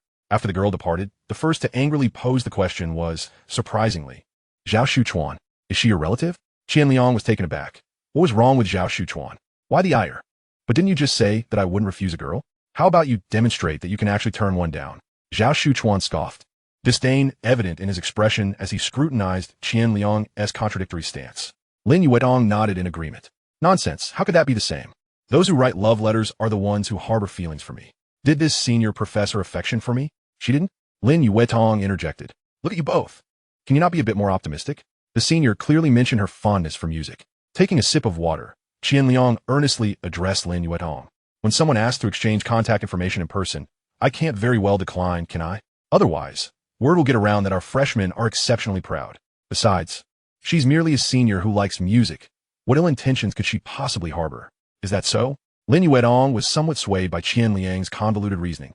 Hesitating as she asked, so, if a senior adds me on WeChat in the future, should I also accept?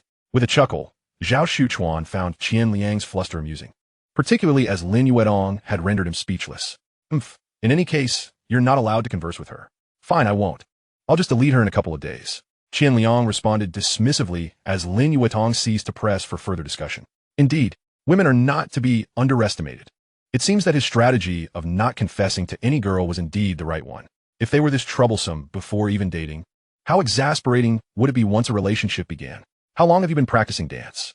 As they exited the cafeteria, Qian Liang inquired, eyeing the graceful Lin Yuetong walking ahead of him. I've been learning since childhood, for many years. Why do you ask? Just curious. Can you do a split? Of course. Lin Yuetong, intrigued by Qian Liang's question, turned around and demonstrated a split to showcase her flexibility. No, save it for later. Qian Liang abruptly pulled her back. Such displays are best kept private.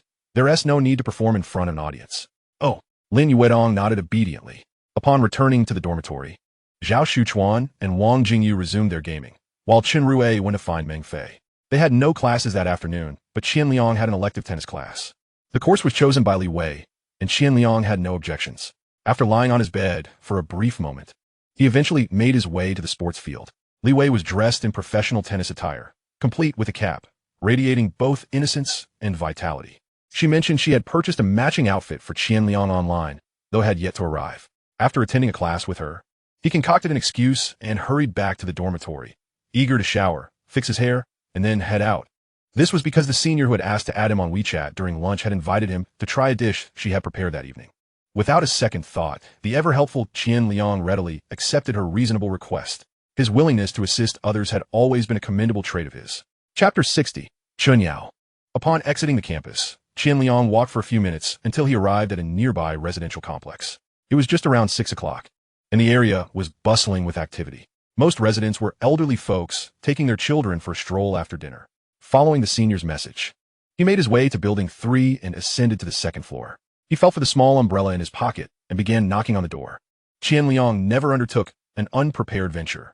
In university, there are generally two types of individuals renting apartments: those with boyfriends and those who cannot get along with their roommates. The fact that this intriguing girl invited him to her home undoubtedly indicated the latter. Have you arrived? The door swung open, revealing the senior who had appeared somewhat flamboyant at noon, now clad in a black slip dress that reached her knees, paired with adorable cotton slippers. She exuded a hint of sensuality, undeniably captivating. Hello, senior. Upon entering, Qian Liang casually placed the fruits he had purchased downstairs on the cabinet by the door, then surveyed the room. It was a quintessential small apartment. Upon entry, there was a large bed with a neatly spread pink quilt, directly facing a flat-screen television. On the opposite side of the bed, there was a petite wooden coffee table and a single sofa, arranged in the same direction. Next to the sofa stood a refrigerator, and by the window was a narrow corridor leading to her small kitchen and bathroom. Though small, it was well equipped. Please have a seat on the sofa while I finish preparing dinner. Su Shanshan called to Qian Liang before darting back into the kitchen. Do you need any help? Qian Liang offered politely. No need, I'll have it ready shortly. Just sit tight. He initially believed cooking was merely an excuse, but to his surprise, she truly was busy in the kitchen, given the compact space. The sounds of her bustling about and the delightful aroma wafting through the room imbued it with a vibrant domesticity. Su Shanshan exuded an air of a capable homemaker. Rather than waiting on the sofa, Qian Liang followed her into the kitchen, which was essentially a row of cabinets in the corridor used for cooking. Not at all. I'm quite inept in the kitchen. He picked up chopsticks and sampled the stir-fried green peppers with ham and the tomatoes and eggs simmering in the pan. Realizing she was not being modest, his own culinary skills would undoubtedly surpass hers. How is it? Su Shanshan asked as she scooped the scrambled eggs onto a plate. A culinary masterpiece. Qian Liang gave a thumbs up, nodding emphatically. Tonight's meal was not merely food, but an experience. Really? You're not just flattering me, are you? In truth, the quality of the food mattered little. Watching the senior eat was delightful. Qian Liang jovially remarked as he assisted in bringing the dishes to the small coffee table. Oh my, such sweet words. Tell me, how many young ladies have you charmed with that line? Su Shanshan teased, her laughter bubbling over. Just one today. It wouldn't be me, would it? Clever. Qian Liang nodded, realizing this was a woman who was both gracious and unpretentious. I'd be foolish to believe you. Su Shanshan playfully pouted, retrieving a small stool from behind the refrigerator and placing it opposite the sofa. She gestured for Qian Liang to sit on it. Why would I sit on that? The sofa is so spacious. Qian Liang persisted, preferring to sit beside her. Just as Su Shanshan was about to explain, a knock at the door interrupted them. Did you invite someone else? Qian Liang's expression shifted to disappointment. Of course. Two lovely ladies to share a meal with you. Isn't that delightful? Su Shanshan chuckled at Qian Liang's crestfallen demeanor as she went to answer the door. Yao Jia, this is Qian Liang. Upon seeing the mature woman entering, Qian Liang was even more perplexed. He had assumed Su Shanshan's roommate was arriving. It was evident that this woman was no student. Dressed in a pure white shirt dress that accentuated her elegant shoulders, her long hair, slightly curled, and her face adorned with subtle makeup, she exuded sophistication. A delicate woman's watch adorned her fair wrist. At that moment, she tilted her chin slightly, smiling as she scrutinized Qian Liang with an almost condescending gaze, which made him feel somewhat uncomfortable. He cast a puzzled glance at Su Shanshan, who was making the introduction. Hello, would you prefer I address you as Mr. Qian or classmate Qian? Before Su Shanshan could utter a word, the woman smiled and extended her hand, saying, My name is Chun Yao, and I am the owner of Anton Driving School. Hello, Ms. Chun. You may call me Qian Liang, he replied gently, shaking her hand lightly. The moment she introduced herself, he realized her intentions. It was likely that she had come seeking a partnership due to the recent influx of calls from a woman wanting to collaborate, which had declined upon learning it was Anton Driving School. It seemed that this woman was the one making those calls. Having only signed a contract with Zhou Zilong 2 weeks prior, he had already received registrations from over 10 individuals through his public account. As a competitor, it was only natural for her to be aware of him. Yet this woman was exceptionally beautiful. Engaging in a business like a driving school, was she perhaps a prized pet of some affluent magnate? Please have a seat, Sister Yao. Let's enjoy our meal while we converse. As Su Shanshan spoke, she had already brought out the last bowl of tofu soup, announcing, well, it's all vegetarian. Inviting Chun Yao to sit on the sofa, Su Shanshan continued, Qian Liang, I'm learning to drive at Sister Yao's school. Today, she asked me to invite you to meet her. I didn't inform you in advance. I hope you won't be upset? Not at all, Chun Yao replied, taking a glance at the 2 dishes on the table with a bemused expression, teasing Su Shanshan. You are quite the troublemaker. I suggested dining out, yet you insisted on cooking. This hardly resembles a banquet. Although her words seemed to scold Su Shanshan, they were actually directed towards Qian Liang, indicating that she was not so petty. Haha, it's perfectly fine. The dishes prepared by my senior are quite delicious, Qian Liang responded, feeling any lingering discomfort dissipate at her words. Without further ado, he inquired, is it regarding the public account that you sought me out, Miss Chun? Indeed. You have refused my calls several times, so I thought it prudent to meet with you in person to discuss matters in detail, Chun Yao replied, her tone steady and her words articulated with clarity and strength. It is not that I am unwilling to collaborate, Miss Chun. I have already explained over the phone that I am bound by an exclusive agreement with General Manager Zhou of Anshin. If I were to partner with another driving school, I would incur a penalty fee, Qian Liang explained with a wry smile. Observing the two engage in discussion, Su Shanshan refrained from picking up her chopsticks. How much is the penalty fee? We at Anton will cover it, and we can also enhance the terms of your agreement with Anshin, Chen Yao asserted, confident that their penalty would not be substantial, thus addressing the matter directly and boldly. This is not merely a financial issue. One cannot stand without integrity. I apologize, Ms. Chun, but there's truly no way around it, Qian Liang replied, no longer beating around the bush, firmly declining her offer. You might consider collaborating with us at Anton. The benefits you would receive would undoubtedly surpass those from Anshin, Chen Yao suggested, already rising from her seat, not granting Qian Liang the opportunity to refuse. I apologize for the abruptness today. I shall make it up to you by treating you to a proper meal next time. We haven't even dined yet, Sister Yao, Su Shanshan remarked as she too stood. I have some matters to attend to, so please enjoy your meal, Chun Yao replied politely, while Qian Liang rolled his eyes internally, thinking to himself, with such cooking, who would want to stay for a meal? Chapter 61. I still prefer you calling me Junior. Are you saying you just met Qian Liang today? At the stairway, Chen Yao found herself at a loss for words after hearing Su Shanshan's remark. Chen Yao had assumed that Su Shanshan was well acquainted with Qian Liang, which was why she had agreed to the proposal of visiting her home, believing that with Su Shanshan present, communication would be easier. However, she had not anticipated that Su Shanshan had only met Qian Liang due to her own suggestion. Upon entering, she sensed that this was not an appropriate setting for negotiations, especially as she immediately detected Qian Liang's indifference. Many people tend to gaze a little longer at her when they first meet her due to her beauty, yet this student named Qian Liang merely cast a fleeting glance, his eyes betraying no emotion. His reaction was hardly that of a freshman. After exchanging a few words, she felt there was little point in continuing the conversation and decided to leave without further entanglement. As for Qian Liang, she was determined to devise a way to win him over. This decision had been made the moment she saw the promotional post for Anshin Driving School on the public account. Particularly the flurry of team registration messages beneath, it made her scalp tingle and her heart race. That was tangible money. Damn, Zhou Zilong. He could have just eaten his meal without taking the pot away, not fearing he might choke. During her earlier conversation with Qian Liang, she had inquired about his public account, knowing that the number of followers had surpassed 10,000, fully aware of what that implied. All right, you may return now. Cultivate a good relationship with him. If you can get him to collaborate with me, I will refund your tuition, and even treat you to a few new outfits as a token of gratitude. It's just a public account, isn't it? Susan-san ziplit, so mewat astonits. Just a public account? If managed well, it could earn you enough in a year to cover 10 years of tuition. She had meticulously examined Qian Liang's public account, noting that the advertisements featured were not solely from Anshin Driving School. They included exam preparation institutions, computer markets, and dining establishments. The thought of it infuriated her. Had he managed to secure all those advertisements? Was she the only one left out? An exclusive partnership, no less. It was simply outrageous. Enraged, she had tirelessly worked to suppress Anshin Driving School, slashing prices and investing heavily in advertisements, only to find herself outmaneuvered by Qian Liang in a moment of negligence. When Su Shanshan finished seeing Chen Yao off and returned upstairs, she found Qian Liang already at the table, enjoying his meal. Oh no, don't eat just yet. Let me heat that up for you. It has gone cold, Su Shanshan said, feeling somewhat embarrassed. Her mind was still preoccupied with Chen Yao's earlier comments, realizing that she and Chen Yao were not actually that familiar.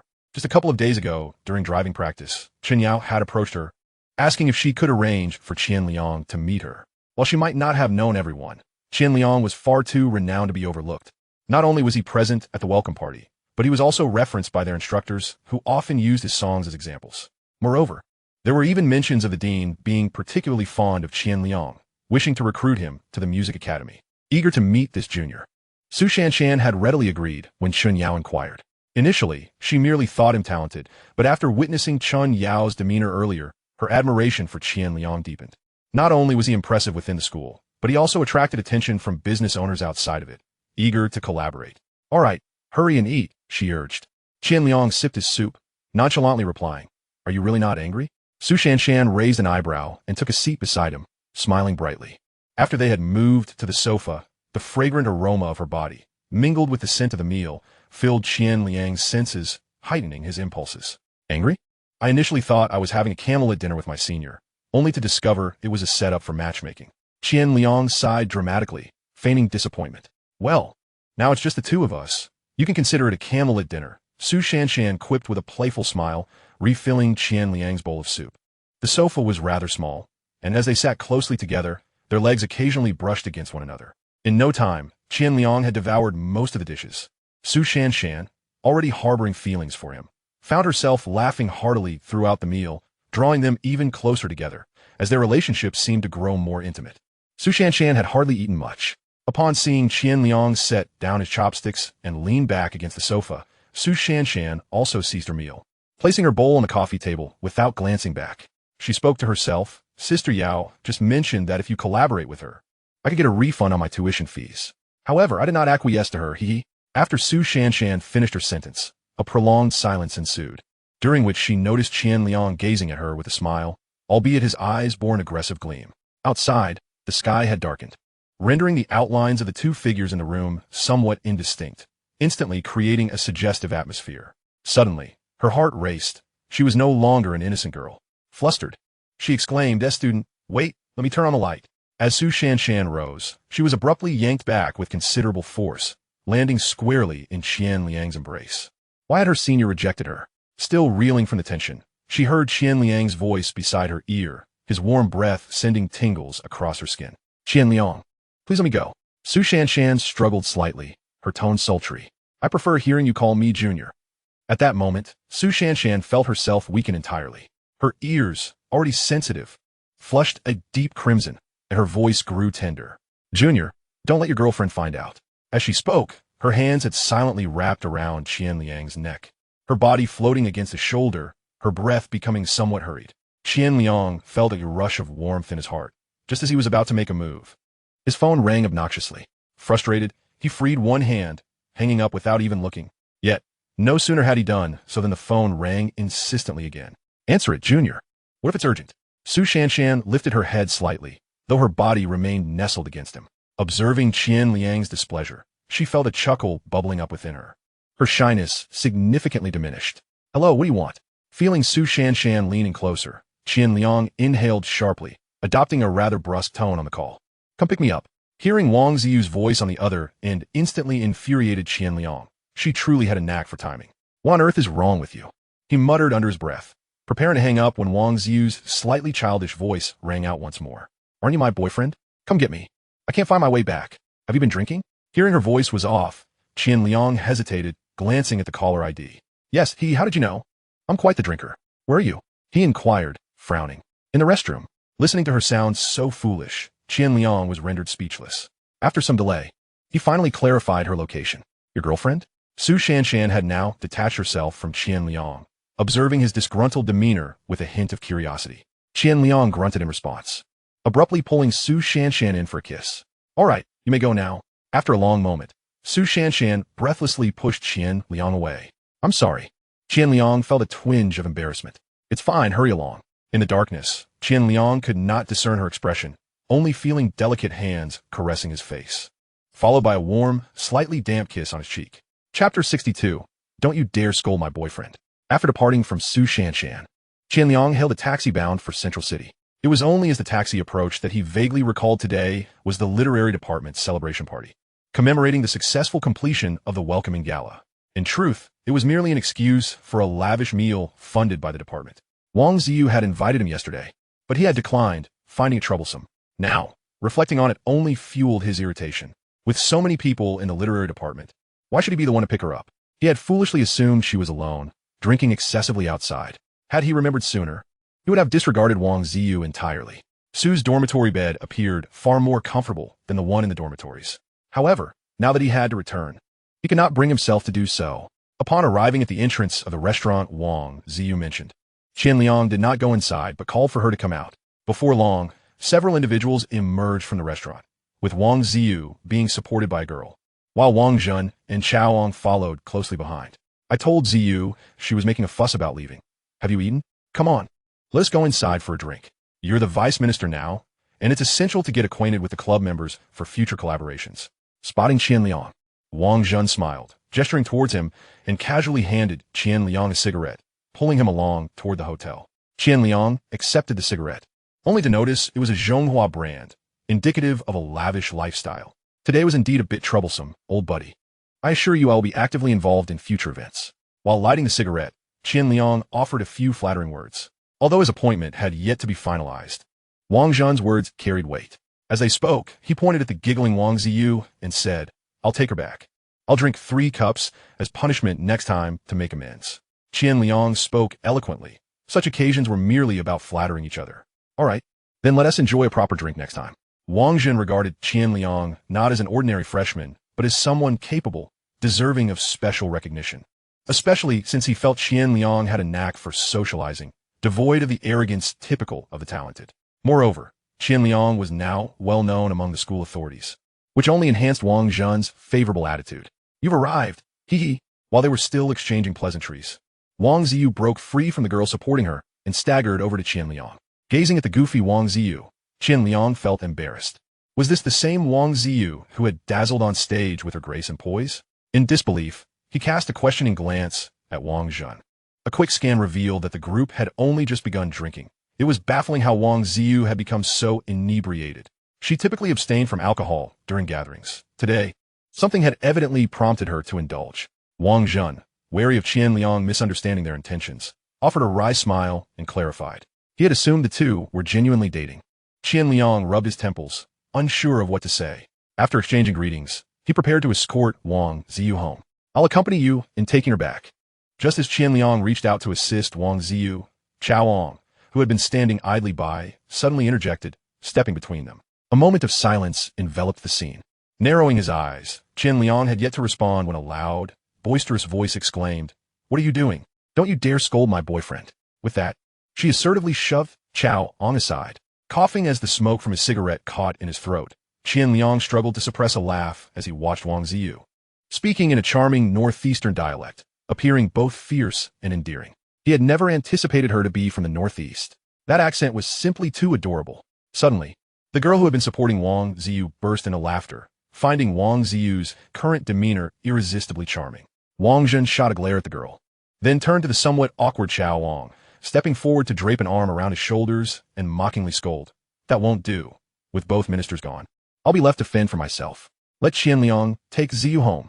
The members of the literary department were well aware of the romantic involvement between Wang Ziyu and Qian Liang. Thus they entrusted her to him with ease. Can you walk on your own? Qian Liang inquired as they reached the hotel, gently supporting one of her arms. Of course, she replied. Consequently, Qian Liang obediently released her arm, but that very moment, Wang Ziyu stumbled. Damn it, if you can't walk, just admit it. Why act tough? Qian Liang grumbled, swiftly catching hold of her again. As he took a step forward, he did not pull her along. You're not allowed to curse at my father, Wang Ziyu retorted, her feet firmly planted, glaring at him in annoyance. What the hell? Are you drunk or not? Qian Liang exclaimed, almost exasperated. Cursing at my sister is fine, but she is such a nuisance, always competing with me. You shouldn't drink if you can't handle it. Do you realize how much you've ruined my plans? Qian Liang complained as he supported her, advancing slowly. What plans? I was out on a date. What plans are you talking about?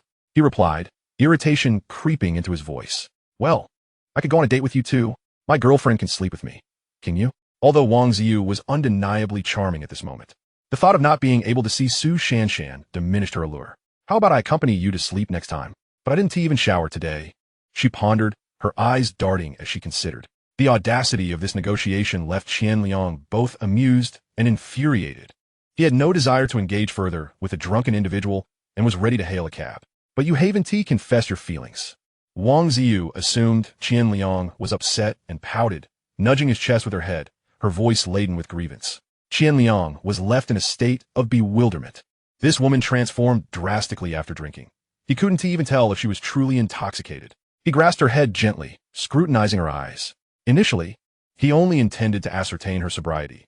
Yet as he beheld her upturned, delicate face, her glistening eyes, and slightly parted, rosy lips that emitted a hint of sweet intoxication, he found himself utterly captivated. Unable to resist any longer, he leaned down and kissed her fervently. After what felt like an eternity, he finally lifted his head, his gaze drawn to Wang Ziyu's even more alluring, dewy lips, igniting a fire within him. Wang Ziyu gasped for breath after the kiss. Then, she touched her red lips and looked at Qian Liang, wrapping her arms around his waist, murmuring, I want more kisses. You minx. Qian Liang, already struggling to contain himself, immediately embraced her and led her toward the nearby hotel. Upon reaching the entrance, he hesitated for a moment, glancing down at Wang Ziyu. She met his gaze, and, after a considerable pause, bashfully stated, just kisses, okay? The brief walk had somewhat calmed him, yet all rational thought was shattered by Wang Ziyu's words. He had bottled up so much frustration since Su Shanshan, and at this moment, Qian Liang wanted nothing more than to pull her inside. Securing a room with a king-size bed. Upon entering, without turning on the lights, Qian Liang pressed Wang Ziyu against the door. She wrapped her arms around him, her body tense and unyielding, responding somewhat awkwardly. After a while, they finally made their way to the bed, listening to their hurried breaths as Qian Liang leaned closer. I want to take a shower. Feeling her hands against his chest, Qian Liang's urgency escalated. You can shower later. In the darkness, Wang Ziyu's voice seemed to regain clarity. Was it his imagination? Maintaining their previous posture, Qian Liang attempted to gaze at her face, but could see nothing. It's my first time, she breathed. Listening to her soft voice, Qian Liang chose not to push further, rolling onto the bed and exhaling deeply. I'll turn on the light. No. Wang Ziyu's voice trembled as she swiftly stopped him from getting up. Soon, Qian Liang heard rustling sounds and saw her using her phone's dim light to enter the bathroom, where the light flickered on. Lighting a cigarette, Qian Liang began to regain his composure, uncertain whether she was feigning intoxication or truly awakening now. When the bathroom light eventually dimmed again, he still couldn't discern the truth. In the darkness, Wang Ziyu climbed into bed, and Qian Liang felt enveloped by her enchanting fragrance. Do you need a shower? I already did before coming out. Realizing she was indeed awake and that he wasn't taking advantage of her, Qian Liang pulled back the covers and slid in beside her. Take it slow, oh. Before Wang Ziyu could finish her sentence, Qian Liang silenced her with a kiss. All that remained were meaningless, soft moans. Does it still hurt? Although Qian Liang had tried to be as gentle as possible, seeing the tears glistening on Wang Ziyu's cheeks, he embraced her tenderly, his fingers gently wiping away her tears. It hurts, she murmured, pressing tightly against him. Not drunk anymore? Qian Liang chuckled, ruffling her hair. Still drunk. Tomorrow I won't remember anything. Really? That's wonderful. Let us do it again. Qian Liang thought to himself how fortunate he was, responding swiftly. No, get away from me. Wang Ziyu, suddenly alarmed, bolted from his embrace, mentally berating herself, wondering who claimed this was pleasurable. Am I not a masochist? All right, I was just teasing you. Let us sleep. Although somewhat unsatisfied, Qian Liang refrained from pushing her further, given it was her first time. Oh, once assured that Qian Liang had no intention of advancing, Wang Ziyu returned to his embrace, reflecting that while this experience wasn't entirely pleasant, she cherished the feeling of being held. Despite his slender appearance, she found him surprisingly comfortable to embrace. More importantly, he had a hint of abs, albeit not much. With that thought, her small hand ventured to explore, and she playfully adjusted Qian Liang's slightly restless hand, finding a comfortable position to rest her head. Nestled in his warmth, listening to his even breaths, Qian Liang soon drifted off to sleep. The following morning, as soon as he opened his eyes, he was met with a pair of bright, captivating eyes. Seeing Qian Liang awake, Wang Ziyu quickly shut her eyes. Pretending to be asleep, Qian Liang chuckled inwardly, choosing not to expose her ruse, and rolled over to playfully tease her. No, don't. Wang Ziyu could no longer maintain her facade, her sultry voice escaping as she grasped his mischievous hands. Yet her protests were utterly futile. Instead, they only intensified his playful assault. Amidst her soft cries, Qian Liang felt utterly at ease, and after a night of acclimatization, Wang Ziyu was no longer as overwhelmed as the previous night. She surprisingly engaged him in a playful back and forth. Qian Liang relished the melodious sounds she produced. What do we call this now? Afterward, Wang Ziyu lay atop Qian Liang, her fingers teasingly playing with his lips. Tough luck for you. Qian Liang languidly swatted her mischievous fingers away. You don't want to take responsibility. Wang Ziyu's expression soured, her gaze fixated on him, and before Qian Liang could respond, she pouted. Do you still like Eugene? Didn't you tell me to pursue her? Qian Liang pressed on, digging his own grave. You scoundrel. Wang Ziyu, infuriated, thrust her hand under the covers, causing Qian Liang to let out a yelp of pain. Let go of me, you tigress. Tell me, do you still like her? Wang Ziyu remained unfazed and, saying this, bit down on Qian Liang's lip once more. Damn it. Qian Liang flipped over, pinning her down as a new round of conquest began. This tigress, not realizing the severity of the situation, was about to learn her lesson. Unforgivingly, Qian Liang showed no mercy, and soon enough, Wang Ziyu was begging for mercy. Darling, I'm hungry. Afterward, Wang Ziyu clung to Qian Liang like an octopus, her eyes sparkling seductively, her voice dripping with sweetness as she acted coyly. Come on, let us get up. After breakfast, we'll head back to school. No. Then what do you want? Seeing Wang Ziyu acting cute, Qian Liang caressed her smooth back and inquired. I can't do it anymore. Qian Liang paused momentarily, playfully smacking her backside while chiding, You vixen, get up now. Hee, you go buy me breakfast. I want soup dumplings. Don't you already have some? Why do you need to buy more? As he spoke, Qian Liang pinched her playfully. Get lost. Wang Ziyu retorted, biting his arm in protest. You little dog, always biting. Qian Liang remarked as he got out of bed, unbothered by his lack of clothing, and headed to the bathroom, saying, Then sleep a little longer. I'll shower and go get you some. Love you. Wang Ziyu blew him a kiss. After Qian Liang finished washing up, he went downstairs to buy breakfast. Once he left, Wang Ziyu hurriedly got up to freshen up herself. She felt shy about getting up while he was there. Now that he was out, she rushed into the bathroom. The moment she stepped out of bed, her legs felt weak. Sensing discomfort, she cursed under her breath, Bastard. Once she finished tidying up and saw the disarray of the bed, she felt her cheeks heat up. Hastily, she gathered the sheets, touched her flushed face, and realized she had been rather bold last night, surrendering herself so easily. Would Qian Liang take her for granted since it came too easily? And surely, this wasn't his first time. He was so adept. Wang Ziyu initially felt shy, but the more she thought about it, the more uncomfortable she felt. When Qian Liang returned with breakfast, he found her neatly dressed at the edge of the bed, her expression clearly conveying her dissatisfaction. What's wrong? Scoundrel. You owe me an apology. Seeing Wang Ziyu's changing demeanor, Qian Liang was both amused and bewildered, unsure of what had triggered her. Just moments before, she had been sweetly calling him darling, and now he was a scoundrel merely for going out to buy breakfast. Chapter 64. Why are you crying? Wang Ziyu's moods shifted rapidly. After a few comforting words from Qian Liang, she brightened up and began chattering away about amusing anecdotes from school, including some juicy gossip about teachers. For instance, there were rumors of a student infatuated with her and a professor from the literature department dating a student 2 years ago. And Qian Liang listened with rapt attention. In his previous life, he had been so focused on his studies that he had missed such delightful tidbits. Wang Ziyu was undoubtedly among the most well-informed people at school. After checking out and leaving the hotel, Qian Liang noticed Wang Ziyu walking somewhat awkwardly, and a sense of accomplishment surged within him. Perhaps this was the innate desire for conquest written in a man's genes? "You're still smiling." Wang Ziyu, the source of his triumph, pinched him in frustration. Once a woman crosses the final barrier with a man, her previous goddess-like demeanor vanishes completely. And this was vividly displayed in Wang Ziyu. "I truly don't have time to be a host. I'm busy with business and have already skipped several classes." In the taxi, when Wang Ziyu excitedly mentioned wanting to co-host the next event with him, Qian Liang quickly declined. The taxi driver glanced at them in the rearview mirror, astonished by Wang Ziyu's beauty and Qian Liang's audacity. Youth is a splendid thing. One can boast about anything. Unlike his age, where one must carefully construct a narrative to avoid logical fallacies before boasting. Don't spend all your time on that public account. If you run out of money, just tell me. Studies must come first. Wang Ziyu felt somewhat displeased, thinking Qian Liang was merely making excuses to brush her off. A real man never lives off a woman.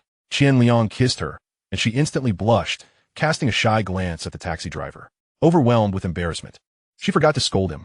It felt utterly outrageous that he would kiss her so brazenly in front of others. "You must never do that again in public." Upon exiting the cab, Wang Ziyu admonished him in a mix of shyness and indignation. All right, we'll keep it a secret. That makes it all the more thrilling." Qian Liang nodded, wearing an expression that said he understood. "Qian Liang." Wang Ziyu stomped her foot, her voice cracking. "Let us hurry. I'll take you back to the dorm. I have a class soon." Qian Liang chuckled, deciding to stop teasing her. "Don't touch me." Wang Ziyu flicked her arm and walked toward the dorm, feeling like Qian Liang was driving her mad. He never took anything seriously. It was utterly vexing. Other boyfriends pampered their girlfriends, while he only knew how to irritate her. "Don't walk me back. You should go to class. Otherwise, others might misunderstand our relationship." As they approached the girls' dorm, Wang Ziyu suddenly stopped and turned to Qian Liang, who was trailing behind. Qian Liang was taken aback by her words. What was going on? Just moments ago, she wanted him to take responsibility, and now she was worried about misunderstandings. He looked at her, but her expression was inscrutable. Were they at school now? And she was denying everything? Ugh, scoundrel. After everything he had done for her yesterday, she was now turning her back on him. Qian Liang felt like he'd been played. "Fine, then go back by yourself. I'm leaving." But Wang Ziyu's behavior was precisely what Qian Liang desired. There was a whole world waiting for him, and he couldn't let one person hold him back. Saying this, he turned on his heel and left without hesitation. Wang Ziyu watched him walk away without a backward glance, trembling with anger. Her comment had been made out of embarrassment for not returning to the dorm last night, fearing her friends would see and mock her. Additionally, she had said it intentionally, hoping to see if Qian Liang would confess his feelings for her. After all, she had been waiting for a formal declaration from him the entire way. This was something of great importance to a girl. Watching Qian Liang's retreating figure, Wang Ziyu opened her mouth, feeling a pang in her heart, her eyes gradually welling up with tears. Not wanting anyone to see, she crouched down, and as soon as she did, tears began to flow uncontrollably. She wiped her eyes vigorously, but the tears only flowed more. "What are you crying about? Didn't you tell me to leave?" Wang Ziyu was feeling utterly wrong when she heard that voice she despised. Looking up, she saw Qian Liang squatting in front of her, his gaze filled with compassion. Bastard. At that moment, Wang Ziyu abandoned all reservations, shaking her small fists as she struck Qian Liang a couple of times before collapsing into his arms, sobbing. She vented her frustration and grievances. "All right, stop crying. If you keep crying, I might kiss you again, and your lips will get swollen." After a considerable time, Qian Liang finally rose and gently pulled her from his embrace. Observing her tear-streaked visage reminiscent of a weeping pear blossom, he admonished her. Wang Ziyu, clad in short sleeves, had inadvertently smeared her face and arms with tears while wiping them away, rendering her appearance particularly disheveled. "Do you dislike me?" Wang Ziyu inquired. Her eyes reddened and her voice tinged with sorrow as she fixated on Qian Liang. "No, I like you very much. How could I not adore my beautiful darling?" Qian Liang patiently reassured her, rummaging through her bag to retrieve a tissue, gently wiping away the tears from her face. Observing her distress, Qian Liang's expression became somewhat intricate.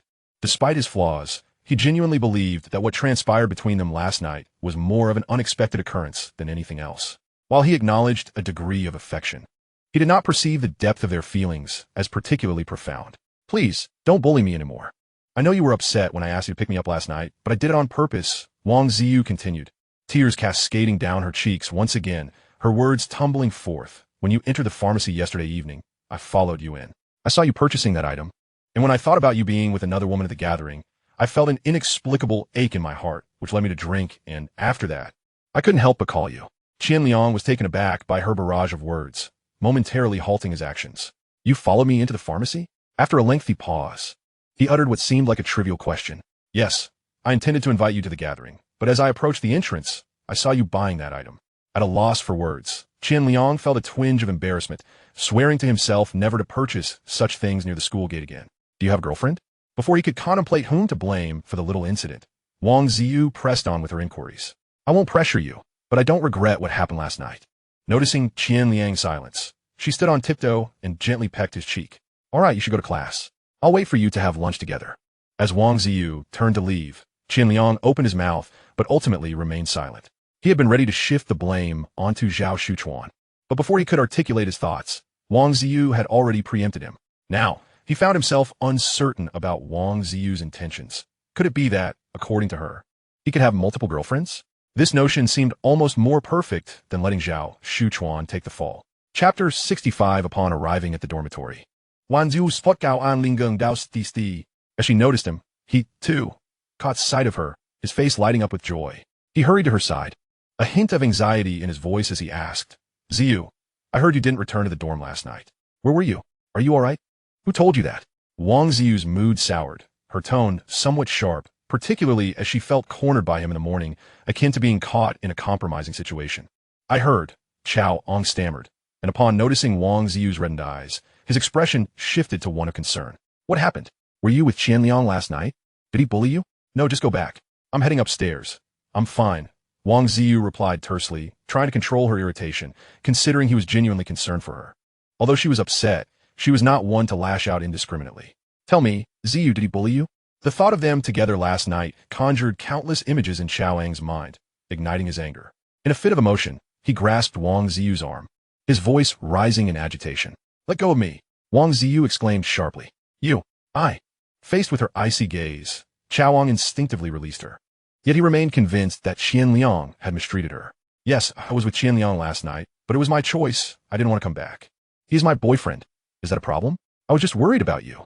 Gao Ang Mumu, were you to me? Do I need your permission to be with my boyfriend?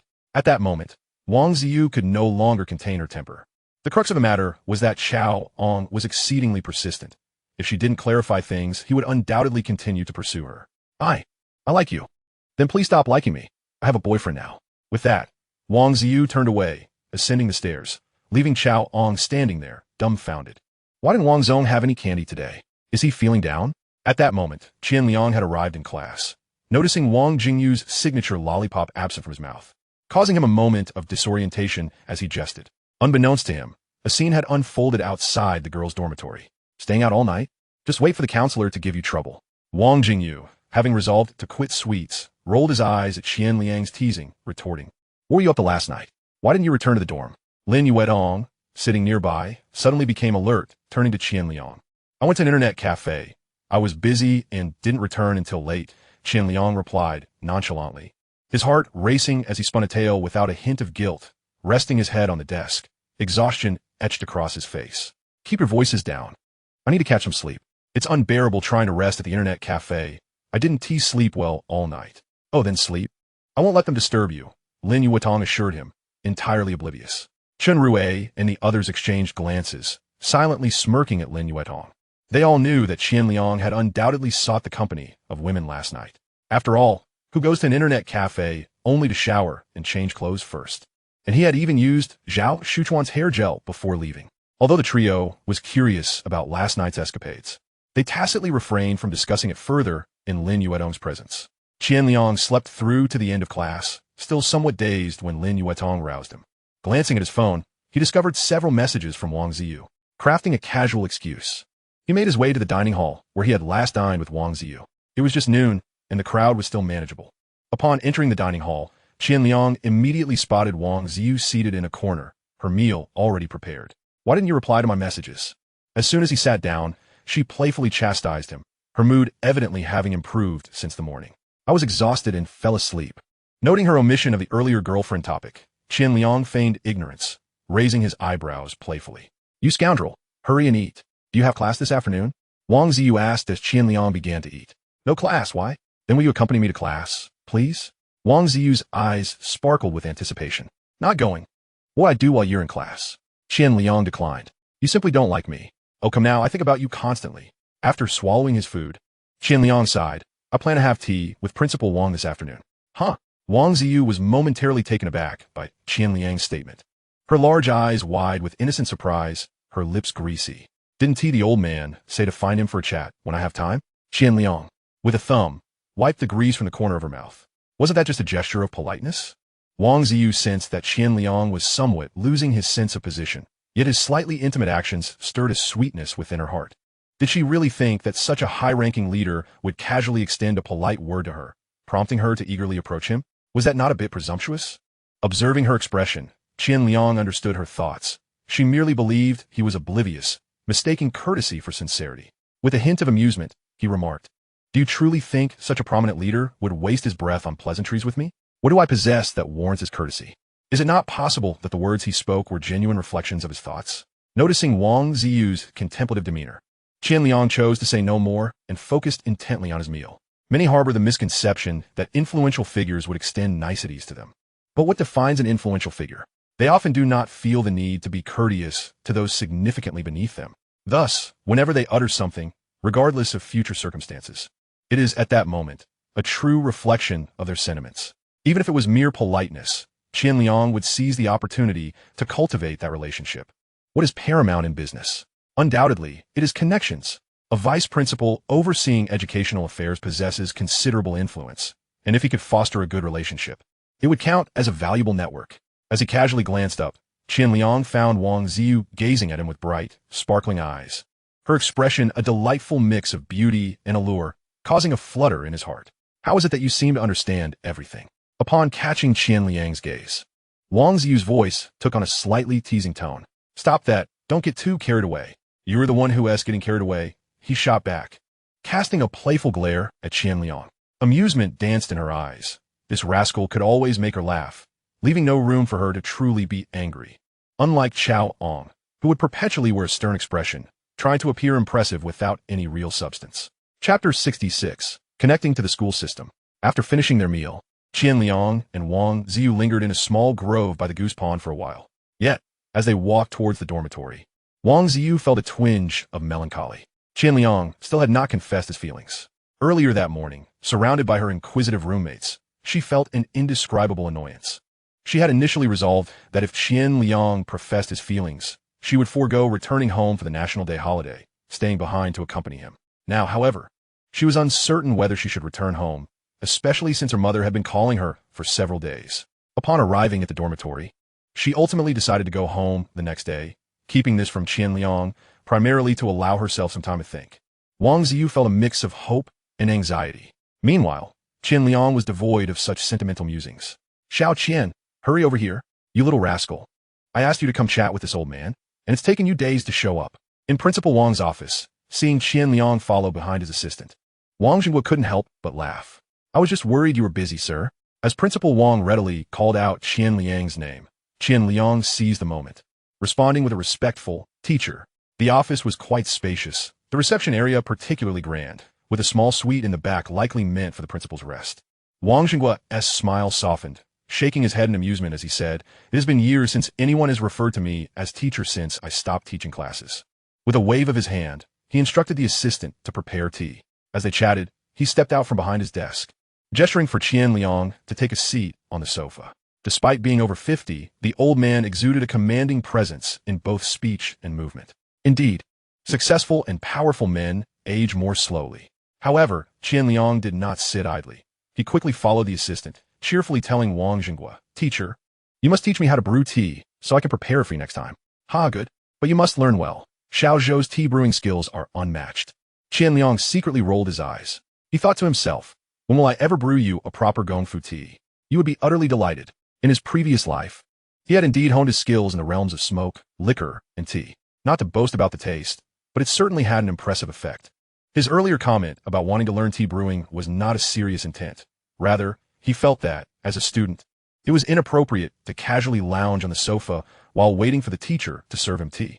There was no need to make anyone uncomfortable. Those surrounding a leader may not always assist in achieving one's goals, but they can certainly complicate matters with ease. Naturally, such scenarios usually arise when the leader does not regard you with much importance, or when there is no direct benefit to them. Then teacher Zhou must teach me more in the future, or I may have to report you to the principal. Following Wang Jinghua's lead, Qian Liang smoothly passed the conversation to Zhou Wei. No problem. Zhou Wei smiled modestly, but he viewed Qian Liang favorably. He was perceptive, articulate, and knew how to navigate social situations. These were essential traits for an assistant, and within a few exchanges, he began to regard Qian Liang with newfound respect. The dean of the music academy is keen to recruit you. He holds you in high regard and is prepared to take you on as a disciple. Tell me, do you have any thoughts on that? After Zhou Wei brewed the tea and placed it on the table, Wang Jinghua leaned in to ask Qian Liang. Following the welcome party, Wang Jinghua had indeed taken the time to review Qian Liang's profile. After seeing the designation of financially disadvantaged student, he felt even more pleased. That evening, he genuinely wished to engage with a student capable of composing such outstanding lyrics. For the older generation, the sense of patriotism is deeply ingrained, not merely a matter of slogans or appearances. My counselor mentioned this, but I still prefer my current major. The matter was not merely hearsay. Lu Junyi had indeed spoken with Qian Liang. Although she was reluctant to part with such an exceptional student, she would respect Qian Liang's wishes should he choose to pursue a different path. Oh, so resolute? Wang Jinghua observed Qian Liang's unwavering demeanor, finding him even more intriguing. This was a significant opportunity for many, potentially saving years of misdirection. He was certain that Qian Liang could perceive this. The student radiated a mature aura from the moment he entered. Unlike those who might fail to grasp such nuances, I prefer entrepreneurship teachers. Hence my current major is the most suitable for me. Is it due to personal passion or family circumstances? Wang Jinghua inquired delicately, not wishing to see a talented student squander their potential due to financial hardships. If it were a matter of finances, he could offer assistance within reasonable limits, especially after being profoundly moved by Qian Liang's speech during military training. No, I genuinely enjoy entrepreneurship. I came to seek your guidance today. Wang Jinghua looked at the beaming Qian Liang with some confusion. Qian Liang wasted no time elaborating on his public account, adapting his narrative for Wang Jinghua's ears. In his recounting, the public account transformed into a tool designed to serve the entire school community, encompassing aspects such as promotions, class schedules, grades, lost and found announcements, lecture notifications, campus news, book recommendations, and study material sharing. Indeed, even advertisements were aimed at benefiting students. Wait a moment, Wang Jinghua said, feeling somewhat dazed by Qian Liang's enthusiastic discourse. Initially, he believed that Qian Liang was merely jesting, but the more he listened, the more he found it quite appealing. He halted Qian Liang's chatter and, donning his reading glasses, gradually began to peruse through Qian Liang's phone. Please continue, he urged without lifting his gaze. Certainly, teacher. What I meant to convey is whether my public account could be integrated into the school's system, allowing students to directly check their grades and courses through my platform.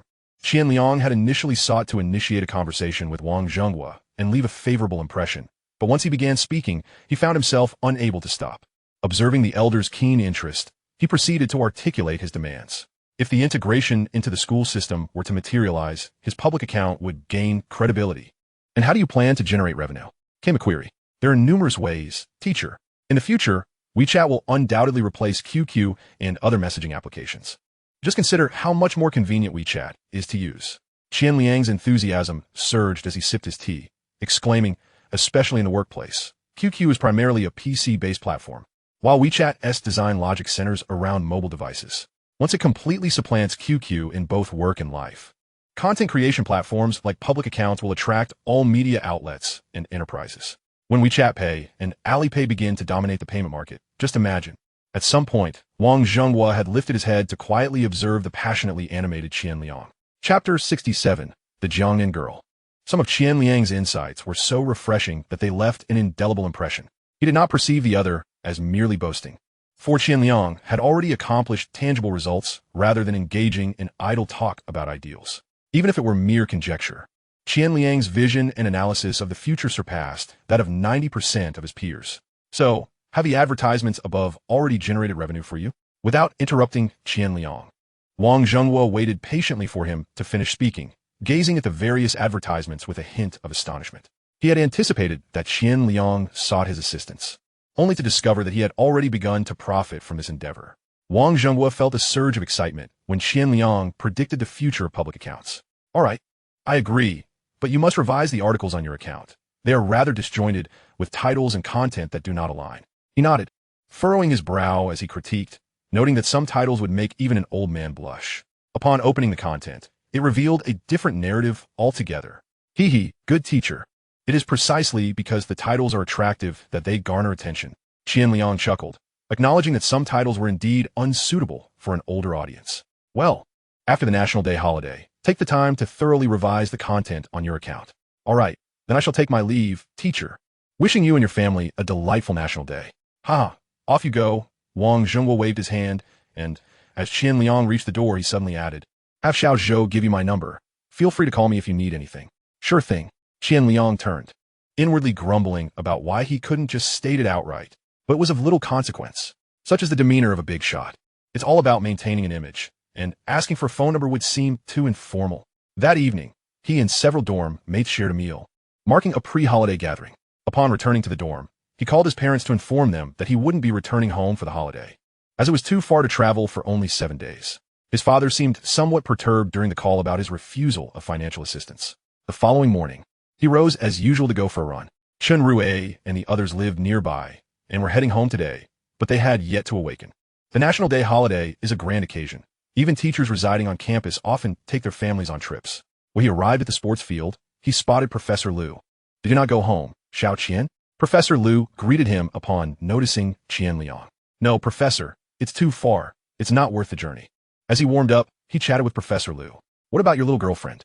Is she going home today? Professor Liu dessa, noticing Li's absenza. Yes, she's heading home today. Qian Liang was unperturbed, refraining from any explanations, for some matters are better left unspoken. No amount of explanation would sway others from believing only what their eyes perceive. Not only had Li Wei returned home, but Wang Ziyu, whom he had hoped to spend quality time with, had also left, which left Qian Liang feeling slightly disappointed. After completing his run, he headed to the cafeteria for breakfast. Upon returning to the dorm, he found Chen Rue and the others frantically packing their belongings before bustling out. Qian Liang chose not to see them off. Laying on his bed, lost in thought, it had been a month since his rebirth. He intended to savor life, yet reflecting on the past month, it seemed the most pleasant days were merely those few spent during military training at the beginning of the semester. Following that, he had been perpetually busy, never pausing to breathe. With a sigh, he opened Zhao Shuchuan's computer and began revising the content on his public account, as it was time to professionalize it. Certain aspects required careful consideration. By the time he finished all the revisions, it was already past 9. Glancing outside, he noticed a gentle drizzle beginning to fall. He stepped onto the balcony to retrieve his undergarments hanging outside and closed the window. With nothing else to occupy his time, he climbed into bed to sleep. What time is it? Suddenly jolted awake, he surveyed the dimly lit dormitory, momentarily believing he had slept through the night. Checking the time, he realized it was just past 3, and the heavy rain outside cast a foreboding darkness. Sleeping on a rainy day was utterly delightful. Stretching, he felt no pangs of hunger despite skipping lunch. After indulging in a couple of games, he finally ventured out towards the Guiyuan cafeteria around 5, craving their delectable chicken leg rice. After enjoying a sumptuous meal, he descended to find the rain had intensified. As long as the rain was indeed torrential, Qian Liang preferred not to carry an umbrella, finding joy in the sensation of walking in the rain. However, the downpour was quite severe at this moment, and the Guiyuan cafeteria was relatively far from the dormitory. Resigned, he stood at the entrance of the cafeteria, waiting for the rain to lighten before heading back. Lighting a cigarette, he leaned against the wall, listening to the rhythmic patter of the rain, idly observing the ebb and flow of students. Suddenly, a familiar figure emerged through the rain, holding an umbrella, catching Qian Liang's undivided attention. The sight of a slender figure clad in a pale green qipao, sheltering beneath an umbrella, transported him to the enchanting realm of Jiangnan. Yu Jinan, unaware of Qian Liang's presence, only noticed him when she reached the entrance and felt a shadow block her path, causing her to tilt her umbrella slightly and look up. A radiant smile blossomed on her lips, captivatingly beautiful. Qian Liang, are you so engrossed that you don't watch where you're going? If you bump into me, can you compensate? Qian Liang feigned indignation. I cannot compensate. I cannot compensate, she replied playfully, having grown familiar with Qian Liang's antics, her smile fading into a more composed expression. Just be aware of it. Why dress so nicely for a meal? Qian Liang spoke as he folded the umbrella for her, Then, with a hint of curiosity, inquired, "Why are you alone? Where is Xia Yuhua?" "She is not here. I want to take some photos today, and didn't tea change," she replied, shooting a glare at Qian Liang as they entered the cafeteria. "Xia Yu and her brother went home. How wonderful. The bothersome third wheel has departed, leaving us in our own little world," he remarked cheerfully. "Speak properly, or I shall ignore you," Eugene warned, raising her hand as if to strike him, her voice retaining its characteristic gentleness. "Have you finished eating?" she asked, tilting her head as they ascended to the second floor. "Yes," he replied. "Then you should go back. I can manage dining alone." After casting a quick glance at Qian Liang, Eugene immediately understood why he had been loitering by the entrance, and she said so deliberately, "That one tea do, I must protect you. What if a rogue attempts to flirt with you?" "The biggest rogue is you," she retorted, observing his serious demeanor, which reminded her of a moment on the train, prompting her to scoff. Upon hearing her words, Qian Liang instinctively glanced at her lips, feeling a pang of regret for not savoring the moment more thoroughly. When he looked up, he found Eugene staring directly at him. Their eyes met for a brief moment, causing her cheeks to flush as she quickly diverted her gaze. Chapter 68, The Great Deceiver. Upon reaching the second floor, Eugene ordered a bowl of noodles. She ate with remarkable elegance, and for reasons unknown, Qian Liang felt an unusual tranquility wash over him as he watched her. There was no trace of impatience. It was as if merely observing her was enough, a peculiar sensation indeed. Among the few girls he knew, she imparted a distinctly unique feeling, lacking Li Wei's stubbornness, Xia Yu's boldness, Lin Yuedong's contrasts, and devoid of Wang Ziyu's capricious charm. She resembled a solitary daffodil in bloom, neither vying for attention nor competing in beauty, yet unforgettable at first glance. "Would you like to eat a bit more?" Eugene asked, feeling somewhat self-conscious as she sensed Qian Liang's gaze upon her without needing to look up. If any other boy regarded her so, she would remain indifferent. But under Qian Liang's scrutiny, she felt as if she could scarcely finish her meal. "I'm done," she declared, noticing he had not averted his gaze. "Then perhaps you should leave first," she suggested, pushing the umbrella towards him. "No, Qian Liang fermi declined. I will walk you back once you finish. I can't bear the thought of you going home alone in this downpour. How thick-skinned can you be?" she remarked, casting him an exasperated look at a loss for words. It was, after all, for her own umbrella. "Why didn't you go home?" she inquired, resting her chin on her hands and observing his lips as they moved. "My parents are usually quite busy, and they didn't take time off during the National Day holiday. Being at home is no different from being at school. What about you?" "Too far." Their conversation flowed casually as Eugene hastened her pace, feeling increasingly uneasy under Qian Liang's unwavering gaze. "All right, let us go," she announced, having finished her meal in haste. Though Qian Liang had been watching her intently, his mind was preoccupied with the question of why such a gentle girl had never attracted any suitors during her time at university. "Wow, it's pouring," Eugene exclaimed as they exited the cafeteria. Qian Liang quickly opened the umbrella, shielding them both, and, noticing her attire, handed it to her. "Here, take this." He then swiftly removed his shirt and draped it over her shoulders. Eugene was momentarily taken aback, but did not refuse. Instead, she grasped the collar of the shirt and flashed him a sweet smile. Ignoring her, Qian Liang leaned closer, pulling her arm so that the small umbrella barely protected their heads from the rain. In the midst of the storm, they appeared to be nestled closely together as they walked forward. For Eugene, it was the first time she was so near a boy. She could almost feel Qian Liang's warmth, hear his breath, and catch the scent of him. Suddenly, her heart raced, her breath quickened, and her hand that held the umbrella trembled slightly. Yet Qian Liang seemed oblivious to her turmoil, pressing closer to her side. Eugene felt an exhilarating thrill coursing through her. Just then, she felt warm hands cover her own, startling her to the point of nearly dropping the umbrella. It was Qian Liang, who noticed the umbrella was too low and raised it higher. The rhythmic patter of raindrops on the umbrella accompanied the gentle breeze that tousled a strand of her hair, brushing it against Qian Liang's face. An exquisite fragrance wafting through the air. Due to the umbrella's small size, their shoulders became slightly damp, prompting Qian Liang to subtly shift the umbrella toward her. As he did so, he inadvertently caught a glimpse of Eugene's profile. Her once gentle visage now appeared resolute and contemplative, emanating an ethereal beauty that seemed both pure and dignified. Qian Liang found himself entranced, a surge of passion and profound emotion flooding his heart. This newfound confidence stirred a sense of exhilaration, and the feeling of being beside her in this moment banished any lingering insecurities. The wind picked up, and they walked slowly together. Qian Liang allowed his thoughts to swirl in his mind, filled with joy. Noticing one of Yu Jinan's shoulders had grown wet from the rain, he instinctively wrapped his arm around her, drawing her close to his shoulder, wishing only to shield her from the rain, devoid of any ulterior motives. Yu Jinan stiffened momentarily, turning to face Qian Liang. In that instant, she perceived warmth, tranquility, and sincere affection in his gaze. The tension in her body melted away, and she leaned into him, feeling a sense of comfort. In that moment, the world around them fell silent. The only sounds were their soft breaths and the mingling warmth of their proximity. The cafeteria was not far from the dormitory, and soon they stood beneath her building. As she stepped down from his embrace, Yu Jinan shook the rain off her feet. Feeling a rush of shyness upon seeing Qian Liang's shirt soaked through on one side, she expressed concern. "Great deceiver. Look at how wet you are." "It's nothing." Qian Liang chuckled, patting his shoulder and teasing her. "What did you just call me?" "Nothing. You must have misheard." I hope that's true."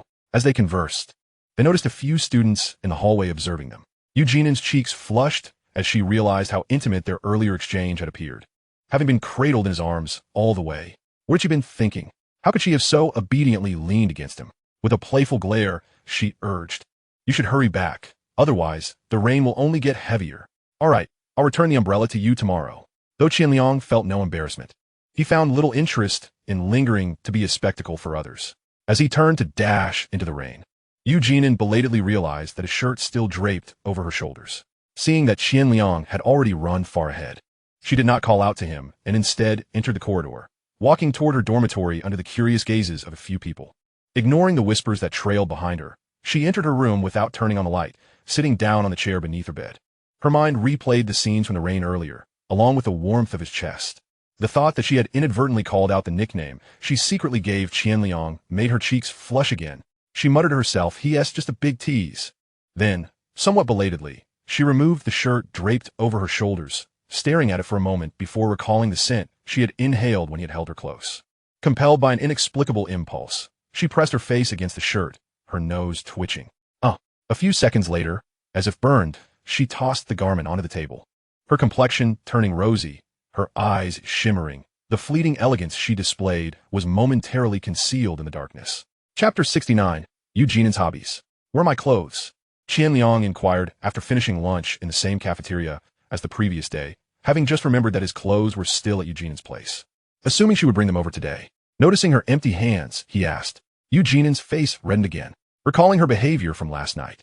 She felt utterly insane for having inhaled the scent of someone else's worn clothes. She felt akin to those peculiar individuals she saw on television.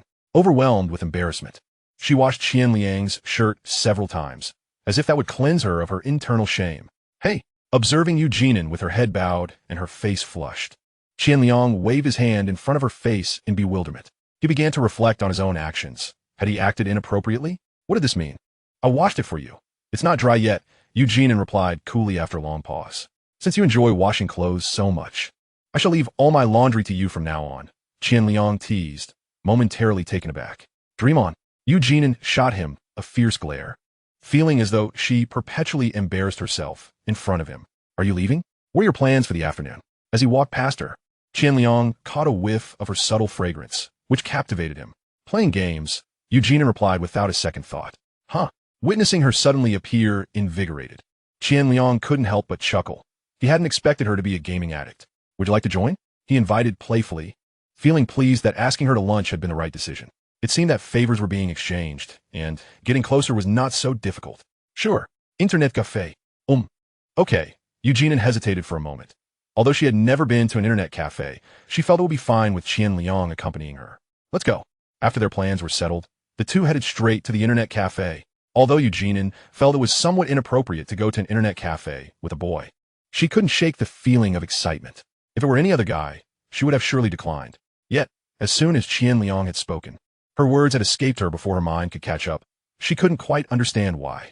Was it because she had grown accustomed to his embraces and kisses? When she had mentioned playing games earlier, her heart had longed for his company. "Miss, can we get 2 computers?" Upon entering the cafe, Qian Liang navigated the space as though it were his own home. "Wow, is it your girlfriend? She's stunning." The proprietress, upon noticing Yu Jinan's beauty, exclaimed with a hint of admiration. "Is she pretty?" "Just average, really. I'm face blind and can't tell the difference," Qian Liang joked, having frequented this internet cafe often enough to be familiar with the owner, who chuckled at his quip. "You little rascal, taking advantage and pretending to be modest. She laughed, pointing at Qian Liang as she set up 2 computers for them. Since Eugenian hadn't brought her ID, she was allowed to use one as well. The cafe was relatively empty, as most students had returned home, so they found a secluded corner. What does being face-blind mean? Once seated, Eugenian curiously asked Qian Liang, feeling a bit downcast at his earlier comment about her looks. Well, it means I can't tell the difference between beautiful girls and, say, Zhu Beiji, Qian Liang replied calmly, teasing her intentionally. You're the one who resembles Zhu Beiji, she retorted, playfully slapping his arm, which oddly brought him a sense of delight. He had initially thought Eugenian merely enjoyed playing games, but once they started, he realized she was actually quite skilled. After a couple of rounds, he was thoroughly convinced that she was indeed a genuine gaming enthusiast, her focus rivaling that of Wang Jingyu. Senior, he began, noticing how intensely she was playing. Have you ever been in a relationship? What? At his question, Eugenian's movements slowed as she processed the words, confirming that she had indeed heard him correctly before responding. No, I haven't. Why do you ask all of a sudden? Just a casual inquiry. Do you have someone you like? No. She shook her head, having been sidetracked by their conversation and subsequently losing the game. She turned to Qian Liang, puzzled by his seemingly strange question. Then she pondered. Did he like her? What do you think I should do if I like a girl? I don't know. Watching Qian Liang's serious expression made her anxious. Was he about to confess to her? Although she had already been somewhat taken advantage of by him twice and had developed a certain fondness. It felt too early for romance. Eugenian's thoughts swirled chaotically until she heard Qian Liang's voice, tinged with disappointment. I suppose you're right. You've never been in a relationship, so why would I ask you?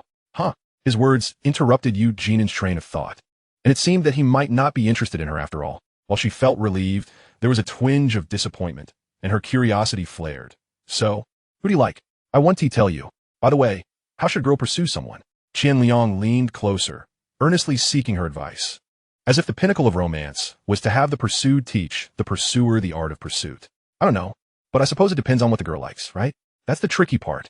Qian Liang sighed dramatically. Senior, please guide me. What do girls generally like? For example, what would make you agree to someone pursuing you? Seeing Qian Liang's troubled expression, Eugenian began to contemplate. What did she truly like? It seemed she had never particularly desired anything. Having everything she needed growing up, her feelings for someone should be simple and pure. With that thought, she innocently shook her head at Qian Liang. Let me rephrase that. What do you enjoy eating? What do you like to do? What kind of gifts do you appreciate? I love hot pot, enjoy playing games, and as for gifts, I'm not quite sure. Perceiving the anticipation in Qian Liang's eyes, Eugenian felt it was time to share her thoughts, placing her finger on her lips as she pondered her responses. Very well, let's indulge in hot pot tonight, Qian Liang declared with a nod of determination. Huh? Eugenian was slightly bewildered. She had merely made a casual remark and had no intention of actually dining on hot pot. Besides, she was not the type of girl he fancied. What do you mean, huh? We are quite familiar with each other now. Senior, kindly assist me by allowing me to practice my pursuit of women with you. Surely, you wouldn't deny me this favor? Qian Liang's tone was so congenial that Eugenian felt an inexplicable discomfort, though she could not pinpoint its source. Ultimately, she resigned herself to his request. Fine then. Chapter 70, The Decision Made. Observing Qian Liang's demeanor, which suggested a close camaraderie, Eugenian found herself at a loss for how to refuse him, especially given his complete disregard for the typical gentlemanly conduct expected from a young man. Unlike others who would typically seek a girl's opinion before making decisions, Qian Liang simply took charge. As they partook in the hot pot, Qian Liang seamlessly immersed them in the roles of a couple. He poured tea and served her dishes with an overwhelming eagerness, claiming it was merely practice for him. Eugenian found this to be the most comfortable, yet simultaneously the most unsettling hot pot experience she had ever had. He anticipated her desires, serving her without her uttering a word, and when she reached for water, he would present it to her immediately. If she accidentally scalded herself, he would transform into a protector, vociferously criticizing the restaurant. Whenever Eugenian sensed something amiss, a voice inside her would chime in. You've already shared kisses and embraces. This should be trivial. Besides, it's merely practice for him. What's the harm? With this thought, she began to relax, allowing herself to enjoy Qian Liang's attentiveness, rationalizing that she was merely accompanying him in his practice. After all, having committed herself to this endeavor, why shouldn't she savor it? Was it good?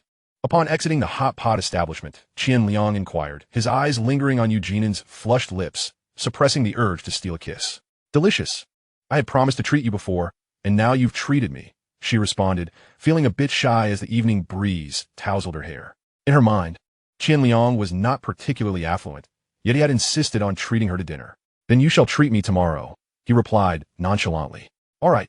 If he had simply suggested another meal, she might have hesitated, but with his casual tone, Yu Jinan found it impossible to decline. After all, he had treated her. It was only fair she reciprocate. By the way, senior, what should one do after a meal with a girl? As he observed Yu Jinan, clad in denim and a simple tee, with a cap adorning her head, Qian Liang continued to seek her counsel. Strolling leisurely through the somewhat desolate campus with a girl of such striking beauty was a novel experience for Qian Liang. Previously, he had only engaged in direct, no-nonsense dinners. Often the most he would utter being, 1800, please show me your student ID. Should I walk you back to your dorm? Yu Jinan pondered before offering her suggestion. Is that all? Qian Liang was somewhat dissatisfied. Without hesitation, he grasped her hand and proclaimed, isn't it customary to hold hands after a meal, as depicted on television? Let go. Yu Jinan exclaimed, exasperated, feeling a swell of emotion. She was merely simulating, not actually his girlfriend. What's wrong? Is this not acceptable? You girls are so complicated. Qian Liang feigned ignorance, furrowing his brow. I'm not your girlfriend. Yu Jinan was unsure if he was intentionally taking advantage of her. Oh right, I almost forgot. Please, return to your dorm on your own. Senior, Qian Liang lamented, smacking his forehead in mock frustration. Fuming, Yu Jinan stormed off, still irritated by the encounter. Once inside her dorm, she found herself venting her frustrations on a shirt hanging on the balcony. How dare you kiss me? How dare you embrace me? How dare you hold my hand? How dare you not escort me back to my dorm? The last statement, however, she quickly dismissed. She wasn't particularly keen on him accompanying her. Muttering, she struck the shirt with her hand. After releasing her pent-up emotions, she gazed at the shirt spinning wildly, only to be reminded of his gentleness, wit, and occasionally vexing demeanor, which made her gaze soften with longing. She steadied the spinning shirt and gradually pressed her face against it, inhaling the scent of laundry detergent. Her mind wandered uncontrollably back to the moments they had shared since their initial meeting on the train, his youthful awkwardness and humble attire upon boarding, followed by his transformation into a charming and humorous companion after their kiss. Not to mention the inexplicable tears she shed on freshman registration day, and his confidence and talent during military training and the welcome party, especially that evening of the welcome party when he donned the very white shirt she now held, looking as though he had stepped straight out of a fairy tale and singing a song that stirred her heart profoundly. Then she pondered, what kind of girl had captured his affection? Surely, she must be extraordinary as well. Oh, how she wished to meet her. As these thoughts swirled in her mind, she was startled by the ringing of her phone. Fumbling, she glanced at the screen to see Qian Liang's name flashing. Feeling a little guilty, she peeked at the shirt before answering. Come downstairs. Upon picking up, Yu Jinan heard his voice instructing her. Instinctively, she looked down the staircase to see Qian Liang, a large bag in hand, gazing up at her, a cigarette dangling from his mouth, looking rather roguish. What do you want? She inquired, uncertain of his intentions. You'll find out once you come down. Hurry. As she asked, she was already heading towards the door, hanging up and making her way downstairs quickly. Here. Upon her arrival, Qian Liang immediately handed her the bag he had been carrying. Curious, Yu Jinan opened it to reveal a treasure trove of snacks, cakes, milk tea, chicken feet, and an assortment of fruits, honeydew, pears, bananas, lychees, all her favorites. For me? The sight of such delectable treats instantly dissipated her earlier displeasure. Of course, or else it would be too great a price to pay for holding hands. He retorted with a playful scoff. Yu Jinan couldn't help but chuckle at his feigned indignation, finding him rather endearing. Despite the fact that he had practically taken advantage of her, he acted as if he had suffered a tremendous loss, putting on an exaggeratedly reluctant facade while actually coming to apologize. You even hugged me. She blurted out before she could think. Nonsense. That was merely to keep you from getting drenched in the rain, Qian Liang responded earnestly, asserting that he had no ulterior motives when he embraced her. But you kissed me. Yu Jinan shot back, her eyes wide with determination as she sought to counter his claims. Caught off guard, Qian Liang faltered. Perhaps it was the allure of her enchanting eyes or his own awareness of being in the wrong, but he chose not to argue further, stubbornly insisting. What do you suggest? Shall I let you kiss me back? How shameless! Yu Jinan exclaimed. You initiated that kiss. Do not bring it up again. As she lowered her gaze, Qian Liang waved his hand dismissively. Enough. Bring money tomorrow. I intend to treat you to a proper meal. Such a con artist. Just as she was about to turn away, she heard her playful yet indignant remark, causing her to retort. You scold me after bringing me treats? You're such an ungrateful wretch. Return my snacks. Feigning to snatch the bag back, she declared, I won't give it back. With a laugh, Yu Jinan swiftly concealed the snack bag behind her and dashed towards the dorm, turning around at the entrance to shout, "You big con artist!" In triumphant glee. The entire figure appeared delicate and radiant. In that fleeting moment, Qian Liang felt as though the evening sun had become exceptionally vibrant and warm. It was decided. He must secure this woman for himself. Let her bear him a multitude of children, exhausting her in the process. At that instant, Qian Liang found himself in agreement with his mother-esque sentiments. Indeed, men should marry. Chapter 71. The Free Meal.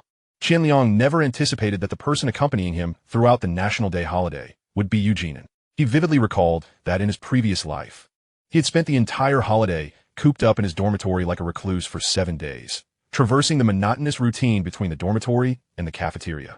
He then pondered that had it been his former self, he would hardly have mustered the courage to even speak to Eugene had they crossed paths in the cafeteria. Today marked the final day of the holiday, and Qian Liang had brought Eugene to indulge in a free meal. Zhou Zilong's hot pot restaurant at the West Gate had commenced its trial operations, with a grand opening scheduled for the first day after the holiday. Over the past few days, Qian Liang had spent nearly every moment with Eugene, dining together, studying at the library, gaming at the internet cafe, and strolling through the small grove by the lake in the evenings. "Hey, brother, could you introduce me to a beauty from your university? I'm not asking for someone of today's caliber, just someone comparable to the last one you brought along would suffice." As Eugene stepped away to the restroom, Zhou Zilong approached with a hint of envy. He had certainly encountered his fair share of beautiful women, yet some possess an allure that makes men feel utterly inadequate. Simultaneously, he began to understand why Qian Liang had requested him to feign ignorance upon entering, claiming they were there for a free meal, intending to bolt afterward. If such a beauty were to take an interest in him, he too would likely go to great lengths to win her favor, all for a mere smile from her. Steering clear of the profession of a pimp, you're more suited for married women, my friend. That's excessive, brother. I prefer younger girls. If you're interested in a young married woman, I can introduce you. All right then, you should focus on your business. The owner of Antong has already approached me. Observing Zhou Zilong's somewhat frivolous demeanor, Qian Liang chuckled. You haven't been swayed by that woman, have you? I must warn you, she's nothing but a man-eating vixen. Don't fall for her tricks. Zhou Zilong instantly grew vigilant, for he held Qian Liang's public account in high regard. Not to mention, there were already a dozen individuals who had signed up, and the group purchase was nearing completion with dozens of participants. He could not allow that woman to thwart his plans. Come on, brother Zhou, what's the scoop on that canary? Noticing the caution in Zhou Zilong's tone, Qian Liang narrowed his eyes, extinguishing his cigarette in the ashtray, and replied with a grin, "It's not that. I haven't quite figured her out yet. So best not to inquire further. Just steer clear." Zhou Zilong glanced at Qian Liang, somewhat astonished by his perceptiveness. "All right then, let us hurry. My wife's on her way." Qian Liang had merely asked out of curiosity, not intending to dig deeper, for no matter her background, it held no relevance to him at present. Shortly after Zhou Zilong departed, Eugene returned, appearing somewhat furtive. After sitting beside Qian Liang, she leaned in conspiratorially, akin to spies exchanging secrets, and whispered, "Big trickster, are we really going to have a free meal?" She felt that Qian Liang was utterly mischievous. She had been led astray by him, yet it was exhilarating. Her experiences in these few days had far surpassed her entire lifetime. The night before, he had taken her to the rooftop of the teaching building to stargaze, claiming a particularly large meteor would pass by, yet they ended up swatting mosquitoes for half an hour without sighting anything. The previous evening, during dinner, he had insisted on a lemon-eating contest, declaring that whoever failed to finish would have to call the other brother or sister. When she refused, he threatened to loudly proclaim her abandonment of her husband and children in the cafeteria. His rogue demeanor was on full display. Ultimately, neither had managed to finish the lemons. Today was even more outrageous. They were actually going for a free meal. "Don't worry, you run first, and I'll cover your escape." Qian Liang playfully leaned closer to her, whispering, "What if we get caught? Well, I need to come back to save you." Eugene, immersed in their escape plan, failed to notice how close their heads were. Her breath fragrant as she asked, her eyes sparkling with excitement. "No need. One of us must make it out, regardless of whose leg gets broken. The other must take responsibility for that person's future." I certainly want tea." Watching Qian Liang's serious expression, Eugene found the situation amusing. Qian Liang was perplexed. He was already in his 30s. How could he engage in such childish games? After a holiday of shared experiences, their relationship had undoubtedly deepened, and Eugene had grown accustomed to Qian Liang's attentiveness. Aware of his fondness for shrimp but his aversion to peeling them, she would peel the shrimp for him and place them on his plate, acting naturally while he indulged without reservation. However, as they approached the meal's end, the atmosphere began to shift. Each caught the other's furtive glances. "You run first." After finishing their meal, Qian Liang subtly gestured while whispering his strategy. Walk normally to the door, then start running. We'll regroup in the small grove. Okay. Yu Jinan's voice trembled slightly, her face flushed, unsure whether from excitement or the heat of the hot pot. Just make sure you don't get caught. Oh, big trickster. Rest assured, even if I do get caught, I won't implicate you. As Yu Jinan hesitated at the door, Qian Liang suddenly stood and shouted, "Run!" Yu Jinan was startled into action, exclaiming as she dashed out the door with remarkable speed. Qian Liang clasped his hands in apology to the bemused Zhou Zilong and the curious patrons inside the restaurant. Upon exiting, he spotted Yu Jinan not far off, clutching her stomach and laughing heartily. "Run! They're coming after you, and you're still laughing? You'll end up with a broken leg." As he sprinted past her, he called out, maintaining his pace straight towards the grove. "Why are you so mischievous? Have you done this often?" In the grove, Yu Jinan, slightly breathless, glared at Qian Liang, who was sprawled on a bench. "Don't be absurd. This is the only time," he added silently in his mind. "In both lifetimes, just this once." Yu Jinan, catching her breath, also sat down, feeling her heart racing. After the exertion, her complexion was flushed, and her eyes sparkled with uncontainable joy and excitement. If Xiaoyu were to learn that she had gone out for a free meal with Qian Liang, her jaw would likely drop in astonishment. "Oh, I've truly become wicked." Yet, the thought brought her immense happiness. Just as Qian Liang was about to speak, his phone rang. Glancing at the screen, it was Zhou Zilong. Upon answering, Qian Liang's expression shifted as he looked at the disheveled Yu Jinan lounging in the chair, a mix of amusement and exasperation crossing his face. He finally remarked, "Just leave the money at your restaurant for display, all right? Is it fun?" After ending the call and turning to Yu Jinan, he asked with a chuckle, "Isn't it amusing?" Yes, Yu Jinan replied, her voice elongated, exuding an indescribable charm. "As long as it's fun, let us keep it a secret. Our reputation as highwaymen must not be tarnished." "All right, let's head back now." Observing Yu Jinan's exuberance, Qian Liang chose not to expose her. Before indulging in hot pot, the young lady secretly slipped some money to a server, requesting that the bill be settled only after their departure, and imploring the server to maintain confidentiality. Captivated by the enchanting girl's soft-spoken plea, the waitress readily acquiesced. Chapter 72. Have you missed me? After escorting Yu Jinan back, Qian Liang leisurely made his way to his dormitory. A portion of the students had already returned to campus, and the school was bustling with life once more. Particularly, many couples had chosen to arrive 2 or 3 days early. Just moments ago, he had encountered several pairs in the small grove, all enveloped in a tender, romantic atmosphere. Recalling Yu Jinan's earlier gesture of paying ahead, a smile crept onto Qian Liang's lips. His initial intention had been to tease her, but unexpectedly, she ended up accompanying him instead. However, with Wang Ziyu returning tomorrow, he felt a twinge of concern as she was one of the women with whom he had already crossed some boundaries. The complication was further amplified by the fact that she and Yu Jinan were in the same department and acquainted with one another. This predicament was rather troublesome. Hence, when he had just sent Yu Jinan back, he had declined her invitation for dinner the following day, citing his aversion to the boisterous nature of Xiaoyu. This had incited her to call him petty, likening him to a girl for arguing with another girl. Regardless of her words, Qian Liang remained unmoved. Yet, Wang Ziyu's recent silence was unusual. She had not contacted him for the past 2 days. He suspected it might be due to her health. Perhaps a quick visit tomorrow to check on her would suffice. As Qian Liang pondered this, he was taken aback to realize that while he had spent these days in Yu Jinan's company, he had harbored no inappropriate thoughts. However, the mere thought of Wang Ziyu ignited a flurry of illicit images in his mind. It must be due to Wang Ziyu's alluring charm. Please don't quarrel with Xiaoyu. She's a good person, albeit a bit temperamental. Upon arriving at his dormitory, a message from Yu Jinan pinged in. Oh no. After replying briefly, Qian Liang tossed his phone aside and proceeded to freshen up. Upon returning, he noticed a multitude of messages from Yu Jinan, along with 2 missed calls. A fleeting glance at the messages sufficed. He dialed her back without further ado. Where have you been? Why didn't you answer my calls? Upon connection, Yu Jinan pouted playfully. I was washing up. What do you expect me to do at this late hour? Go on a date? Qian Liang reclined on his bed, placing the phone on speaker. Who knows? Yu Jinan huffed, then with a playful tone, added, promise me you'll include Xiaoyu in our outings from now on, okay? Isn't it a bit awkward with 3 people? Listening to her sweet, soft voice, Qian Liang could almost envision her pouting in a charming manner. Why would that be bad? It would be more fun with 3. Yu Jinan remained oblivious to the suggestive undertones in Qian Liang's words. All right, I'll heed your request. Is there anything else? I'm feeling tired. Truth be told, Qian Liang had little fondness for Xiaoyu. She was undeniably beautiful, but far too brash. Particularly her tendency to lose her temper in public, which he found intolerable. Don't you dare be stern with me. Sensing Qian Liang's impatience, Yu Jinan retorted with a feigned fierceness. Fine, I promise I'll be good friends with her. The kind who can share a pair of pants. What does that sound?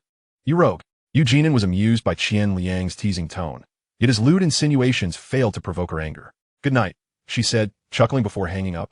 Her final words slightly stammered and barely audible to Qian Liang. A smile spread across his face as he sent her a message. Good night, my little bandit. Embracing a large panda pillow, Yu Jinan chuckled at Qian Liang's message, her silk nightgown revealing a shapely leg draped over the panda. She gazed at the words good night for an extended moment before placing her phone beside her pillow and drifting off to sleep. After a short while, she flipped over, retrieved her phone, hesitated momentarily, then ultimately typed good night, you big liar, and hit send. Meanwhile, Qian Liang had tossed his phone aside and slept soundly until dawn. While spending time with beautiful women was delightful, Qian Liang remained focused on his financial ambitions. The next day, he visited Zhou Zilong's establishment to promote the opening event on his public account, without charging a fee, as it was a prior agreement. As he exited the hot pot restaurant, Qian Liang began contemplating his next steps. Earnings from the public account were meager and slow. He currently possessed less than 10,000 yuan. Therefore, the public account could only ensure a modest lifestyle.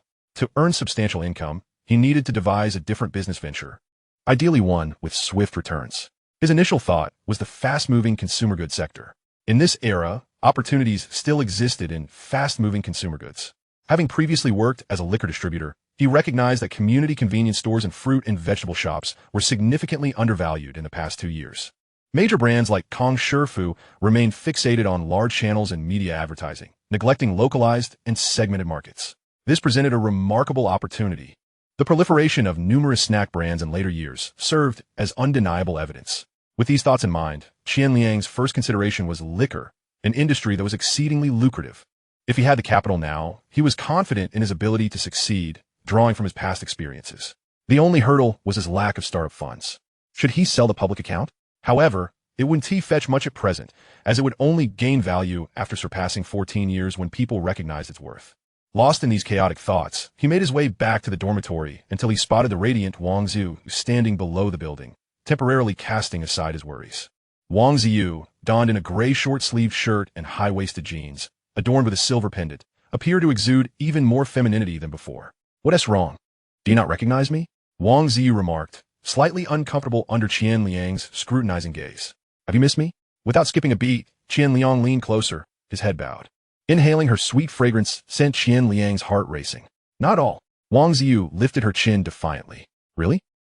Well, I have matters to attend to, so I must take my leave. As Qian Liang spoke, he began to turn away. Wang Ziyu was immediately incensed. Didn't he have the time to seek her out the moment he dropped off his luggage? This rascal, reflecting on how he hadn't contacted her during the break. She felt a mix of frustration and longing. Watching Qian Liang turn his back, feigning to leave yet lingering, Wang Ziyu couldn't help but stifle a laugh. Earlier, as she observed him approach with a furrowed brow, she had wanted to leap into his arms, but the public setting held her back. Ugh, staring at his infuriating silhouette. Wang Ziyu ultimately relented. However, as her voice emerged, she felt her cheeks flush, internally scolding herself. Was that truly her voice? Chapter 73. Strengthening the Bond. Upon hearing her voice, Qian Liang could no longer contain himself. As he turned, the prince swiftly enveloped her in his embrace. Wang Ziyu, initially feeling a twinge of guilt, cast a furtive glance at the boys' dormitory before gradually wrapping her arms around Qian Liang's waist, just as she prepared to indulge in the moment. A voice filled with surprise broke the air. They turned in unison to find Lu Junyi observing them from a distance, her expression oddly curious. Wang Ziyu hastily pushed Qian Liang away, her cheeks flushed, and greeted Lu Junyi with an awkward wave. Are you two in a relationship? Lu Junyi approached, a teasing smile playing on her lips.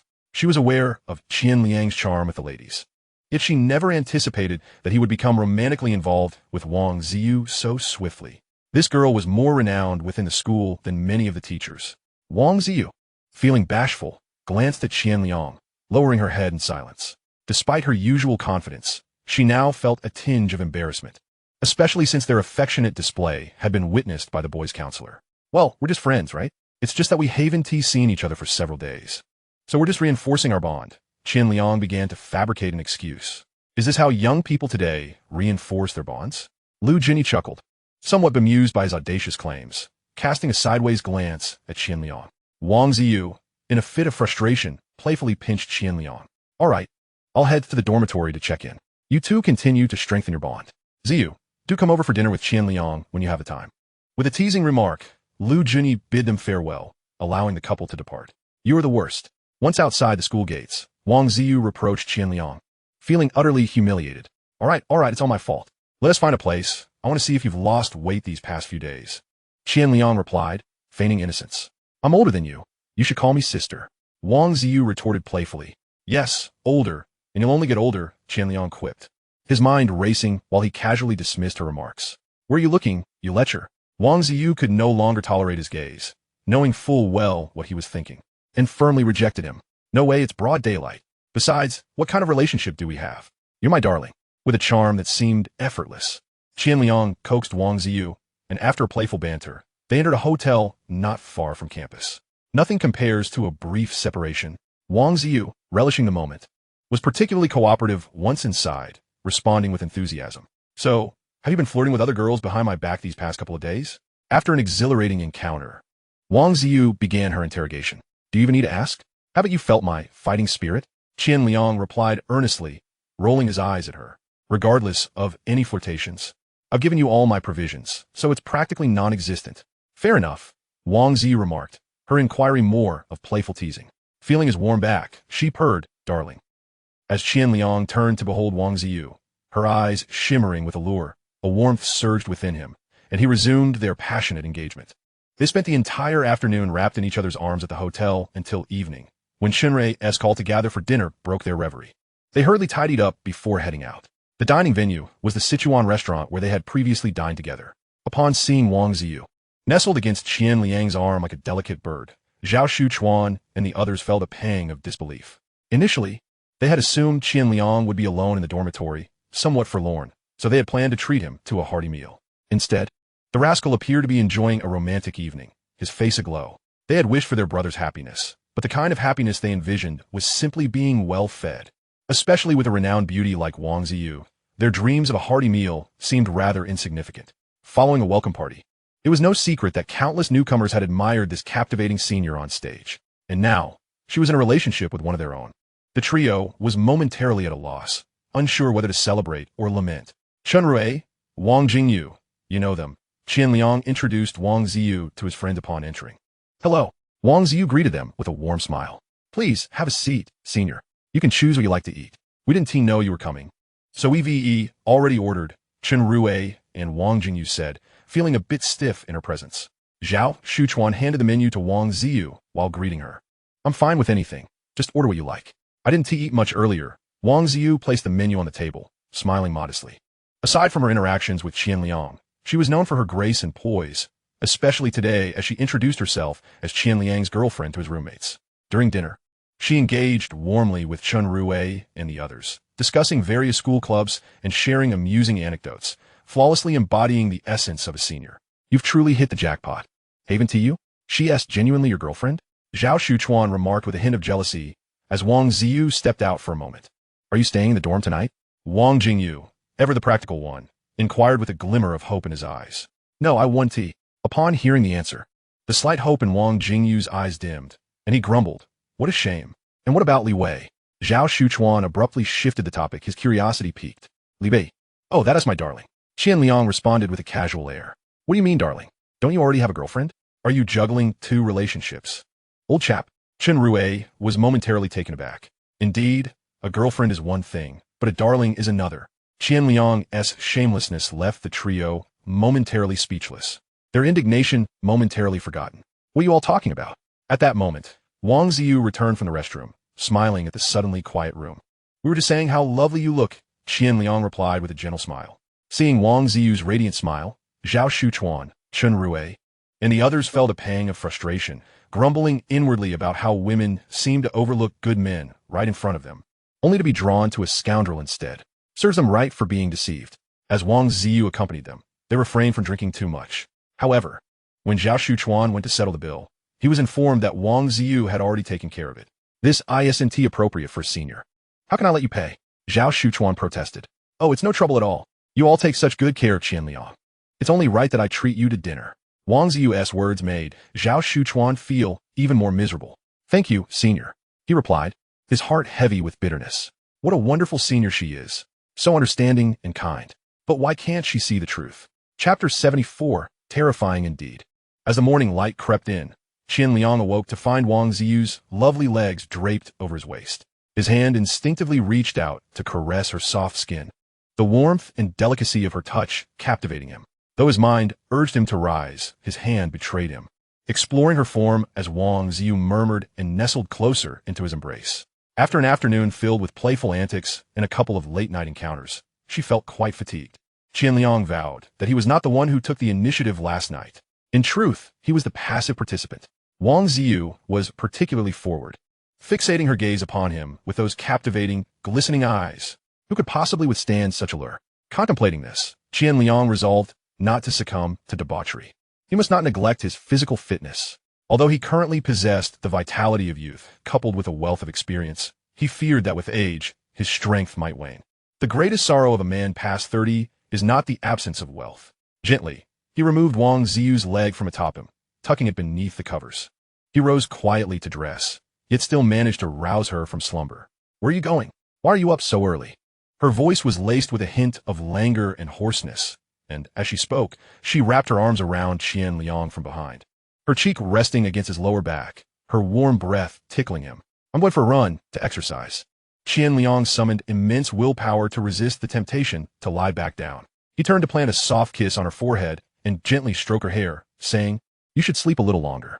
I'll bring you breakfast soon. What would you like? No, I want you to stay with me.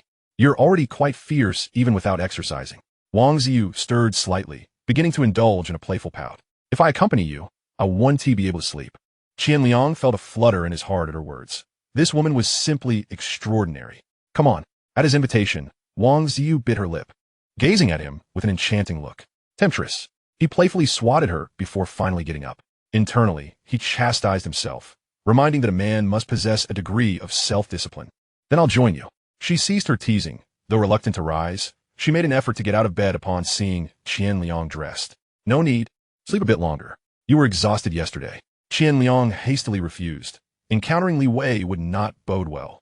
Although he had yet to make a move on Li Wei, she was astute in matters of this nature, and he wished to avoid creating a scene. Wang Ziyu complied, remaining in bed. She hadn't risen so early since starting university. Despite her desire to accompany Qian Liang, her body's inertia ultimately prevailed. After requesting a kiss, she comfortably nestled back under the covers, listening to the sounds of Qian Liang washing up before drifting back to sleep. The hotel where they stayed was conveniently close to the school. Upon stepping outside, they quickly reached the playground, where indeed Li Wei was already present. A smile spread across her face upon seeing Qian Liang approach. Just as he arrived before her, she sniffed curiously and asked, Did you just take a shower? Yes. I went to bed last night, so I got up to wash. Puffed. Li Wei chuckled, playfully punching Qian Liang, though her momentary confusion was quickly dismissed. And she swiftly inquired, Have you missed me these past few days? Of course. How so? Qian Liang rolled his eyes, exclaiming, Sister, you gave me 28 calls during our 7-day break. Our communication frequency surpassed that of school. How could I not miss you? Indeed, the fiery nature of Chuan Mei could overwhelm any man.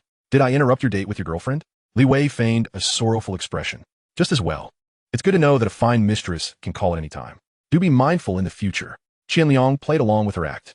After saying that, he ignored Li Wei's theatrics and resumed his run. After finishing his workout, it was only natural to accompany Li Wei for breakfast. They packed their meals and headed back to the hotel, where Qian Liang pondered as he walked. Was he now a master of time management? Now, he had to share a breakfast with 2 individuals, and one could only imagine how complicated things would become in the future. Being a scoundrel was indeed challenging. The pressure on his stomach was immense. Yu Jinan, Li Wei, Wang Ziyu, Lin Yuetong, Su Shanshan, and Lu Junyi. Ugh, the last one didn't count. As he contemplated, Lu Junyi's lovely visage unexpectedly flashed through his mind, sending a chill down his spine. How bizarre. She already had a son. What a novice he was. He would surely be ridiculed upon returning. Upon arriving at the hotel, Wang Ziyu was already awake. After breakfast, en route to school, she voiced some complaints towards Qian Liang. Shall I go explain things to them? Qian Liang chuckled, bemused, pondering who had been so enthusiastic last night. However, he refrained from voicing this thought, for it would only earn him a pinch. Women are peculiar.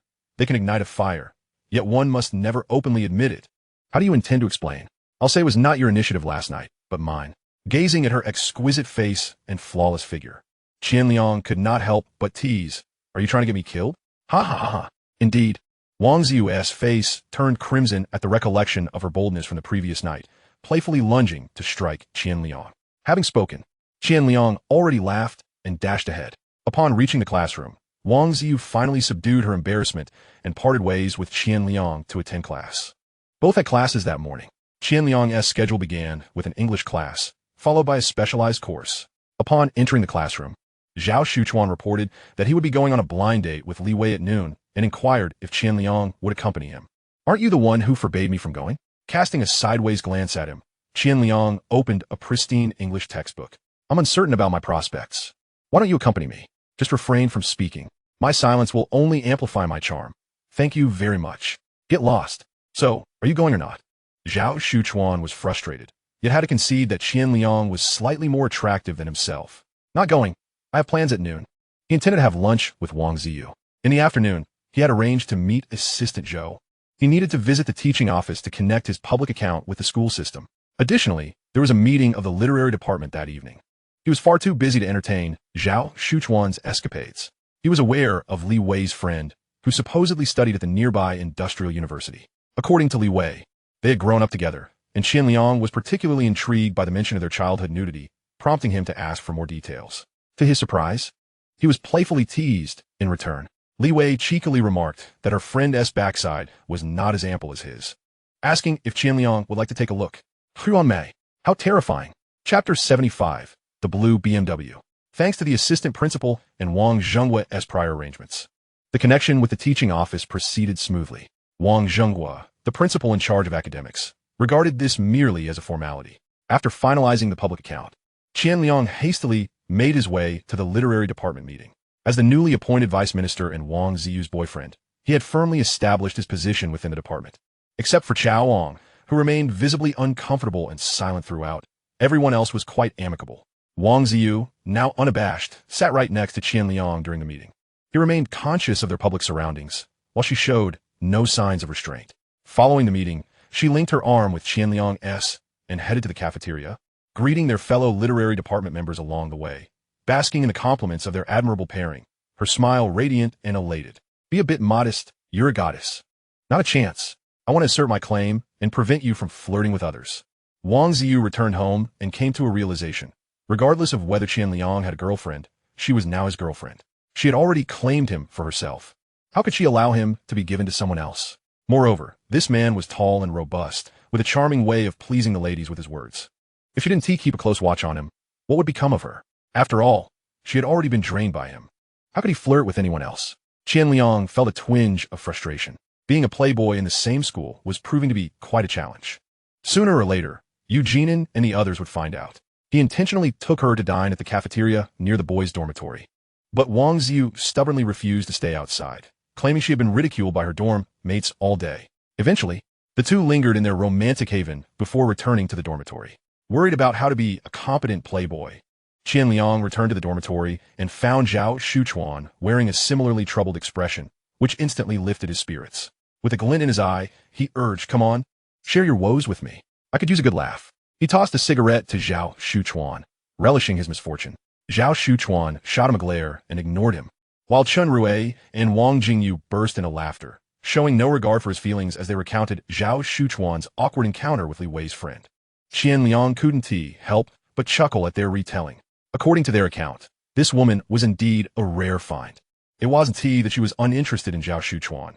Rather, during their meal, she had spent the entire time engrossed in a calculus book. Zhao Shuchuan had felt utterly lost. When he shared this with Chen Rui and Wang Jingyu, both of them erupted in laughter. "Boss, how do I pursue a girl like that?" After Qian Liang finished laughing, Zhao Shuchuan began to seek advice. "It's easy," Qian Liang said earnestly, sitting beside him. "Next time, invite her out under the pretense that you need help with your advanced math. And then?" Zhao Shuchuan listened intently. "No, you should dance for her. Women like that are drawn to flamboyant men," Qian Liang said, unable to stifle his laughter. "Get lost." Zhao Shuchuan glared at the trio, his face darkening. "What are you laughing at? Do you even have a girlfriend?" He directed his ire at Wang Jingyu, who was laughing the hardest. "Oh, Zhang Na agreed to be my girlfriend," Wang Jingyu nonchalantly replied, taking a drag from his cigarette while feigning indifference. The dormitory fell silent for a few seconds. Seeing Wang Jingyu put on an act of modesty, yet with his face practically screaming for attention, Qian Liang calmly turned to Lao Zhao and Lao Chun, saying, "Let us go wash up, or we'll miss the hot water." "Right, let us go." Wang Jingyu asked, "Huh? Are you three leaving?" As they approached the door, his expression reflecting his frustration.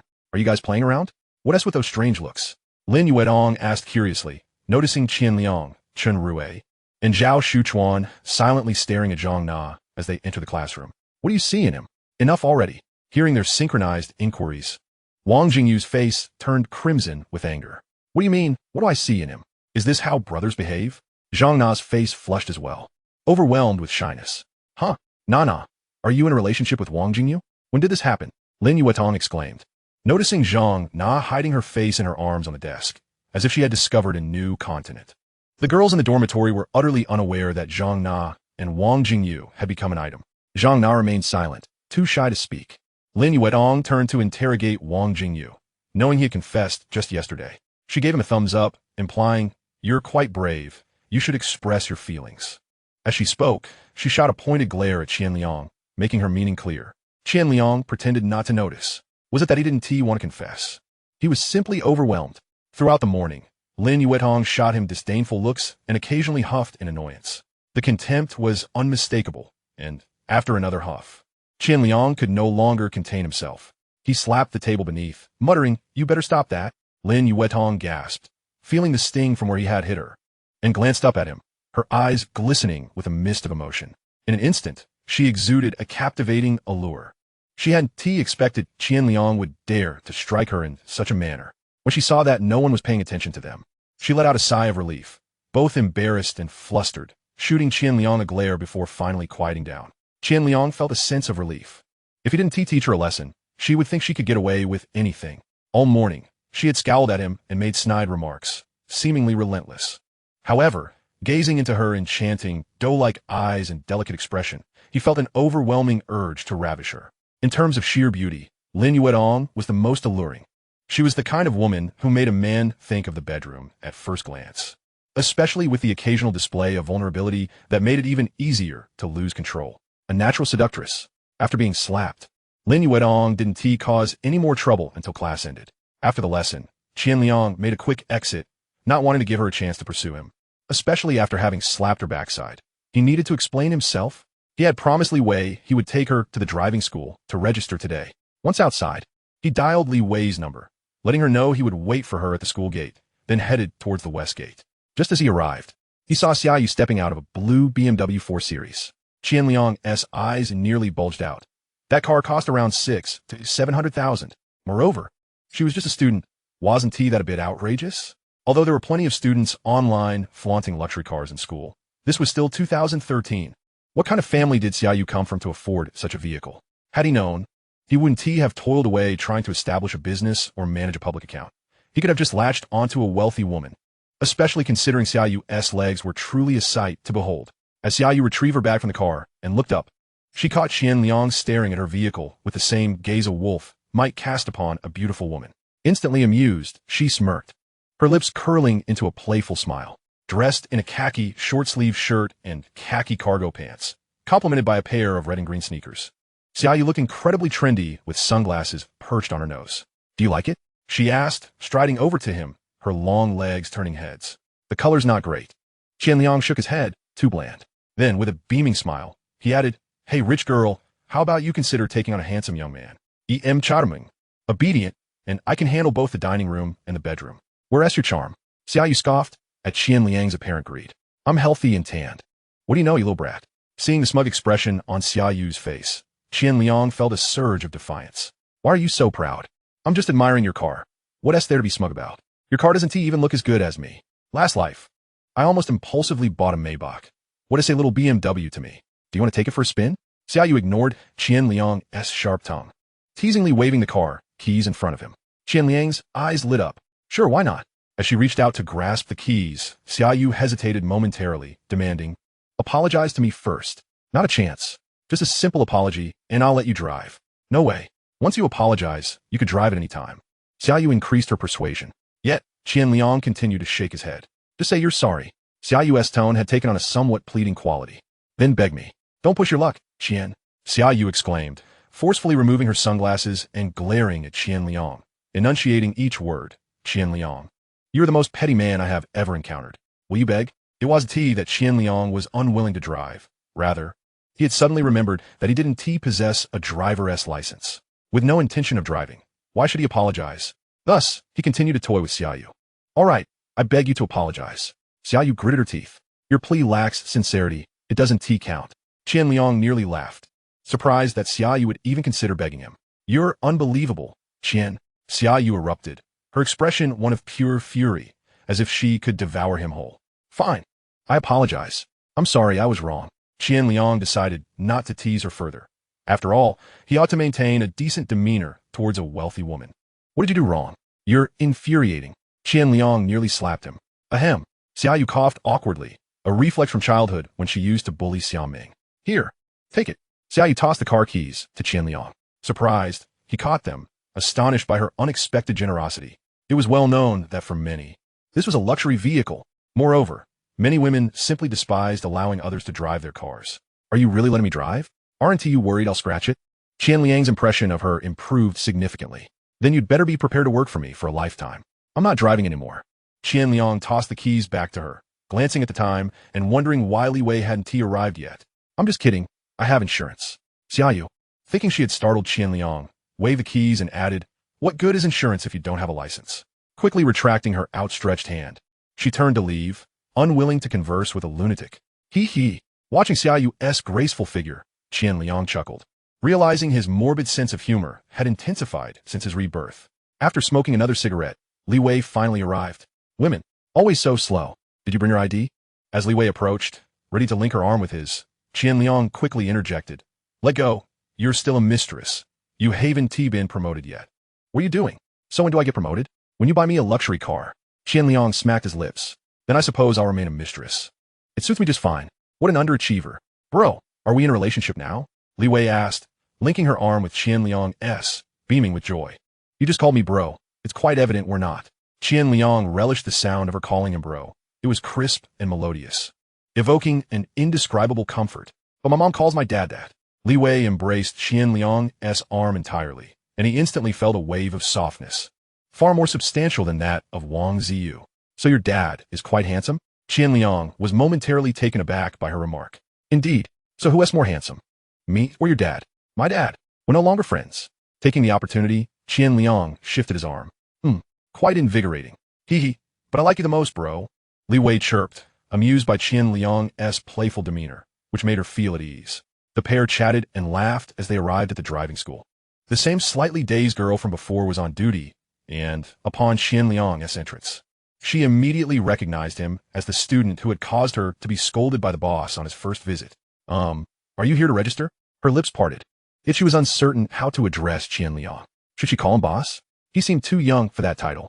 Calling him classmate felt inappropriate due to his commanding presence. It was clear he was no ordinary person. Yes, Qian Liang nodded. All right, Mr. Qian. You just need to fill out a form.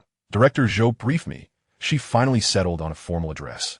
Internally, she thought to herself that he seemed like a little brat, clearly adept at charming young women. Accepting the form, Qian Liang passed it to Li Wei for completion. And soon enough, she finished. With Zhou Zilong absent, Qian Liang didn't linger. After filling out the form, he exited the driving school, needing to accompany Li Wei for a medical examination and other matters. You're really not going to pay? Once outside the driving school, Li Wei still felt a bit uneasy, having always believed Qian Liang was short on cash. She was contemplating saving money for their expenses. Yet, she had hardly spent anything on him and had already enjoyed such a large advantage. No need, we have a collaboration. And telling them you're my girlfriend will get you in for free. Li Wei, originally concerned about whether her registration would cause Qian Liang a loss, was left only with the words girlfriend echoing in her mind. Instantly, she smiled like a fool. Qian Liang had merely made that comment to placate Li Wei, fearing she would insist on giving him money. The registration fee would undoubtedly be deducted from his commission, but this girl was worth his kindness. Not to mention her buying clothes for him. Just her decision to prioritize him over her own computer expenses made him willing to treat her well. Bro, can I treat you to a meal? Hearing her excessively sweet voice, Qian Liang shivered. No way. Humph. Li Wei pouted, Feeling that Qian Liang lacked romantic sensibilities then, somewhat dissatisfied, she added, "Aren't you going to practice driving with me? I already have a license." Qian Liang wasn't too keen on wasting time on this. He would just find Zhou Zilong to arrange it directly. It wouldn't cost much. In this day and age, such things were still manageable. After all, he knew how to drive.